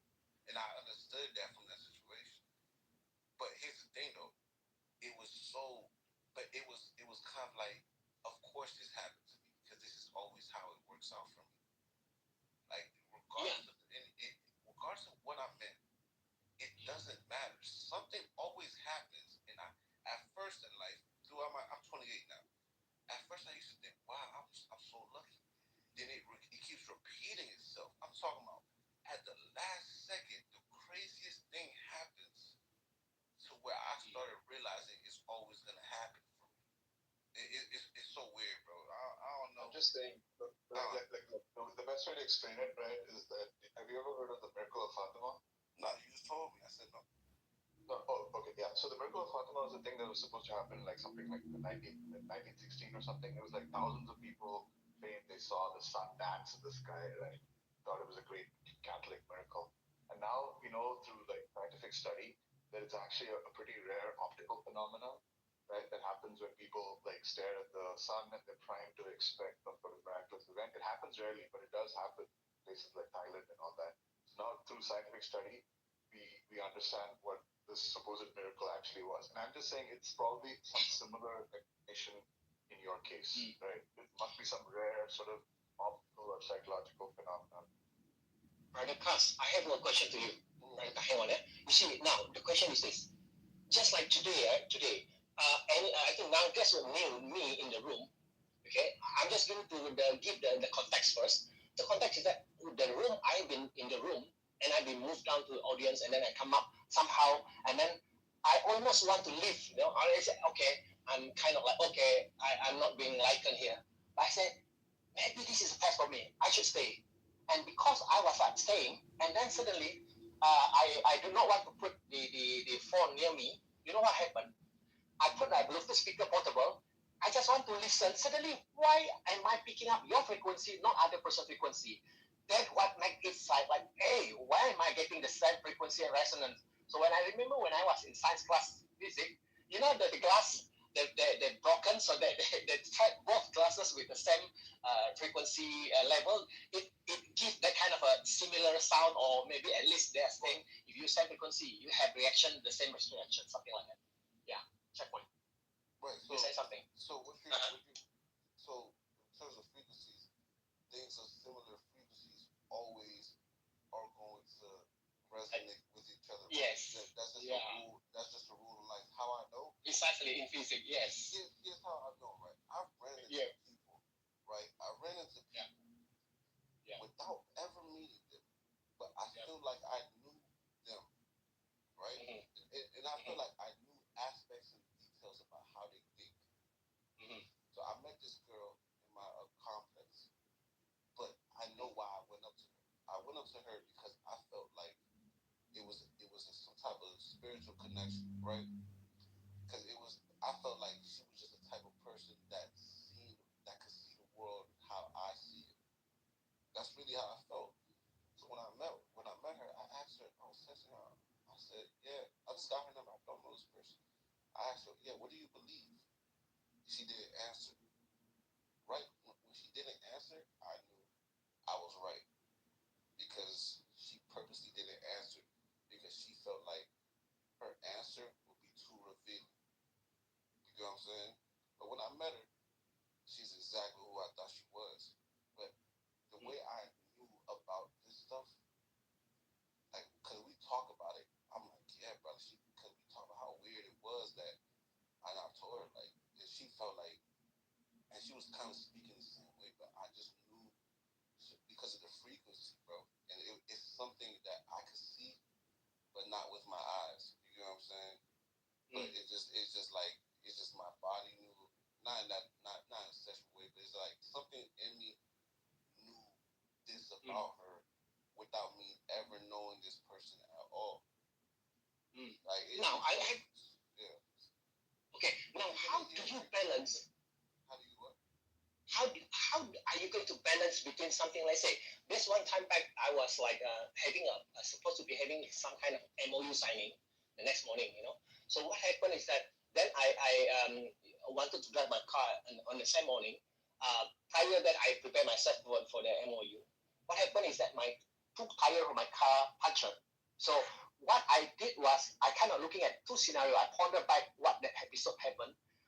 One episode is like, if I react in a negative, in a firefighting manners, I will get say, oh, what is this car? Because I had this important meeting, and then I will kick the wood, and then maybe my face going to be, hot anger. Okay, now that's one scenario. Okay, another one, I say, God, are you testing me? Are you testing me? And then it cooled me down. And then suddenly in front of in front of my house, there are individuals that come and stop. Hey, are you going somewhere? You seems to be having some kind of problem there, from the body language. But I did not react. I just see to believe or believe to see in that, but not firefighting. And somehow they offer me, hey, you have something to do, but maybe this is not the direction that you're going to. Talk to him. It's no problem. I'll send you.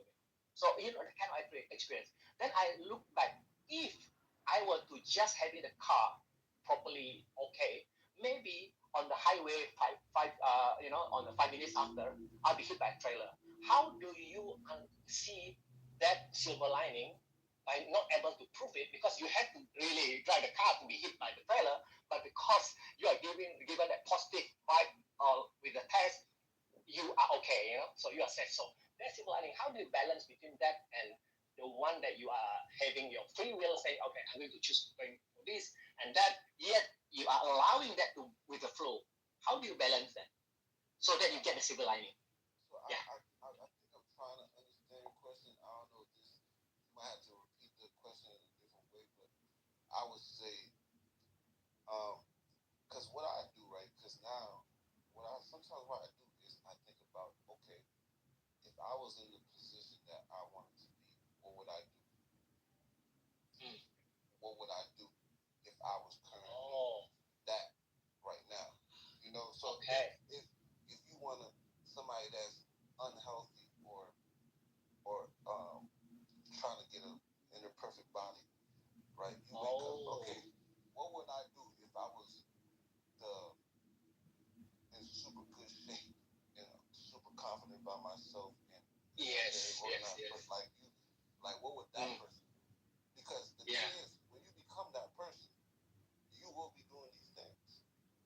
Yeah. So the key Okay. is to do these things before that. That's how you go. What's next? Yeah, when you have situation as such, that's how you're going to. What's next? So what you're going to do? You will be pondering that, and then give yourself a pause. And what would I do? With this situation, what would I do? That's how I know what I'm not. That's how I know when I do something I'm not supposed to do it. Because I know if I was in the situation that I want to be in the future, I wouldn't do this, right? I wouldn't be doing this. That means what you are saying align with my analogy about if I do firefighting mode, that means I don't even start thinking, I just react to it. That will be a losing end for me. But if I start looking at what would I do, that means I ponder, maybe believe to see, at least I'm not firefighting in that understand character of a person. That means I'm getting a better one output from how I do myself. Yeah, you got to be engaged and aware, because when you that's why people meditate, because it lets you take away those distractions and just be aware. So you just got to be engaged and aware, and it's very simple things that you probably heard plenty of times, and I probably heard plenty of times before I started realizing how severe and how much it weighs on you. So anything I do now, I might do the smallest thing and be like, that doesn't align with what I'm trying to do. Because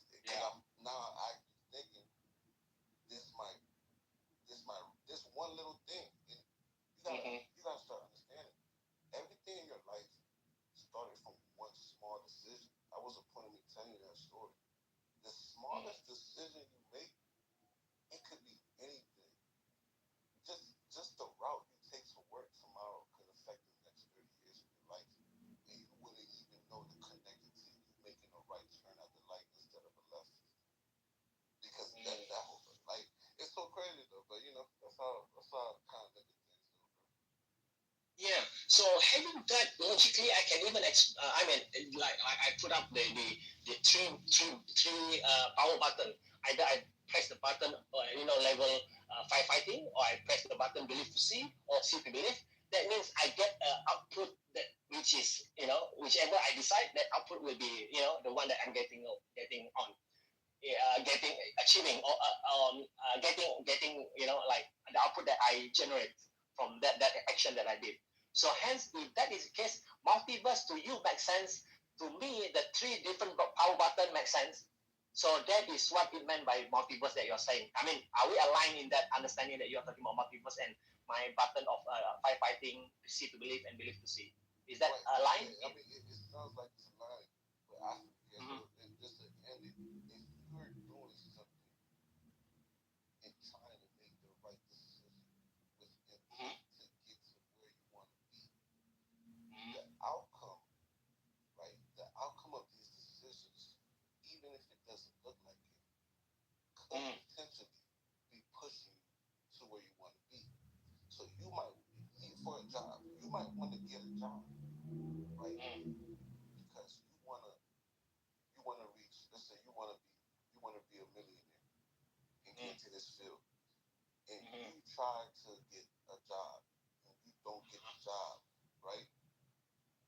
But if you're doing things right, then you're not supposed to look at it like I didn't get the job. Oh man, you're like I start looking at things like, okay, I wasn't supposed to get that job because you're still going the right direction. And what happened after that?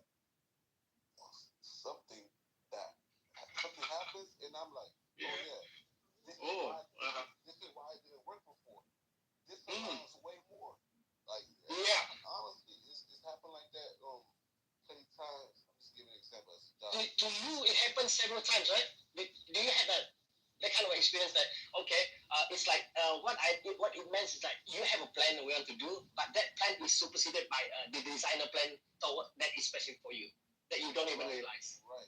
Oh my goodness, that is interesting, man. And while I get there, for example, right, this is an experience that I had. So, I got somewhere, right, because a couple places didn't. Keep in mind, these places I went to, is people I knew that were trying to get in these places. Like I had inside people, and for some reason it didn't work out still. So I go on my own place, and then it aligns, and then the person tells me, "Yeah, man, everything happens for a reason. That's why you're hearing from me, and I'm talking to me right now."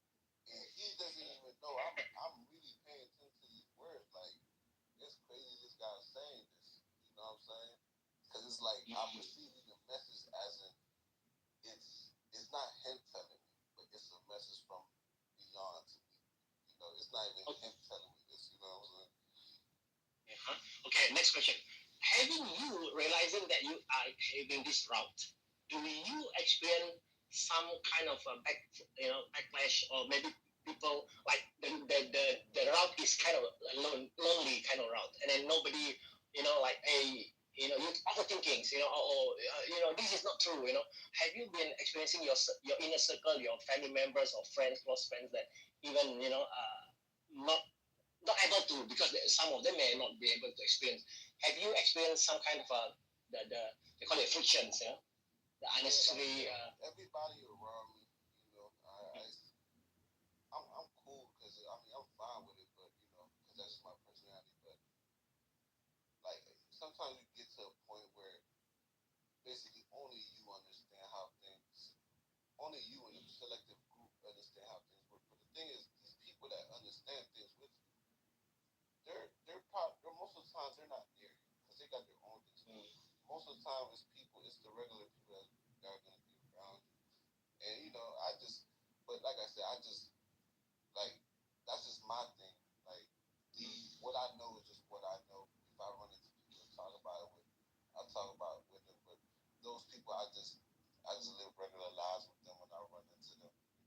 Unless they reveal to me that they know this type of stuff, then get into it. But I'm never gonna try to, because people are just gonna. It takes time for you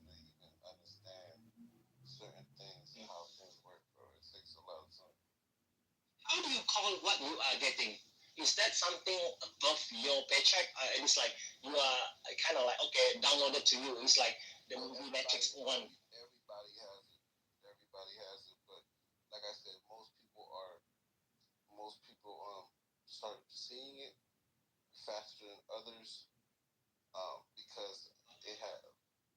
I think people have multiple lives or different souls, multiple lives, and they learn throughout these different lives. But there's souls that are more mature than other souls. But I just feel like it's information that's engraved in everybody, and that's really what all these religious texts try to. That's their true meaning behind it. If they were unfiltered and not touched by man, that's what they're really trying to teach people, right? But it's in everybody. Now they don't want you to know this stuff because that will give true liberation, and people will. No more able to control you, yeah. Yeah, they would influence you. Like for it in a good and bad way, because now the person that committed murder is sentenced to death. They're not gonna care. Yeah. People are not gonna care about certain things. They are more persistent. They are more stable in terms of facing challenges as well, where nobody can plant fear into them because they are kind of able to be more agile or something like that. Right. Okay. Now the next thing that I'm kind of pondering. Okay, so if you are having that kind of experience, how do you tell me? Is that like okay, you said something that you said it is in me. Okay, I'm just trying to understand because something that when you were saying what you're saying that flashed to my inner eyes is that looking at the SIM card, the mobile phone SIM card. Hang on, not mobile phone SIM card, the one which is a 1980s. The dial up, the phone that dial up that you get the internet without the Wi-Fi. The current one that I think 20 years ago. So what happened is that I had to dial up, but I have this SIM card connection. This SIM card is the one that I have embedded values that you talk about. Oh, so everybody have. As long as you are human, you have that SIM card. Okay. However, you also finding ways to get connection to the telco so that you can get more data from the data from the telco. Maybe the raw material of to make it even more in terms of you cooking your meal. I mean, how do you look at in that context? So it's like different machines can read SIM cards faster than others. Let's say you might have a USB 3, a USB Thunderbolt, USB-C, but basically there are USBs, but the information is just transmitted at a different rate. And some files are less corrupt than others. So the thing is, the time these people face is having a lot of corrupt files in the data, and just a slow processor. But that's where people need to understand how come some people do and some people don't. It goes into the worldly things of what they do. Just think about the worldly routines, what the world does as a routine. These are the things that keep a lot of people in this state without going too deep into it. Now, okay, having your current state of your stability, are you consistent in your performance, or you are fluctuating? Like sometimes you can get it, sometimes you don't. Sometimes you feel what is the state of being that you are right now? Are you consistent in what that you are already having, like they call it you are permanent user password, or you are just merely getting the temporary user password at the moment? What is your current state? Yeah, I mean, I definitely fluctuate, but it's more of it's a fluctuation which I think is inevitable. But it's like I said, you're always headed towards your destination, regardless. But it's now I can acknowledge that, so it doesn't really matter anymore because now I understand the rules of the game. Yeah, how things go. Yes. Yeah, very true. Okay, now there's something that I kind of like looking at. Does your family growing up start conditioning helps in what you are, who you are, or it's more like by accident that you go somewhere, or maybe there's something that is nothing got to do with your conditioning when you were growing up.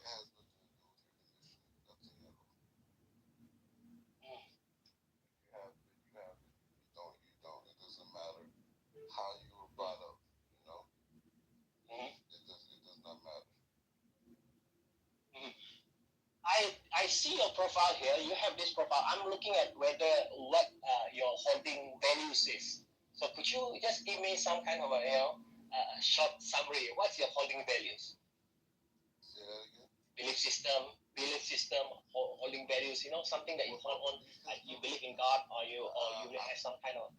I believe in a source consciousness, which some people consider God. But I really believe this thing is really in the background, and it's just there. I believe you have a higher version of yourself that is aware of all of this, and just a small piece of your soul is in this realm, and you forget things. And the whole thing is to remember who you are, and you're always being guided towards that. So I believe that after death, you never lose consciousness. You still have your identity, but you and your body, you're not your body, right? So, but you still remain conscious. You still have your identity. You still are who you are. You're the only person that's gonna judge yourself, and based off the life you live, if you don't feel like you did it right, you're gonna want to do this again. Okay. Now, you see, there are individuals always vocalize the words the mind, the power of the mind, the power of mind. Okay. Now you keep saying the soul, and then there are also individuals that say the soul, but they're not able to get that vibration of soul, but somehow they use their mind to vocalize the terminology soul, but I don't find that vibrations is really awakened.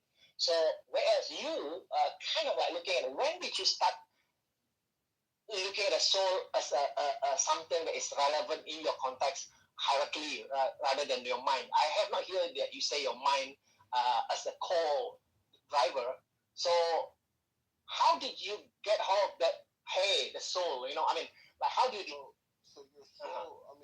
So it's always like I said. I've always felt these things. When I got older, I learned how to express them. But before that, can you give me some context before that? How was it? As a kid, it's just I always just felt weary, like something's not right. Like the stuff I know is not. That's not what it is, But in terms of that, it's like your mind is what creates this reality, right? When you think, when you see and observe, that's what's creating the reality and the realm you live in. But when I say mind, I mean consciousness. That's why I get back to consciousness. But when I say your soul, that's just your idea. That means when you were younger, there's alarm banging on you, which is the consciousness banging on you, like, hey, there's some kind of frictions in you. Is that how it happened?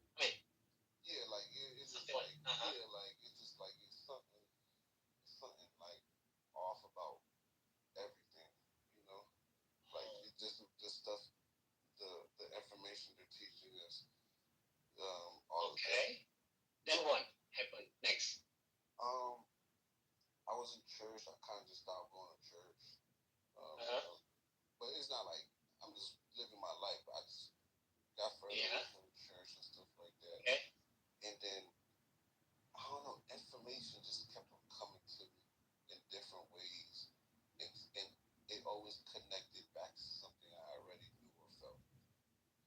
And then it still happens to this day, but that's just how. Okay, essential point. I want to bring up the one.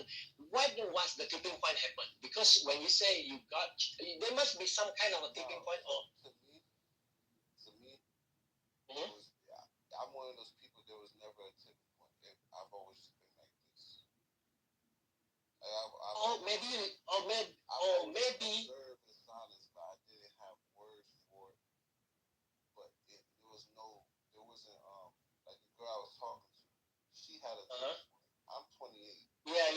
Okay. She's 40 years old, and she said she just had her spiritual awakening or something like that, where she started realizing these things.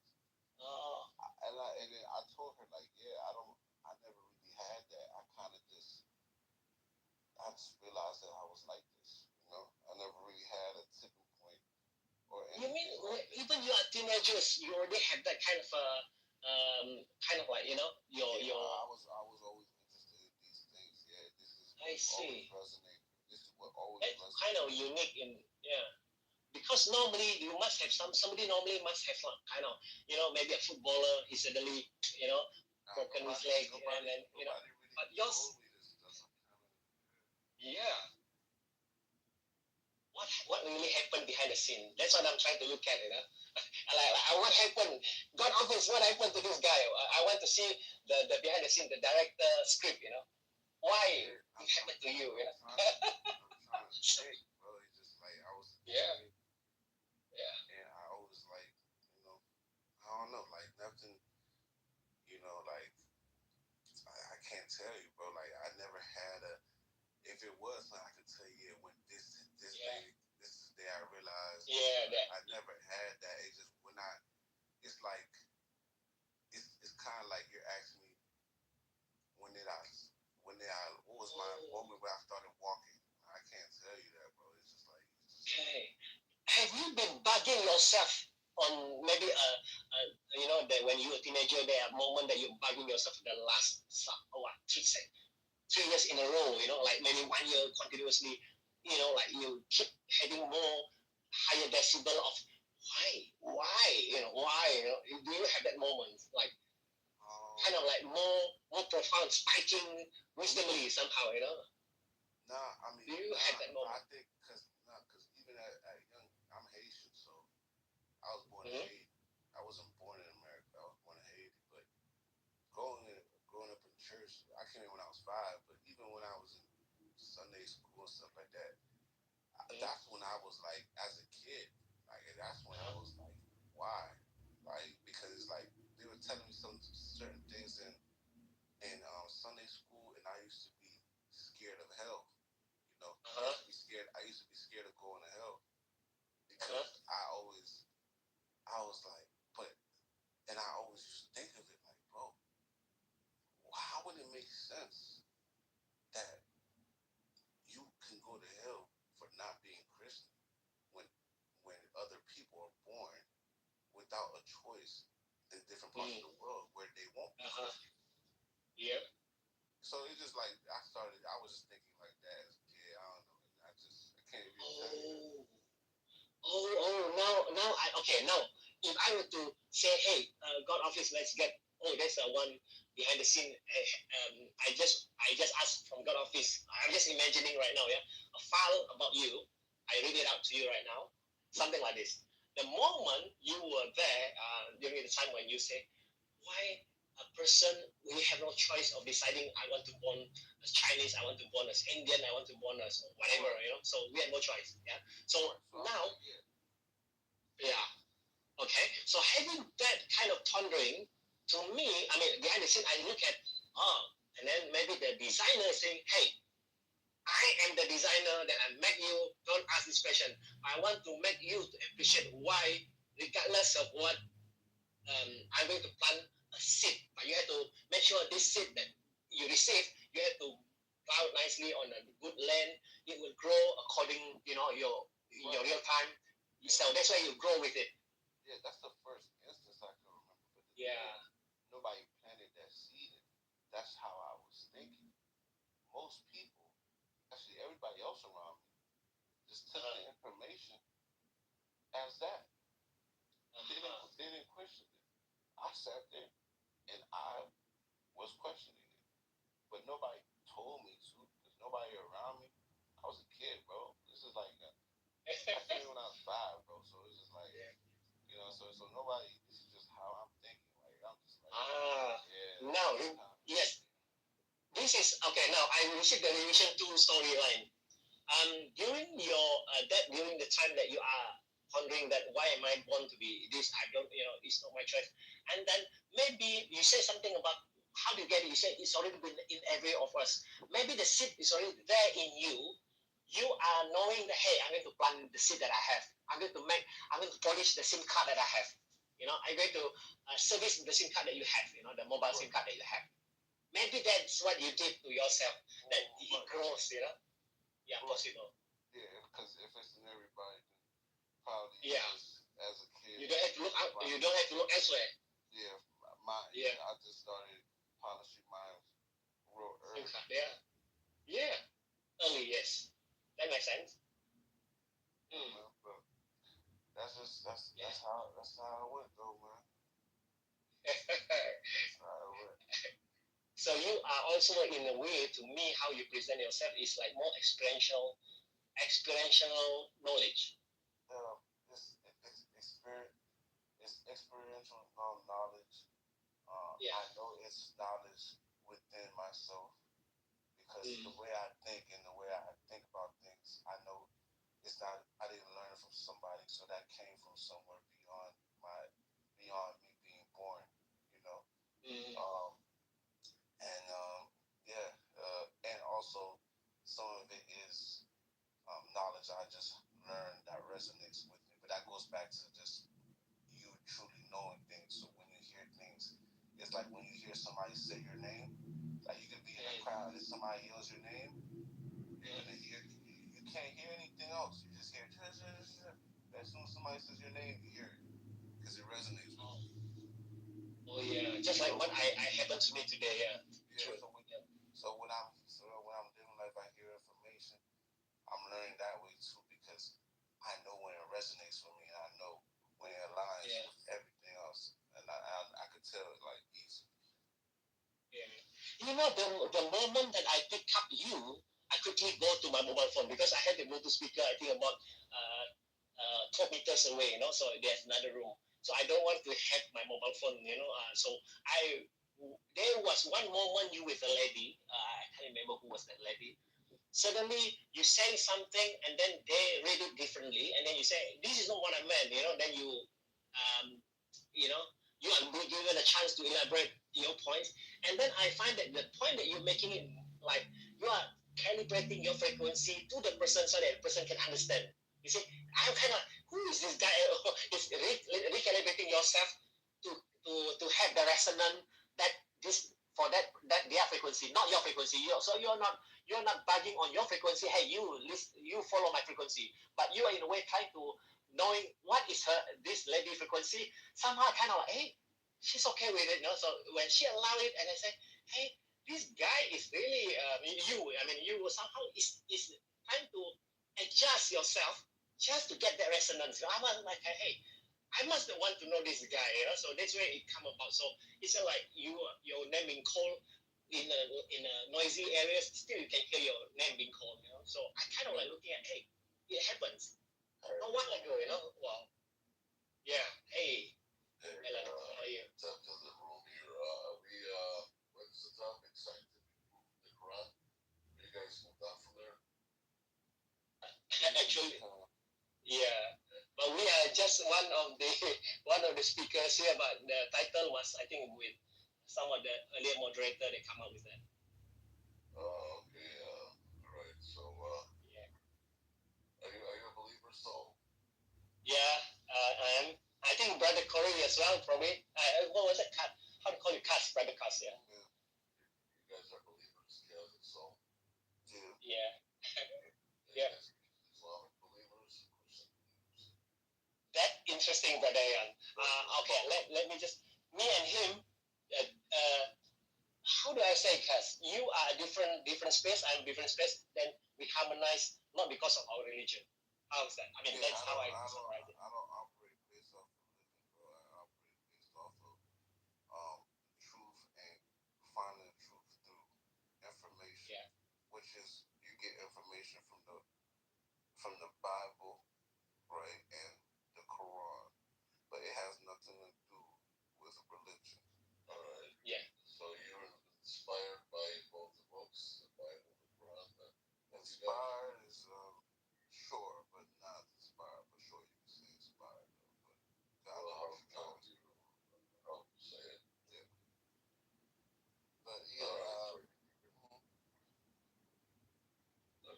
just listening.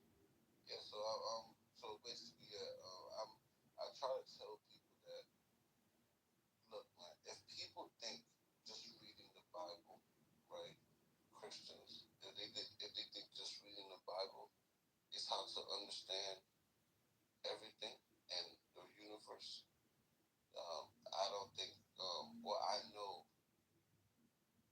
they're losing a lot of information, a lot of good information. Now, if people think just reading the Quran that will get you all the information, you're losing a lot of information. Now, it is possible to read these books and have the information if your discernment is at that level. If your discernment is at that level. But if it's not, then you're gonna read your Bible, read your Quran, and you're gonna be like, my book is right, their book is wrong. Whenever you say my book is correct and somebody else's book is wrong, then you just missed the whole premise. That lets me know, right? It's a level of thinking. Well, I mean, there's overlap. There's overlap, but I don't know that the books agree on everything. But I mean, they all agree on certain things, right? They agree on what's important, and the things that they agree on, the things that they agree on are what is important. The things they don't agree on, then they're not too important at the time. There's things that are way more important than those things, right? For example, some people debate Jesus died on a cross or a stick. I says Jesus didn't die because the Quran acknowledges Jesus, right? Or things like that. So those things don't matter. Right. You know, that's nice, and it would be nice that all these different religions can get along. But you agree with me, there were a lot of religious wars on what these people, these other believers, thought was essential and important. They didn't prevent any wars, religious wars. Right, your message to them, because I know that you wouldn't want people to kill other people in the name of love or anything, right? No, so I told you, Depends on the book and the people, right? Right, so yeah, people shouldn't be. People back then weren't killing because of a book. That's for sure. Sometimes I want to clarify. Is that what you're saying? Oh, I mean, like in your charge of surely we don't want to be killing people because it instructs us to do so in a book. That is in part the premise of all laws. Yeah. Well, he said that Jesus didn't die, so Jesus didn't die. Okay. No, I'm saying Isn't that like a Christian heresy to say that he didn't die? Some people say he did, some people say he didn't. But if they said he didn't die, then I guess it didn't kill him. Sure, some people say he didn't die, some people say he did, but I think all of the Christians say that if you say that he didn't die, then you're a heretic. I think. But here's the thing: is that doesn't. What I try to tell people. Listen, they'll call me a heretic too. I'm not afraid of Christians calling someone a heretic. What I'm saying is, right? People debate about things that don't change anything. Yes. Well, that changed something. But why do you think that is? So Jesus dying, right? Like Moving on to something to debate that won't change anything? No. I want to finish what I'm trying to say here. Look, if Cass says, and if Cass has many people like him that believe that Jesus didn't die, okay. Where do you think I'm driving to? I don't know. Where are you driving to? As a Jewish person, Tel Aviv. I'm not a Christ killer then, right? Because why not? Jesus didn't die. If he didn't die, he could have killed him, right? I guess. But it's been that number one accusation of Jewish people that Cass, I believe, right. What I'm saying, right? What I'm saying is, some people do believe that, some people don't. Obviously, enough of them believe to make a Holocaust and Inquisition and crusade and a lot of other stuff. How do you think makes up, Cass? Here's the thing. Here's what I'm saying. If Jesus, I think you're missing the message of what I'm saying. If Jesus was I like what you say. I love that you said that. Right, but here's the thing.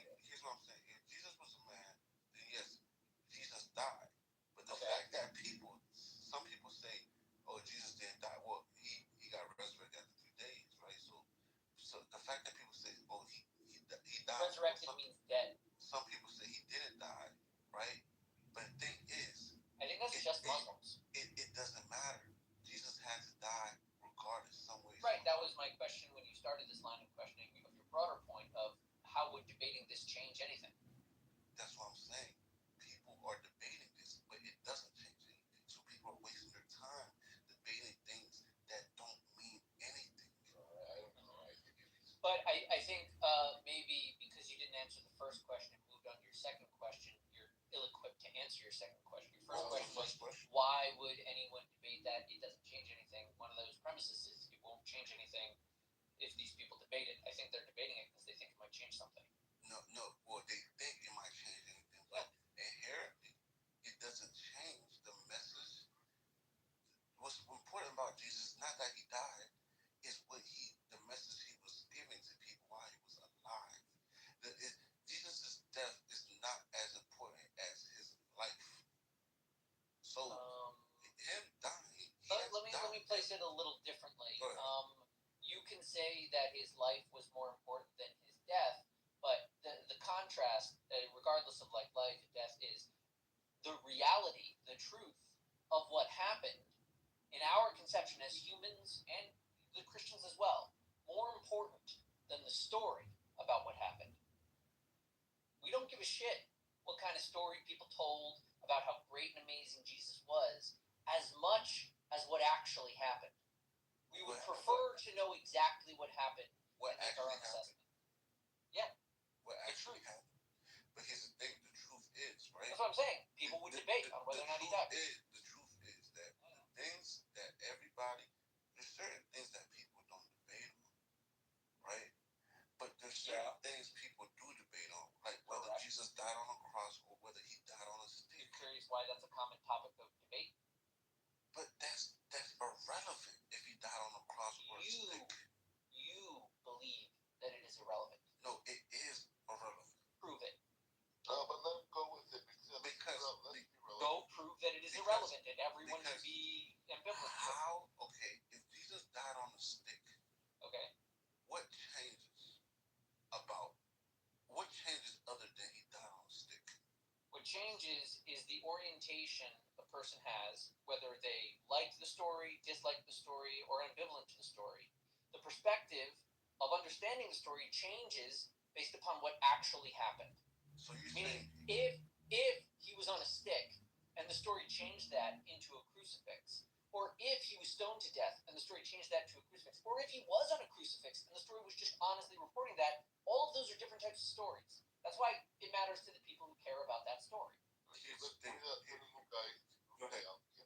you speak? You guys, no offense, but I've been derailed, okay? I wanted to talk about one of the biggest crimes in history, and somehow this guy moved into carpentry.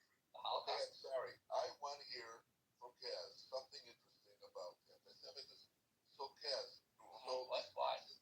That believed, okay, that my ancestors killed their God, you can say that they're wrong or that it's irrelevant, right?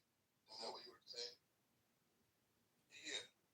Okay. You're just really excited that he doesn't believe that the Jews killed Jesus? No, it's very important, exactly. Ethan, here's what I'm saying, right? I run into people the people that killed Jesus. Yeah, so what difference does it make if this one guy doesn't believe that? The people that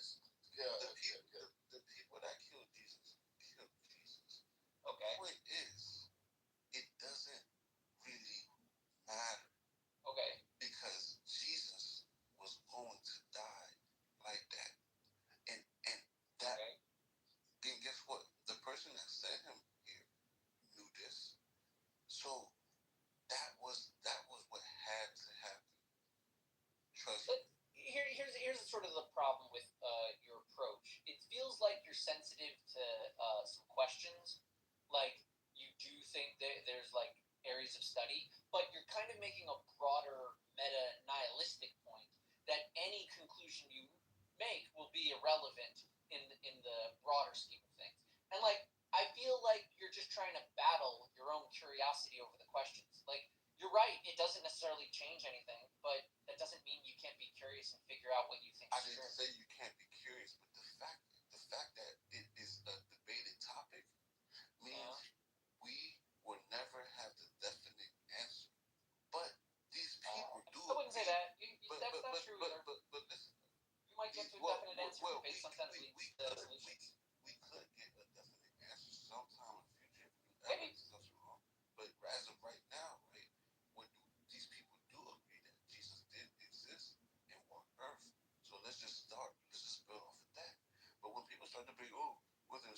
sort of thing, and they started trying to say, "Oh, you don't know your thing because you think, oh, he died on the cross, and you think he died on a stick." Well, some people think he didn't really die. He got like this is the stuff that's irrelevant. So let me tell you why Mike said is correct in this case.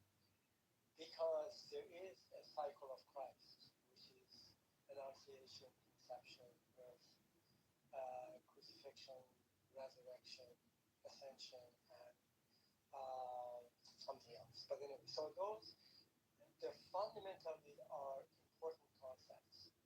If a Christian does not accept any of those pillars of the Christ's life, then the entire concept is vulnerable to attack.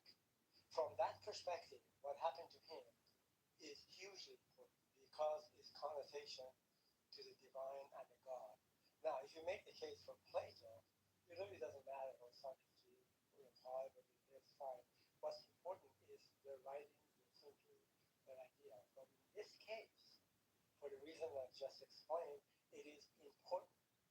It's an important debate to be had because if any of these pillars are removed, then the whole foundation of Christianity in terms of the life of Christ, hence his divinity, and being the Son of God, will collapse.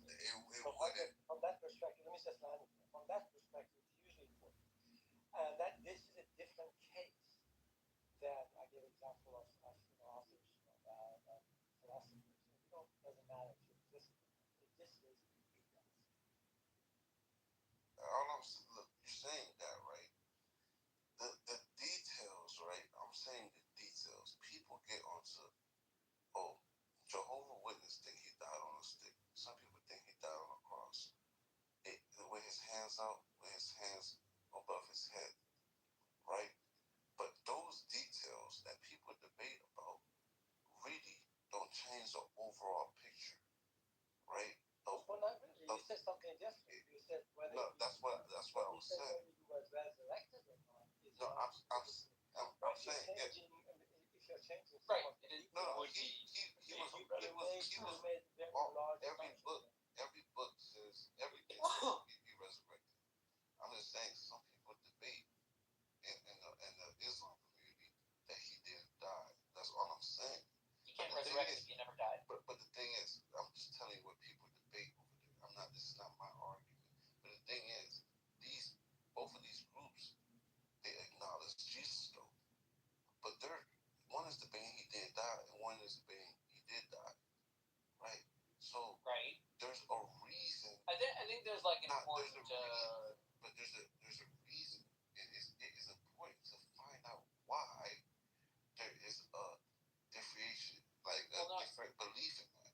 Here's like your concern. Like you're trying to posit that it doesn't matter because everyone's trying to follow Jesus and listen to the story. But like if he died on a stick rather than on a crucifix, and the records we have from the Christians involve a crucifix and events that we believe did not occur, then that changes the book from being a testimony of witnesses that saw a thing and then published it so that the world would never forget, into instead a bunch of people that heard a story maybe decades ago and at some point put into print a version of events that was useful to their purposes and memorialized a story for eternity that didn't actually happen.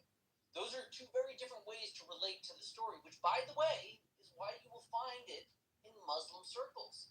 Because having that debate at the very beginning as to whether we should accept any of the record about these events is when you have to draw the line between saying, yes, I agree with all these teachings, but guess what? You've never seen them because your book is full of lies.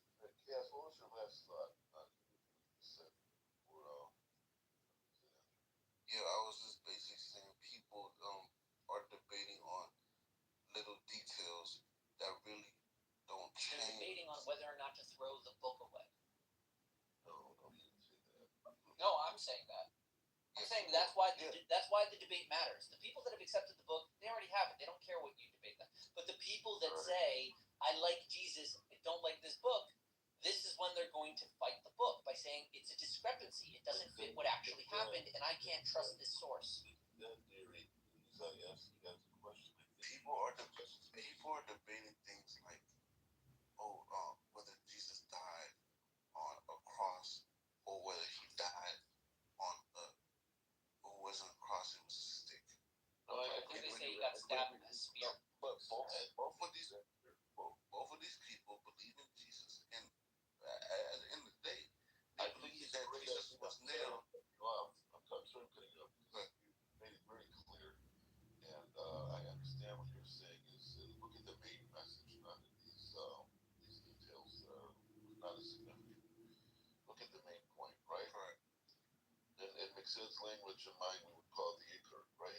McSid? McSid, are you there? Yeah, I'm here. Why? No, because I just want to say we would call it the ikr, right? The ikar. Of the story? No, what Kaz is trying to tell us that we have to focus on the main point of what these books are saying, right? And people go astray and they go into all kinds of minuscule whatever ideas about something and they're missing the main point. They're seeing trees, they're not connecting the dots or whatever. I don't know. So I think is that what you're saying, Kaz? Yes, people are the dumbest things to debate and pay attention to. Because the word because it is possible to get crucified on a stick. Now, the Bible never said Jesus was crucified on the cross. It never said that. That's a great point. Now I just want to move on to what would be way to have more people think like you, because I happen to like that idea. I think people should focus on the main message instead of whatever they call that. And how would you think? What do you think needs to be done?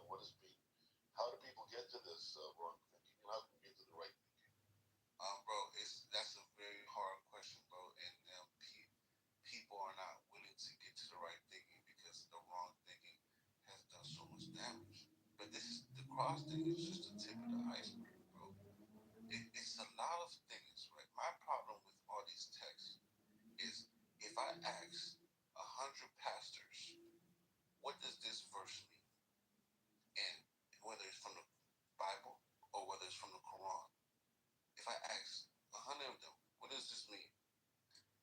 I promise you, unanimously, all of them will not say the same thing.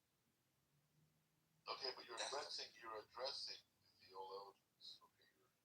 Okay, you're trying to maybe find a solution. Okay, theology, but let's think about psychology.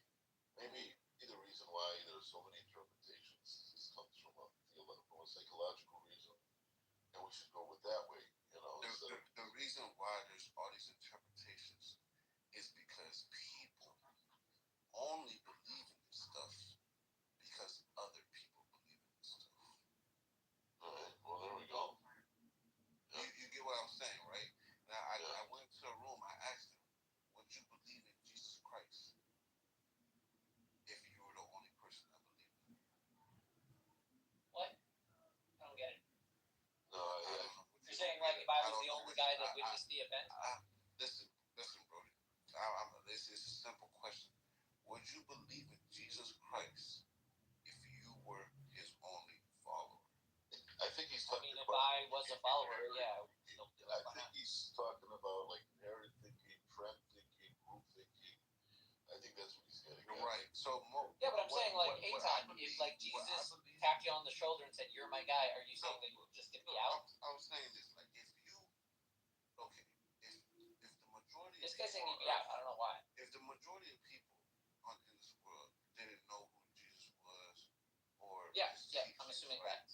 And let's say you like I said, somebody came up to you and told you about this, right? No different than somebody telling you, "Hey, bro, werewolves exist, bro." You mean like a crazy guy on the street? I'm not. See, now you're now you're already putting. I'm asking, like, what's the level of like me being a follower of Jesus? You're like, you're oscillating between him appointing me on a holy mission and him being a crazy person telling me to do that. Wait. This is what I'm telling you. I'm not saying it has to be a crazy guy. Somebody came up to you and told you, "Hey, man, Jesus existed way back then, man. He died for your sins." Yeah. And I'm talking about that's happened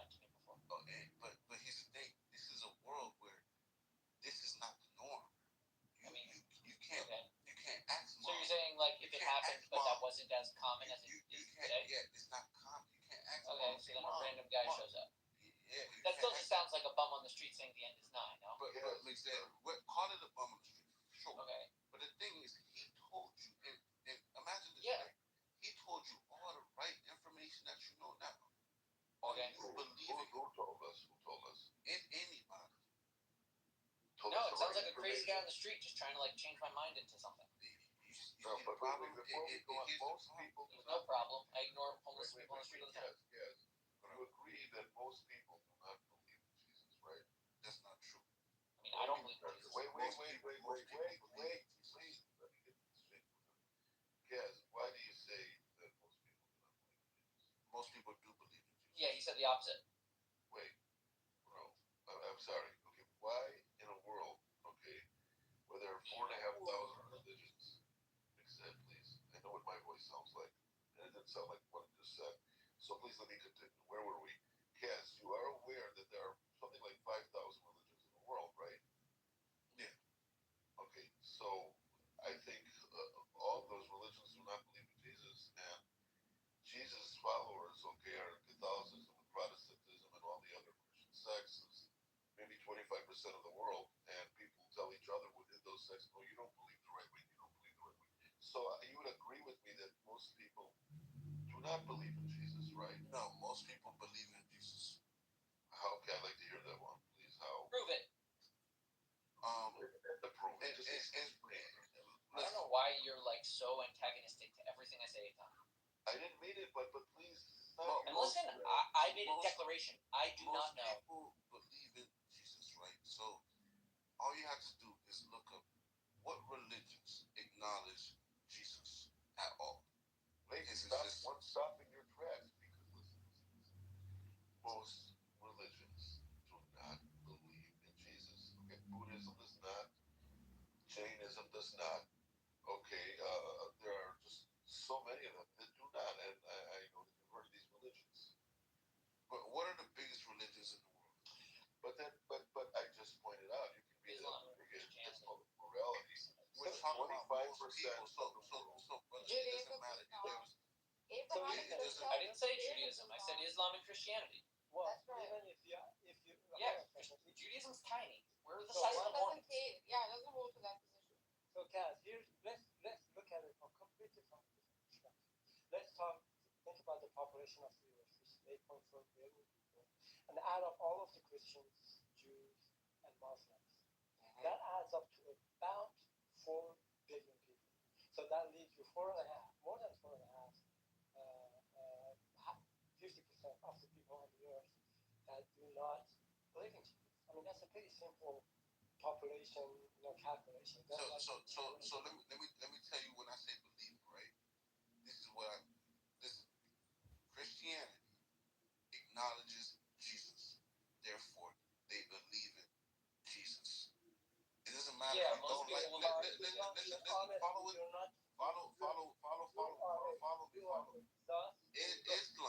Islam. The Quran acknowledges Jesus. Listen to what I'm saying.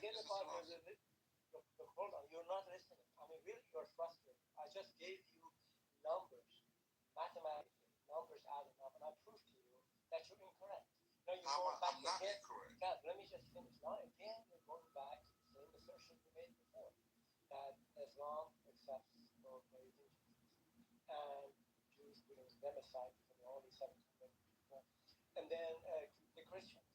I just told you that what you're asserting is not the case. So please do not repeat your assumption, which is incorrect. So if I'm incorrect, right, you would let me finish and then acknowledge what I said was wrong. You don't stop me 2 sentences in and say I'm incorrect and tell me don't finish what I'm saying, because what I'm saying is going to be wrong. So let me repeat what I was saying, and you can listen, Ali. Now, Christianity has 2.4 billion people in it. That's 2.4 billion. Islam acknowledges Jesus Christ. So everybody that is Islam also believes Jesus existed and was a real person. That's 2 billion people.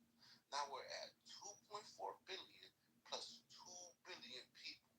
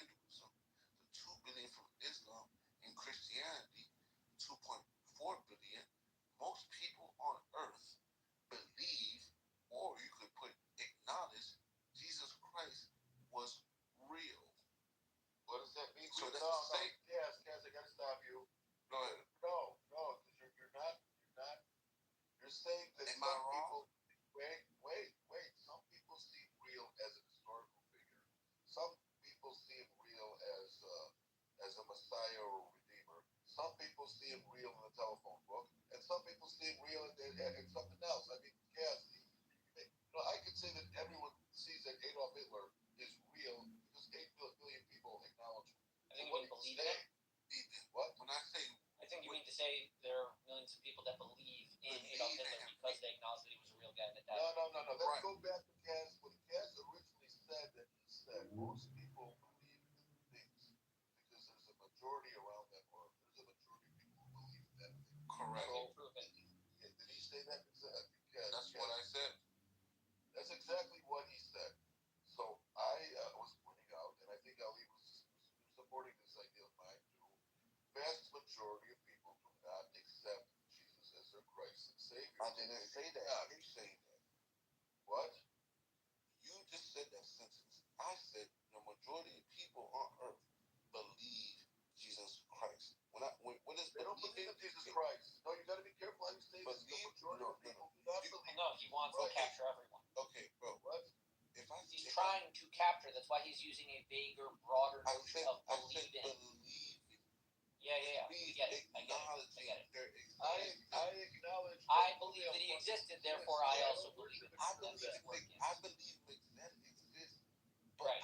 I don't worship. Right. So I must be your redeemer. No, but listen. Let's get back to the point. Cass made the assertion that people worship Jesus, and they would not have done so had it not been for a lot of other people worshiping Jesus. That's to a point I can see what he's saying.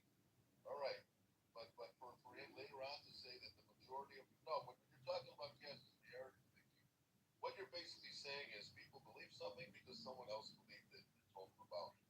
Is that right, Cass? Is that what you're saying?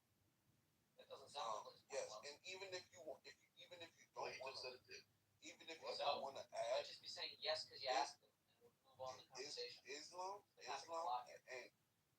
Islam and Christians, they make up for more than half of the population of the earth. Just that alone. All right, but let's go back to we've been down that road. Yeah, all those Muslims and Christians doing the exact same thing about Jesus. Why don't we make a point, and let's just go with your point that there's inherent thinking or a group think, or I don't even know what this is. Okay, let me just make my point. No, he's just trying to diminish the definition of the word belief. I'm not. It means what it believes. Okay. It means what it means, bro. All right, let me make a couple comments here. So I'm not going to repeat the first part that I did. When you mix in the Hinduism into this thing, this is really irrelevant. I have no idea what. That's why I cut it to two religions only. Because if you're only talking about two religions, we added up the numbers 4.2 billion. Population of the earth is about 8.4, actually pushing 8.5 billion people. So from that perspective, you're not correct. If you're trying to mix in, if you're trying to put into the mix some other groups, they have the knowledge of such a man, Jesus existed. That's believing that he existed. That's something, but we don't understand. I think I said this before. Before you ask it, I want to ask you two questions. One question, one comment. What is your definition of believing in? That's one. Second, there are people, actually, they don't said, well, you're not going to believe anyone, that if nobody else would have told you about that individual, actually somebody taps on your shoulder, said, look, I am the Messiah, or whatever I am. And you said, this is not possible. It is possible. I will tell you, Khadijah, the wife of the Muhammad, was the first one, actually believed in him without having anybody else telling her that about Muslim and Quran or anything like that. He believed in her husband. So there are people, individuals, foolish people, actually, not all the time, but probably perhaps in the majority of cases, they believe in somebody saying something particularly in the spiritual realms. So that was my comment, and then let's go back to my question. Tell me your definition of belief in the context of people believing in Jesus. What do you mean when you say believe means to believe something exists. So if I tell you, do you believe in Santa? You would tell me, no, you don't believe in Santa because you know Santa is not real. And would you say you believe in Hitler? Yeah, I believe Hitler is real. Right, you see how you're losing the sense we apply. like I say, like, would you say you believe in Donald Trump? You believe in Vladimir Putin? You believe in Bibi Netanyahu? You believe in Hamas? I mean, like, you are losing the meaning of the word belief in order, it seems to me, motivated reasoning, so that you can capture, like I said earlier, as many believers in Jesus as you can shake a stick at. And that's just not actually what you really want to be doing. You want to find people that actually do believe in that man. Not just believe that there was a guy. The word to believe here is used, what's the word? Holistically. On one hand, believe means to worship, and another part, believe means to acknowledge. And what Kaz has done here, I believe, is fused both of them into one little category, believe. Yeah, but the point is, Kaz, what I think we're really a more meaningful discussion about religion would be why do people worship? When we talk about belief, we're talking about why do people worship Jesus, right? And to say that, to use the word belief and two different sides of the coin there, I think is how am I using the word into a different side? Let me tell you what. If you would have used people having knowledge, that's the only way I'm using. If you would have said people have knowledge of Jesus' existence, fictional or real, that would have been a different story. But I think people have knowledge of. Hold on a second. I think Max has really completely captured the almost, I would say, foolish and devious. That's not the right word. Anyway, that you try to capture as many people as you can under this umbrella. So if you use the people having the knowledge of, I mean, I should mention that. That's a different discussion we had. Most people on the face of the earth, they have the knowledge of Beatles' existence. The point was to start, the whole point started with me telling him, if somebody came up to him randomly in the world where it wasn't just, the status quo to believe in this stuff, and told him that this man existed and he did this and that, the thing is, Mixed would not believe in it. That's my point. That's what I said. He wouldn't believe in it, right? So that's why we went to a point to where we're talking about most people in this world believe in Jesus. What does that mean? They acknowledge he is real and he exists. Why is this important? Wrong statement. Believe in Jesus. And no, they believe that there was a Jesus. But you're using the word in Jesus. Automatically, I think everyone will agree on this word. That it means I believe he was the Messiah or whatever people. I don't believe in Jesus. I believe that there was a Jesus. But let's take the story of Abraham. Okay, Kaz, you know where Abraham lived, right? You know what they did in time of Abraham? Yeah. What did they worship? And what do you mean, what did they worship? Well, Abraham was believed to be, according to legend, the first monotheist, the God that we all believe in. The Abrahamic religions, wasn't Abraham the first one? Yeah, that's what the text said. All right, now, according to your point that you made, people believe things because other people believe things, right? It's inherited thinking. But Abraham clearly made a distinction, and I do not believe in what everyone around me believes. Now, how would you like to explain how Abraham did that? How did he get to not believe? Because he's saying about, yeah. I mean, the same way, God came to Abraham. All right. Except did God come to Abraham, or did Abraham, I forgot this one, is it there? That's not answering. Sorry, what was that? Okay. Did God come to Abraham? Did Abraham come to God first? For what?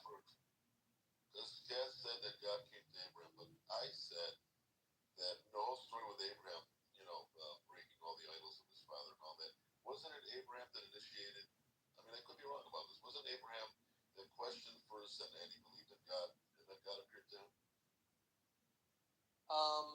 In the verses, there's no explicit indication when God, meaning it starts at Lech Lecha, and it seems unprompted. It's not clear from the verses explicitly why God is deciding to speak with Abraham. In contrast to like Noah or who was that guy, Methuselah or Enoch, that said like he walked with God. Right? Those have like some commentary. Noah, it says that he was righteous in his generation. Abraham, it has the little story of Terach and his father and his brother who died in the lifetime of his father, and then like it ends as if like the end of the genealogy, and then it just starts the next chapter.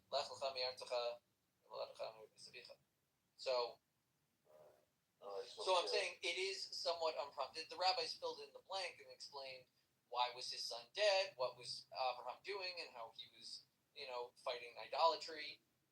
But inherent within even like that starting point is acknowledging that there's some kind of history that they're ignoring because he's 75 years old when it starts. Yeah, wow. You think they're ignoring the history in the Bible? Or you just No. The Bible isn't ignoring any history. It's very focused, but it leaves things deliberately ambiguous. So, like, in the example of, like, Abraham, when his entire mission starts at 75, the Bible is referencing there's a whole life of Abraham that is just not pertinent to this story. When Moses starts saving the Jews at 80, it's saying, it tells us a bit of his early life, but it says everything up until the 80 is, again, not what this book is about. But here's the thing, right? You think that the Bible doesn't include this?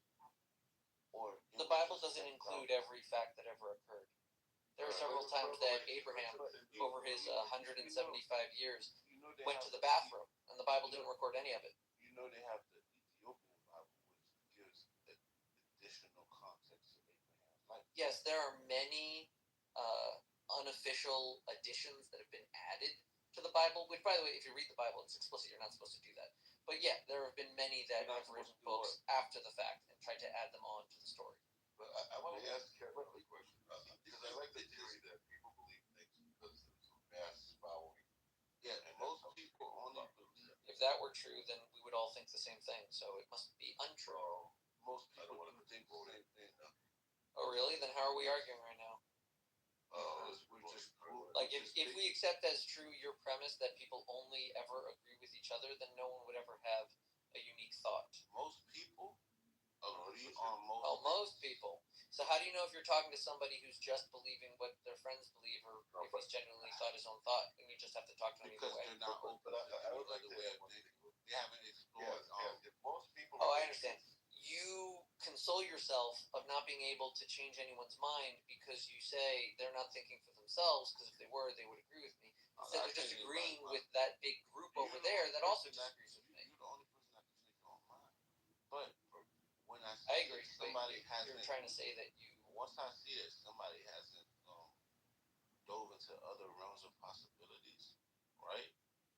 Then I could tell you're just doctrine.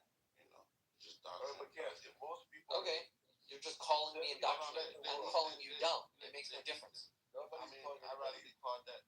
Either go ahead. Yeah, I know. You have to be to have this idea. See people come on this show. All right, Cass, if most people of the world were atheists, do you believe you would be an atheist? No. Of course not.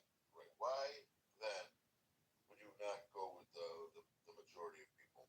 Because I never just follow what the majority of people are doing without thinking about why they're doing the things they're doing and what's there for them to be doing this, and does that even make sense at all? Well, what I'm trying to say is that maybe I misunderstood your initial point was the reason why people believe things is because there's a great following or a majority of people believe something. That's why people believe it.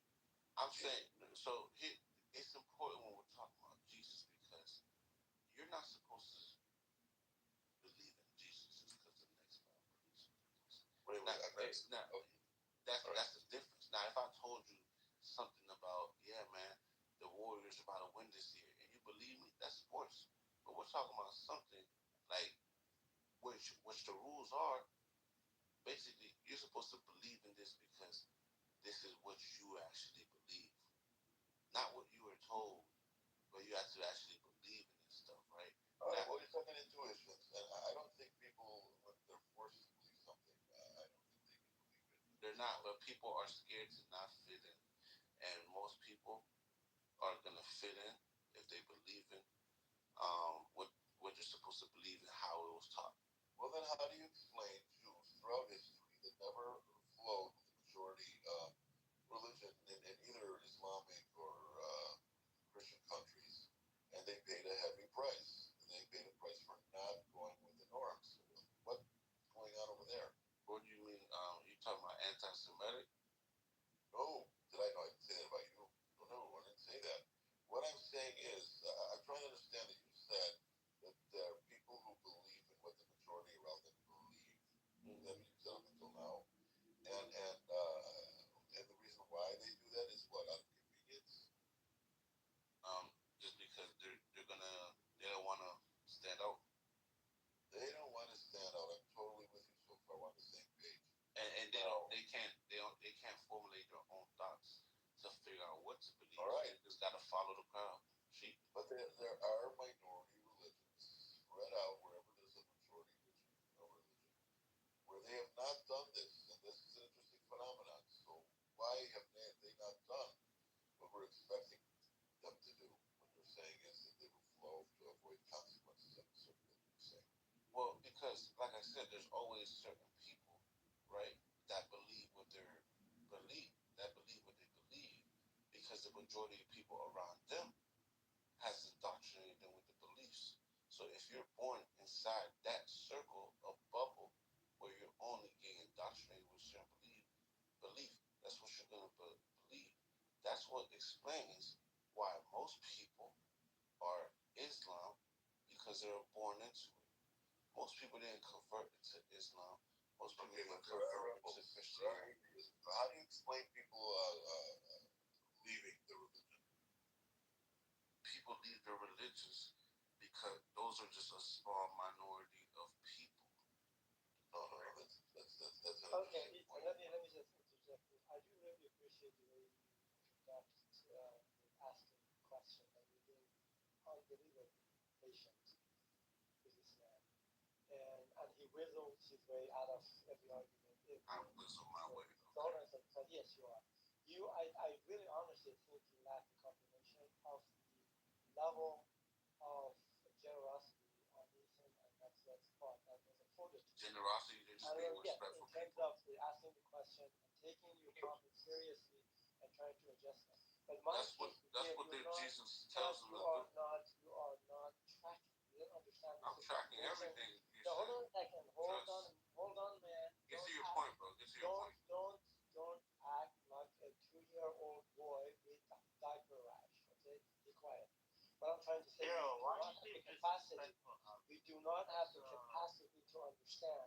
Are you talking about me or the point? If you're talking about me, if you're talking about me, yeah, I'm talking about you. I'm talking about you. I can respect it if you're talking about the point. Give the mic back to you.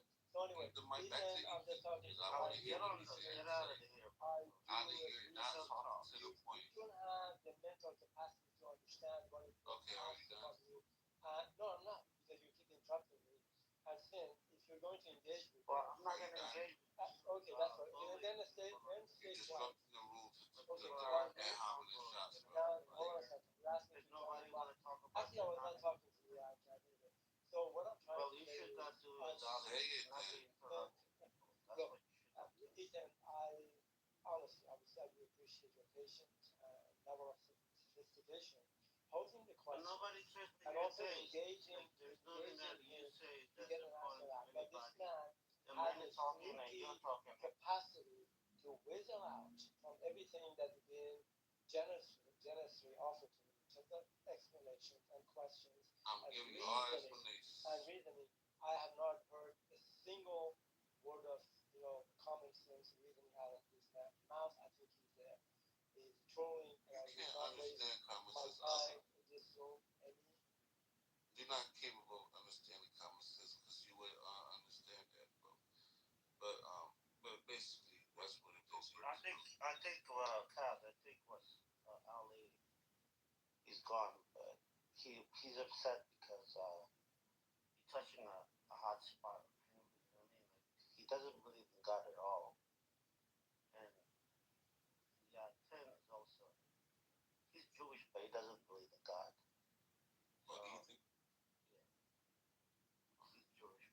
think you don't believe in God? We what? You don't believe in We brought God? that into the conversation, but thank you for bringing that up. But I think if we don't want to discuss this, we can move on. I don't want to engage in something that the room is wanting to move on. No, the room doesn't want to move up. Ali doesn't want to move. All right, so we're talking with Kaz, and Kaz is saying that thinking is generally inherited. People inherit their beliefs. People believe in things because the majority of people around them. He pointed out that people don't want to stick out, so out of convenience, they're going to go on and believe these ideas. I question that because I pointed out that there are minorities that still persist and do not go with the flow. And then I pointed out the biblical story that Abraham was one of these people that did not believe what the majority of people around believed, rebelled, got up and moved somewhere else. So I guess the question is, Kaz, is that how you came to your belief personally? No. That's interesting. Okay. And how did you come to your belief? I just sat down and started thinking. All right. And you came to the conclusion that Jesus was that Jesus was significant to you in your life, right? I came to the conclusion that Jesus was a real person. He came here with teachings. I came to the conclusion that most people misinterpret all these texts that they read. I came to the conclusion that most people don't understand God, Jesus, the prophets, the heavens, supposedly hell, consciousness. Most people don't understand that all of this works simultaneously. And yet they have some pretty firm beliefs, right? They're pretty steadfast. They're pretty stubborn. They're pretty firm in what they believe, even though they don't understand, right? Yep.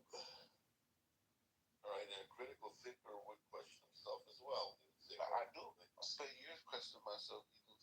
I didn't say it didn't. I didn't say it didn't. Just bringing it up, So, all right, I will just point out that I know about Jesus. It's my part of the world. Okay, I was a tour guide in certain areas in Israel, biblical places as well. I know these places exist. I know the history, but I'm not a believer. Not a believer, and well, that's all I have to say. I mean, I know you're not a believer. It definitely aligns with your lineage. Whoa. Wait.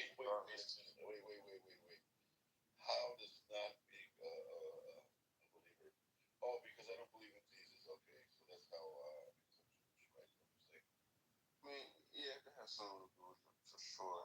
Okay, Don't take offense to it though. I'm not taking offense. It's just how things work. Now, all of these people are like that, but I wouldn't be surprised if a Jewish person said that to you.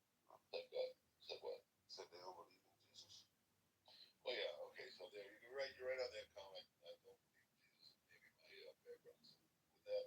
But eventually I just somewhere later on in life, I decided everything aside, including what my people believe. Including what every people believe. You're not wrong. You're not wrong because what I believe, things I believe is it doesn't really matter if you did or if you didn't, as long as you're living a life that's not, negative. I can see that. I have what's the word? Fear or anathema when people have blind faith, and my reasons are sociological reasons. I hate seeing people hate other people because the one book says this and the other book says that, and they can go round and round in circles. And I mean, it starts with Clubhouse and it goes on to all kinds of situations in life. Blind faith scares the shit out of me, and there's really nothing. And it's my own people too. I tell them because they're responsible for a lot that's going on in the world right now. I mean, people with blind faith are, in Israel doing things that I don't think they would do otherwise. But so it's the blind faith that gets to me, the fundamentalists and that kind of thing. So you agree with? I mean, that's kind of like what I was saying. It's a whole bunch of blind faith,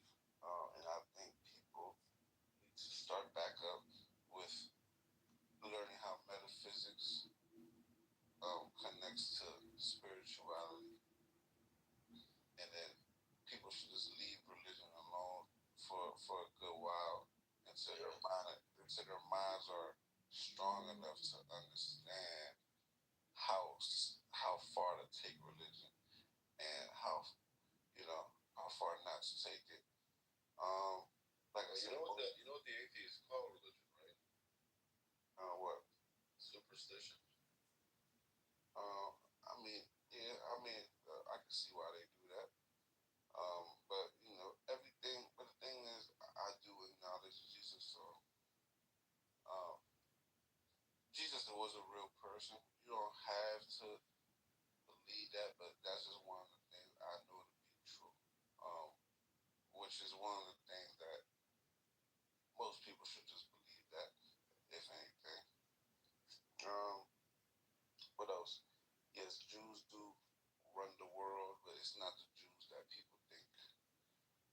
But the Jewish community is used for a lot of major corruption. That's just what it is. Wait, calm down. Jewish people are behind a lot of corruption. Okay. Oh yeah. Only people are corrupt. So understand, the biggest people are posing as Jewish people. Who are the biggest people? That's a belief that one believes because other people believe it. That's exactly what you said. No, that's a belief that I've learned, that I've done the due diligence to confirm that this is accurate, and basically this is accurate. So I didn't just believe. I'm never comfortable with just believing what somebody told me without doing. What the Jews control? What the Jews control? Jews control media, banking. Banking. Okay. Really control banking. And they do, which is now, if you think I'm just mad that people I'll never knock on a group of people just because they control something. But when you're controlling it out of malice, out of corruption, and you just weasel your way there to do bad things and harm people, that's the problem. I'm not complaining that they're running things, but you can't have these people run things because these people are some of the evilest people in this planet. Alright. I'm looking at AI this. Do Jews control the banks? The AI will never tell you what you see. Now they won't tell you. Okay. So even people that don't realize the world they live in, I use ChatGPT and stuff like that, but I use it for things like, how do I write this code? How do I do this thing? When it comes to information, right? If you ask, okay, what date? You can ask ChatGPT for dates, but don't ask ChatGPT to confirm what may be a conspiracy, because they will never confirm anything with you because they're not programmed to tell you the truth on in those situations, bro. So keep that in mind. They're programmed to tell you certain things, but they're not programmed to tell you to confirm controversial things, brother. So you really believe? Okay, how many Jews are there? How many are there? Well, what do you think? How many Jews are in the world? Is it 6 million? How many? I know it's not 6 million. Well, ouch. Okay, there are about 7 million Jews in America, and there are about 7 million Jews elsewhere. Maybe like 15 million Jews in the world, right? Yeah. Do you think the Jews control the banking in Iran? No, they don't, right? No, they don't. That's why they want the banking in China or anywhere else. I mean, I don't think they do. They do. They do where? China have just trying to have a central bank. And the Jews control the central bank in China? Jews control basically all central banks. Well, can you show me any proof to that? Brother, dang, this is like, I gotta start writing this information down because people always ask for proof, and this is one of the easiest things you can get all the proof to.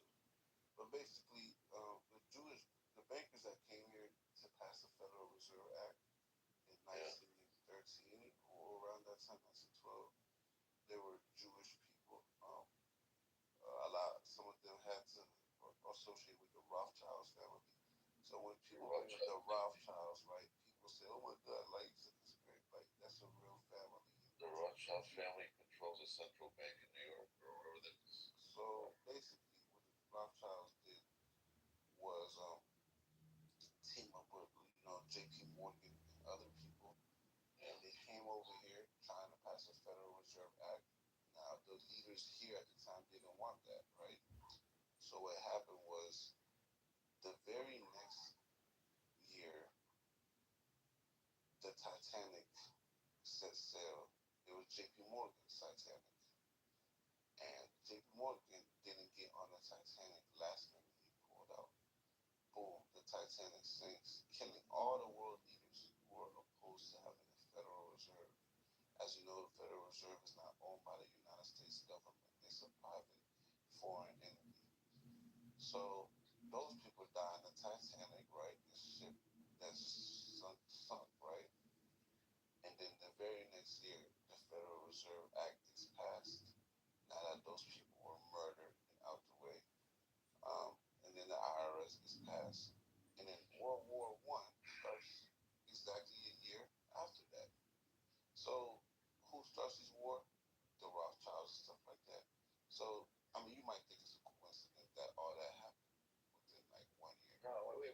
Let's ask you some more questions. If you don't mind. What causes? I'm following with you on this one. I don't really believe in what I'm saying, but in your opinion, what causes the Jew to be doing these evil things? Is there something inherent in Jewish DNA that they have to be evil? Yes. So Yes. basically, this is what happened, right? So I can't tell you exactly how far it traces back, but I will tell you this, right?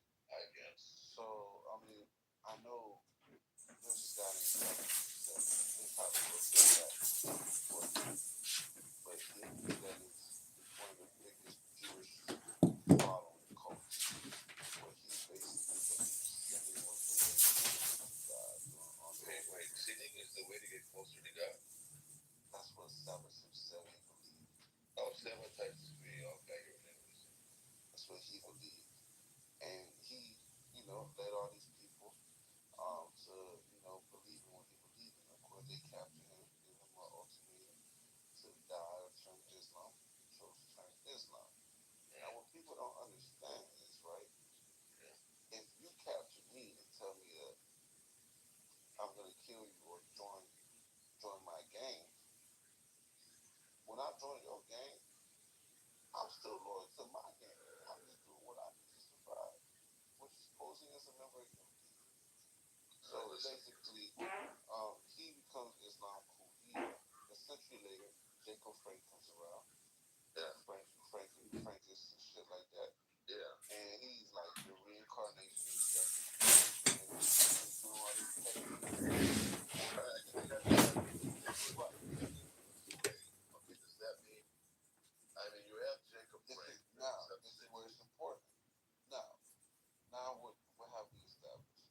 That there are Jews that basically hate Jesus, hate God, and are purposely fighting against God by doing and making it a purpose to do as much sins as possible, the most horrific sins as possible. Now we have to establish what is Jacob Frank. Let me understand something. The only people in the world that have apostases and have done rebellious things like you're saying, only Jews have done this, and no other people have ever done this. Listen, it gets more interesting. Right? So, do you know when the Illuminati got founded? Oh boy. All right, let's hear about the Illuminati. Do you know when it got founded? They got founded along the way in the middle ages. Go on ChatGPT or Google. All right, but what's your point? Please make a point. All right. Let me see. The Illuminati got founded. Hold on.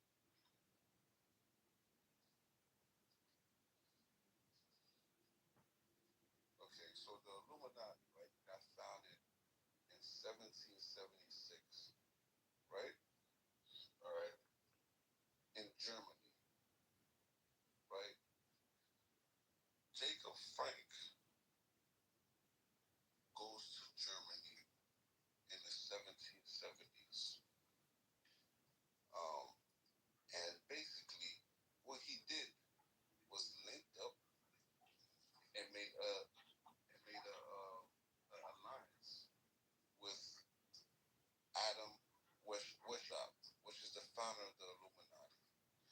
Jacob Frank was around there when the Illuminati was formed and basically made an alliance with the guy. What did they do?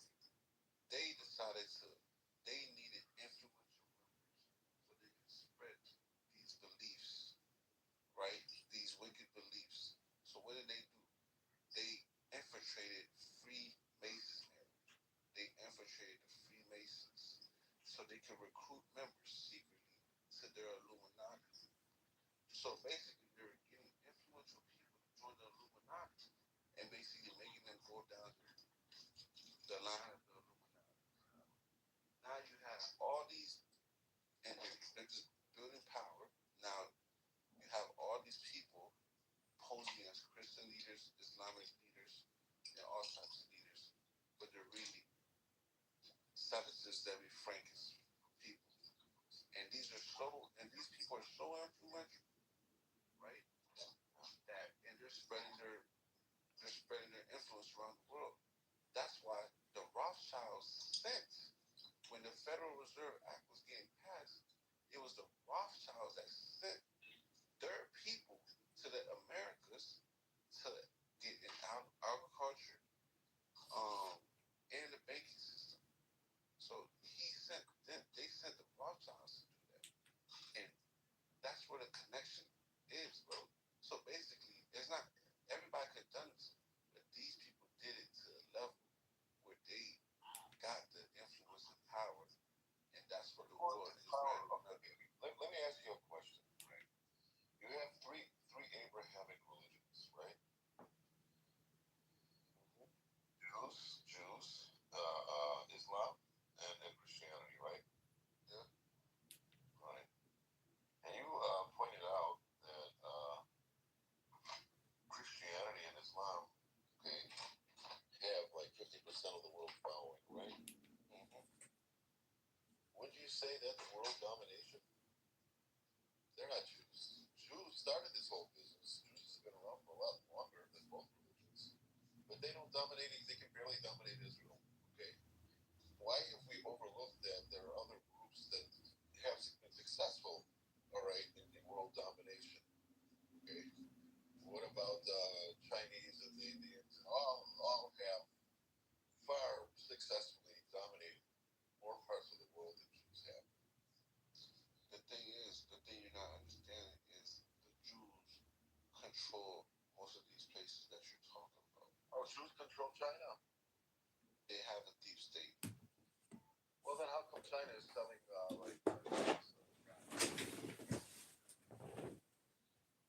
You can control that. Why did that happen?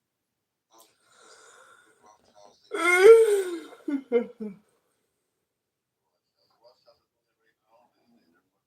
they're always funding both sides of the war, bro. But the thing is, how do we know this?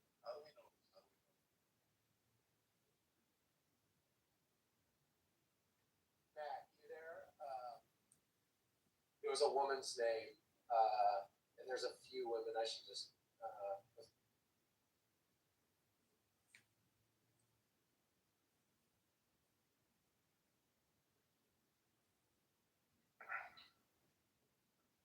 Sorry, were you safe up your walls? Oh no, I came in earlier, and Pepe was talking about some files and there's an investigation that's going to happen on a female. That's why it's on the. I can't recall, and I only caught the tail end of it, and I think it's just happening today. It's like breaking news of classified information. Tulsi Gabbard. Yeah, was it Tulsi Gabbard? Yeah. Or I'm still trying to figure it out. Well, that's interesting because I think everyone, even if it's nothing, it's what everyone's hung up on. And so if that blockage got cleared out and it started flowing, I think anything that could be taken away from people that is unknown that people are waiting for, I think. But then just more gets piled on top. So I don't know what I'm doing. Never mind. We're not going to find out anything. So, yeah. I didn't follow this today at all. What are they alleging she did?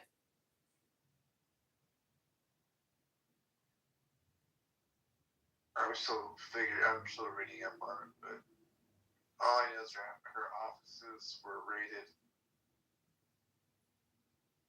And that's it right now. So I'm looking.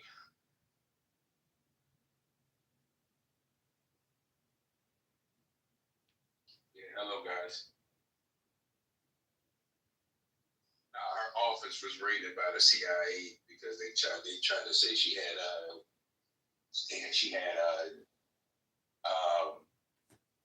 classified information on the JFK files and the MK Ultra files. So that's why. Oh wow! So that's the files. That's wild. That's completely different than an Epstein. So she had on JFK files that were never released. I'm assuming that was the case. Everything is just happening. It's just unfolding. So the details are still sketchy, but they saying that she possessed classified information that was a part of these two files. Talking about Dulcie? Right. Yeah. MK Ultra? Because a lot of that information is supposed to have already been destroyed. Right, but just think about it. The CIA raided her offices. You know what I'm saying? Like, well, she's the head of the CIA. She's the head of she's the CIA boss. Only the FBI couldn't do that because she's technically the boss of the intelligence services. Only the CIA could do that. Like, if the FBI did it, it would look like partisan, like Cash Patel nonsense. No, and I appreciate that, Mike, because that is what I heard the tail end before they stopped talking about it. And I was going to say maybe it's like a 72-hour rule on this one, because I think it is just breaking and there's probably more to come. And yeah, I think tonight when I get to my destination, I'll try to read about it.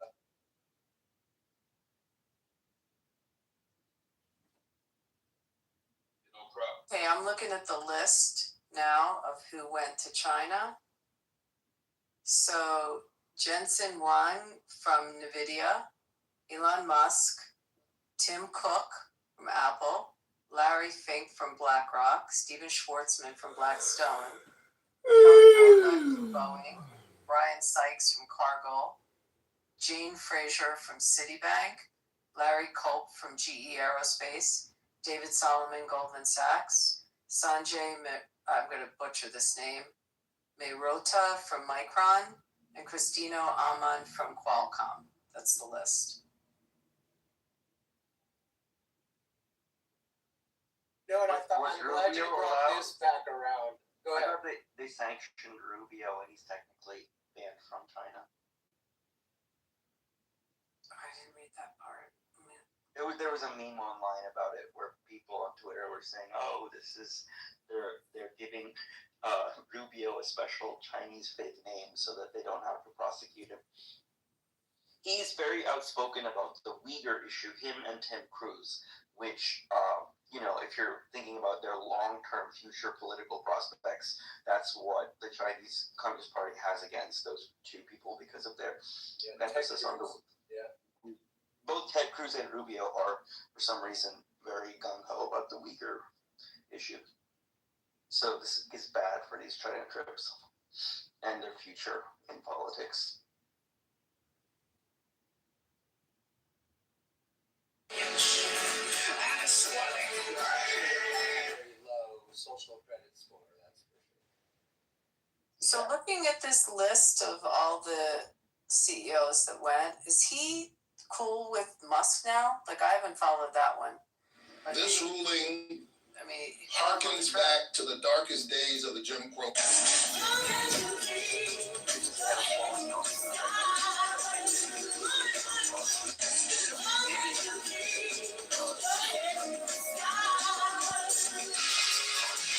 The Ku Klux Klan is in Tennessee erasing black folks. They gutted the Voting Rights Act and redrew the map.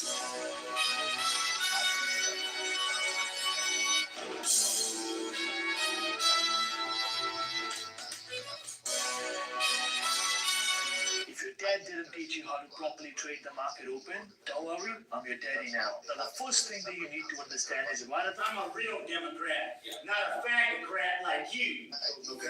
I've heard enough of this bullshit. Y'all can go to hell. I'll put your hands. Monday, meetings. Tuesday, flight. Wednesday, call the Pope. As I stand here in Athens, Greece, looking. Yeah, it's funny. I sit and think about it, and I imagine like a big swarm of fish trying to stick together, you know, so not one of them stands out, and they're all kind of in a big, huge tank of sharks, which is China. And it is interesting to see them all go over there, and nothing will happen. I hope not. And how can it? Because we're going to have big deals happening, and if something bad happens, big deals can't happen. So this, I hope, is going to be something great. Get the ball rolling and do great thing. I do think of all the private planes that came in at one time, all of their jets.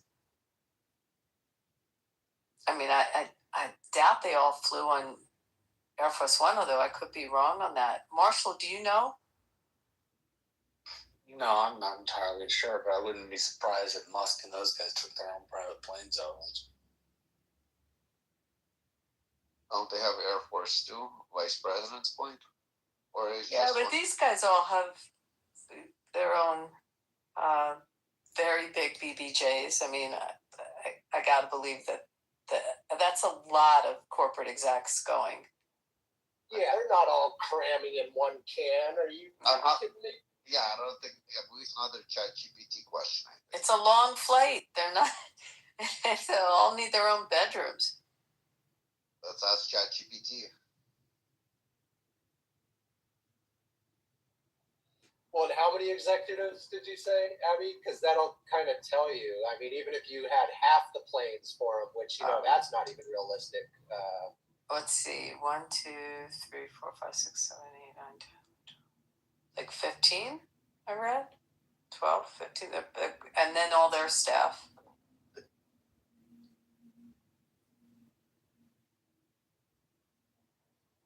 What day is it today? May what? When did they all land there? Yeah, what is it, the 13th or 14th? I should look at the calendar again.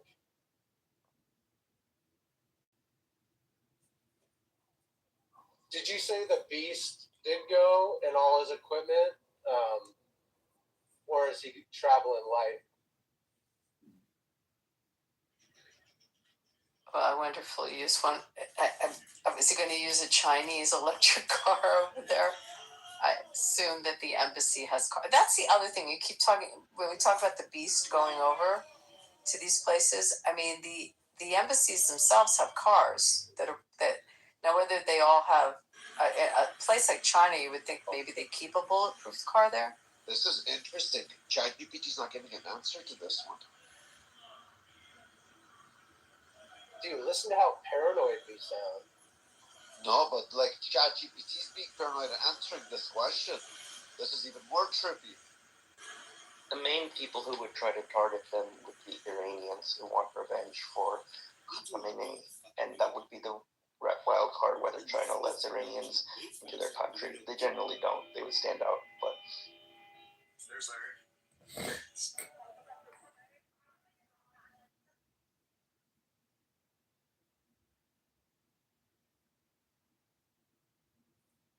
Yeah, hello.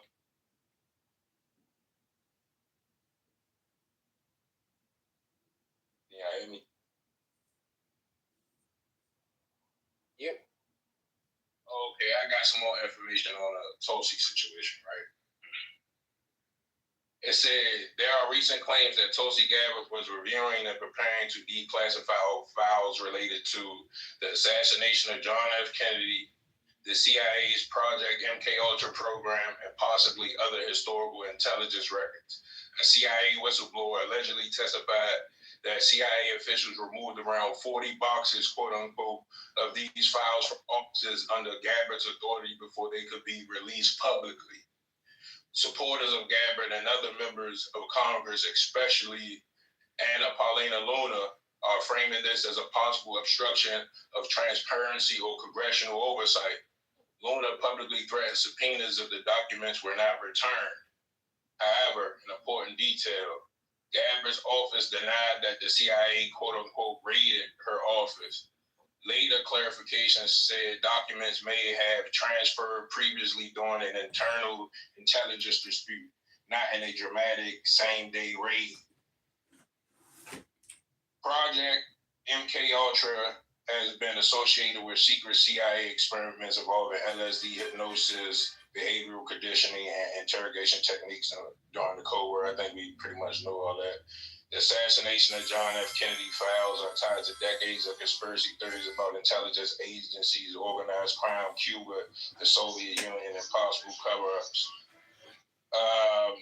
But they were saying,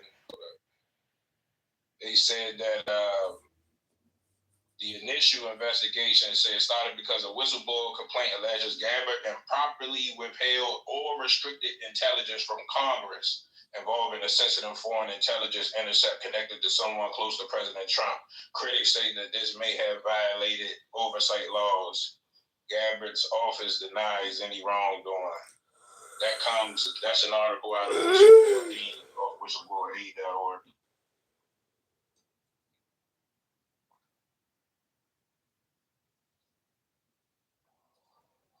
Look at that. Now when I get to my destination, I don't have to, I'm still going to probably read about it. Dude, right on, Mike. That was awesome. Again, things are still developing, so we'll know more further.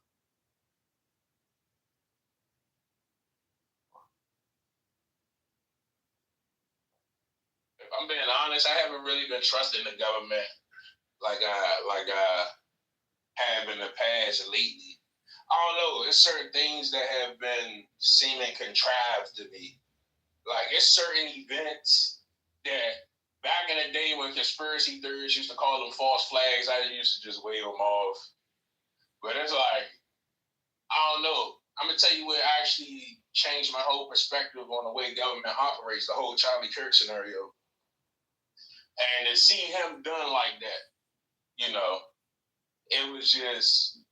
And just to see the behaviors of the individual actors afterwards, it just rattled me in a way that I can't shake.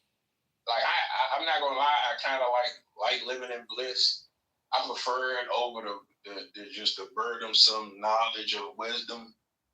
But it's like that right there got me looking at the government in a way that I've never looked at them before, and it's kind of frightening, if I could say.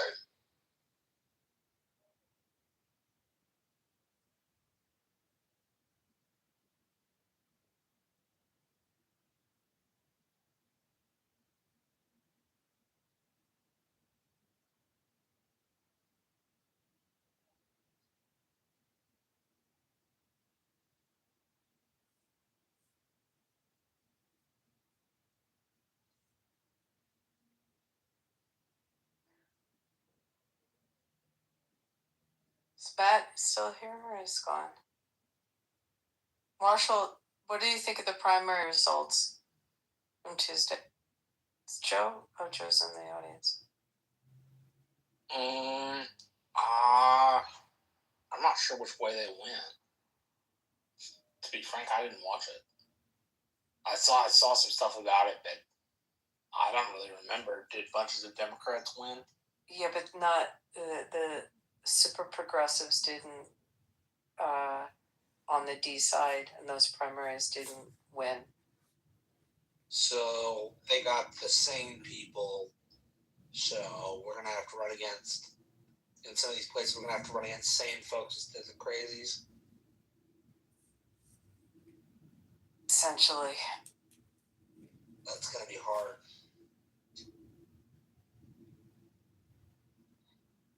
Crazies always make our job easier.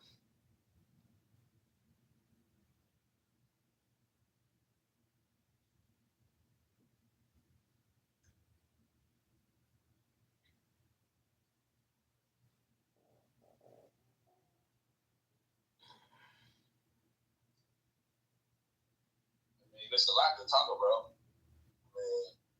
I'm not sure if you guys are asleep or what, but yeah, there's a lot going on in politics that can be discussed. I'm sure it has been, right? I'm sure I'm late to the party, right? But everything that can be discussed has been probably. You guys seem like highly intellectual people.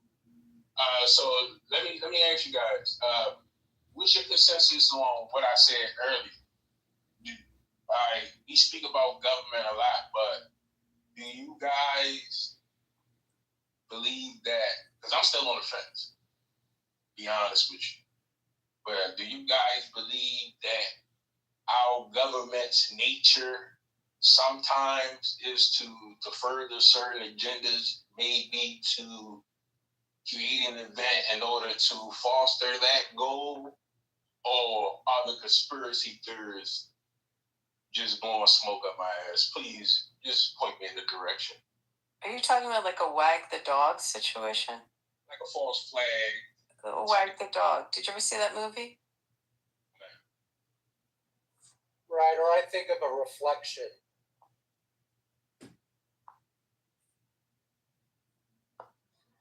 Like the more scared you are, and this is I'm just thinking like the more scared they're gonna be. And so if they're that scared, then it's gotta be something.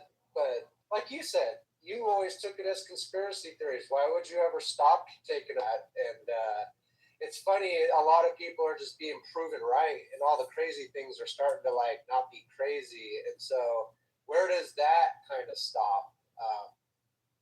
Man, I don't want you. You shouldn't feel any different about your government because I guess when you see this kind of stuff happening, you just see how scared they are. And if they're that scared, then that should be the question. Like, why are they so scared? And don't you be scared because we should just wonder why they're so scared. I don't know. My personal view is you shouldn't put stake in conspiracy theorists. Conspiracies are real. Conspiracy theorists just make shit up.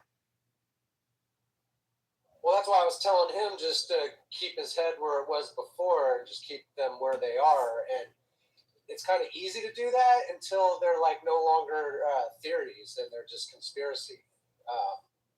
And I think that's the hard thing that a lot of people are dealing with is when the theory part falls away and it's just all becomes conspiracy.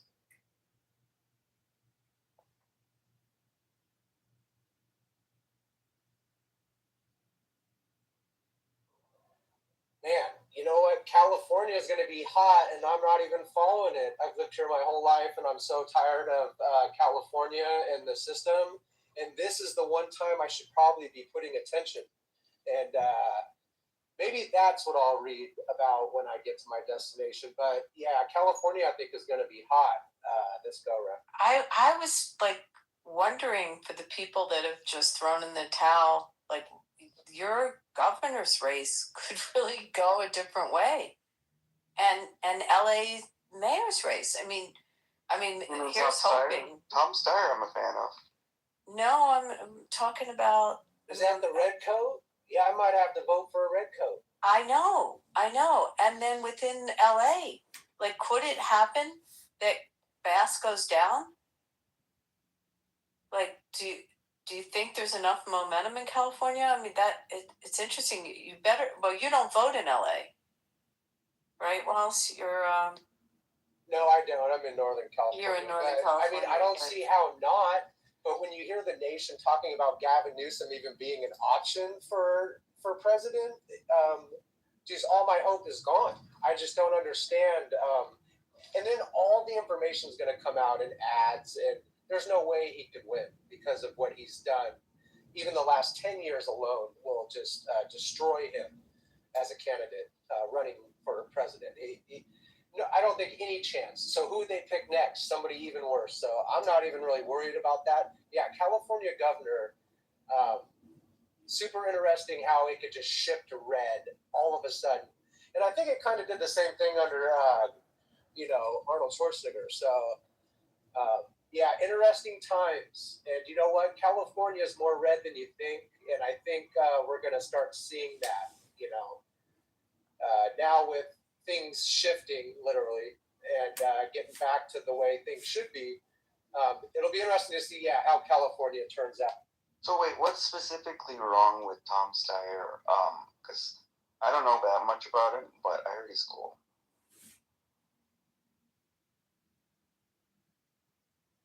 He's not cool.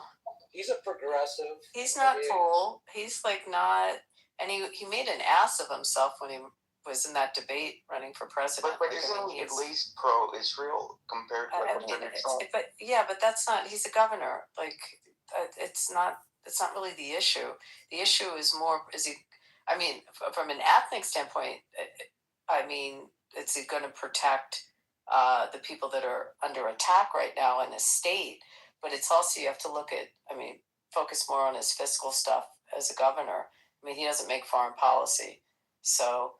Exactly. State governors never make foreign policy. Yeah. I mean, but the what's the guy's name? Who's the Republican from England? Am I blanking? Steve Hilton. Yeah. I mean, he's picked up a lot of steam. How is the polling look on that? Do you know? I saw his name on the betting markets where he that's how I found out, is that I didn't know about, he's an alumnus of my high school, so that's why I keep track of him. Well, that's exciting. Yeah, but I don't actually know. Oh, we got another bonus to vote for him. He's been here that long? That's a plus. So the thing about Tom Steyer is that I think he's I think he was a worse candidate personally in 2020 than Michael Bloomberg. But the thing about Tom Steyer is that I think there's a lot of groupthink in California, and I think that a lot of those people will huddle in and pile into him. Hold on 1 second. Pepe, are you awake? Pepe? Coco? Are one of these mods awake? Peter? Can one of you hear me? Joe, I can't get them to... Oh, let me see if I can get someone to come back and...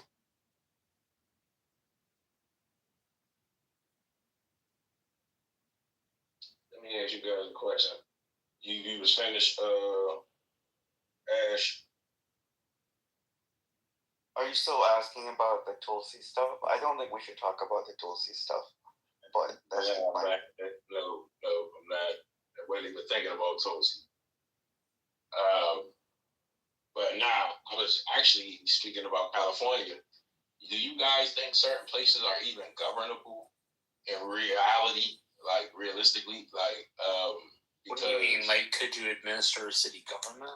I think it means that the West Coast has a way bigger, invisible homeless problem, and whereas in the East Coast it's localized to New York City, and that's why I think sometimes people give up on the West Coast because of that. What are you saying?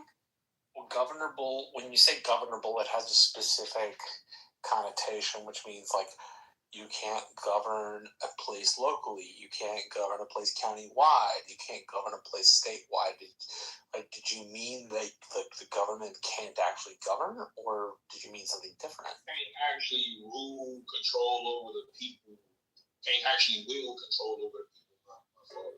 Yeah, because if you look at places like the Bay, you look at places like LA, and like I don't know if the territory too vast, too expansive, but it seems like it's too much going on in these areas for them to actually. It's almost like they can't like build up the police forces enough to actually deal with a lot of these issues. I think the numbers are actually kind of, in terms of employment of the officers, I think they kind of like fuzzed a little bit. We're going through that here in DC. Actually, the chief of police just got fired. I mean, I'm sure you guys know about it. Trump made a big issue about it, about the police chief like fudging the crime numbers and things like that.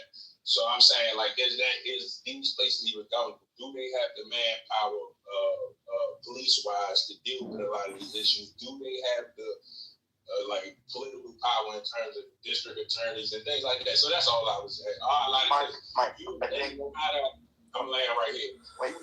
matter how many people have been in office in a lot of these places, especially like and stuff like that, when you go to a lot of these places, they look like burned waste towns. Like, you would think they third world countries. So I'm just wondering. That's what Mike, we already have seen what the California standard of a district attorney can accomplish and whether they're sensible. That was the very infamous failed Kamala Harris, and I don't think we should rely on that apparatus of the California system to govern it. I mean, what it makes California more appealing to, say, Texas, like say you're thinking, oh, I want to live in California versus I want to live in Texas, is the Tom Sawyer state of California, where there's tech companies and you have an elite of California that is, broadly speaking, very intelligent and makes good decisions.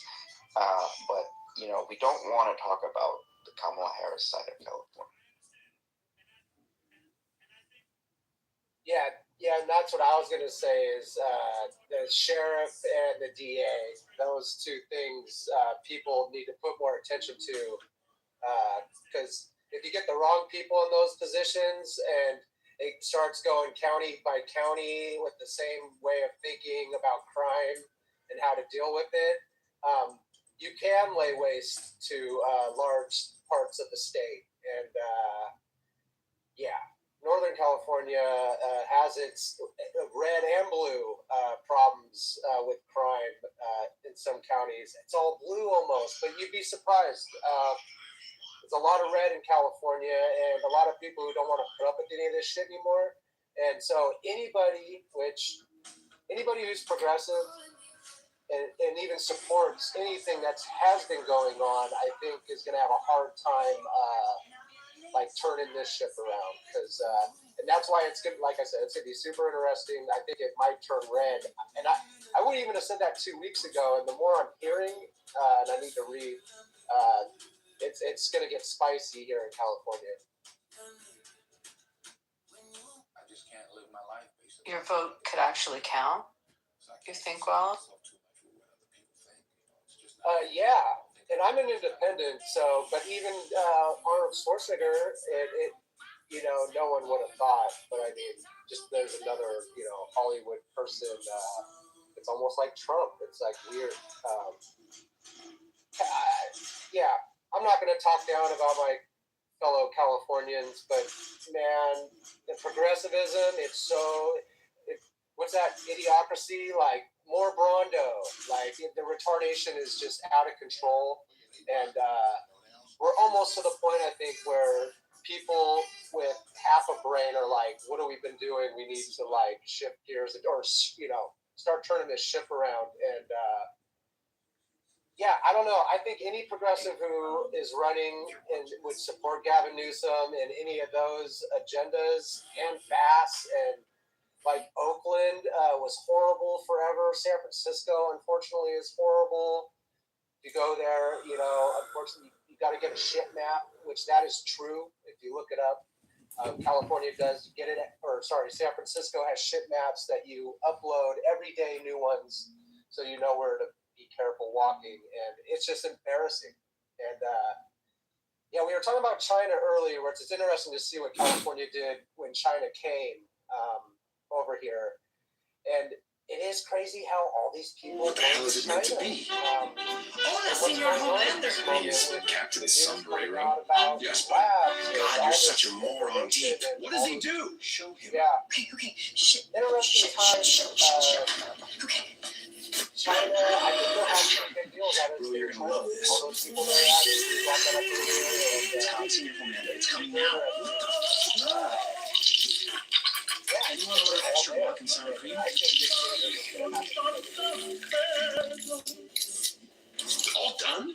What, didn't bring nacho cheese to the party? Still not able to come up on Actually. I wish I stayed out of your way and you and Joe's way. Because to listen to you two Homelander, come try it. That's disgusting. What the hell? Hanson came up to Joe. It's interesting. Oh, well, I do want to tell you, I just bought season 2 to the rub it in. It's 2 years away for this stadium, but we all went in. So yeah, it's still super expensive with people sticking their shit to go do that. It's a smaller field, and it would be like cheaper. But we get to hold on to them here in the No, stay for just what? like if One I'm more season? actively Yeah. engaged in Let's say- activities with So you, just it tell should me be what's open up. in Like, 2 years. don't I saw conceal them. I things from went me. to Philly last week and I saw them play the Phillies. One of the games where they had like I don't know, like 9 or 12. They had 12 That runs. you're thriving. Well, the You're Athletics exceeding. originally are You're from Philly. excelling. If no one You're knew feeling that, great. the original Athletics. I just don't were know Philly what- team, I think. Tommy Matt. benefit of it being infrared is for. Yeah, they were. Yeah, the Bay Area pretty much lost all their teams. The only one, and it'll probably go to, is the 49ers. And they're not even in Candlestick anymore, San Francisco. You got to go down to Santa Clara, and what a shit show. Do you think the Sharks will stay? Yeah, I mean that they're supported so much. The hockey fans, I think, are great down here. San Jose's, I think it's still the most expensive real estate in the nation. It might have changed, but a couple months ago it was, and so yeah, they're like almost considering what that South Bay part of Silicon Valley. Silicon Valley is huge now. It almost has engulfed South San Francisco all the way down to San Jose. So, yeah, I don't know. I think if the Bay Area doesn't get their shit together, they're not going to have any teams of any kind. And then all these arenas and stadiums are just going to be for concerts, which are fun too. But no, Bay Area teams, my whole life, I'm 47, and Bay Area teams, I'm a 49er fan and an A's fan, which was odd to a lot of people. But dude, it's all over now. So all I have is my memorabilia and my signatures and memories, and I guess that's good enough. I got to come to Vegas. Yeah, I'm telling you, I'm gonna have. I'm splitting it because I don't want 80 games. It's ridiculous. I couldn't possibly go. So, but I'll have a decent amount of games, so you can come down here, and once we open, the stadium's going to be amazing.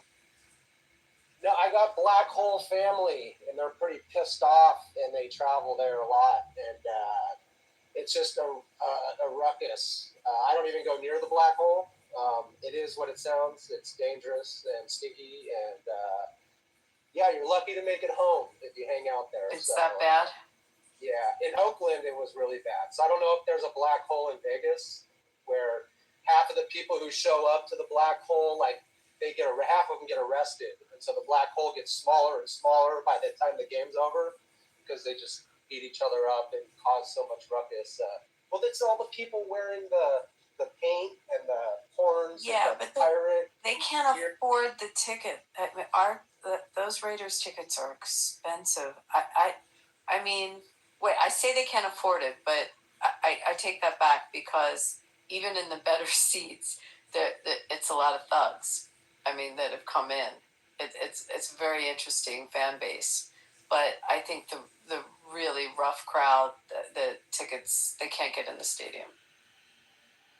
Well, I'm really happy Vegas got the A's and the Raiders because I think they're like an all-time great. They're just all-time great teams, and so to go to Vegas and make that one of the shows is good.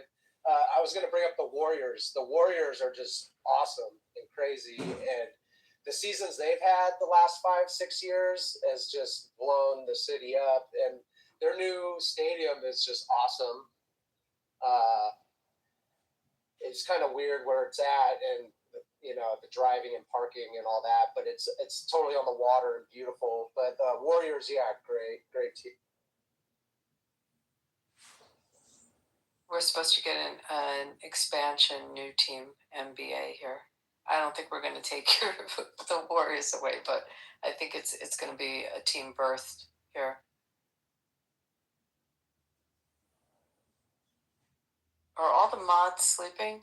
Joe, I maybe leave and come back. What's up, Hanson? Hey guys. Came in on a sleepy tent.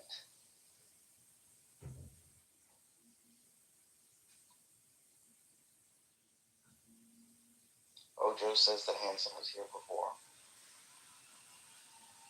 Oh yeah, I was here quite some time ago, and then just came off and check back in. See what's happening.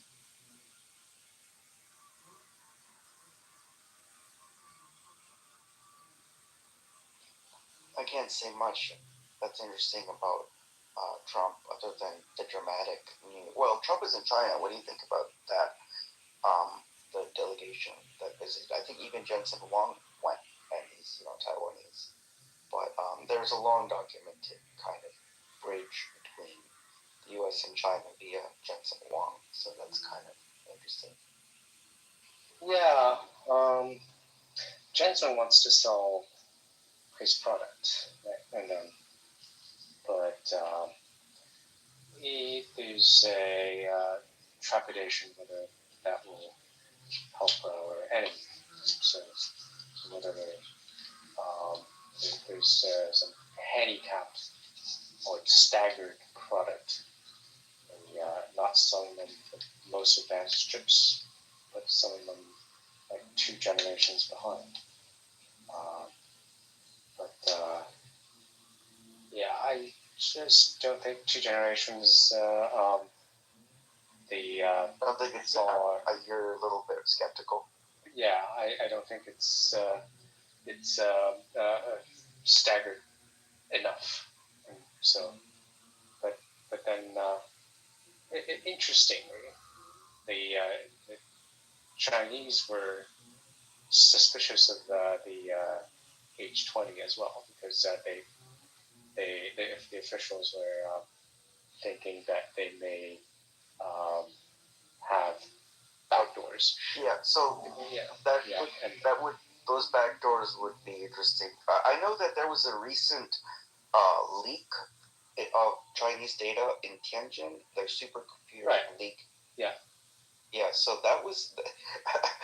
So that didn't help. that was like truckloads or like trainloads of data from. I mean, it flies in the face of the infrastructure story, because some people, when they think of China, they think, look at Chengdu 20 years ago versus today. Like Chengdu didn't even have a subway system 20 years ago, right? But then they give this narrative that they are all they developed infrastructure. They're not a third world country anymore.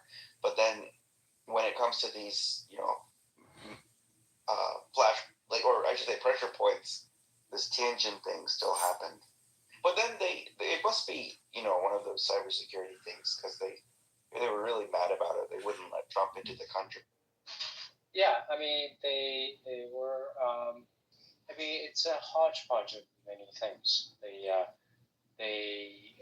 It's mostly American technology. Even the Tianjin supercomputer centers were American technology, and interestingly, they were mostly AMD products. And then structures and infrastructures. So that's not Jensen. That's his cousin, right? Right. That's the Sue, Lisa Sue, and Jensen's cousin. Yeah. So.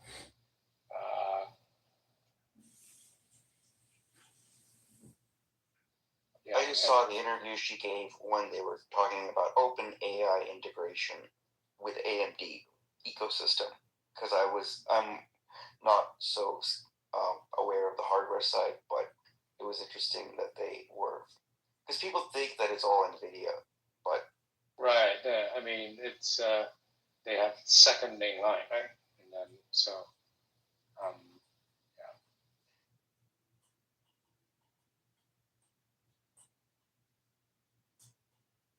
So there was, there were suspicions that whether Lisa Sue or AMD, leaked the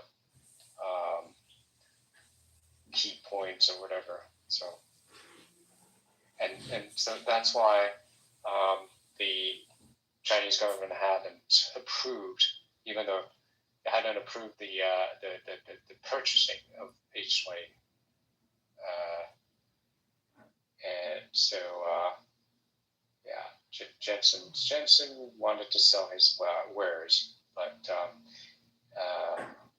he's like there's caught in between, but I just don't think the staggering is far enough.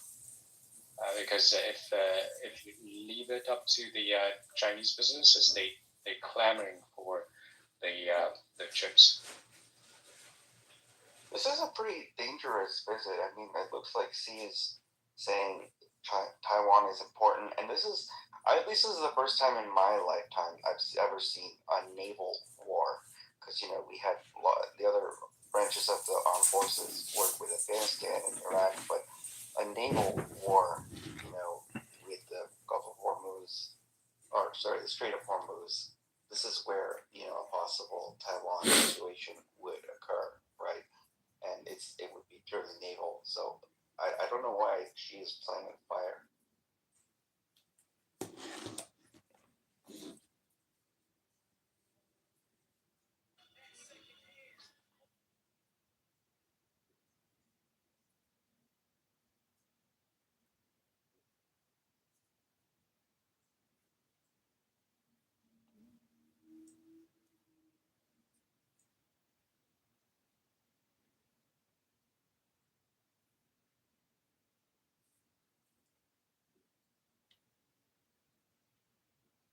It's like we're in the cemetery.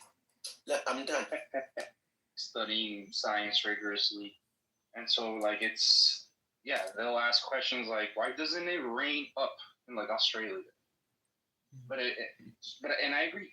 Probably when I was 8 years old, I mean, I didn't know anything, so I probably did think everything was just like magic